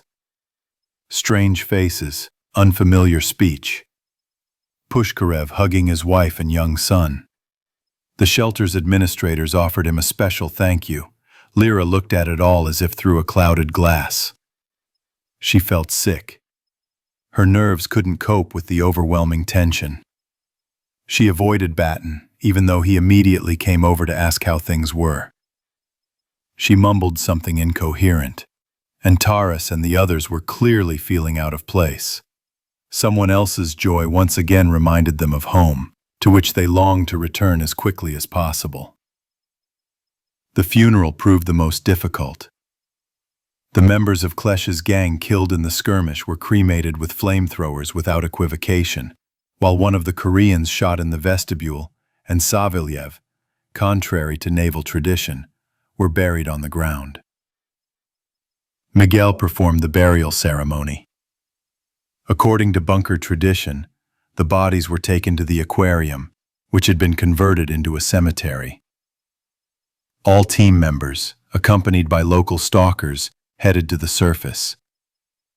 The bodies, wrapped in tarpaulins, were carried on stretchers in the center of the procession. The priest read prayers and gave a short speech. "Give rest, our Savior, to thy servant Eugene, with the righteous, and place him in thy courts, as it is written, despising, as thou art good, his sins, voluntary and involuntary, and all that is known and unknown, O lover of mankind." Lyra knew that crying while wearing a gas mask was the last thing she should do, but she still couldn't hold back. The ever-cheerful meteorologist, who, an eternity ago, had shown her the stars on the way to Antarctica, was now dead. And what joyful songs he'd sung to his guitar. She was now alone, a living reminder of her departed master. The damned, mutilated world was reap its bloody harvest. How much longer would this go on? There were so few of them left anyway. Somehow, they sang "Rest with the Saints" at the end of the service. "With the saints, give rest, O Christ, to the soul of thy servant Eugene, where there is no sickness, nor sorrow, nor sighing, but life everlasting." Lyra heard Miguel's voice somehow distantly, as if she was not there, although she was standing next to the priest. How many people and friends have they lost on this journey? Will the deaths and endless losses never end? What will they say back home? That the virus was a dud and everything was in vain? What will they return home with? Empty-handed and a multitude of deaths to bear, without any of the hope with which, a few months ago, they had, so inspired, rushed toward Antarctica. "It was all in vain," the girl whispered softly. "Forgive us." After the final farewells were said, the bunker elders invited the crew to celebrate their liberation. The sailors resisted, saying, "There's no time, lads. We have to go back to our own people." But, after some persuasion, they agreed to stay until morning. We drank, reminisced, shared the latest news. "How are you? Where are you from?" "We've seen half the world." "Oh well. Antarctica, a secret Nazi virus. Chile, the Faroe Islands. There are still survivors. A Korean tanker fortress is floating, intercepting signals, picking up people. An arc. In short, the fires are still flickering. The only good that comes from all this. Basically, we wanted the best, but it turned out the same as always," Taras concluded sadly, tugging at his mustache. Or rather, how it turned out. Lyra wasn't paying attention to the adults' conversation. She could have recounted their adventures just as well as the first mate. After all the excitement, the girl had suddenly developed an appetite, and obliviously she worked on the soup with 2 kinds of dumplings, dough and minced, as she'd been told. Lyra had no idea where such a strange name, dumplings, came from, but they were delicious, and the broth was rich, even with bits of dried herbs, and, most importantly, hot. Miguel, chewing on the unleavened bread he was breaking off into small pieces, looked at her with a sad smile. The next morning, after the feast, the shelter's management gave the team some food, ammunition, and some small gear, including night vision devices. The captured rifles were also left with them. "Thank you, guys." Pushkar, who had come out to see them off, shook hands with Taras and Batan while the others boarded the boats under a milky, pinkish haze spreading overhead. "I won't forget this. We won't forget." "I just feel sorry for You're welcome," the first mate replied. "There's nothing we can do about it. They died like soldiers, in battle. Be more careful in the future. And increase your patrols. Necessarily." "Well, bye, brothers. God willing, we'll see each other again. Goodbye." The sailors returned to the Grozny, and, having passed the underwater part of the Orson Bridge, moved on. The house was already very close. Chuchundra, who was rustling on the nightstand, brought Lyra out of her thoughts. "Why can't you sleep?" the girl muttered. "Do you want to go for a walk?" "Well, go ahead." Throwing back the blanket and swinging her legs off the bunk, Lyra padded barefoot to the cabin door, opened it slightly, and let the mouse out. And only then did I realize something was wrong. There was no familiar vibration. They stood. What happened? She saw Miguel appear in the hallway. "I don't know. I'll have to see." "Wait, I'll come with you. I'll just get dressed."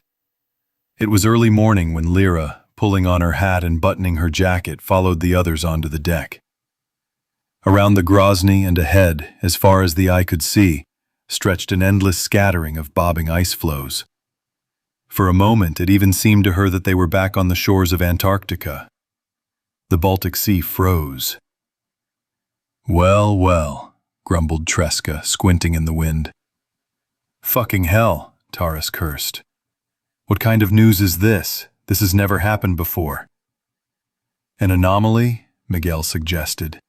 "Who knows? I've heard of such things happening, but very rarely, once every few hundred years." Lyra thought of Savelyev, always so curious about everything. He would have been the one discussing what he'd just seen. The pain of loss pierced her heart again. "Do you think we can get through?" Yakov asked cautiously. "What else can we do?" Taras shrugged. "Icebergs are just that, icebergs. They're all broken. Maybe we'll get through. The main thing is to avoid getting pinched at the very approaches." "It didn't pinch," Pate, who was standing right there, repeated in a strange voice. "Okay, enough freezing your asses, time to move," Taras commanded and began to descend. The others followed him. Over the next 24 hours, the Grozny moved confidently forward, its powerful bow pushing aside the drifting ice floes. Home was just a short distance away. "How are you?" Miguel asked as he entered the shower stall where Lyra was washing clothes in a basin placed on the floor. "Fine," the girl replied, wiping her forehead with the back of her hand. "Why do you ask?" "Well, you'll be home soon. And what?" "Nothing. Your journey is ending." "I wish it would happen sooner. Did you miss me?" "Yes." Lyra looked up from her washing and looked at him carefully. "What's wrong with you? Instead of so many fallen comrades, you're bringing strangers with you. How will they receive us there?" "Oh, that's what you mean," the girl smiled, straightening up and approaching him, taking the priest's hand in her soapy fist. "Don't worry, they'll accept you as one of their own, I promise." "And the rest?" "I don't care about the rest," Lyra kissed him. "You're more important to me. You'll like Grandpa." "I'd like to believe it," Miguel sighed and suddenly hesitated. "Actually, why did I come? Lunch is almost here. They're already calling the cook. Don't be late." "Thank you. I'm almost finished," Lyra replied, returning to the laundry. She was indeed hungry. By evening, the ice had thickened, the ship's movement had slowed, and a new object had appeared on the horizon like a dark block. D6. Kravtsovskoye deposit, Taras said to Batan, who was standing nearby, lowering his binoculars. She's really been swept away in these past few months. What, should we drop in on Palich and Solaric? The hunter chuckled ironically. If they're still there, the first mate replied, raising the binoculars again.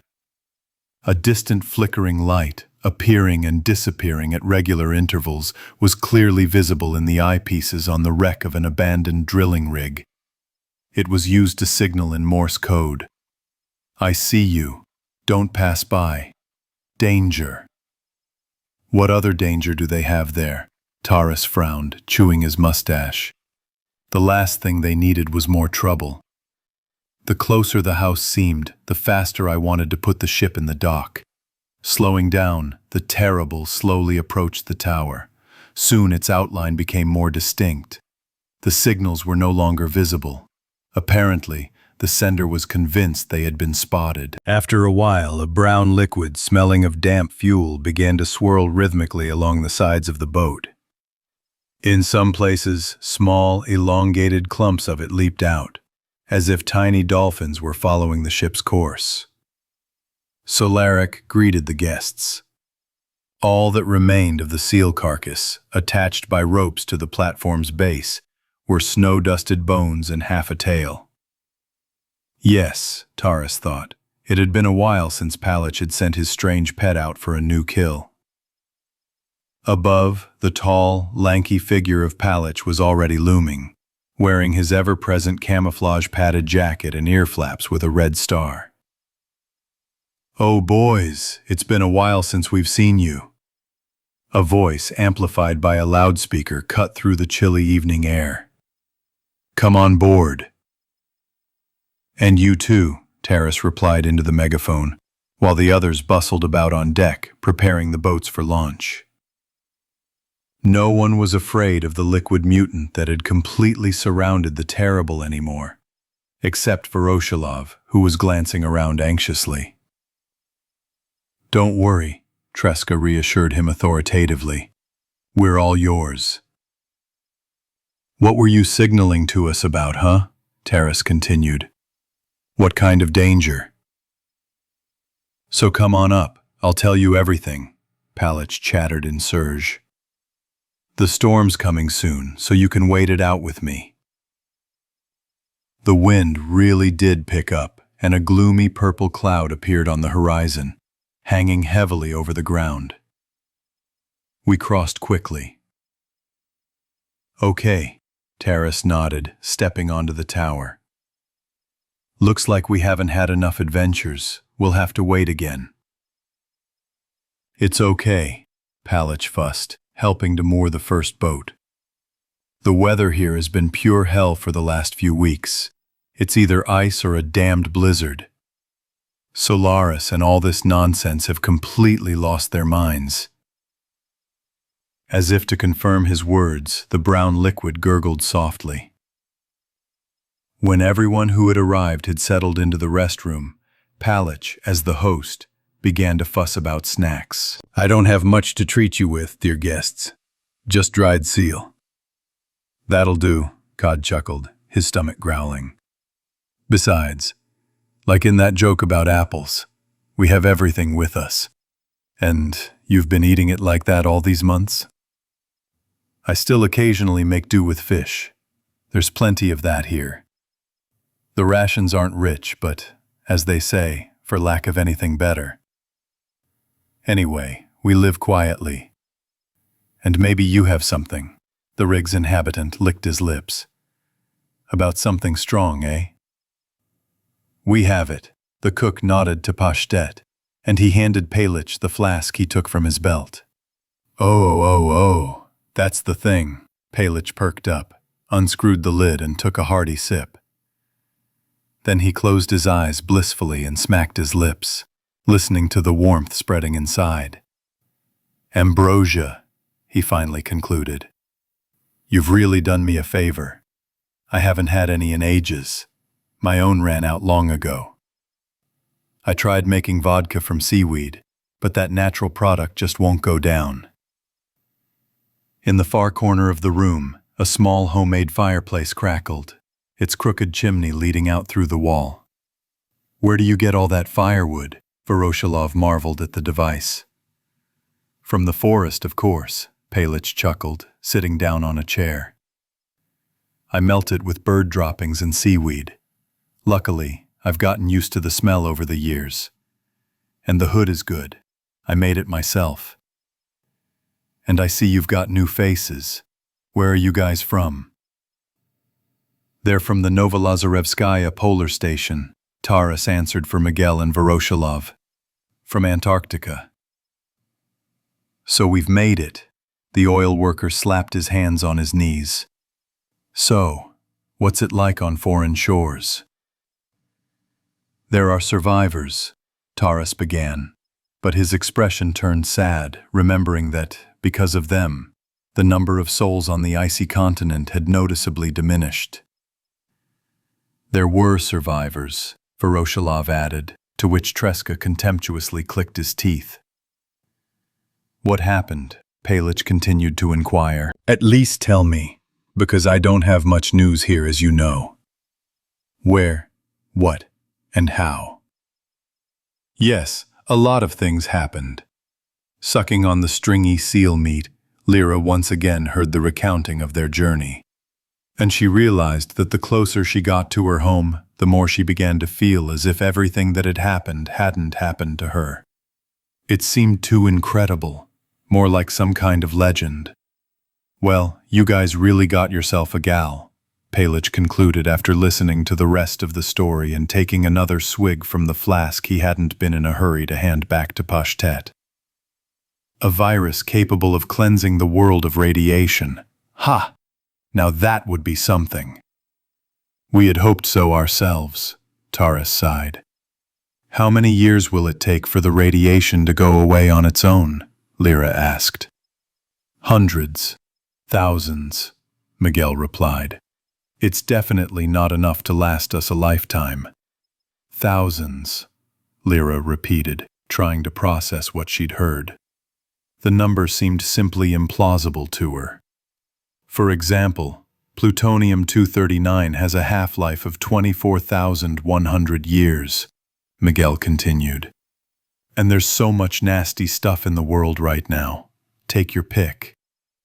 Fine, at least now we know we're not alone on the planet, Palich reasoned sensibly. I just feel sorry for your guys. It's a shame, but it's clear we won't be able to get out of this global mess so easily. Getting up from his chair, he walked over to the wall where, among other instruments, hung a barometer. The storm is already close, the oilman nodded, checking his instrument. Are you going to wait it out here or return to the boat? But we won't make it in time, Taras replied, looking around at the assembled group. What about you? Are we staying? As if we have a choice, Voroshilov said sourly. Hey, oilman, do you have any sleeping bags here? We won't be sleeping, men, Palich said with a strange solemnity. You haven't seen what the word storm means around here. Stepping out onto the observation deck, Taras began scanning the horizon through his binoculars. The cloud was approaching, now taking up half the sky. It had grown darker and seemed to be filling with leaden weight before his eyes. This is disgusting, Palich, standing next to him, assessed. We haven't seen anything like this here in a long time. The increasing wind raised waves and began to disperse the drifting ice floes. Clumping together and colliding, they surrounded the D6 and the boat from all sides. For a time, the Solaric found itself trapped beneath a solid white crust. Only the occasional creaking of the ice sheets indicated that something alive was beneath. Hold on, old man, Palich said, gripping the railing and looking down. We'll manage this time, too. Help me batten down the hatches, he said to the first mate. An hour later, as darkness fell, the storm struck. A thick blanket of stinging snowflakes mixed with hail fell from the sky. The wind howled through the bulkheads. Those gathered in the break room listened to the elements raging just beyond the walls. Lyra had never experienced such extreme weather conditions while on the surface, and now she huddled like a frightened animal against Miguel, who was sitting next to her. It seemed to her that the flickering flames in the fireplace were providing no warmth at all. The storm grew stronger. The howling outside grew louder. The frightened girl felt as if it were the storm itself speaking, trying to reach the handful of desperate daredevils trapped on the rig like cockroaches in a jar. Why hadn't they returned to the boat? She would have been much calmer in her cabin with the mouse for company. Approaching the porthole, Palich looked into the raging darkness for a while. "The wind howls so much it chills you to the bone," complained Pate. "It's not the wind," Palich answered without turning around. "What?" the cook asked, alarmed. Now we're going to have some fun, dear guests. Lyra shuddered. "In what sense?" The wolves have arrived, Palich declared, raising his finger. Let's go on our Baltic safari. Where did they come from? Miguel asked, putting his arm around the girl's shoulders. There's water all around. There's ice all around now, Palich corrected. They're coming from the shore, across the ice floes, looking for something to eat. I've already shot them several times when they started eating my seal. That's all I need for ammo. Do you have a gun? Yes, but it all remained on the boat, Taras answered. I have a gun, Tresca jumped up. Me too, Miguel supported. And I have a rifle, Baton finished. But that's cruel, frowned the girl, who was trained to kill animals only in case of immediate threat to herself. Nothing cruel, the oil man retorted heatedly. They breed like rabbits, scavengers and carriers of disease. Lyra's fear grew. The current situation reminded her of the battle with the Australian dogs at Novolazarevskaya. Will they be able to get in here? She asked. No, everything's tip-top, the oil man reassured her. Come on, guys. In the raging snowstorm of the night, it was impossible to see anything. But in the light of the Grozny's signal lights, large silhouettes of hungry animals flickered below. Too large. Ignoring the howling storm around them, they huddled together and moved toward the seal carcass, skirting the station's left side. Baton counted at least 24 heads. Too much. Just right, Palich replied excitedly, loading his double-barreled shotgun. This will be fun. Baton raised his rifle and pressed his eyepiece to the scope, trying to target the leader. He fired several shots at the particularly large ones. His timing worked. The animals slowed and furiously pounced on the bodies of their fallen kin. Miguel and Tresca's pistols began to bark nearby. Aim for the heads, the hunter advised. It's safer that way. There aren't enough cartridges for everyone, the cook shouted. We don't need them all, Palich barked, engrossed in the shooting. The main thing is to find the leader. Finally, Baton thought he'd spotted the leader. A huge male, nearly 2 meters tall at the shoulder, roared louder than the others and jumped up and down, pushing off with all 4 paws, trying to reach the ladder. You don't need it, the hunter muttered and fired. The bullets pierced the wolf's hide in several places, but this only enraged him. Bleeding profusely, he began trying to reach the humans with even greater ferocity. Suddenly, the ice beneath the wolf's feet cracked, and black tendrils of concentrated liquid erupted from beneath it, attacking the panicked 4-legged creatures. The air filled with the squeals of animals and the cracking of bones. Solaric came to the rescue. The leader was one of the first to die. With a mournful howl, he disappeared into the sea abyss, visible through the ice hole that had formed. The crazed animals scattered in all directions. one after another perishing in the deadly embrace of the living fuel. Some rushed toward the boat, but the Koreans were already waiting there with their lead barrage. Lyra took no part in the battle. Huddled by the fireplace in the lounge, she listened to the heart-rending cries of the dying wolves and the excited shouts of the men. The ice floes turned red. "Come on, guys," Pallet shouted excitedly, reloading his double-barreled shotgun. "Let's finish off these bastards." Soon, the battle was over, and the shooters returned to the restroom. "It's all over, don't worry." Miguel sat down next to Lyra. "I'm not worried," lied the girl, who now most of all wanted to return to Grozny.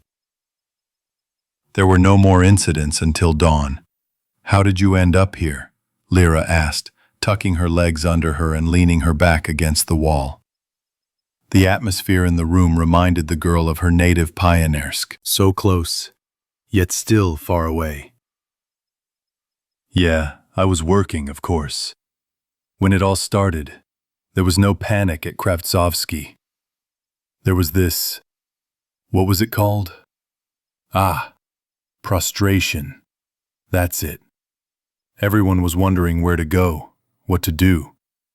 They were sitting on their asses with tons of raw fuel which no one needed anymore.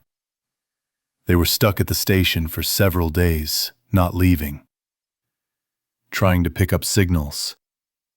In the semi-darkness of the lounge, everyone listened, occasionally coughing and sipping tea, and each sip created a peculiar echo in the sealed room.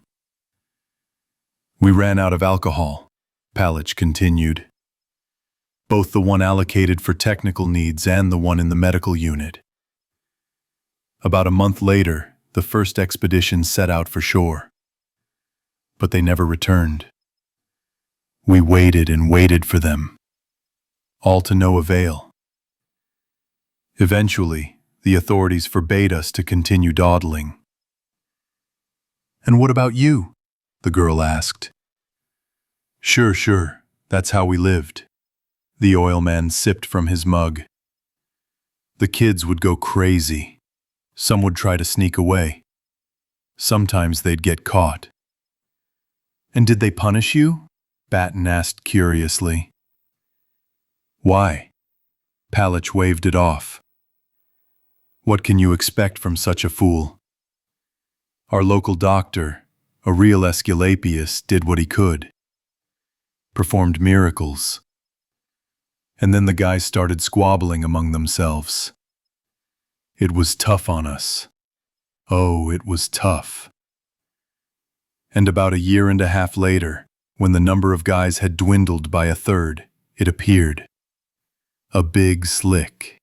Palich looked out the porthole, beyond which darkness raged. At first, they couldn't figure out what was happening. Then the guys rowed up to it in a boat.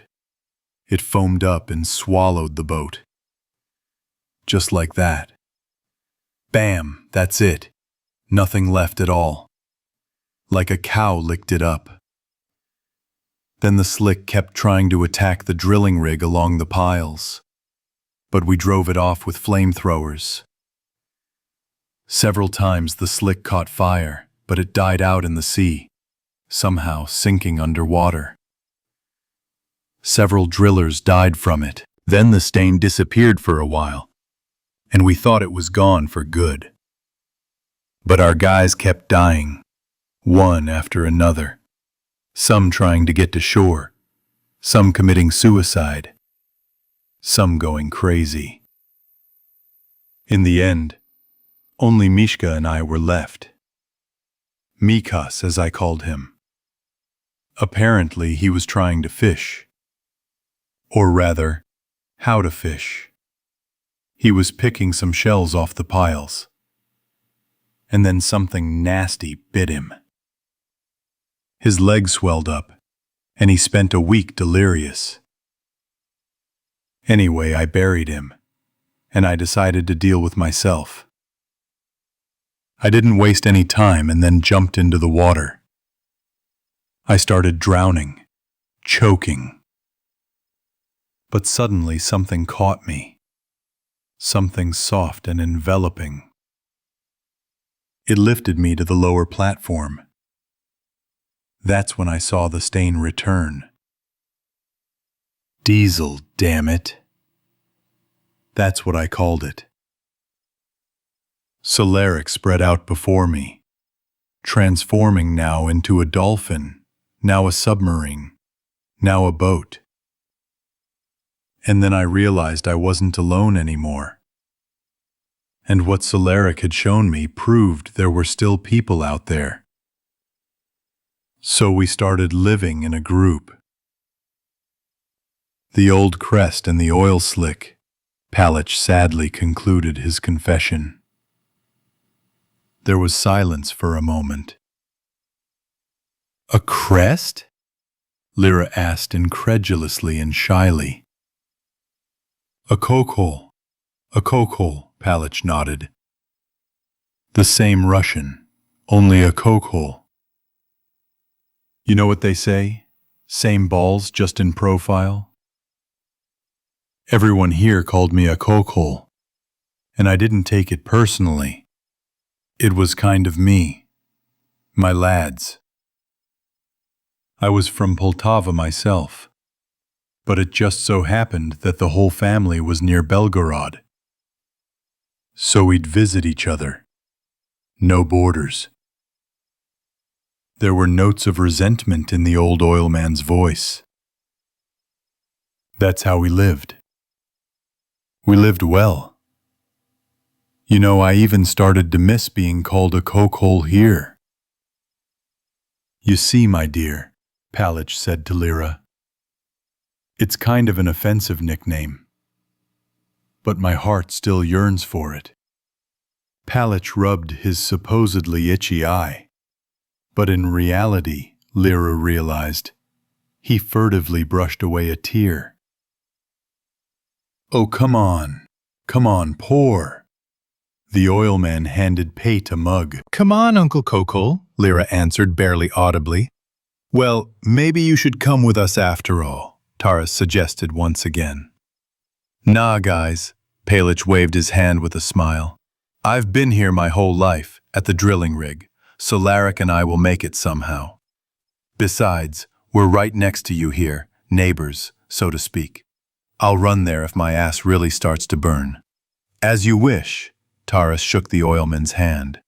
Then bye, and may you stay healthy, sailors. By morning the storm had abated, the crew said goodbye to Palich, and the Grozny set off again. And the closer they seemed to their homeland, the more exhaustion from everything they had experienced weighed on the crew. Soon, the distant shoreline appeared out of the haze to the right. A few hours later, the familiar monolithic bulk of the hangar next to the pioneer shelter appeared. Taras ordered to slow down. They made it. Yoo-hoo! We're home, man! The cooks on deck hugged. Doc was approaching. Through the binoculars, a lone figure could already be discerned standing on the platform above the gate. Ptah greeted them. Come on, Ivan. Come on, my dear, Taras muttered into his mustache from the bridge. There are just a few more steps left. It didn't work. The Baltic was frozen solid by blocks of ice pressing against each other. After traveling a couple more yards, the boat became stuck, just a few meters short of the gates of its home hangar. They're here, the holy fool shouted above, shouting over the gusts of wind and spreading his arms as if embracing the air. Chapter 3. The End of the Road. As the sailors descended single file from the deck of the Grozny onto the snow-covered ice, a small crowd, some wearing gas masks, came out to greet them. According to recent measurements, the background radiation in this area of Pioneersk was low, so the measurement was clearly exaggerated, and the crew members wore no special protection other than respirators, just in case. They're back, someone said at first, incredulously, as if they couldn't believe their eyes. Then, from all sides, the voices grew louder and louder. They're back! Our guys are back! Hooray! Look, the wind has changed, Tresca hissed, watching as several council members, wearing respirators and wearing distinctive insignia on their clothes, folded scarlet ribbons tucked into the chest tabs of their overalls, walked towards them from the crowd of those greeting them. "What are you talking about?" Pate didn't immediately understand. "I've never seen those faces with such regalia before. The elders have changed," the cook grumbled. "I bet we're in for a lot of surprises here, man. And somehow I'm sure they won't be very pleasant." "Where's Captain Lobachev?" Foma Borovikov asked Taras, who towered over him by two heads instead of greeting him. "He died," he answered briefly. "What happened? Where are the others? And who are these people, may I ask?" The elder pounced, pointing to Miguel, Voroshilov, Yakov, and the huddled Koreans. "It'll take a long story," Taras said evenly. "They're not exactly welcoming us into our own home. Perhaps you could let us in first, warm up, and then start talking?" "Where's Grandpa?" Lyra demanded, not finding Yerofeev among the delegation that had come forward. "It's a long story," Borovikov grinned predatorily. "Pending a detailed investigation, you are under council custody. Follow us." Several armed security guards appeared behind him. "Well, well," Lapshov chuckled into his mustache. "So that's how it is." "So," Borovikov retorted angrily. "So, are we under arrest now?" "No. But we still have to look into everything in detail." "Well, lead the way, since that's how things are here now." The shelter hummed like a disturbed beehive, but many of its inhabitants didn't know how to react to what had happened. On the one hand, there it was, the boat. It had arrived intact, which meant life in the bunker would return to normal. They were saved from starvation and death by freezing. On the other hand, how should I treat the arriving team? As heroes or criminals? The vault's population was once again divided. Some said everything would be fine now, while others skeptically noted that the terrible wasn't in the hangar yet, meaning nothing particularly good had happened yet. The returning sailors were allowed to return to their previously occupied quarters and to their families, those who had such, while the Korean crew, who had suddenly appeared out of the blue, were quickly quartered in the free utility rooms. Lyra couldn't calm down. Where was Grandpa? Why didn't he come out with the others? Had something happened? Pushing her way through the noisy, agitated crowd, she tugged Miguel along with her, trying not to let go of his hand. "Lerka!" Something small darted out from somewhere to the side and grabbed her tightly around the waist. Yurik. "Hello, brother. I knew all along that you'd come back," the boy babbled, choking with delight. "I told my mother, too, that you'd come back and everything would be like before. And a lot has changed here, as I see." "Yes, the elders have changed. It's all because of the boat. Many were sure you wouldn't come. And here we are," the girl smiled. "By the way, meet Miguel." "Yuri," he said, disengaging himself from the girl and introducing himself with amused maturity, shaking the priest's outstretched hand. "Did you save your powder compact?" "Of course. I thought about you every day." "That's exactly it, everyone. Oh, and who is this?" "This is Chuchundra. She lived on Grozny. We met on the road." "Funny. Listen, Yura, where's Grandpa?" "I don't know. I haven't seen him since this morning." "And here!" With a joyful cry, Lyra handed the mouse to Miguel and rushed towards the old man who appeared out of nowhere. "You're back, my dear," Erofeev said tenderly, hugging and stroking the girl's head. "Why didn't you come out to greet us?" Lyra asked, pulling away slightly and slightly reproachfully. "We have new rules here now, my dear," the former elder said, spreading his hands. "You see for yourself. You can't show your face anywhere without the boss's knowledge. And, besides, I've been overworked. They transferred me to technical support. There's a lot of paperwork." "Oh, you," Lyra scolded. "Did you at least bring the gun back?" he asked his grandfather, shaking his head. Yes, of course. Sorry for taking it without asking," the girl said, looking down. "Well, what can you do now? You did a lot of things without asking," the old man smiled sadly. "I was restless for the first few days. I thought you'd escape to the surface. I only thought about all this later. Oh." Lyra, wanting to smooth over the awkward pause, turned around and led Miguel over to Erofeev. "Meet Mikhail. He's a priest from Antarctica. Can you believe it?" She hesitated, choosing her words. "So, we're together." "Well, a lot of water has flowed under the bridge these past few months, I see." Erofeev winked slyly. "Me too," Lyra frowned. "Why aren't you on the council anymore? What's Borovikov doing there?" "This isn't a hallway conversation." Grandfather looked away, but immediately brightened up again. "Well, tell me what's going on. Let's squeeze in and maybe there'll be room for everyone.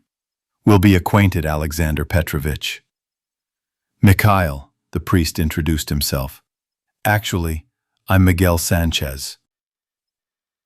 Lyra was surprised.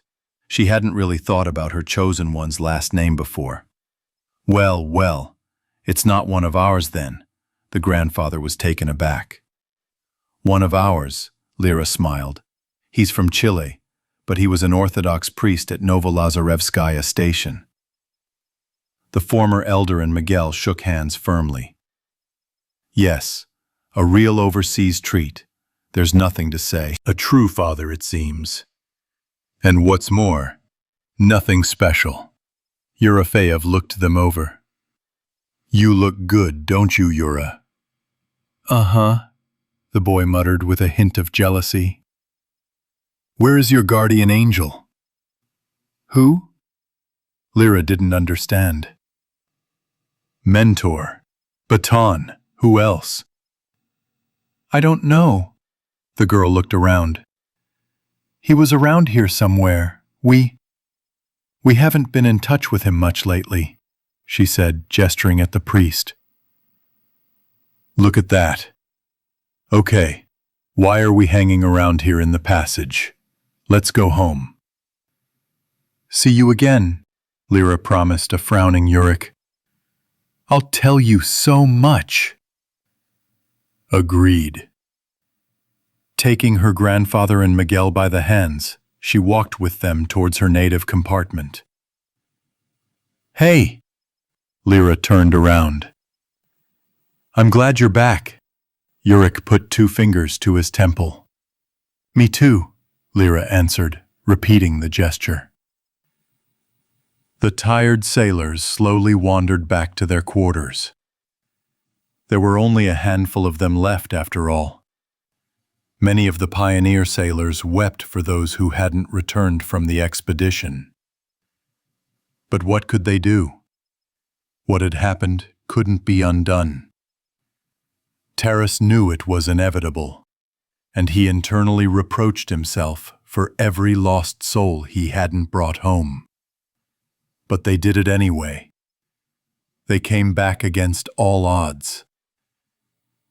Behind every door there was hugging and crying. On the other hand, it seemed like fun, and the vault was filled with a general sense of elation. But the council's all-seeing eye was still unseen. The faces of security personnel flickered here and there.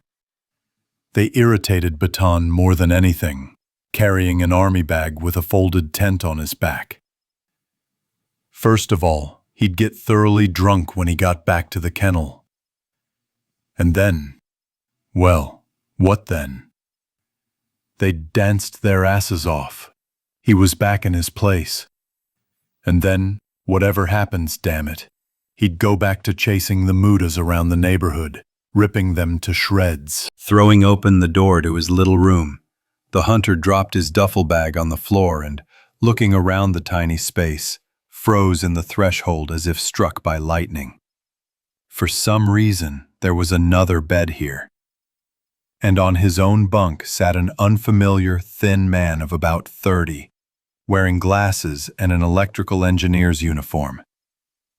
He clasped his hands between his knees and stared at him wide-eyed. Baton remembered. This guy had looked at him strangely up there when they docked. "What the hell?" the hunter growled. Hello," the man muttered, embarrassed and immediately jumping out of bed. Nervously, he pulled off his glasses, then just as quickly replaced them and smoothed down his dark hair. Then, finally composing himself, he quickly approached Baton and extended his hand. "Hello, father." "What the hell?" Baton hissed, stunned. "Who the fuck are you?" "I'm Dmitri, Dima," the stranger replied, not lowering his hand. "Your son." "I don't have a family," the hunter snapped. "Now get out of here before you clean the cabbage soup." "Wait, Mom's coming soon, she'll tell you everything." "She was in the kitchen when you arrived. They weren't allowed off duty." "What the hell kind of mother?" "Misha?" Baton turned around and felt the hairs on the back of his neck stand on end. "This is crazy. This just can't be happening. A stupid prank or someone's joke. The past never comes back. Especially after so many years. Or maybe he's just a bit groggy or just plain nervous." But he hadn't been drinking the night before. Of course, the years don't spare people. And yet, it was her. His Zhenya. Standing here and now before him, with a colorful headscarf tied around her head, her graying hair peeking out from underneath. She smiled vacantly, looking up at him, and the smile caused thin lines of crow's feet to appear at the corners of her eyes. Unreal. Incomprehensible. As if mockingly, my consciousness obligingly tickled my nostrils with the smell of freshly baked goods. Just like then. Once upon a time. But how? How? "That's impossible," Baton croaked, feeling that he needed to sit down immediately. "Alive," the woman said barely audibly, and threw herself into his arms.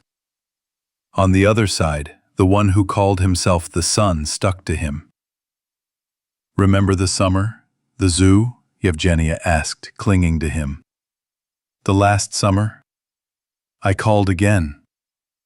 Baton knew perfectly well that no one in the vault had any idea where his family had been on the day of the Holocaust. He told no one, not even his fellow miners or his occasional drinking buddies. "I don't understand," Baton exhaled. "Sit down." The hunter was seated on the bunk, and a glass of muddy water was immediately thrust into his hand. The two of them sat down opposite each other. "We thought you were dead." "Me too," Zhenya began to tell. "Dima and I were walking in the zoo when the bomb hit and only miraculously survived. There was a bomb shelter nearby, so everyone ran there."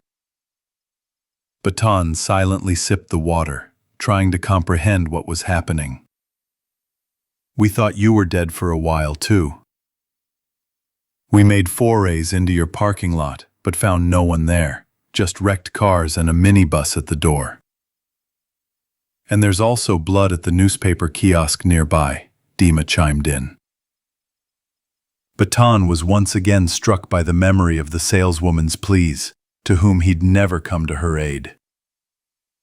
When Kaliningrad fell, there was blood everywhere. People were completely out of control. And a few years later, through visiting caravans and traders, we learned of a lone hunter from Pioneersk who looked like you, Zelensky. Then I had hope, my wife continued. Ironically, Dima and Zhenya arrived at the sailors' shelter with another caravan a few days after the Grozny sailed. The woman got a job in the kitchen, and the handy son became an electrician. An extra pair of hands always comes in handy, And they had to work for shelter. All this time, the family patiently waited for Baton, until the boat's prolonged absence began to suggest that the brave souls might not return. You were 7 then, weren't you? Baton mechanically raised the empty glass to his mouth and looked at his son. And how have you been all this time? Just like everyone else, Dima smiled sadly. Work and hope.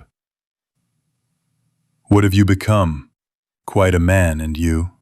Gray, Baton finished for his son, smiling for the first time in response, and scratched an old scar, feeling something long forgotten and buried in the ashes of past years, awakening inside him. Something kind and warm. He's a good boy. He learned well. And while you were sailing, we moved him in with you, Zhenya explained. I did my best. Cozy. The hunter looked around his kennel, which had truly changed under the caring hand of a woman. The hand of his wife, who was still alive. It's you, Baton said quietly, still afraid to believe the unexpected happiness that had befallen him. They moved on to his bed, and Baton, hugging them for the first time in many years, began to cry. And it was wonderful. Chapter 4, 2034. The new year was approaching inexorably, and the returning team, led by Taras, tried to explain to the pioneers that now was not the time for political disagreements. They needed to figure out how to help the shelter as quickly as possible, since they couldn't wait until spring when the ice on the Baltic Sea would melt. Borovikov and his comrades had no choice but to agree, though nasty rumors immediately began to circulate within the council. Returning the ship would undermine their easily won power. Perhaps the people of the former elders would demand their return. But there was nothing to be done. Everything depended on the terrible now. In an attempt to cling to power, the new council tried to stage a show trial and blacken the sailors in the eyes of the public, portraying them as war criminals. They sailed away without permission. They endangered the lives of the vault and its inhabitants. And on top of that, they brought in an extra 30 mouths to feed. Who gave them the right to command? For such a thing, according to the laws of wartime. Sitting among the rest of the team, Lyra occasionally caught the unkind glances of Borovikov Jr., who was standing next to his father, as if saying, "See where I am now? And where are you? What have you lost?" His disgusting gaze made me cringe. I could have punched him. I'll point out, Taras stood up when the indictment was over, that our operation was aimed at finding an antivirus to cleanse the planet's surface of radiation. And what did you bring? Nothing. Borovikov snorted. Cleaned it up, no doubt about it. Your gamble could have cost the lives of everyone in the bunker. But it wasn't worth it. Besides, we brought meat and several containers of seeds from the Doomsday Vault. Seeds. We don't care about your seeds. We still have to check all of this. What's there to check? Open it and sow it. How do we know that the foreigners who were on board with you were not saboteurs? Taras once again, patiently and thoroughly, recounted the story of the Emperor and the tanker Black Dragon. The assembled listeners merely shook their heads in silence. The sailors had witnessed too many strange things in the past months. Their stories sounded like tall tales, so incredible did they seem. There were no young people at the meeting, but Lyra knew full well that her peers would now give her no peace. And so it turned out. For several days after their arrival, the returning travelers were sharing stories of their adventures in various corners of the vault. "How do we know you're not in cahoots with them?" the presiding judge, Borovikov, pressed. 30 men is still quite a force. How do we know they won't kill the guards one night and capture us? Idiocy, muttered Batten, who was sitting in front of Lyra. But the council heard. We've been through this before. What? Excuse me? And the fact that you're all sitting here in front of us, clutching your seats like girls to their skirts. The hunter raised his voice. And you don't understand that even though we didn't succeed, we still need to get the boat back into the hangar and hook it up to the vault as soon as possible, before we all really lose it. And how do you imagine this? The entrance is blocked by ice. Pickaxes, shovels, Batten shrugged. We have explosives after all. There's a week's worth of work there, tops. Work on the surface, Borovikov clarified. We could take turns, Taras suggested. Split it up over a few hours, we'll manage. And to be honest, the background noise isn't that bad. And without a boat, we won't survive. We have very few explosives. Are you suggesting we use them? Do you have any better suggestions? Batten raised his eyebrows mockingly. Then please, speak up. You're talking to the council, mind you, Borovikov tried to cut him off. And what's the point? The hunter chuckled. It's like talking to a brick wall. Or don't you understand what's going on here? The people present at the meeting murmured approvingly. The council understood perfectly well that their power now hung by a thread. We'll begin tomorrow, Taras rose again.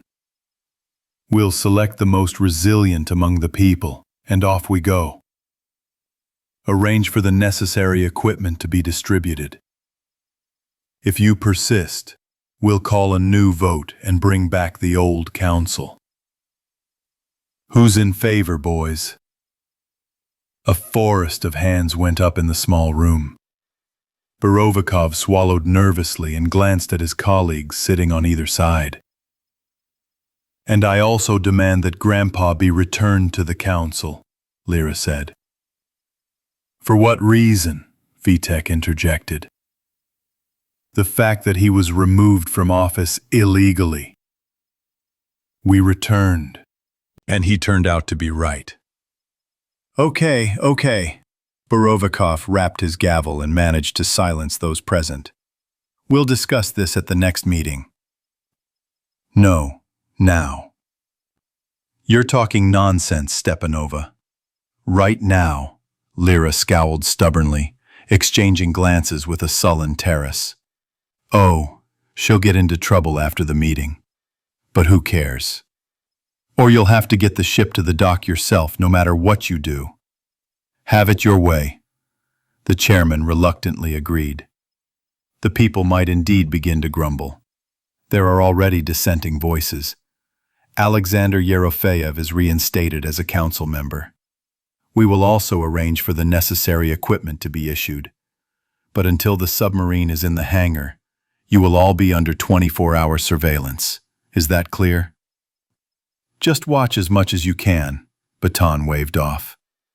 The main thing is how long you can hold on to your positions, Is this incitement? Borovikov frowned menacingly. Call it what you will. The hunter calmly crossed his arms over his chest. But you won't last long, mark my words. The force is ours.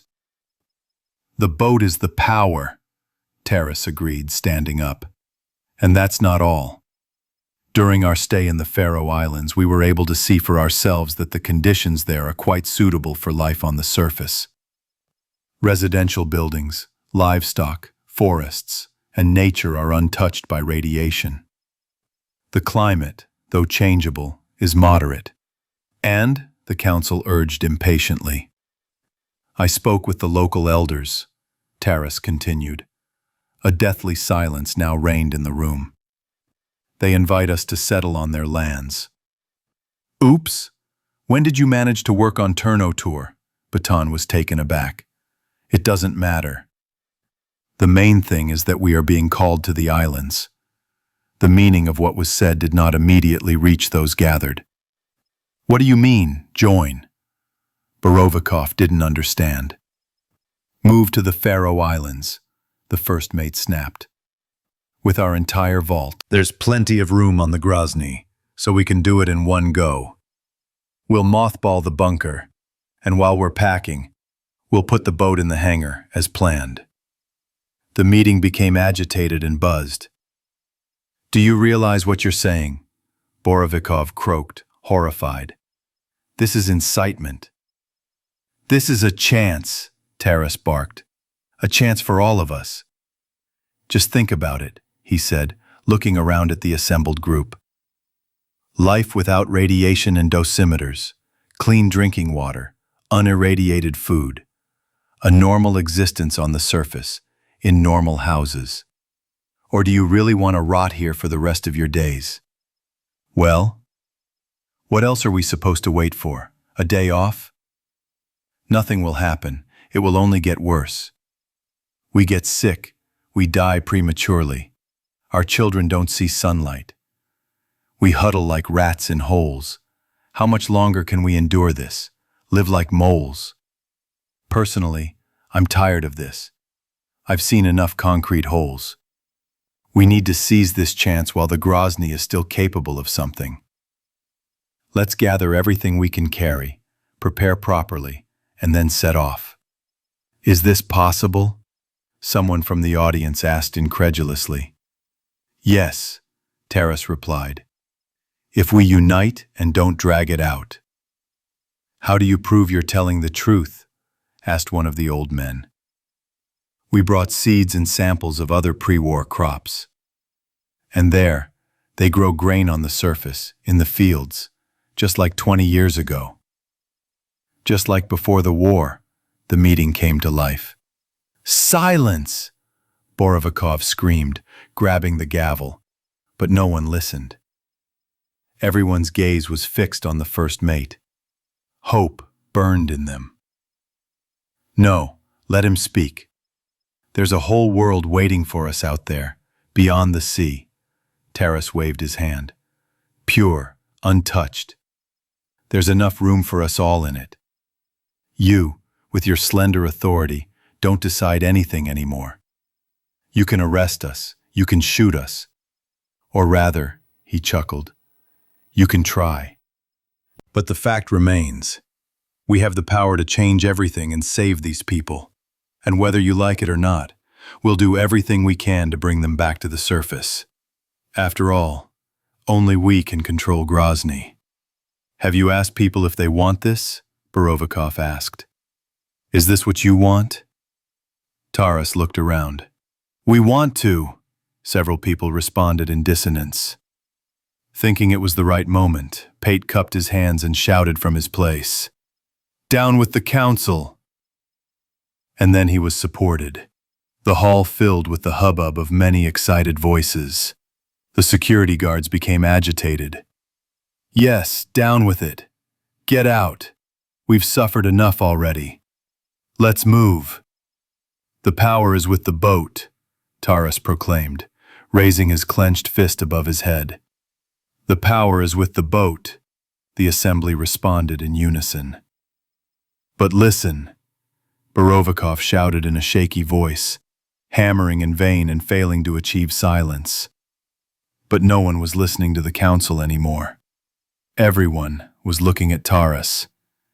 The council members jumped from their seats, seeing the guards rushing toward them, having easily defected to the majority.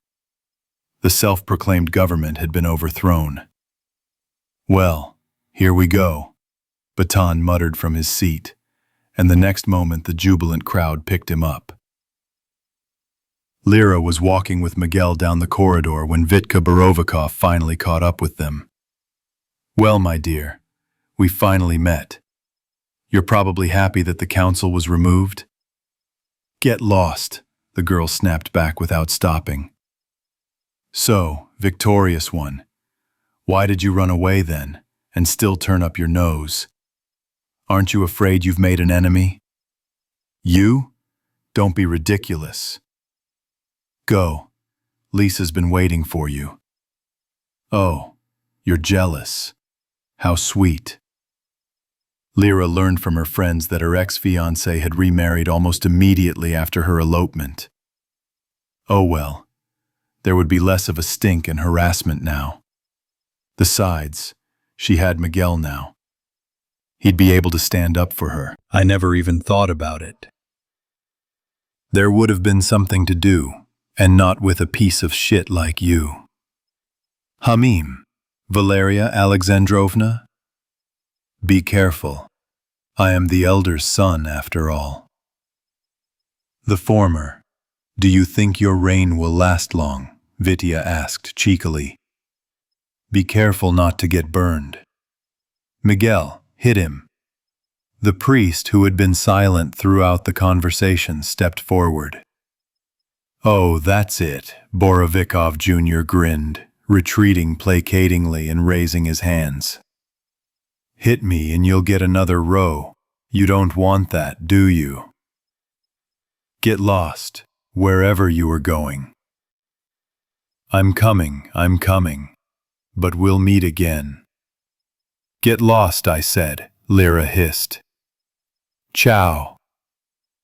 Idiot, the girl breathed out, looking after him. Don't worry about it, Miguel reassured her. I'm fine, Lyra answered. Let's go to Grandpa. Thank you for standing up for me before the council, Eurofiev said when the three of them were left alone in the closet, and the old man poured mushroom tea into mugs from an old enamel teapot with a chipped bottom. You've gained courage, I'll see. Don't thank me. It had to be done. Look at you, how you've turned out. So, you say you found your parents?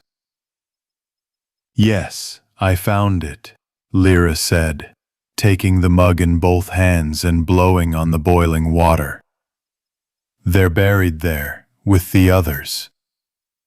And there's a ship nearby on the ice floe, the one they arrived on, the Lev Polikarpov. How did this happen?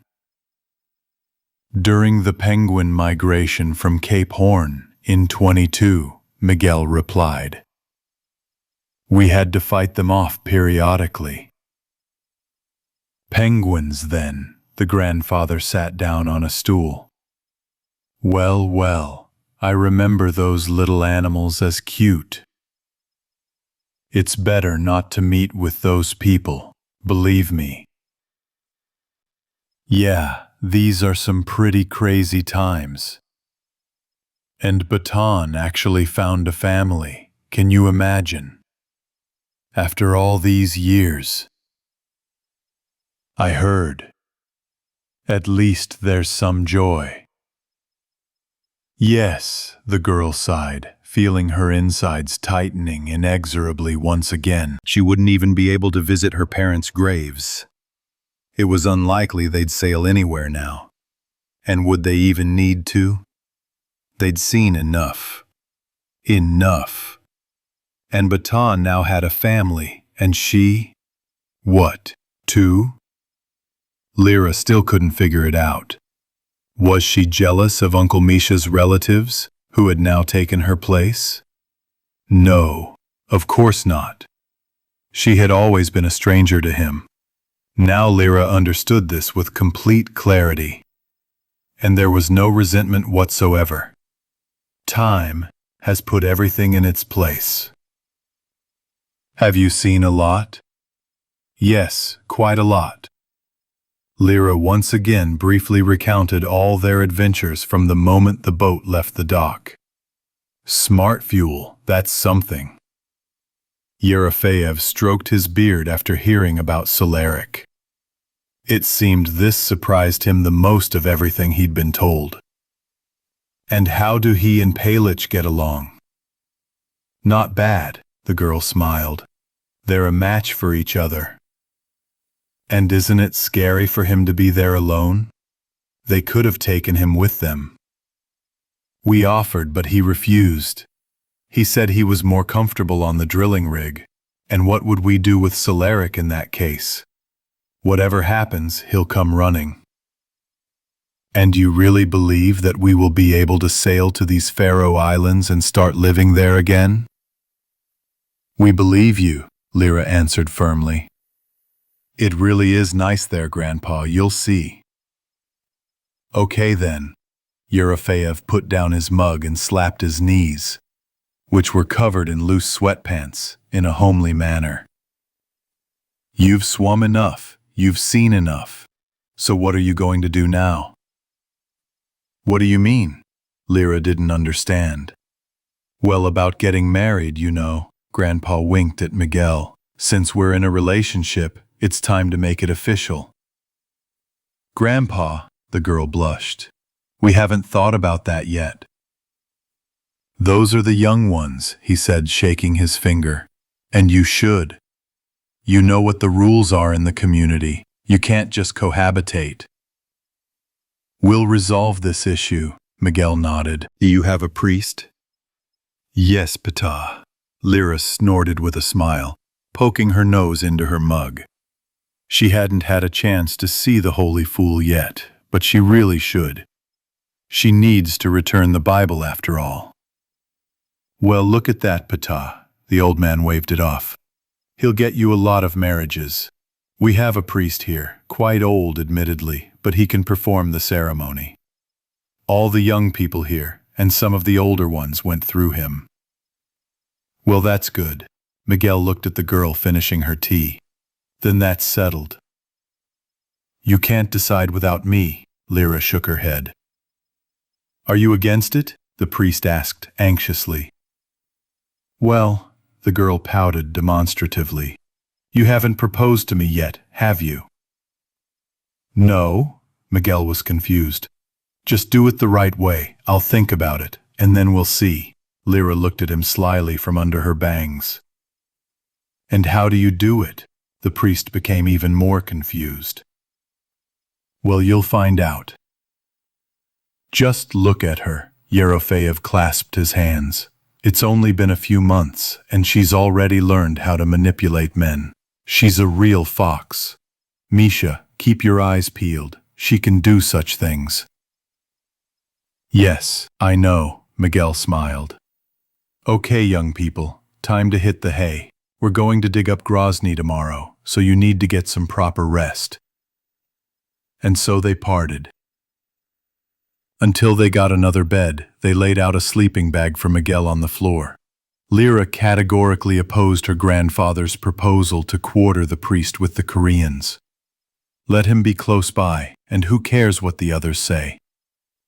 When Yerofeev disappeared behind his partition and began snoring softly a short while later, Lyra, still fully dressed, sat up in bed and pulled the treasured container from the pocket of Tacoma's jacket, which was hanging on a chair. The lights had long since been turned off, but she still had a flashlight. Before lunch, Lyra had asked Yurik to get a small tub of soil from the farm. Now it stood on the table, among the mugs. Grandfather merely shrugged at this strange whim. Calla lily. Xanthodycia ethiopica. Miguel, look what I have. What is this? The priest sat up on his cot, squinting in the light. I don't know. I took this to the vault before it blew up. What do you think is inside? Seeds. What else? And what seeds? I have no idea, Miguel replied, examining the label. Shall we open it? Lyra suggested quietly. Come on. Miguel got up from the floor and sat down on the bed next to the girl. But it wasn't so simple. The container was cunningly sealed, with no visible lid. Finally, armed with a hunting knife, Lyra somehow managed to find a small gap at one end of the container. Don't cut yourself. Don't disturb me. Finally, after some effort, the container gave way with a click, and unscrewing the lid, Lyra poured a small handful of seed balls onto the table. What do you think this is? I don't know, Miguel shrugged. We'd have to jail him to find out. Taking one seed with 2 fingers, Lyra moved the tub towards herself. Let's do it together? The priest touched the girl's fingers. They dug a small hole in the soil, carefully lowered the seed into the hole, and gently covered it with earth. Now water. Lyra took the kettle and watered the ground. Well, all that's left is to wait, Miguel concluded, carefully collecting the remaining seeds into a container. I love you, said Lyra. And I you, Miguel replied, kissing her. Come to me, she reached out to him, taking off her vest. The next day they began to pave the way to the hangar, somehow. Especially since it was only a few meters. They had to manage. Everything was put to use, from picks and shovels to precious explosives, which after much discussion they finally decided to resort to. The returning old council was in no hurry to waste their expensive supplies, but there was nothing else to be done. The largest blocks of ice didn't break apart so easily. They had to resort to charges, which were lowered into special holes made with picks and drills. Paid and Cod, who worked alongside everyone else, used fishing braces to make holes. It was worth coming back just to bend my back here, the cook grumbled. Don't whine, Pate snapped. The main thing is we got home. And then we can get to work. We're not made of sugar, we won't melt. Besides, you know what kind of mess we're in. We'll sail back to the Faroe Islands. And you, look, are only happy, herdsman. Where everyone else goes, there he goes. We need to get the Grozny into the hangar and hook it up to the vault's systems. You know that. We're working together, and that's the right thing to do. And tell me what you didn't like about the islands. Right or wrong, liked or disliked, grumbled Cod, throwing all his weight onto the brace to deepen the hole in the ice crust that was cracking under the pressure. Tell me it's written in Patak's notebook. Ram it, and be done with it. And how do you imagine this? Easily. It's all so simple for you. But what if the hangar gets damaged? How will we restore it, have you thought? With our hands, of course, the cook responded and grinned. Well, we're leaving anyway, so what difference does it make? After us, even the grass won't grow. It's winter outside, in case you haven't noticed. So what? We're already working in shifts. What if the wind starts blowing in the hangar? And what if some animals wander in? You never know. Maybe we'll decide to go back. We have Baton and Lurka for that, Tresca objected, adjusting his ear flaps. Loaf of bread, loaf of bread. There's only one of him, but there's a lot of living creatures. Hey, you! Taurus, who was on duty off to the side, called out to the couple. Are you working there or just here to chat? We're working, Codfish panted, pulling out the drill, spraying snow dust, and allowing Pate to push a stick of dynamite into the freshly drilled hole. "Light it, and let's get going." A few seconds later it exploded. And so they did. Drilled, buried, and blew up. The scattered chunks of ice were broken up with picks and shovels and hauled away on sleds. We moved forward slowly. It took almost a week and a half to return Grozny to the hangar. People worked tirelessly. Everyone understood that their future depended on it. And finally, on December 27th, the boat ceremoniously sailed in and was moored at the dock. The shelter came alive again. To mark the occasion, a small celebration was held in the bunker, and all food and technical facilities were declared closed. "Well, now we can think about the holiday," Yerofeyev said, rubbing his calloused palms, referring to the approaching year 2034. "Let's celebrate properly, and then we'll be off to a good time." There were only 4 days left until New Year's. It was decided to celebrate it at the shelter and only then prepare to sail to the Faroe Islands. So, according to a long-established rule, a group of foragers was sent to the surface to collect a Christmas tree. Although after the war people had little time for holidays, the most important ones remained and continued to be celebrated. As usual, Lyra and Baton were sent to guard the detachment in case of unexpected danger. The girl's life, now sharing a compartment with Miguel and her grandfather, gradually returned to normal, though she was looking forward to a new journey and the long-awaited meeting with Milen. "I wonder how she and Olaf are doing." Lyra was once again among her peers, looking at her with envy in their eyes.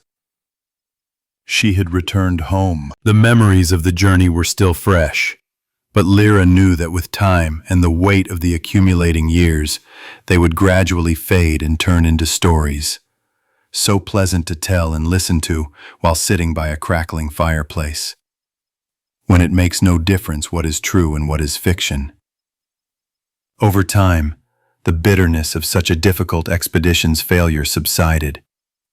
But the sailors learned from their own experience that pockets of life still remained in the world, meaning humanity still had a chance, however slim, to try and start anew. Lyra was already mentally saying goodbye to the shelter. "Do you think it'll fit? It's so old after all," Lyra asked of her cracked face, reflected in a multitude of different mirror shards painstakingly glued together. The slender girl, wearing an oversized wedding dress with 3 ruffles and a veil that hung like an open parachute, peered critically into the enormous composite mirror that spanned the entire wall of Baba Dina's workshop, from floor to ceiling. She came to the fitting in the sewing workshop, located on the lower level of the shelter, this time secretly from Miguel, with particular pleasure. After her departure and the subsequent wedding of Vitka Borovikov and his Lizka, the dress was worn by another woman. But this didn't bother the bride-to-be in the least. After each ceremony, the material was dry cleaned, leaving it relatively new and clean. The relic was treasured, and it was decided to hold Lyra and Miguel's wedding right after the New Year. It'll do. Where else would it go? Baba Dina, armed with pins, fussed around her. "You're still just a reed, just like before, my dear," the old woman sobbed softly. "You've probably swum enough, seen all sorts of horrors. You've been through a lot of grief." "All sorts of things have happened," Lyra agreed. "Why are you crying? How can I not cry, my dear? It's such a joy when the children come home." Listening to the old woman's chirping, Lyra stood and thought with bated breath. Will her dress light up? She remembered that at night, When it had once been brought from the surface, it glowed, and only on the night before the wedding, in fact. A faint, barely noticeable glow. There was a belief that if a bride woke up at night and saw a glow, her marriage would be strong and her home well fed. If it didn't glow, it was time to think twice. And indeed, some did glow, and others didn't. Some families lived strong, with children and prosperity, while in others, a couple would fall apart like a poorly glued vase after just a few days. And what will happen between them? Will it work out? Will the ancient belief accept her choice? After all, Miguel is a priest. And if not, Lyra pushed away her disturbing thoughts. Are we going to make a bow at the waist? Well, like this, look, how beautiful. Turn around. Lyra twirled in front of the mirror and was pleased with herself. Yes, let's do it with a bow. Okay then, just be patient a little longer. Work, I'm not tired. Now she was ready to wait as long as it took. Her heart, wounded by the hardships of the campaign, simply sang with joy. Life was getting better again. They were sitting on the lighthouse again, having taken off their gas masks, and Lyra was crunching on dried mushrooms. I bet they won't knock us down, Batten, hugging his rifle, was the first to break the silence. Lyra looked in the direction he was pointing. Off to the side of the tower, the miners had chosen a sizable spruce tree, and, after checking it with a dosimeter, were attempting to approach the trunk with a wide, two-handed saw. Yes, Lyra smiled, throwing another cracker into her mouth. She liked the new Batten. The hunter had changed dramatically since he'd found his family again. He'd become calmer, didn't drink much, and stopped clinging to Miguel. And their strained relationship had somehow returned to normal. The only difference was that they were now on familiar terms.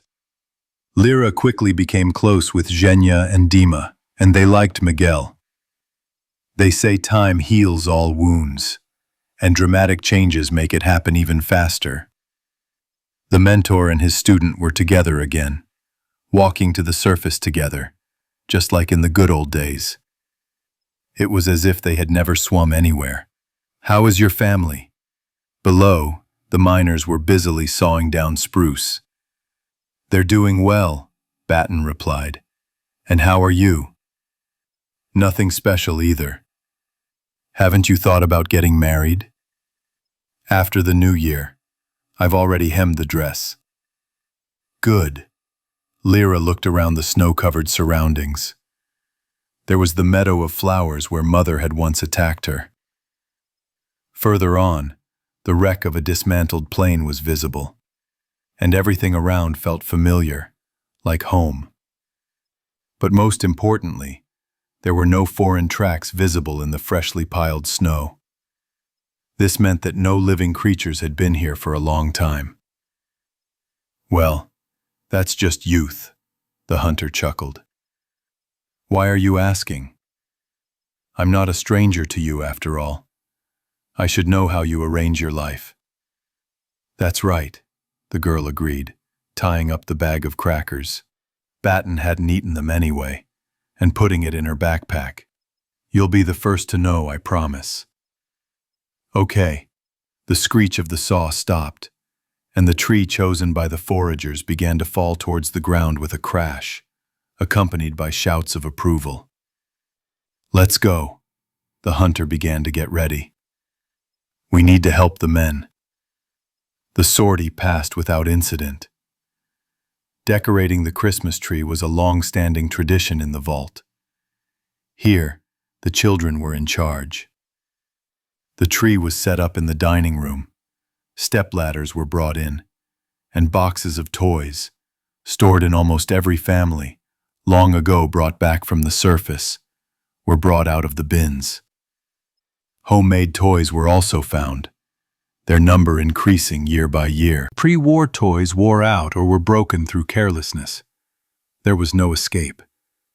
The new replaced the old, and when the decorating ceremony concluded and the numerous garlands were turned on, Everyone, young and old, came to gaze upon the forest beauty, illuminated by mysterious, multicolored lights.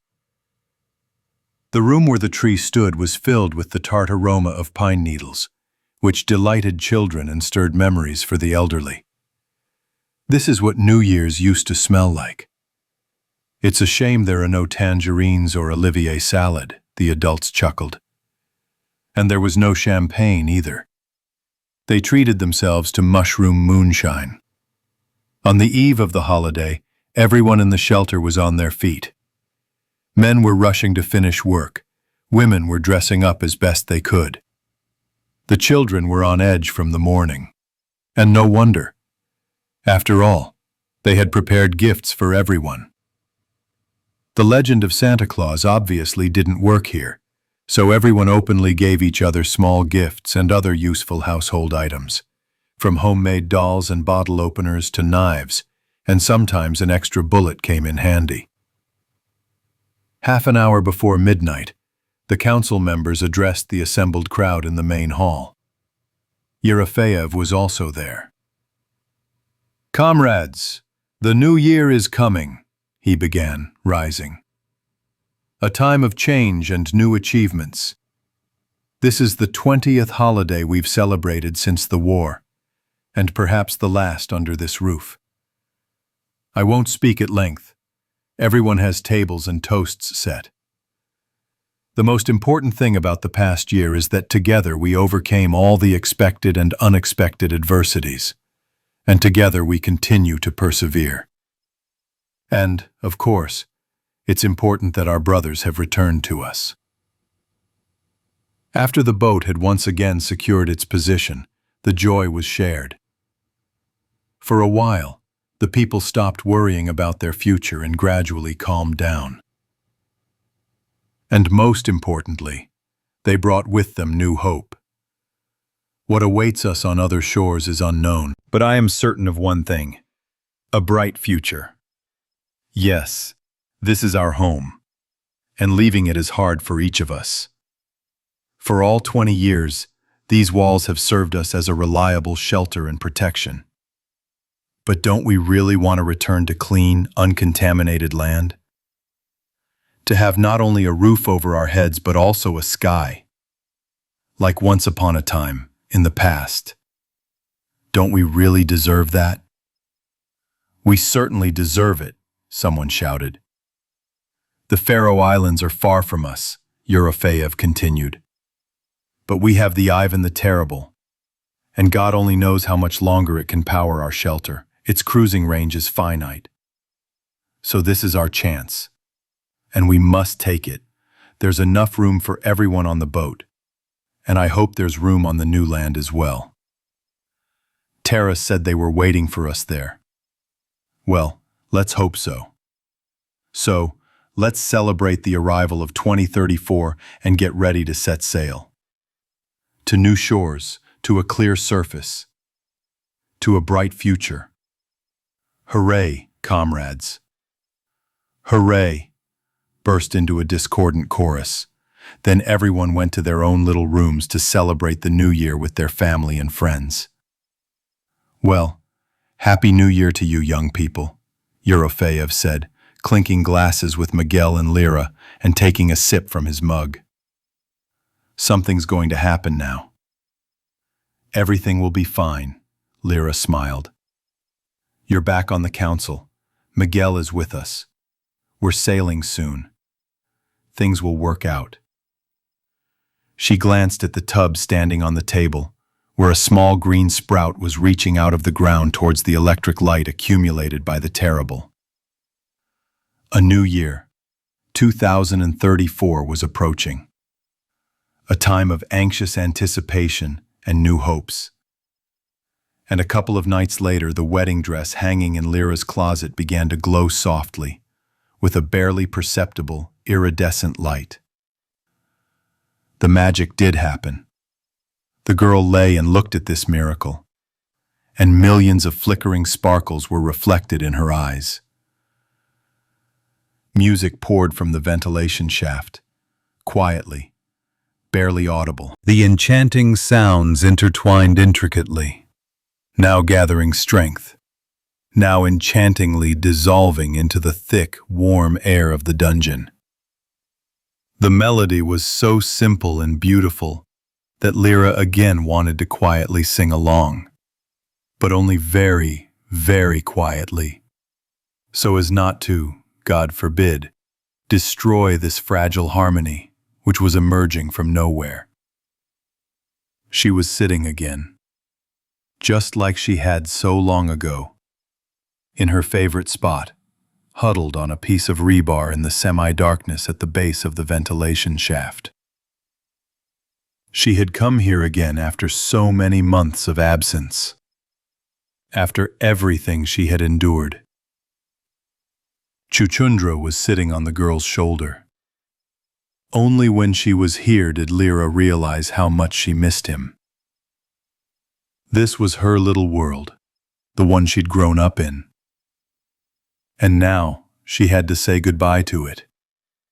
Perhaps forever. Yet, so many times, in moments of despair, Lyra had thought she'd never return. And yet, she did. But already completely different. And this time she was not alone. Miguel, sitting nearby, also listened. Raising his head, the priest gazed silently into the ventilation shaft, and the mysterious melody seemed to carry him away, touching some unknown chord in his soul. The wedding was held modestly, without fights or excessive drinking. After the new year, people simply didn't have the energy for more celebrations, and they were already starting to prepare for the expedition. Miguel and Lyra were married by a local priest. The groom managed to find a suit from one of the breadwinners.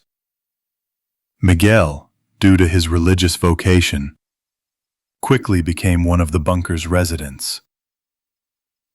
The bride couldn't get flowers, but Lyra wasn't upset.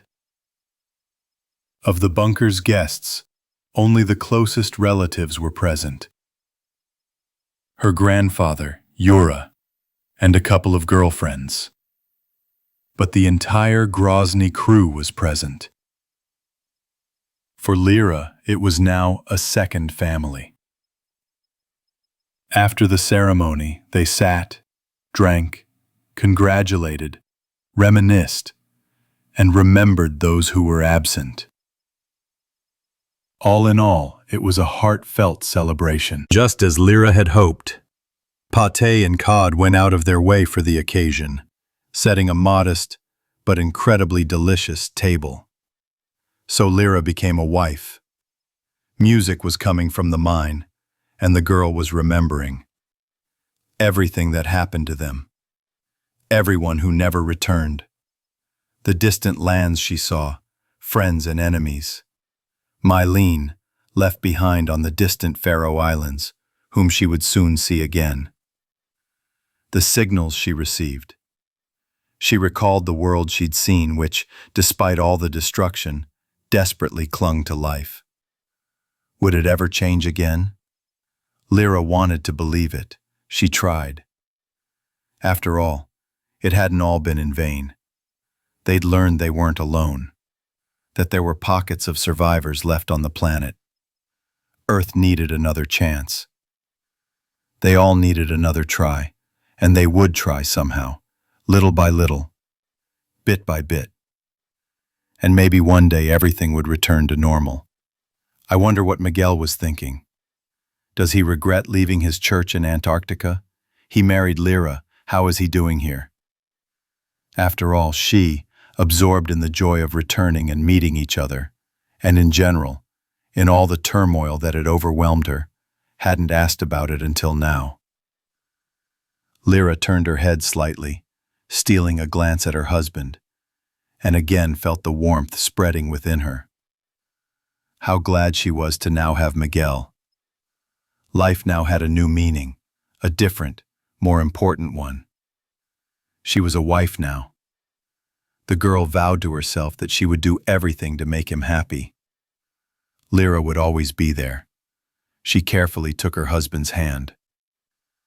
Lyra and Miguel listened to the music, realizing that it was playing for the last time. "Goodbye," the girl whispered, raising her head to the shaft of the mine. Chapter 5. Exodus.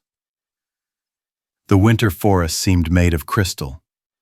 Sunlight, falling from the sky, refracted in the snow, breaking into thousands upon thousands of multicolored sparkles. Rainbow lights twinkled on the spreading branches and the fuzzy paws of the bushes clinging to the trunks. The white-clad nature dazzled with diamond dust, softly dusting the animal tracks, snaking through the snowdrifts.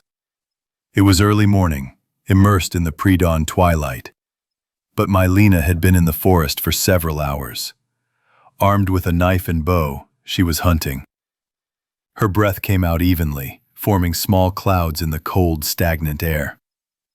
Accustomed to rising early, Mylena set out long before the woodcutters descended upon the thicket and destroyed the game tracks left overnight. Strapped to the pommel of Romashka's saddle was a sack containing several dead, long-eared carcasses. Mylena had been hunting rabbits and squirrels for as long as she could remember.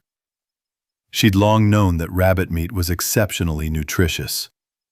It was white with a slight pink tint, almost flavorless, soft and firm, not fatty, with finely fibered muscles and fine bones. Squirrel meat, on the other hand, had a richer flavor than rabbit or chicken. Adult meat was much tastier if cooked long and slowly, and roasted it was simply delicious. However, Mylena hunted squirrels primarily for their pelts, which were used for outerwear and boot linings. To do this, she had to hit them precisely in the eye to avoid damaging the fur. The girl didn't have a watch, but she had long since gotten used to navigating by the sun. It had risen high enough to illuminate everything around with a dim, soft light filtering through the intertwined tree branches. This allowed her to see a new set of tracks winding through the trees. Another rabbit, that was excellent. Leaving Romashka in the clearing, Mylena went to check the snares she had set the day before. Primitive traps in the form of a loop of wire, which she distributed near notable objects, bushes, dead wood, and fallen trunks. Baited with rabbit urine, which was stored in a plastic bottle. 2 traps were empty, but the third was lucky. It contained a male rabbit strangled with a noose. Mylena had long since learned to recognize the sex of rabbits by sight. Males were always slightly smaller. They were generally more robust in build and had a distinctive spherical head. Females, on the other hand, had narrower heads, softer body lines, and a broader croup. Having thrown the bow over her back and untangled the fishing line, the girl lifted her prey by the ears and examined it from all sides. Great. Returning to the waiting horse, Mylena hid the loot in a sack. Now it was time to call it a day. This was enough meat for today, and the morning was unlikely to be rich in livestock again. The winter had been unusually harsh, but for now the residents of Brotherhood were coping. Fortunately, thanks to the equipment the Koreans had left behind from the tanker.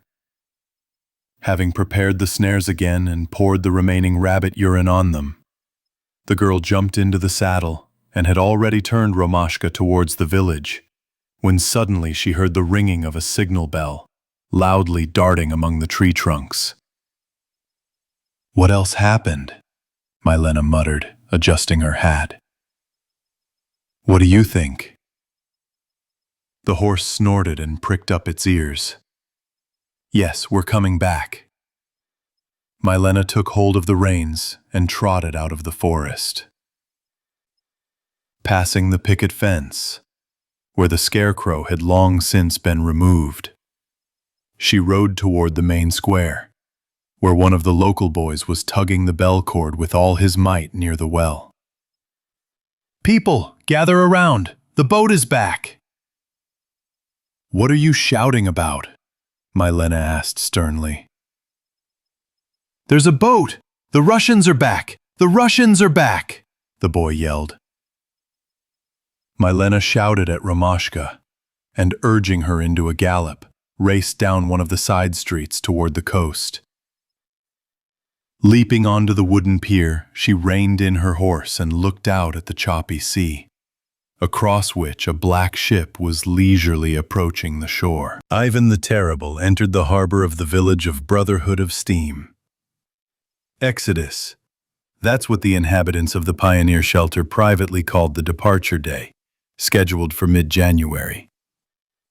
They were reluctant to leave their familiar surroundings, but the hope Terrace's speech had inspired in their hearts still compelled them to move and pack their meager belongings, despite the council's insistent recommendation to take only the bare necessities. But parting with their meagerly acquired possessions wasn't so easy. Clothing, kitchenware, books and other belongings brought back from the surface by miners, children's toys, many of the things the bunker's inhabitants had become inseparably attached to over the past 20 years, were now left to the mercy of unknown parties. The elders said the vault would be mothballed. But for how long? How long before it was discovered by visiting caravanners, out of habit, or, worse, by warlike, profit-hungry marauders? Whatever one might say, it was hard for people to realize that their home could eventually become a refuge for someone else, for strangers. But there were many reasons to listen to the council, and the most compelling of them was their children. In every family with at least one child, the parents wanted a bright future for their offspring.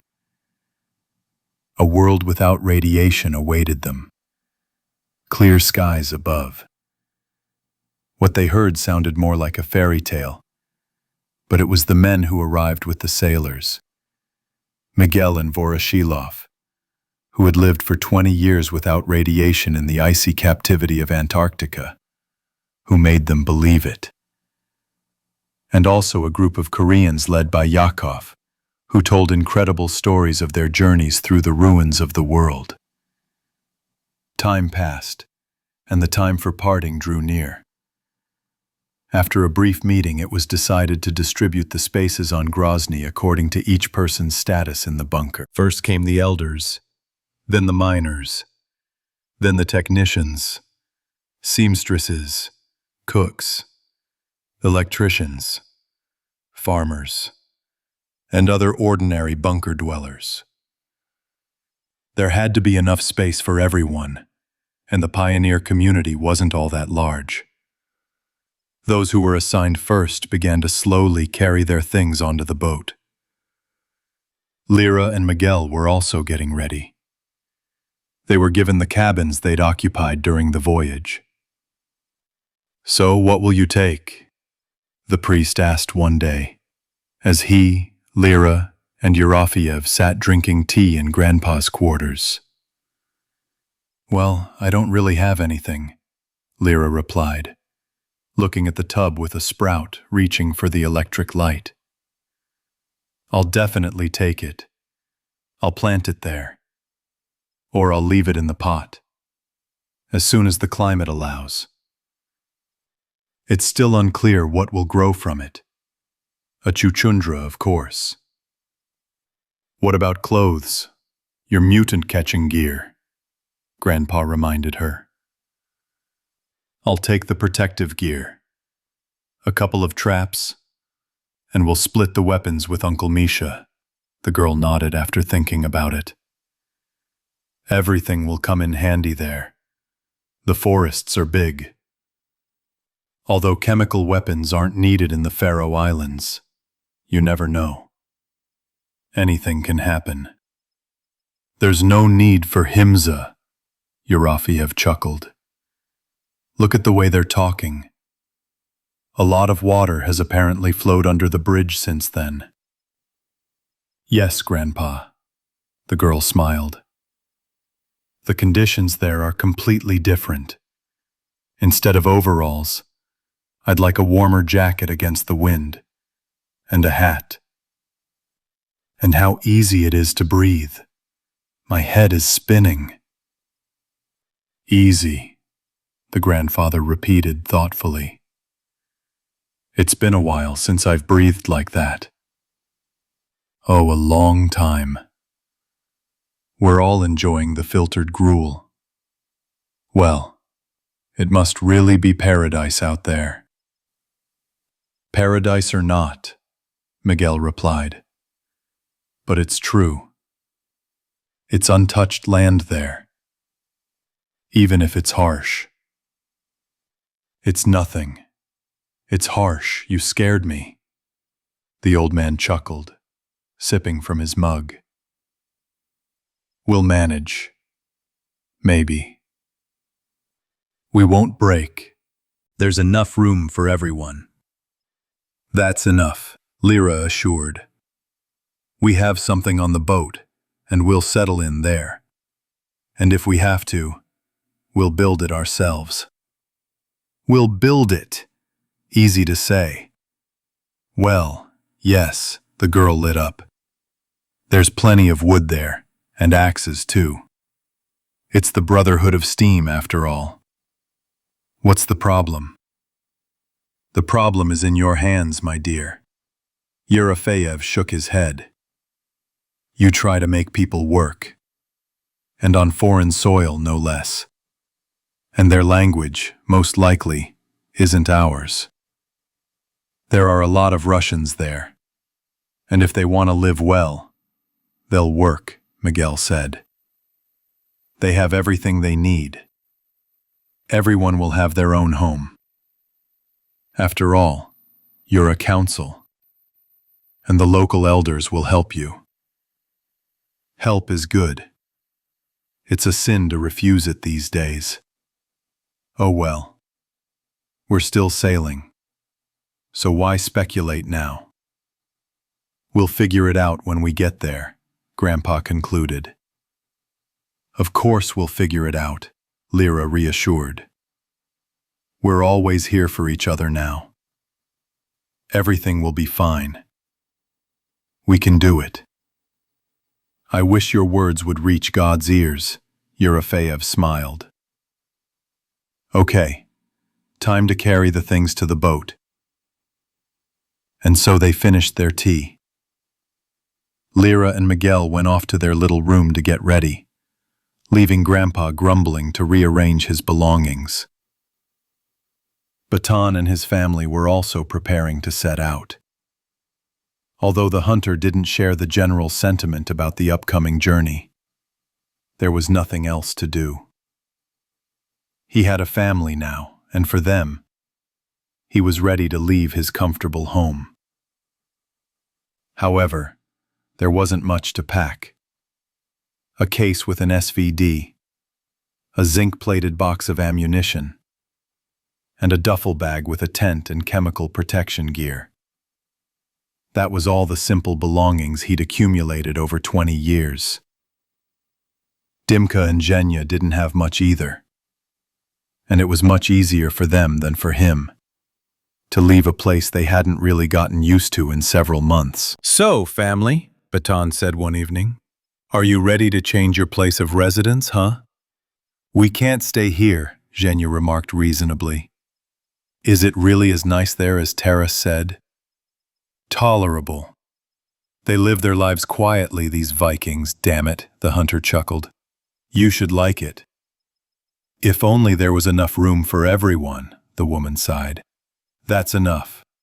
And if not, we'll build new houses. There's plenty of wood there. What, Demon, should we become carpenters?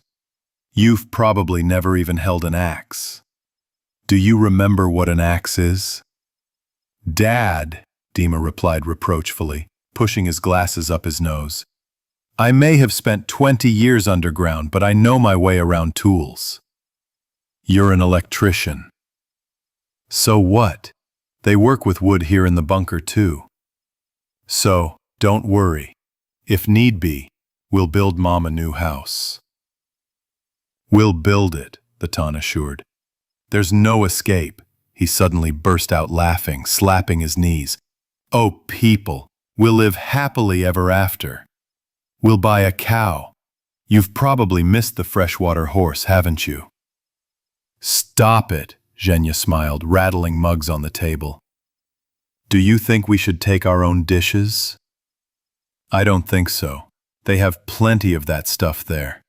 "Well, you can take the cups, of course. I'm used to mine." He lovingly turned the mug with the image of a faded Olympic bear, from which so much had been drunk.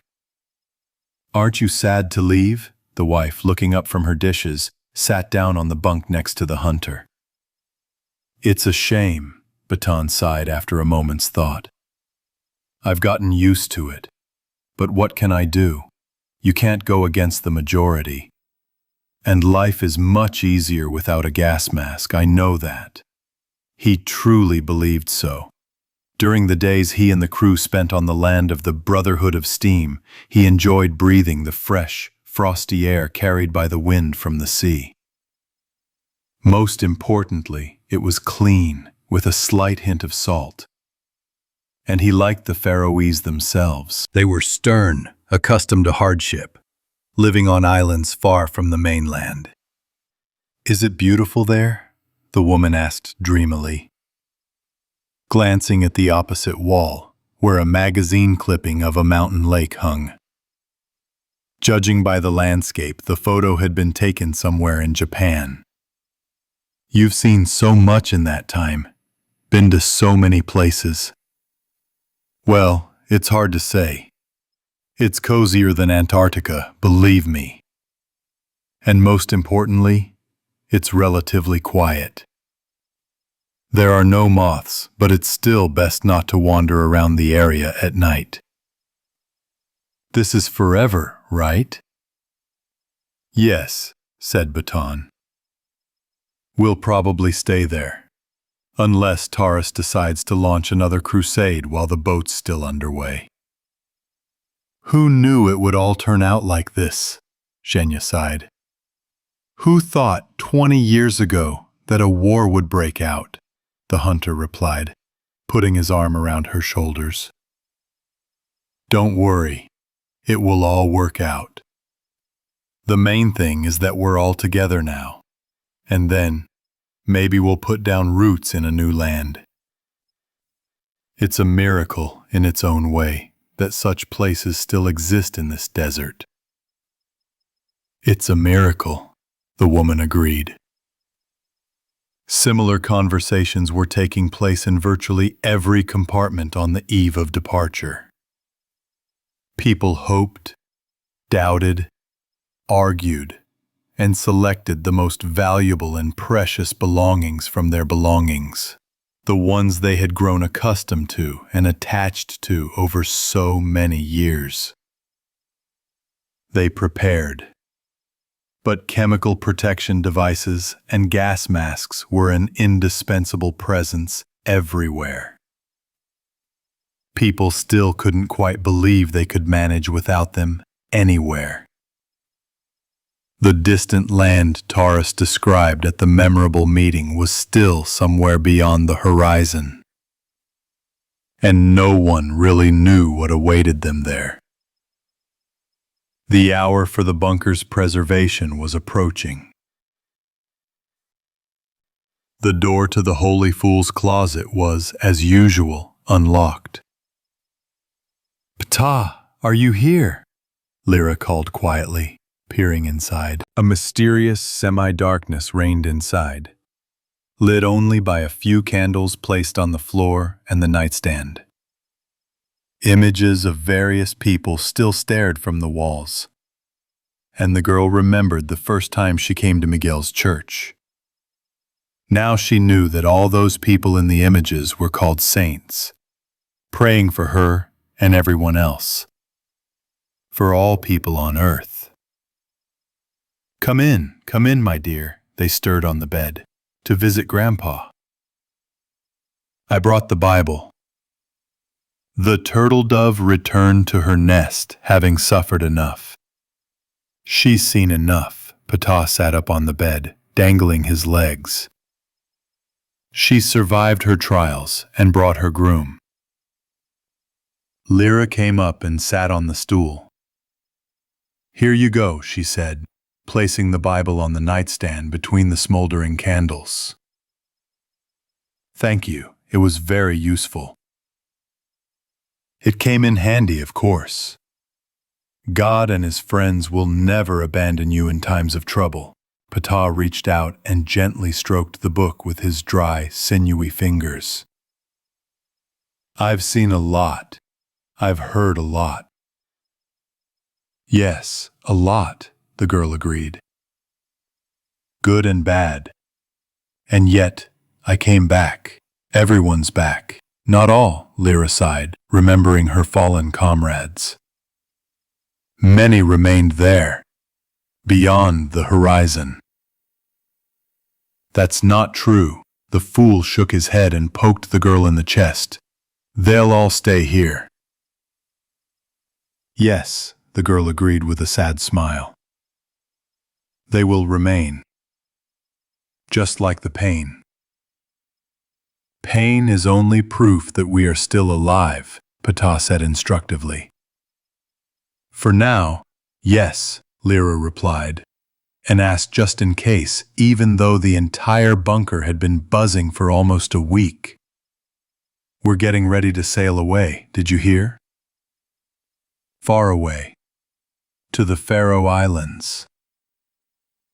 The Great Migration. Foreign lands beckon. A new home beckons," Ptah answered in a sing-song voice. "A pure land, untrodden. We must sail. Jonah in the belly of the whale. Do you think we can start all over again?" "Not to begin, but to continue." Ptah brought his face close to the girl. The candlelight reflected in his eyes, and they set foot on the promised land and feared no evil. After spending about a year near Mount Horeb, the Jewish people, led by Moses, approached the promised land. For more than 2 centuries, the people of Old Testament Israel had been held captive in Egypt, enslaved by pagans. And now the Lord had freed them from this yoke. They had reached the goal of their arduous journey through the Sinai desert. They had reached the borders of the land where they would establish their own independent state, and the Lord himself would be their ruler. Moses, at God's command, sent 12 men to explore this land. Was it truly so fertile and rich that it was called the land flowing with milk and honey? The envoys were absent for 40 days. When they returned, their backs were bent under the weight of the fruit they had brought. Among other things, they brought a bunch of grapes, which 2 men had to carry on a pole. So large and heavy was it. This land is not only fertile but also beautiful. Picturesque mountain ranges, marvelous valleys, and swift rivers made it an oasis in the surrounding deserts. "Beautiful," the girl sighed. "Yes, it really is quite nice there. And what are grapes?" "Everything in its time," answered Ptah. "You'll learn everything. You'll try everything. But now we must sail. It's time to set off. Jonah is in the belly of the whale. I'm ready. And you?" "And Ptah." The fool nodded his head in agreement. "And the bird will fly and float with everyone else.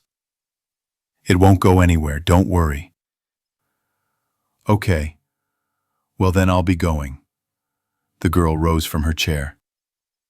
"Thank you again." "You're welcome." Lyra headed for the exit and quietly closed the door behind her.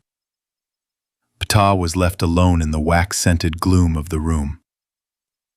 "But the messengers brought more than good news," he muttered, stretching out on the bed again.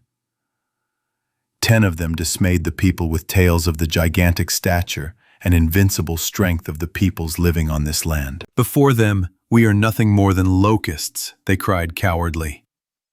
Only 2, Joshua and Caleb, tried to remind them of God's power, but they were ignored. The entire people gave in to despair. They began cursing Moses, who had led them to certain death. They forgot all the great miracles the Lord had performed, freeing them from captivity and leading them to the promised land. The day of departure finally arrived. The weather was overcast. Thick snowdrifts fell intermittently from the sky, blown by a strong, gusty wind from the choppy waters of the Baltic. All the vault's inhabitants had gathered in the hangar where the Terrible was moored, and the sailors and council members were already waiting. Everyone's expressions were focused, and many were hopeful and worried. The younger members were more lively, but, sensing the adults' mood, they tried to keep a low profile. The demoted members of the self-proclaimed council, including Baravikov and his family, were also there. No one wanted to stay. The bunker's technical and living quarters, farms, and life support systems had already been mothballed. The submarine had also been disconnected from the bunker's power supply. The ordinary inhabitants finally packed up and sat down, as usual, for the journey. After consulting, the elders prepared and recorded special instructions and a message to potential new inhabitants of the vault. So, without addressing anyone in particular, whoever could find it first, whoever was luckier, nothing else mattered anymore. Not even the thought of suddenly having to return unexpectedly. Do or die, too much was at stake. Taras, standing near the boat, armed himself with a megaphone to make a speech. "Comrades, the day has come when we must bid farewell to our beloved vault. For many years our home has been here, and now we must part with it. But there, just a few days' journey away, a new land awaits us, which, I am sure, we will rightfully call our new home. The journey may be long, but believe me, there is no danger. We will follow the same route we returned. We and our families, deserve a better fate than to disappear underground for generations. There are areas above ground untouched by radiation, and we must take advantage of them. Remember, we are not refugees. We are displaced people." "The Great Migration," Ptah nodded, standing among the people, clutching a heavy duffel bag containing icons to his chest. The sons of Noah who came out of the ark were Shem, Ham, and Japheth. Ham was the father of Canaan. These three were Noah's sons, and from them the whole earth was peopled. From these the islands of the peoples were peopled in their lands, each according to his own language, according to his own tribes, in his own nations. "If everyone's ready," Taras continued, "begin boarding. All we have to do now is get the boat out of the hangar and secure it. We'll set off as soon as everyone's settled in. Farewell." Next came the lengthy loading of the pioneers onto the Grozny. Batan, Lyra, Miguel, Yakov, and Voroshilov supervised their placement in cabins and decks. "And how are we going to feed such a huge crowd?" Pate muttered dismally, watching as people, one after another, lined up and climbed the gangway onto the boat. "Nothing to do, man," Cod snapped, fully sharing his partner's thoughts. "With our cooks we can probably handle it. It really isn't that far to sail. And we've got plenty of whale meat and supplies stored up, don't worry." "I hope we don't have any adventures this time," Pate scratched his head. "Me too," the cook chimed in. Finally, the loading was finished. "Everyone settled in," Yerofeev reported, approaching Taras, who was standing on the deck and taking a final look around the hangar. "Then we can set off." The first mate straightened his cap. The crew, quartered in their cabins, listened in silence as the giant submarine gradually came to life. Once the Terrible was brought out of the vault, the boats lowered. It took another hour to manually close the hangar doors. "Well, that's all, buddies," Taras said, taking one last look at the abandoned vault before descending, as the last of the crew returned aboard. "Godspeed. We'll make it." At that moment, he regretted that Savelyev wasn't there. He would have certainly been glad. "We can handle it, Captain," responded Treska, who was on deck. "I hope so." "Let's go." One by one, they ran down the stairs and the hatches were battened down. The Formidable leisurely set off. The snowfall intensified and soon the shore melted away behind a solid blanket of snow, and with it the familiar outlines of the bunker. Ship's log, Baltic Sea. Travel time is days. So, we're sailing again. The Pioneer shelter has been mothballed and abandoned. We're heading for the Faroe Islands. What awaits us there? The people are filled with hope. We are too. And yet, it's winter now. Housing problems may arise. I hope we can find accommodation for everyone as agreed with the island rulers. And all responsibility rests entirely with me. It was my initiative to speak with Turnotur, the elder of Faroe Island, where the community known as the Brotherhood of Para is located. What if it doesn't work out, and it was all in vain? Then I'll never forgive myself. Shoot myself. That's not the answer. I'm not a coward. I believe we can do it. But there's so much left to do that I'm starting to give up. Next up is food. That's a big question too. Where are we going to get provisions for so many souls? There have been too many questions lately. But we'll manage, I believe.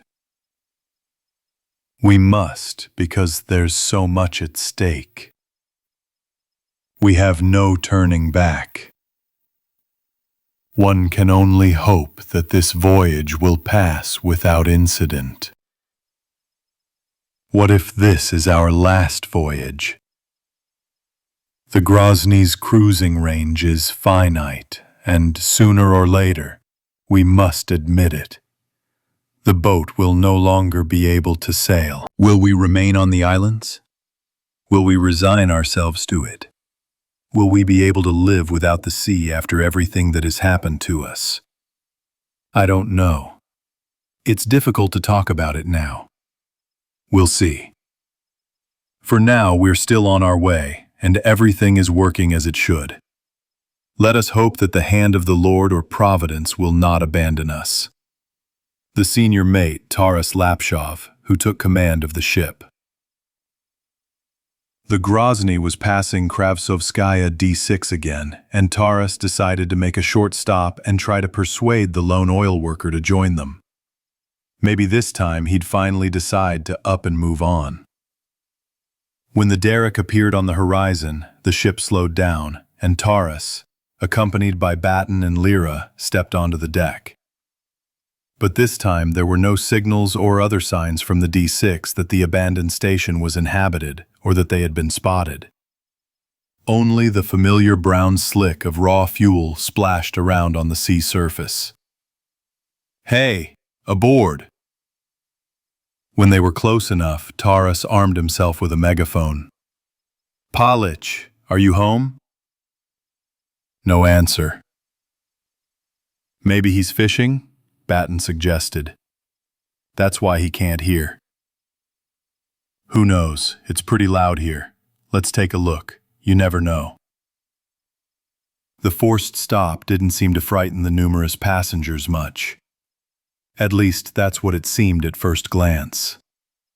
Lyra, Miguel, Voroshilov, Batten, and Yakov, taking the cooks with them, still spent some time walking through all the decks and reassuring the anxious passengers. "Nothing serious, just a check. they agreed to say on all levels. We'll be moving on soon, no need to worry. Nevertheless, carried away by the wind and current, the D6 was alarming in its silence. They decided to set out in a small force. Taurus, Batten, Lyra, and Miguel boarded the boat. The 4 Koreans quickly pulled at the oars. Surrounding the tower, Solaric seemed lifeless and showed no reaction to the stranger's arrival, not hindering the small vessel's progress. Soon the travelers reached the lower platform's deck. After mooring the boat where they left the rowers to wait, and climbing the ladder onto D6, they all headed straight to the lounge. Palich was there. He was lying on an old sofa covered with a worn, checkered blanket. The fire in the makeshift fireplace was barely flickering, and the room was cool. Seeing the guests enter, the oil man turned his head and smiled faintly. "Oh, boys, you again. What are you sprawled out for?" Terrace asked, looking around the room. "You're not meeting me." "Well, thank God you're talking," Palich smiled weakly. "I was beginning to think I was hallucinating again. Don't be angry that I haven't been meeting you. The illness has really taken its toll on me." "What happened?" Baton asked, checking the room with a dosimeter just in case. "I'm sick, guys. It seems my time has come. I've been lying down for a long time. My damned legs just can't hold me up anymore." "What kind of infection did you catch?" the hunter asked, alarmed. "No, I'm not. I'm telling you, my time has come," Palich replied, coughing convulsively. "Give me some more wood. I'm shivering all over," he asked, waiting for the spasm to subside. Miguel grabbed a shovel and quickly tossed some dried bird droppings from a bag into the fireplace. The fire flared up again. "That's great, thank you. It'll be warmer now. And what brings you here?" "We're moving," Terrace explained solemnly. "We're taking the entire shelter to the Faroe Islands. We just stopped by. We wanted to take it with us." "Well, where would I go?" the oil man croaked sadly. "There's only one path for me now, little ones." "What's wrong with you?" Lyra sat down on the edge of the sofa. "It's old age, my dear. It was bound to happen sooner or later. These are the damned days. I've already lasted longer than I should have. Chronic illnesses from constantly messing around with oil, and solarium right there. We oil workers have our own ailments. It's part of our profession. They hit the central nervous system. You know what the central nervous system is? It's the central nervous system. Yes, and now I'm dying." "We have medicine on board," the girl exclaimed passionately. "We can bring it." "So what medicine? I don't need anything anymore, it won't help." Palich shook his head. "I've let it go, and I don't want to. I've had my fill of running. It was just a shame to die alone. Well, at least now I have company.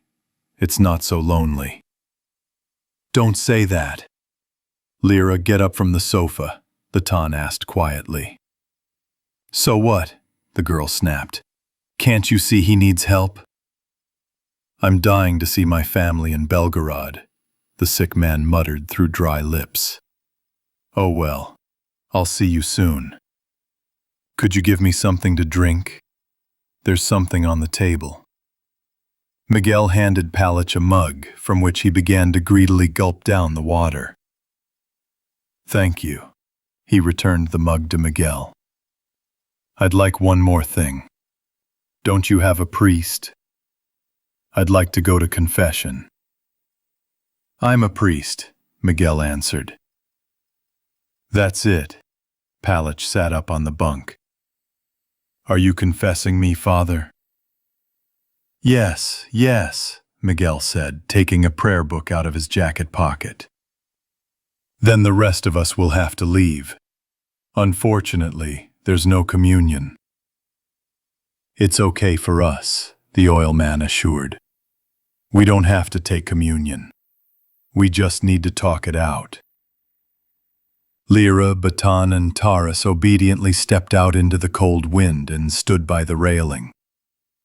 Lyra looked at Solaric, splashing dejectedly below, as if he sensed what was happening. She was in a foul mood. Death, again. The girl felt like the deaths would never end. Even now, when new hope nourished the hearts of so many, the scythe-wielding old woman continued to nip at the heels of the remaining survivors. Unfair. Cruel, Lyra muttered, wrapping herself in her jacket. Yes, he was unlucky, the Ton agreed. But that was to be expected. Don't say that. We've offered him to come with us so many times. Maybe it would have worked out. It's all because he's so lonely. It's from old age, Lyra, Terrace sighed. You can see the state he's in. He's sick, and he's always with Solaric. It's amazing he managed to survive here all alone for so long. What's going to happen to him now? Lyra pointed at the fuel splashing beneath them. I don't know, the hunter shrugged. What will be, will be. He's a mutant after all. What else would you call him? He'll survive. This is his world now, after all.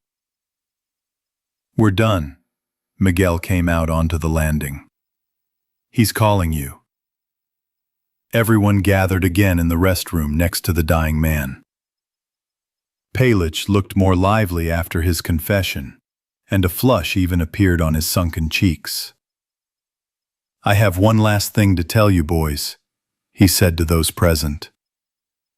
You take care of Solaric, okay? He'll be lost without anyone around. He'll go wild. We don't need to mess around with a revived diesel engine, Baton muttered, exchanging glances with Terrace. But he didn't dare speak louder about it so as not to disturb the dying man. We'll take care of him, I promise, Lyra said, approaching Palich. What are you talking about? The hunter hissed with annoyance. That's good, Palich thanked him. And thanks for that. Where would he be without people? He's good in his own way. He just needs the right approach. A special one. And what's your name? Terrace asked. It's always Palich. Palich. My name's Valentin, the oil man replied quietly. Just bury me here, okay? It's not your maritime law, but I want to stay here. And don't put out the fire, let it burn itself out. As you say. Palich coughed again, and this time blood appeared on his lips. Well, that's good. Time to call it a day. You've been held up because of me. The oil worker tried weakly to pull the blanket up to his neck. Lyra helped him. If you want. There was some more somewhere. The girl took his icy, trembling hand. Guys. Swim already. For me, please. Huh? Palich closed his eyes with a heavy sigh, as if his last words had taken a lot of his strength and he wanted to rest. He didn't move again. Lyra, Miguel called to the girl, who continued to squeeze the old man's hand. That's it. He's dead. Goodbye, Lyra whispered and carefully covered Palich's head with a blanket. The people in the recreation room of Kravtsovskaya D6, which was now destined to become a crypt, were silent for a while. Okay, let's go. Taras was the first to shake off his stupor.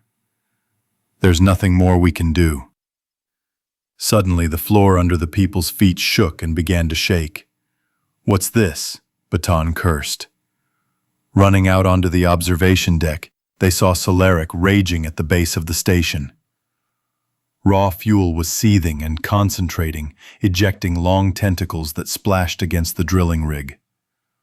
Iron creaked and bulkheads groaned. "Lerka, what are you doing?" the hunter yelled, seeing the girl quickly descend the ladder into the boat, where the Koreans were fidgeting nervously. "We need to calm him down," she shouted, "before he destroys everything here." Having jumped into the boat, Lyra grabbed the megaphone and, pointing it at Solaric, pressed the push-to-talk button. "Stop it, do you hear me?" "We're our own," she began, not even believing anyone could hear her. "Your friend died, but he asked us to take care of you." The oil stopped surging for a while, although fountains kept popping up on its surface. "Do you want to sail with us?" the girl shouted. "Lerka," Baton gritted his teeth from a level above. Suddenly, right in front of the boat the girl was standing in, a figure resembling Palich rose from the oil. Lyra took a startled step back and nearly fell on the Koreans, so striking was the resemblance. The oil cast lasted for a few seconds, then disintegrated into heavy drops, turning into a miniature D6. "Don't be hysterical," Lyra said bravely. "We're friends. You can sail with us." Palich wanted it. The figure disappeared, and the oil suddenly began to sway calmly around the boat. "What's going on?" Miguel asked. "I think he heard," Lyra replied, lowering the megaphone. "Come on, get down, just be careful." Once everyone was seated, the boat departed the Kravtsovskoye oil field and returned to the Grozny. All the witnesses to Palich's death were depressed, but they had to continue on. They didn't tell the ship's passengers what had happened. No point in needlessly harassing them. But Pashtet and Treska, with whom Lyra shared what had happened in the galley, were unexpectedly sympathetic to the oilman's death. "He was a good man," Treska hissed, "even though he lived a bachelor life." "Yeah, it's a shame," Pate agreed. "Well, it was already old, nothing to be done. But now we have a new companion in the form of Solaric. A good acquisition, I think." "You only care about counting your profits," Lyra snapped reproachfully. "Oh, come on, we're looking after the farm," Cod snorted. "Better chop up some seaweed. We'll make soup." Meanwhile, Ivan the Terrible, having left the D6 area, set off again. They passed Copenhagen without stopping, even though everyone on board remembered Pushkarev in the bunker.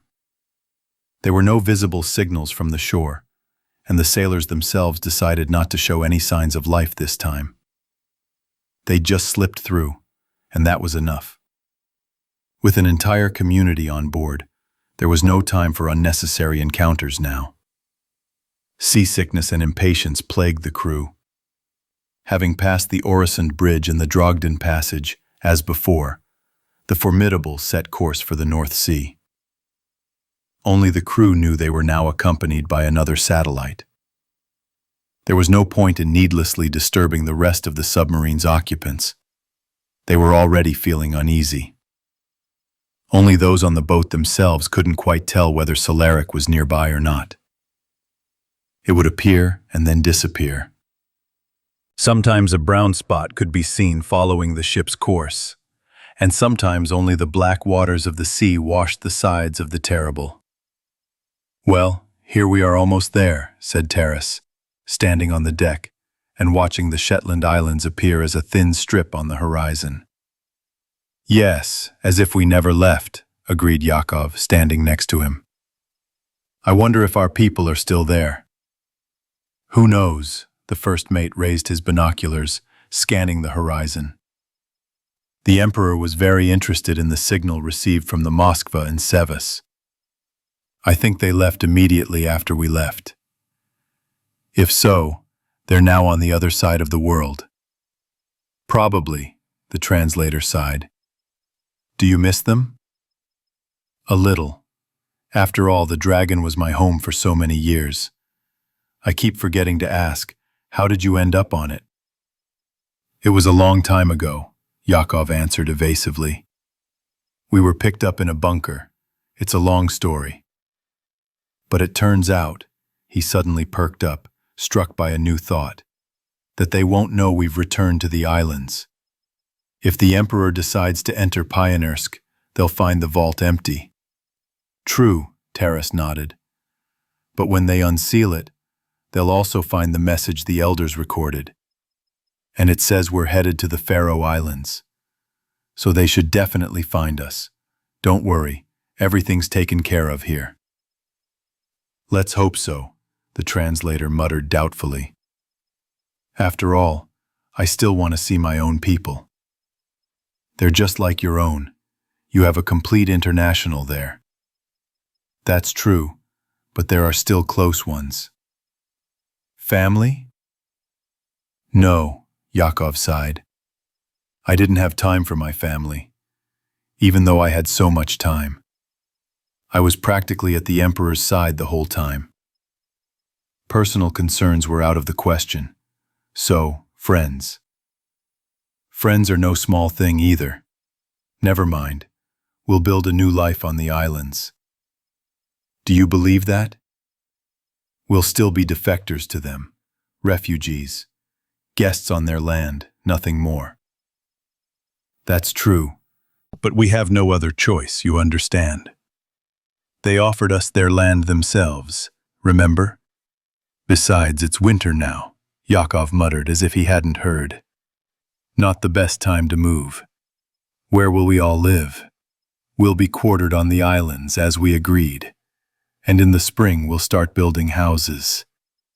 If only I could live until this spring, the translator answered doubtfully. We'll live, we won't go anywhere. And yet it is an adventure. You're too late to realize this, the sailor chuckled. Don't worry, we'll manage. Taras lowered his binoculars and looked at the distant Shetland coast on the starboard side. Okay, let's go. It's time to feed our passengers. Yakov followed Taras to the wheelhouse to board the boat. It was lunchtime, and Pate and Treska, who had been in a state of flux since the moment they set sail, were preparing to serve the numerous passengers who had arrived at the dining hall strictly in groups. I wish we could get there soon, the cook complained for the umpteenth time. Otherwise there won't be enough food for so many mouths to feed.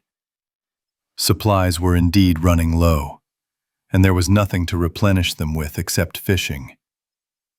All they could do was hope that they would soon reach the Faroe Islands, but no one knew what awaited them there. Finally, on the 5th day of sailing, the outlines of the entire archipelago and Faroe Island, the voyage's final destination, appeared on the horizon. The weather remained favorable, and the ship slowed. We made it. Taras, who was on the bridge, breathed a sigh of relief. At that moment, he felt a sudden weariness creeping over him. So much had happened in the last few months. They had barely returned home when, almost immediately, they had to prepare for a new voyage. New preparations, new worries. Now their friends and families were aboard the Grozny, and the responsibility increased exponentially. The cost of the slightest mistake or oversight was too great. He was so tired. They were all tired. How much longer could they wander the world? When would they finally settle down in a place they could call home? The sailor hoped with all his heart that their wanderings would end in the Faroes. He now looked at these lands in a completely different way. Now they would have to build a new life here. Would it work? Would they have enough patience? Had people become unaccustomed to the surface after so many years spent in the catacombs? Of course they had. What could they do? They would have to learn all over again. Learn to build, to cultivate the land, to herd cattle. Taras threw on his army pea coat and stepped out onto the deck. The frosty wind licked his unshaven cheeks. They were already expected. A large crowd could be seen gathered on the shore and pier. Turnotur stood out in front, carrying his ever-present staff. "Attention!" Taras returned to the bridge, picking up the intercom microphone. "This is the ship's captain speaking. We have arrived. Our journey is over. All passengers be prepared to disembark." Even through the partitions and decks, one could hear the people on board starting to talk and get agitated. While the Terrible was mooring, the islanders waited silently at the pier.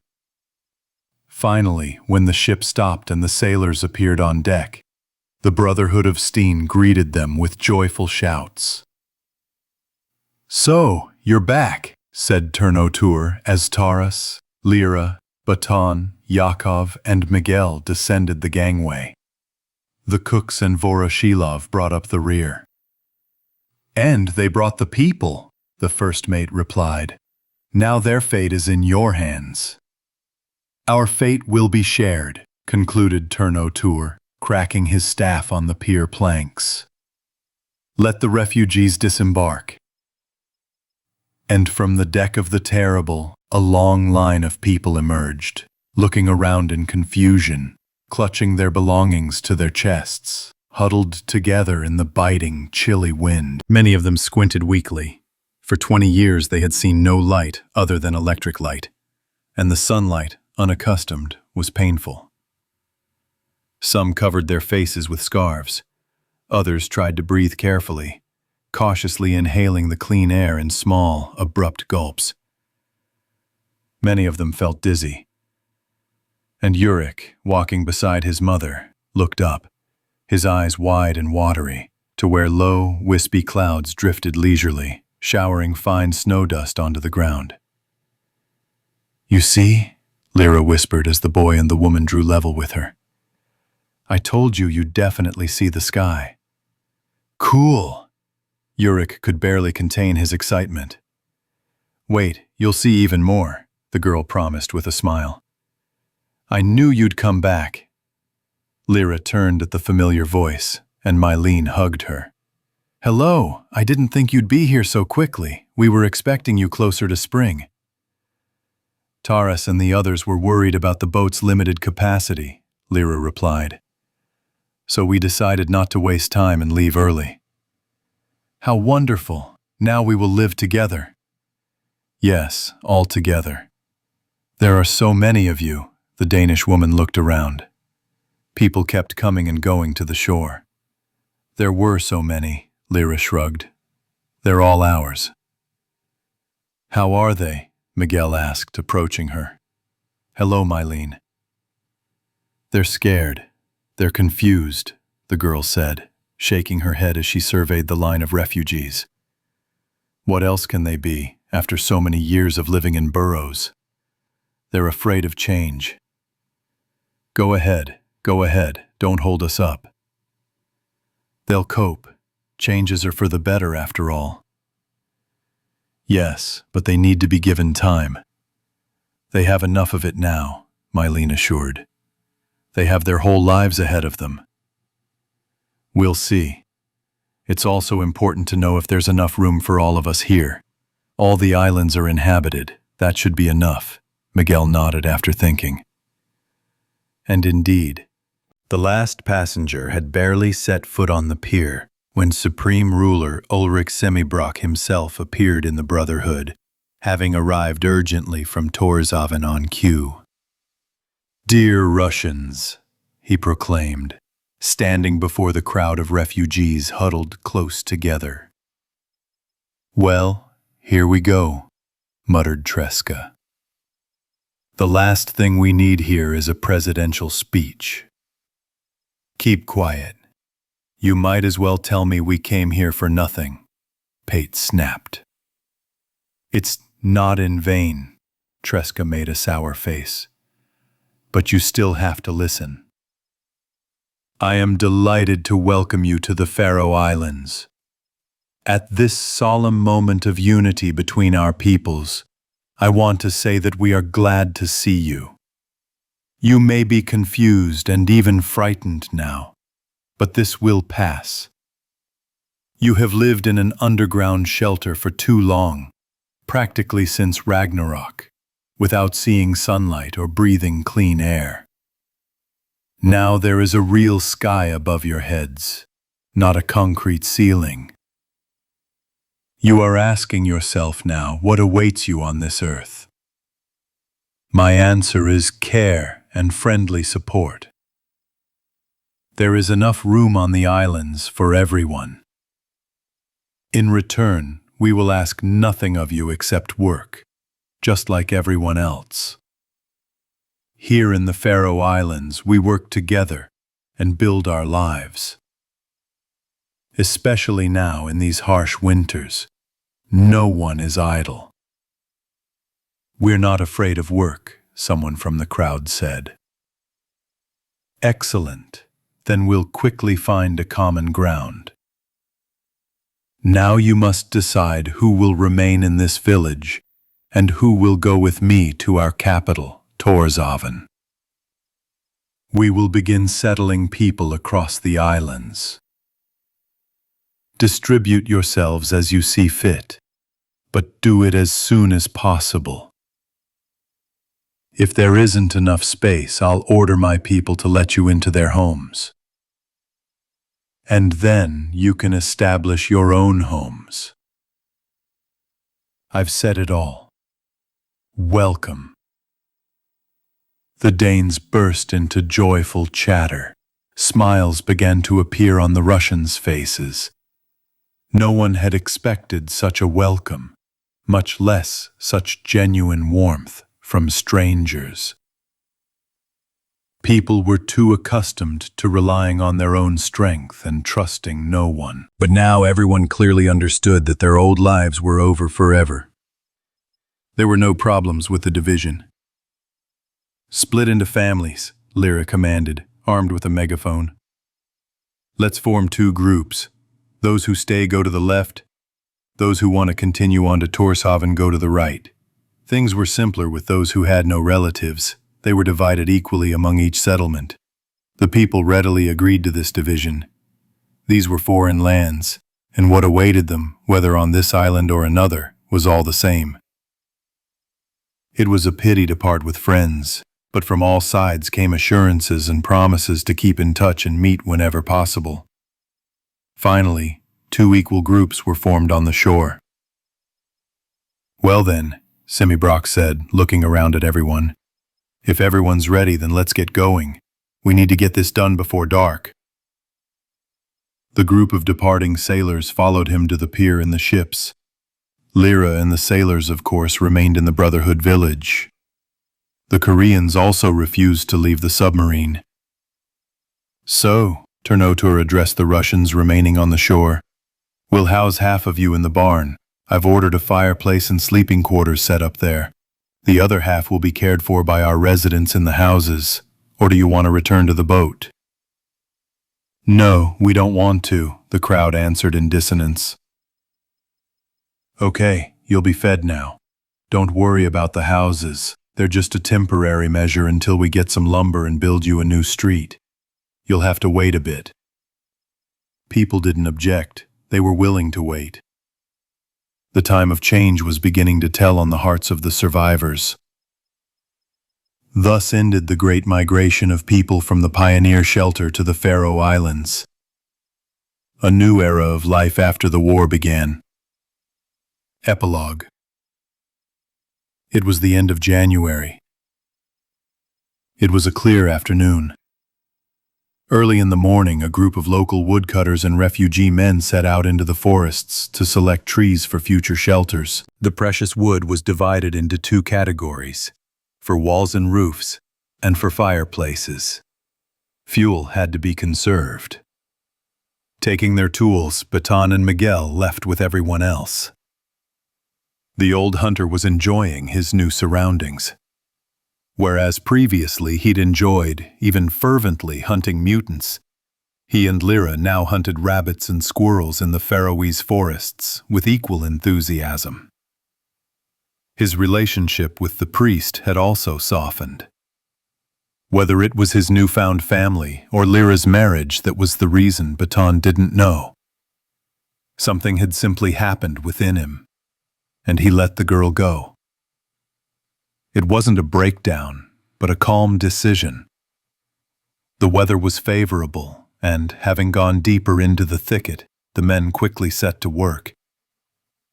Knowing that the presence of woodcutters in the forest would scare away potential game, Lyra and Mylan decided to postpone hunting for today and, after breakfast, went for a stroll around the village.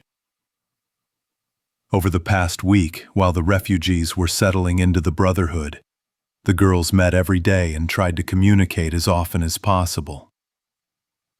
"How many trees do you think they'll pick today?" Mylan asked as they walked down the street toward the pier, where the bulk of the Grozny was visible. "I don't know, but I hope it's enough," Lyra replied, hiding her hands in her jacket pockets. "Won't it do too much damage to the forests?"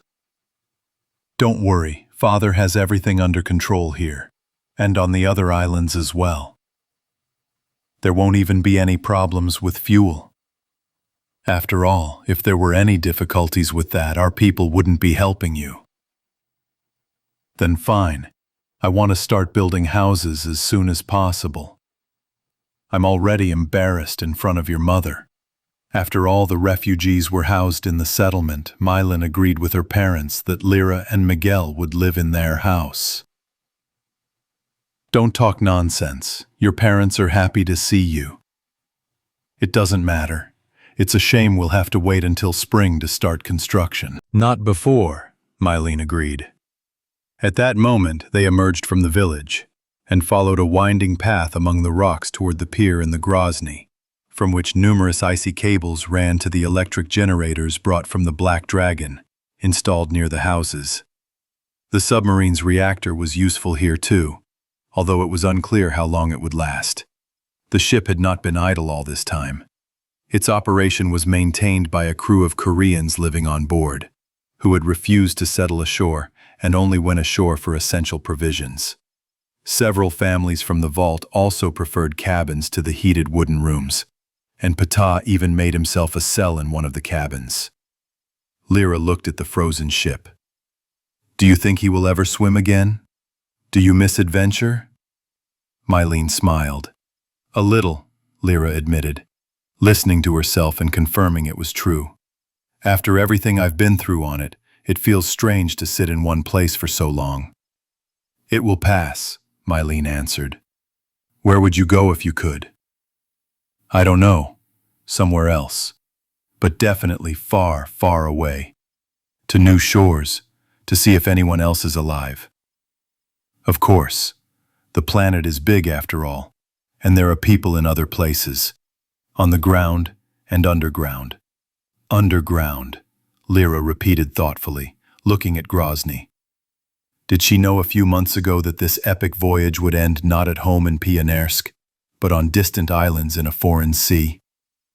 And was the bunker in the Kaliningrad region really her true home? What does a person even understand by that term? Lyra knew that for her, home was where her loved ones were. Grandpa and Miguel, Yura, Babadina, Milen. Now they were all together, and that meant this was their new abode, where, in time, they would learn to live well. After all, their home was an entire planet. While uninhabitable in places, it was still theirs, their home. And perhaps, with time, they would be able to reclaim everything. There was always hope. Lyra believed in it, and she wasn't worried, even thinking that in her lifetime humanity might not have to make any major changes. No matter. The main thing was that everything would work out for the next generations. It had to work out. It wasn't for nothing that they were all survivors. "The time will come when people will sail the seas and travel the continents again," Lyra said aloud. "Everything will be as before, only much better." "Do you believe this?" Mylan asked. Yes, I believe in it. After standing around for a while longer, the frozen girls headed back to the village. The men hadn't returned from the forest yet. Mylene walked Lyra to her parents' house and then stopped by her mother's for tea. The three of them sat for a while, sipping steaming mugs of the drink, warming themselves by the crackling fire, and discussing the latest gossip, of which there wasn't much. But they were spending time together, and they had plenty to talk about. Small, cozy, everyday things. Soon Mylene was getting ready to go home to prepare dinner for Olaf's return, and Lyra helped Madame Lambert wash the mugs and clear the table. Then she went to the room assigned to her and Miguel. Chuchundra was already waiting there, fidgeting on a blanket spread over the bed. Sitting down at the table, where a potted flower stood, Lyra pulled back the curtains and peered out at the winter landscape beyond the frosted glass. People were moving about, cattle were bleating, and iron was clanking. Her husband would soon return from the forest with the others and be sure to tell her the latest news. And it wouldn't be long in coming, the girl was certain of that. And the news would certainly be good. Lyra sat at the table, resting her cheek on her palm, gazing at the blossoming white flower, stretching from its tub and emitting a soft, subtle fragrance. In the spring, she would definitely plant the remaining seeds in the ground, so that others could admire the flowers too. Chuchundra was quietly bustling about nearby. Everything was fine.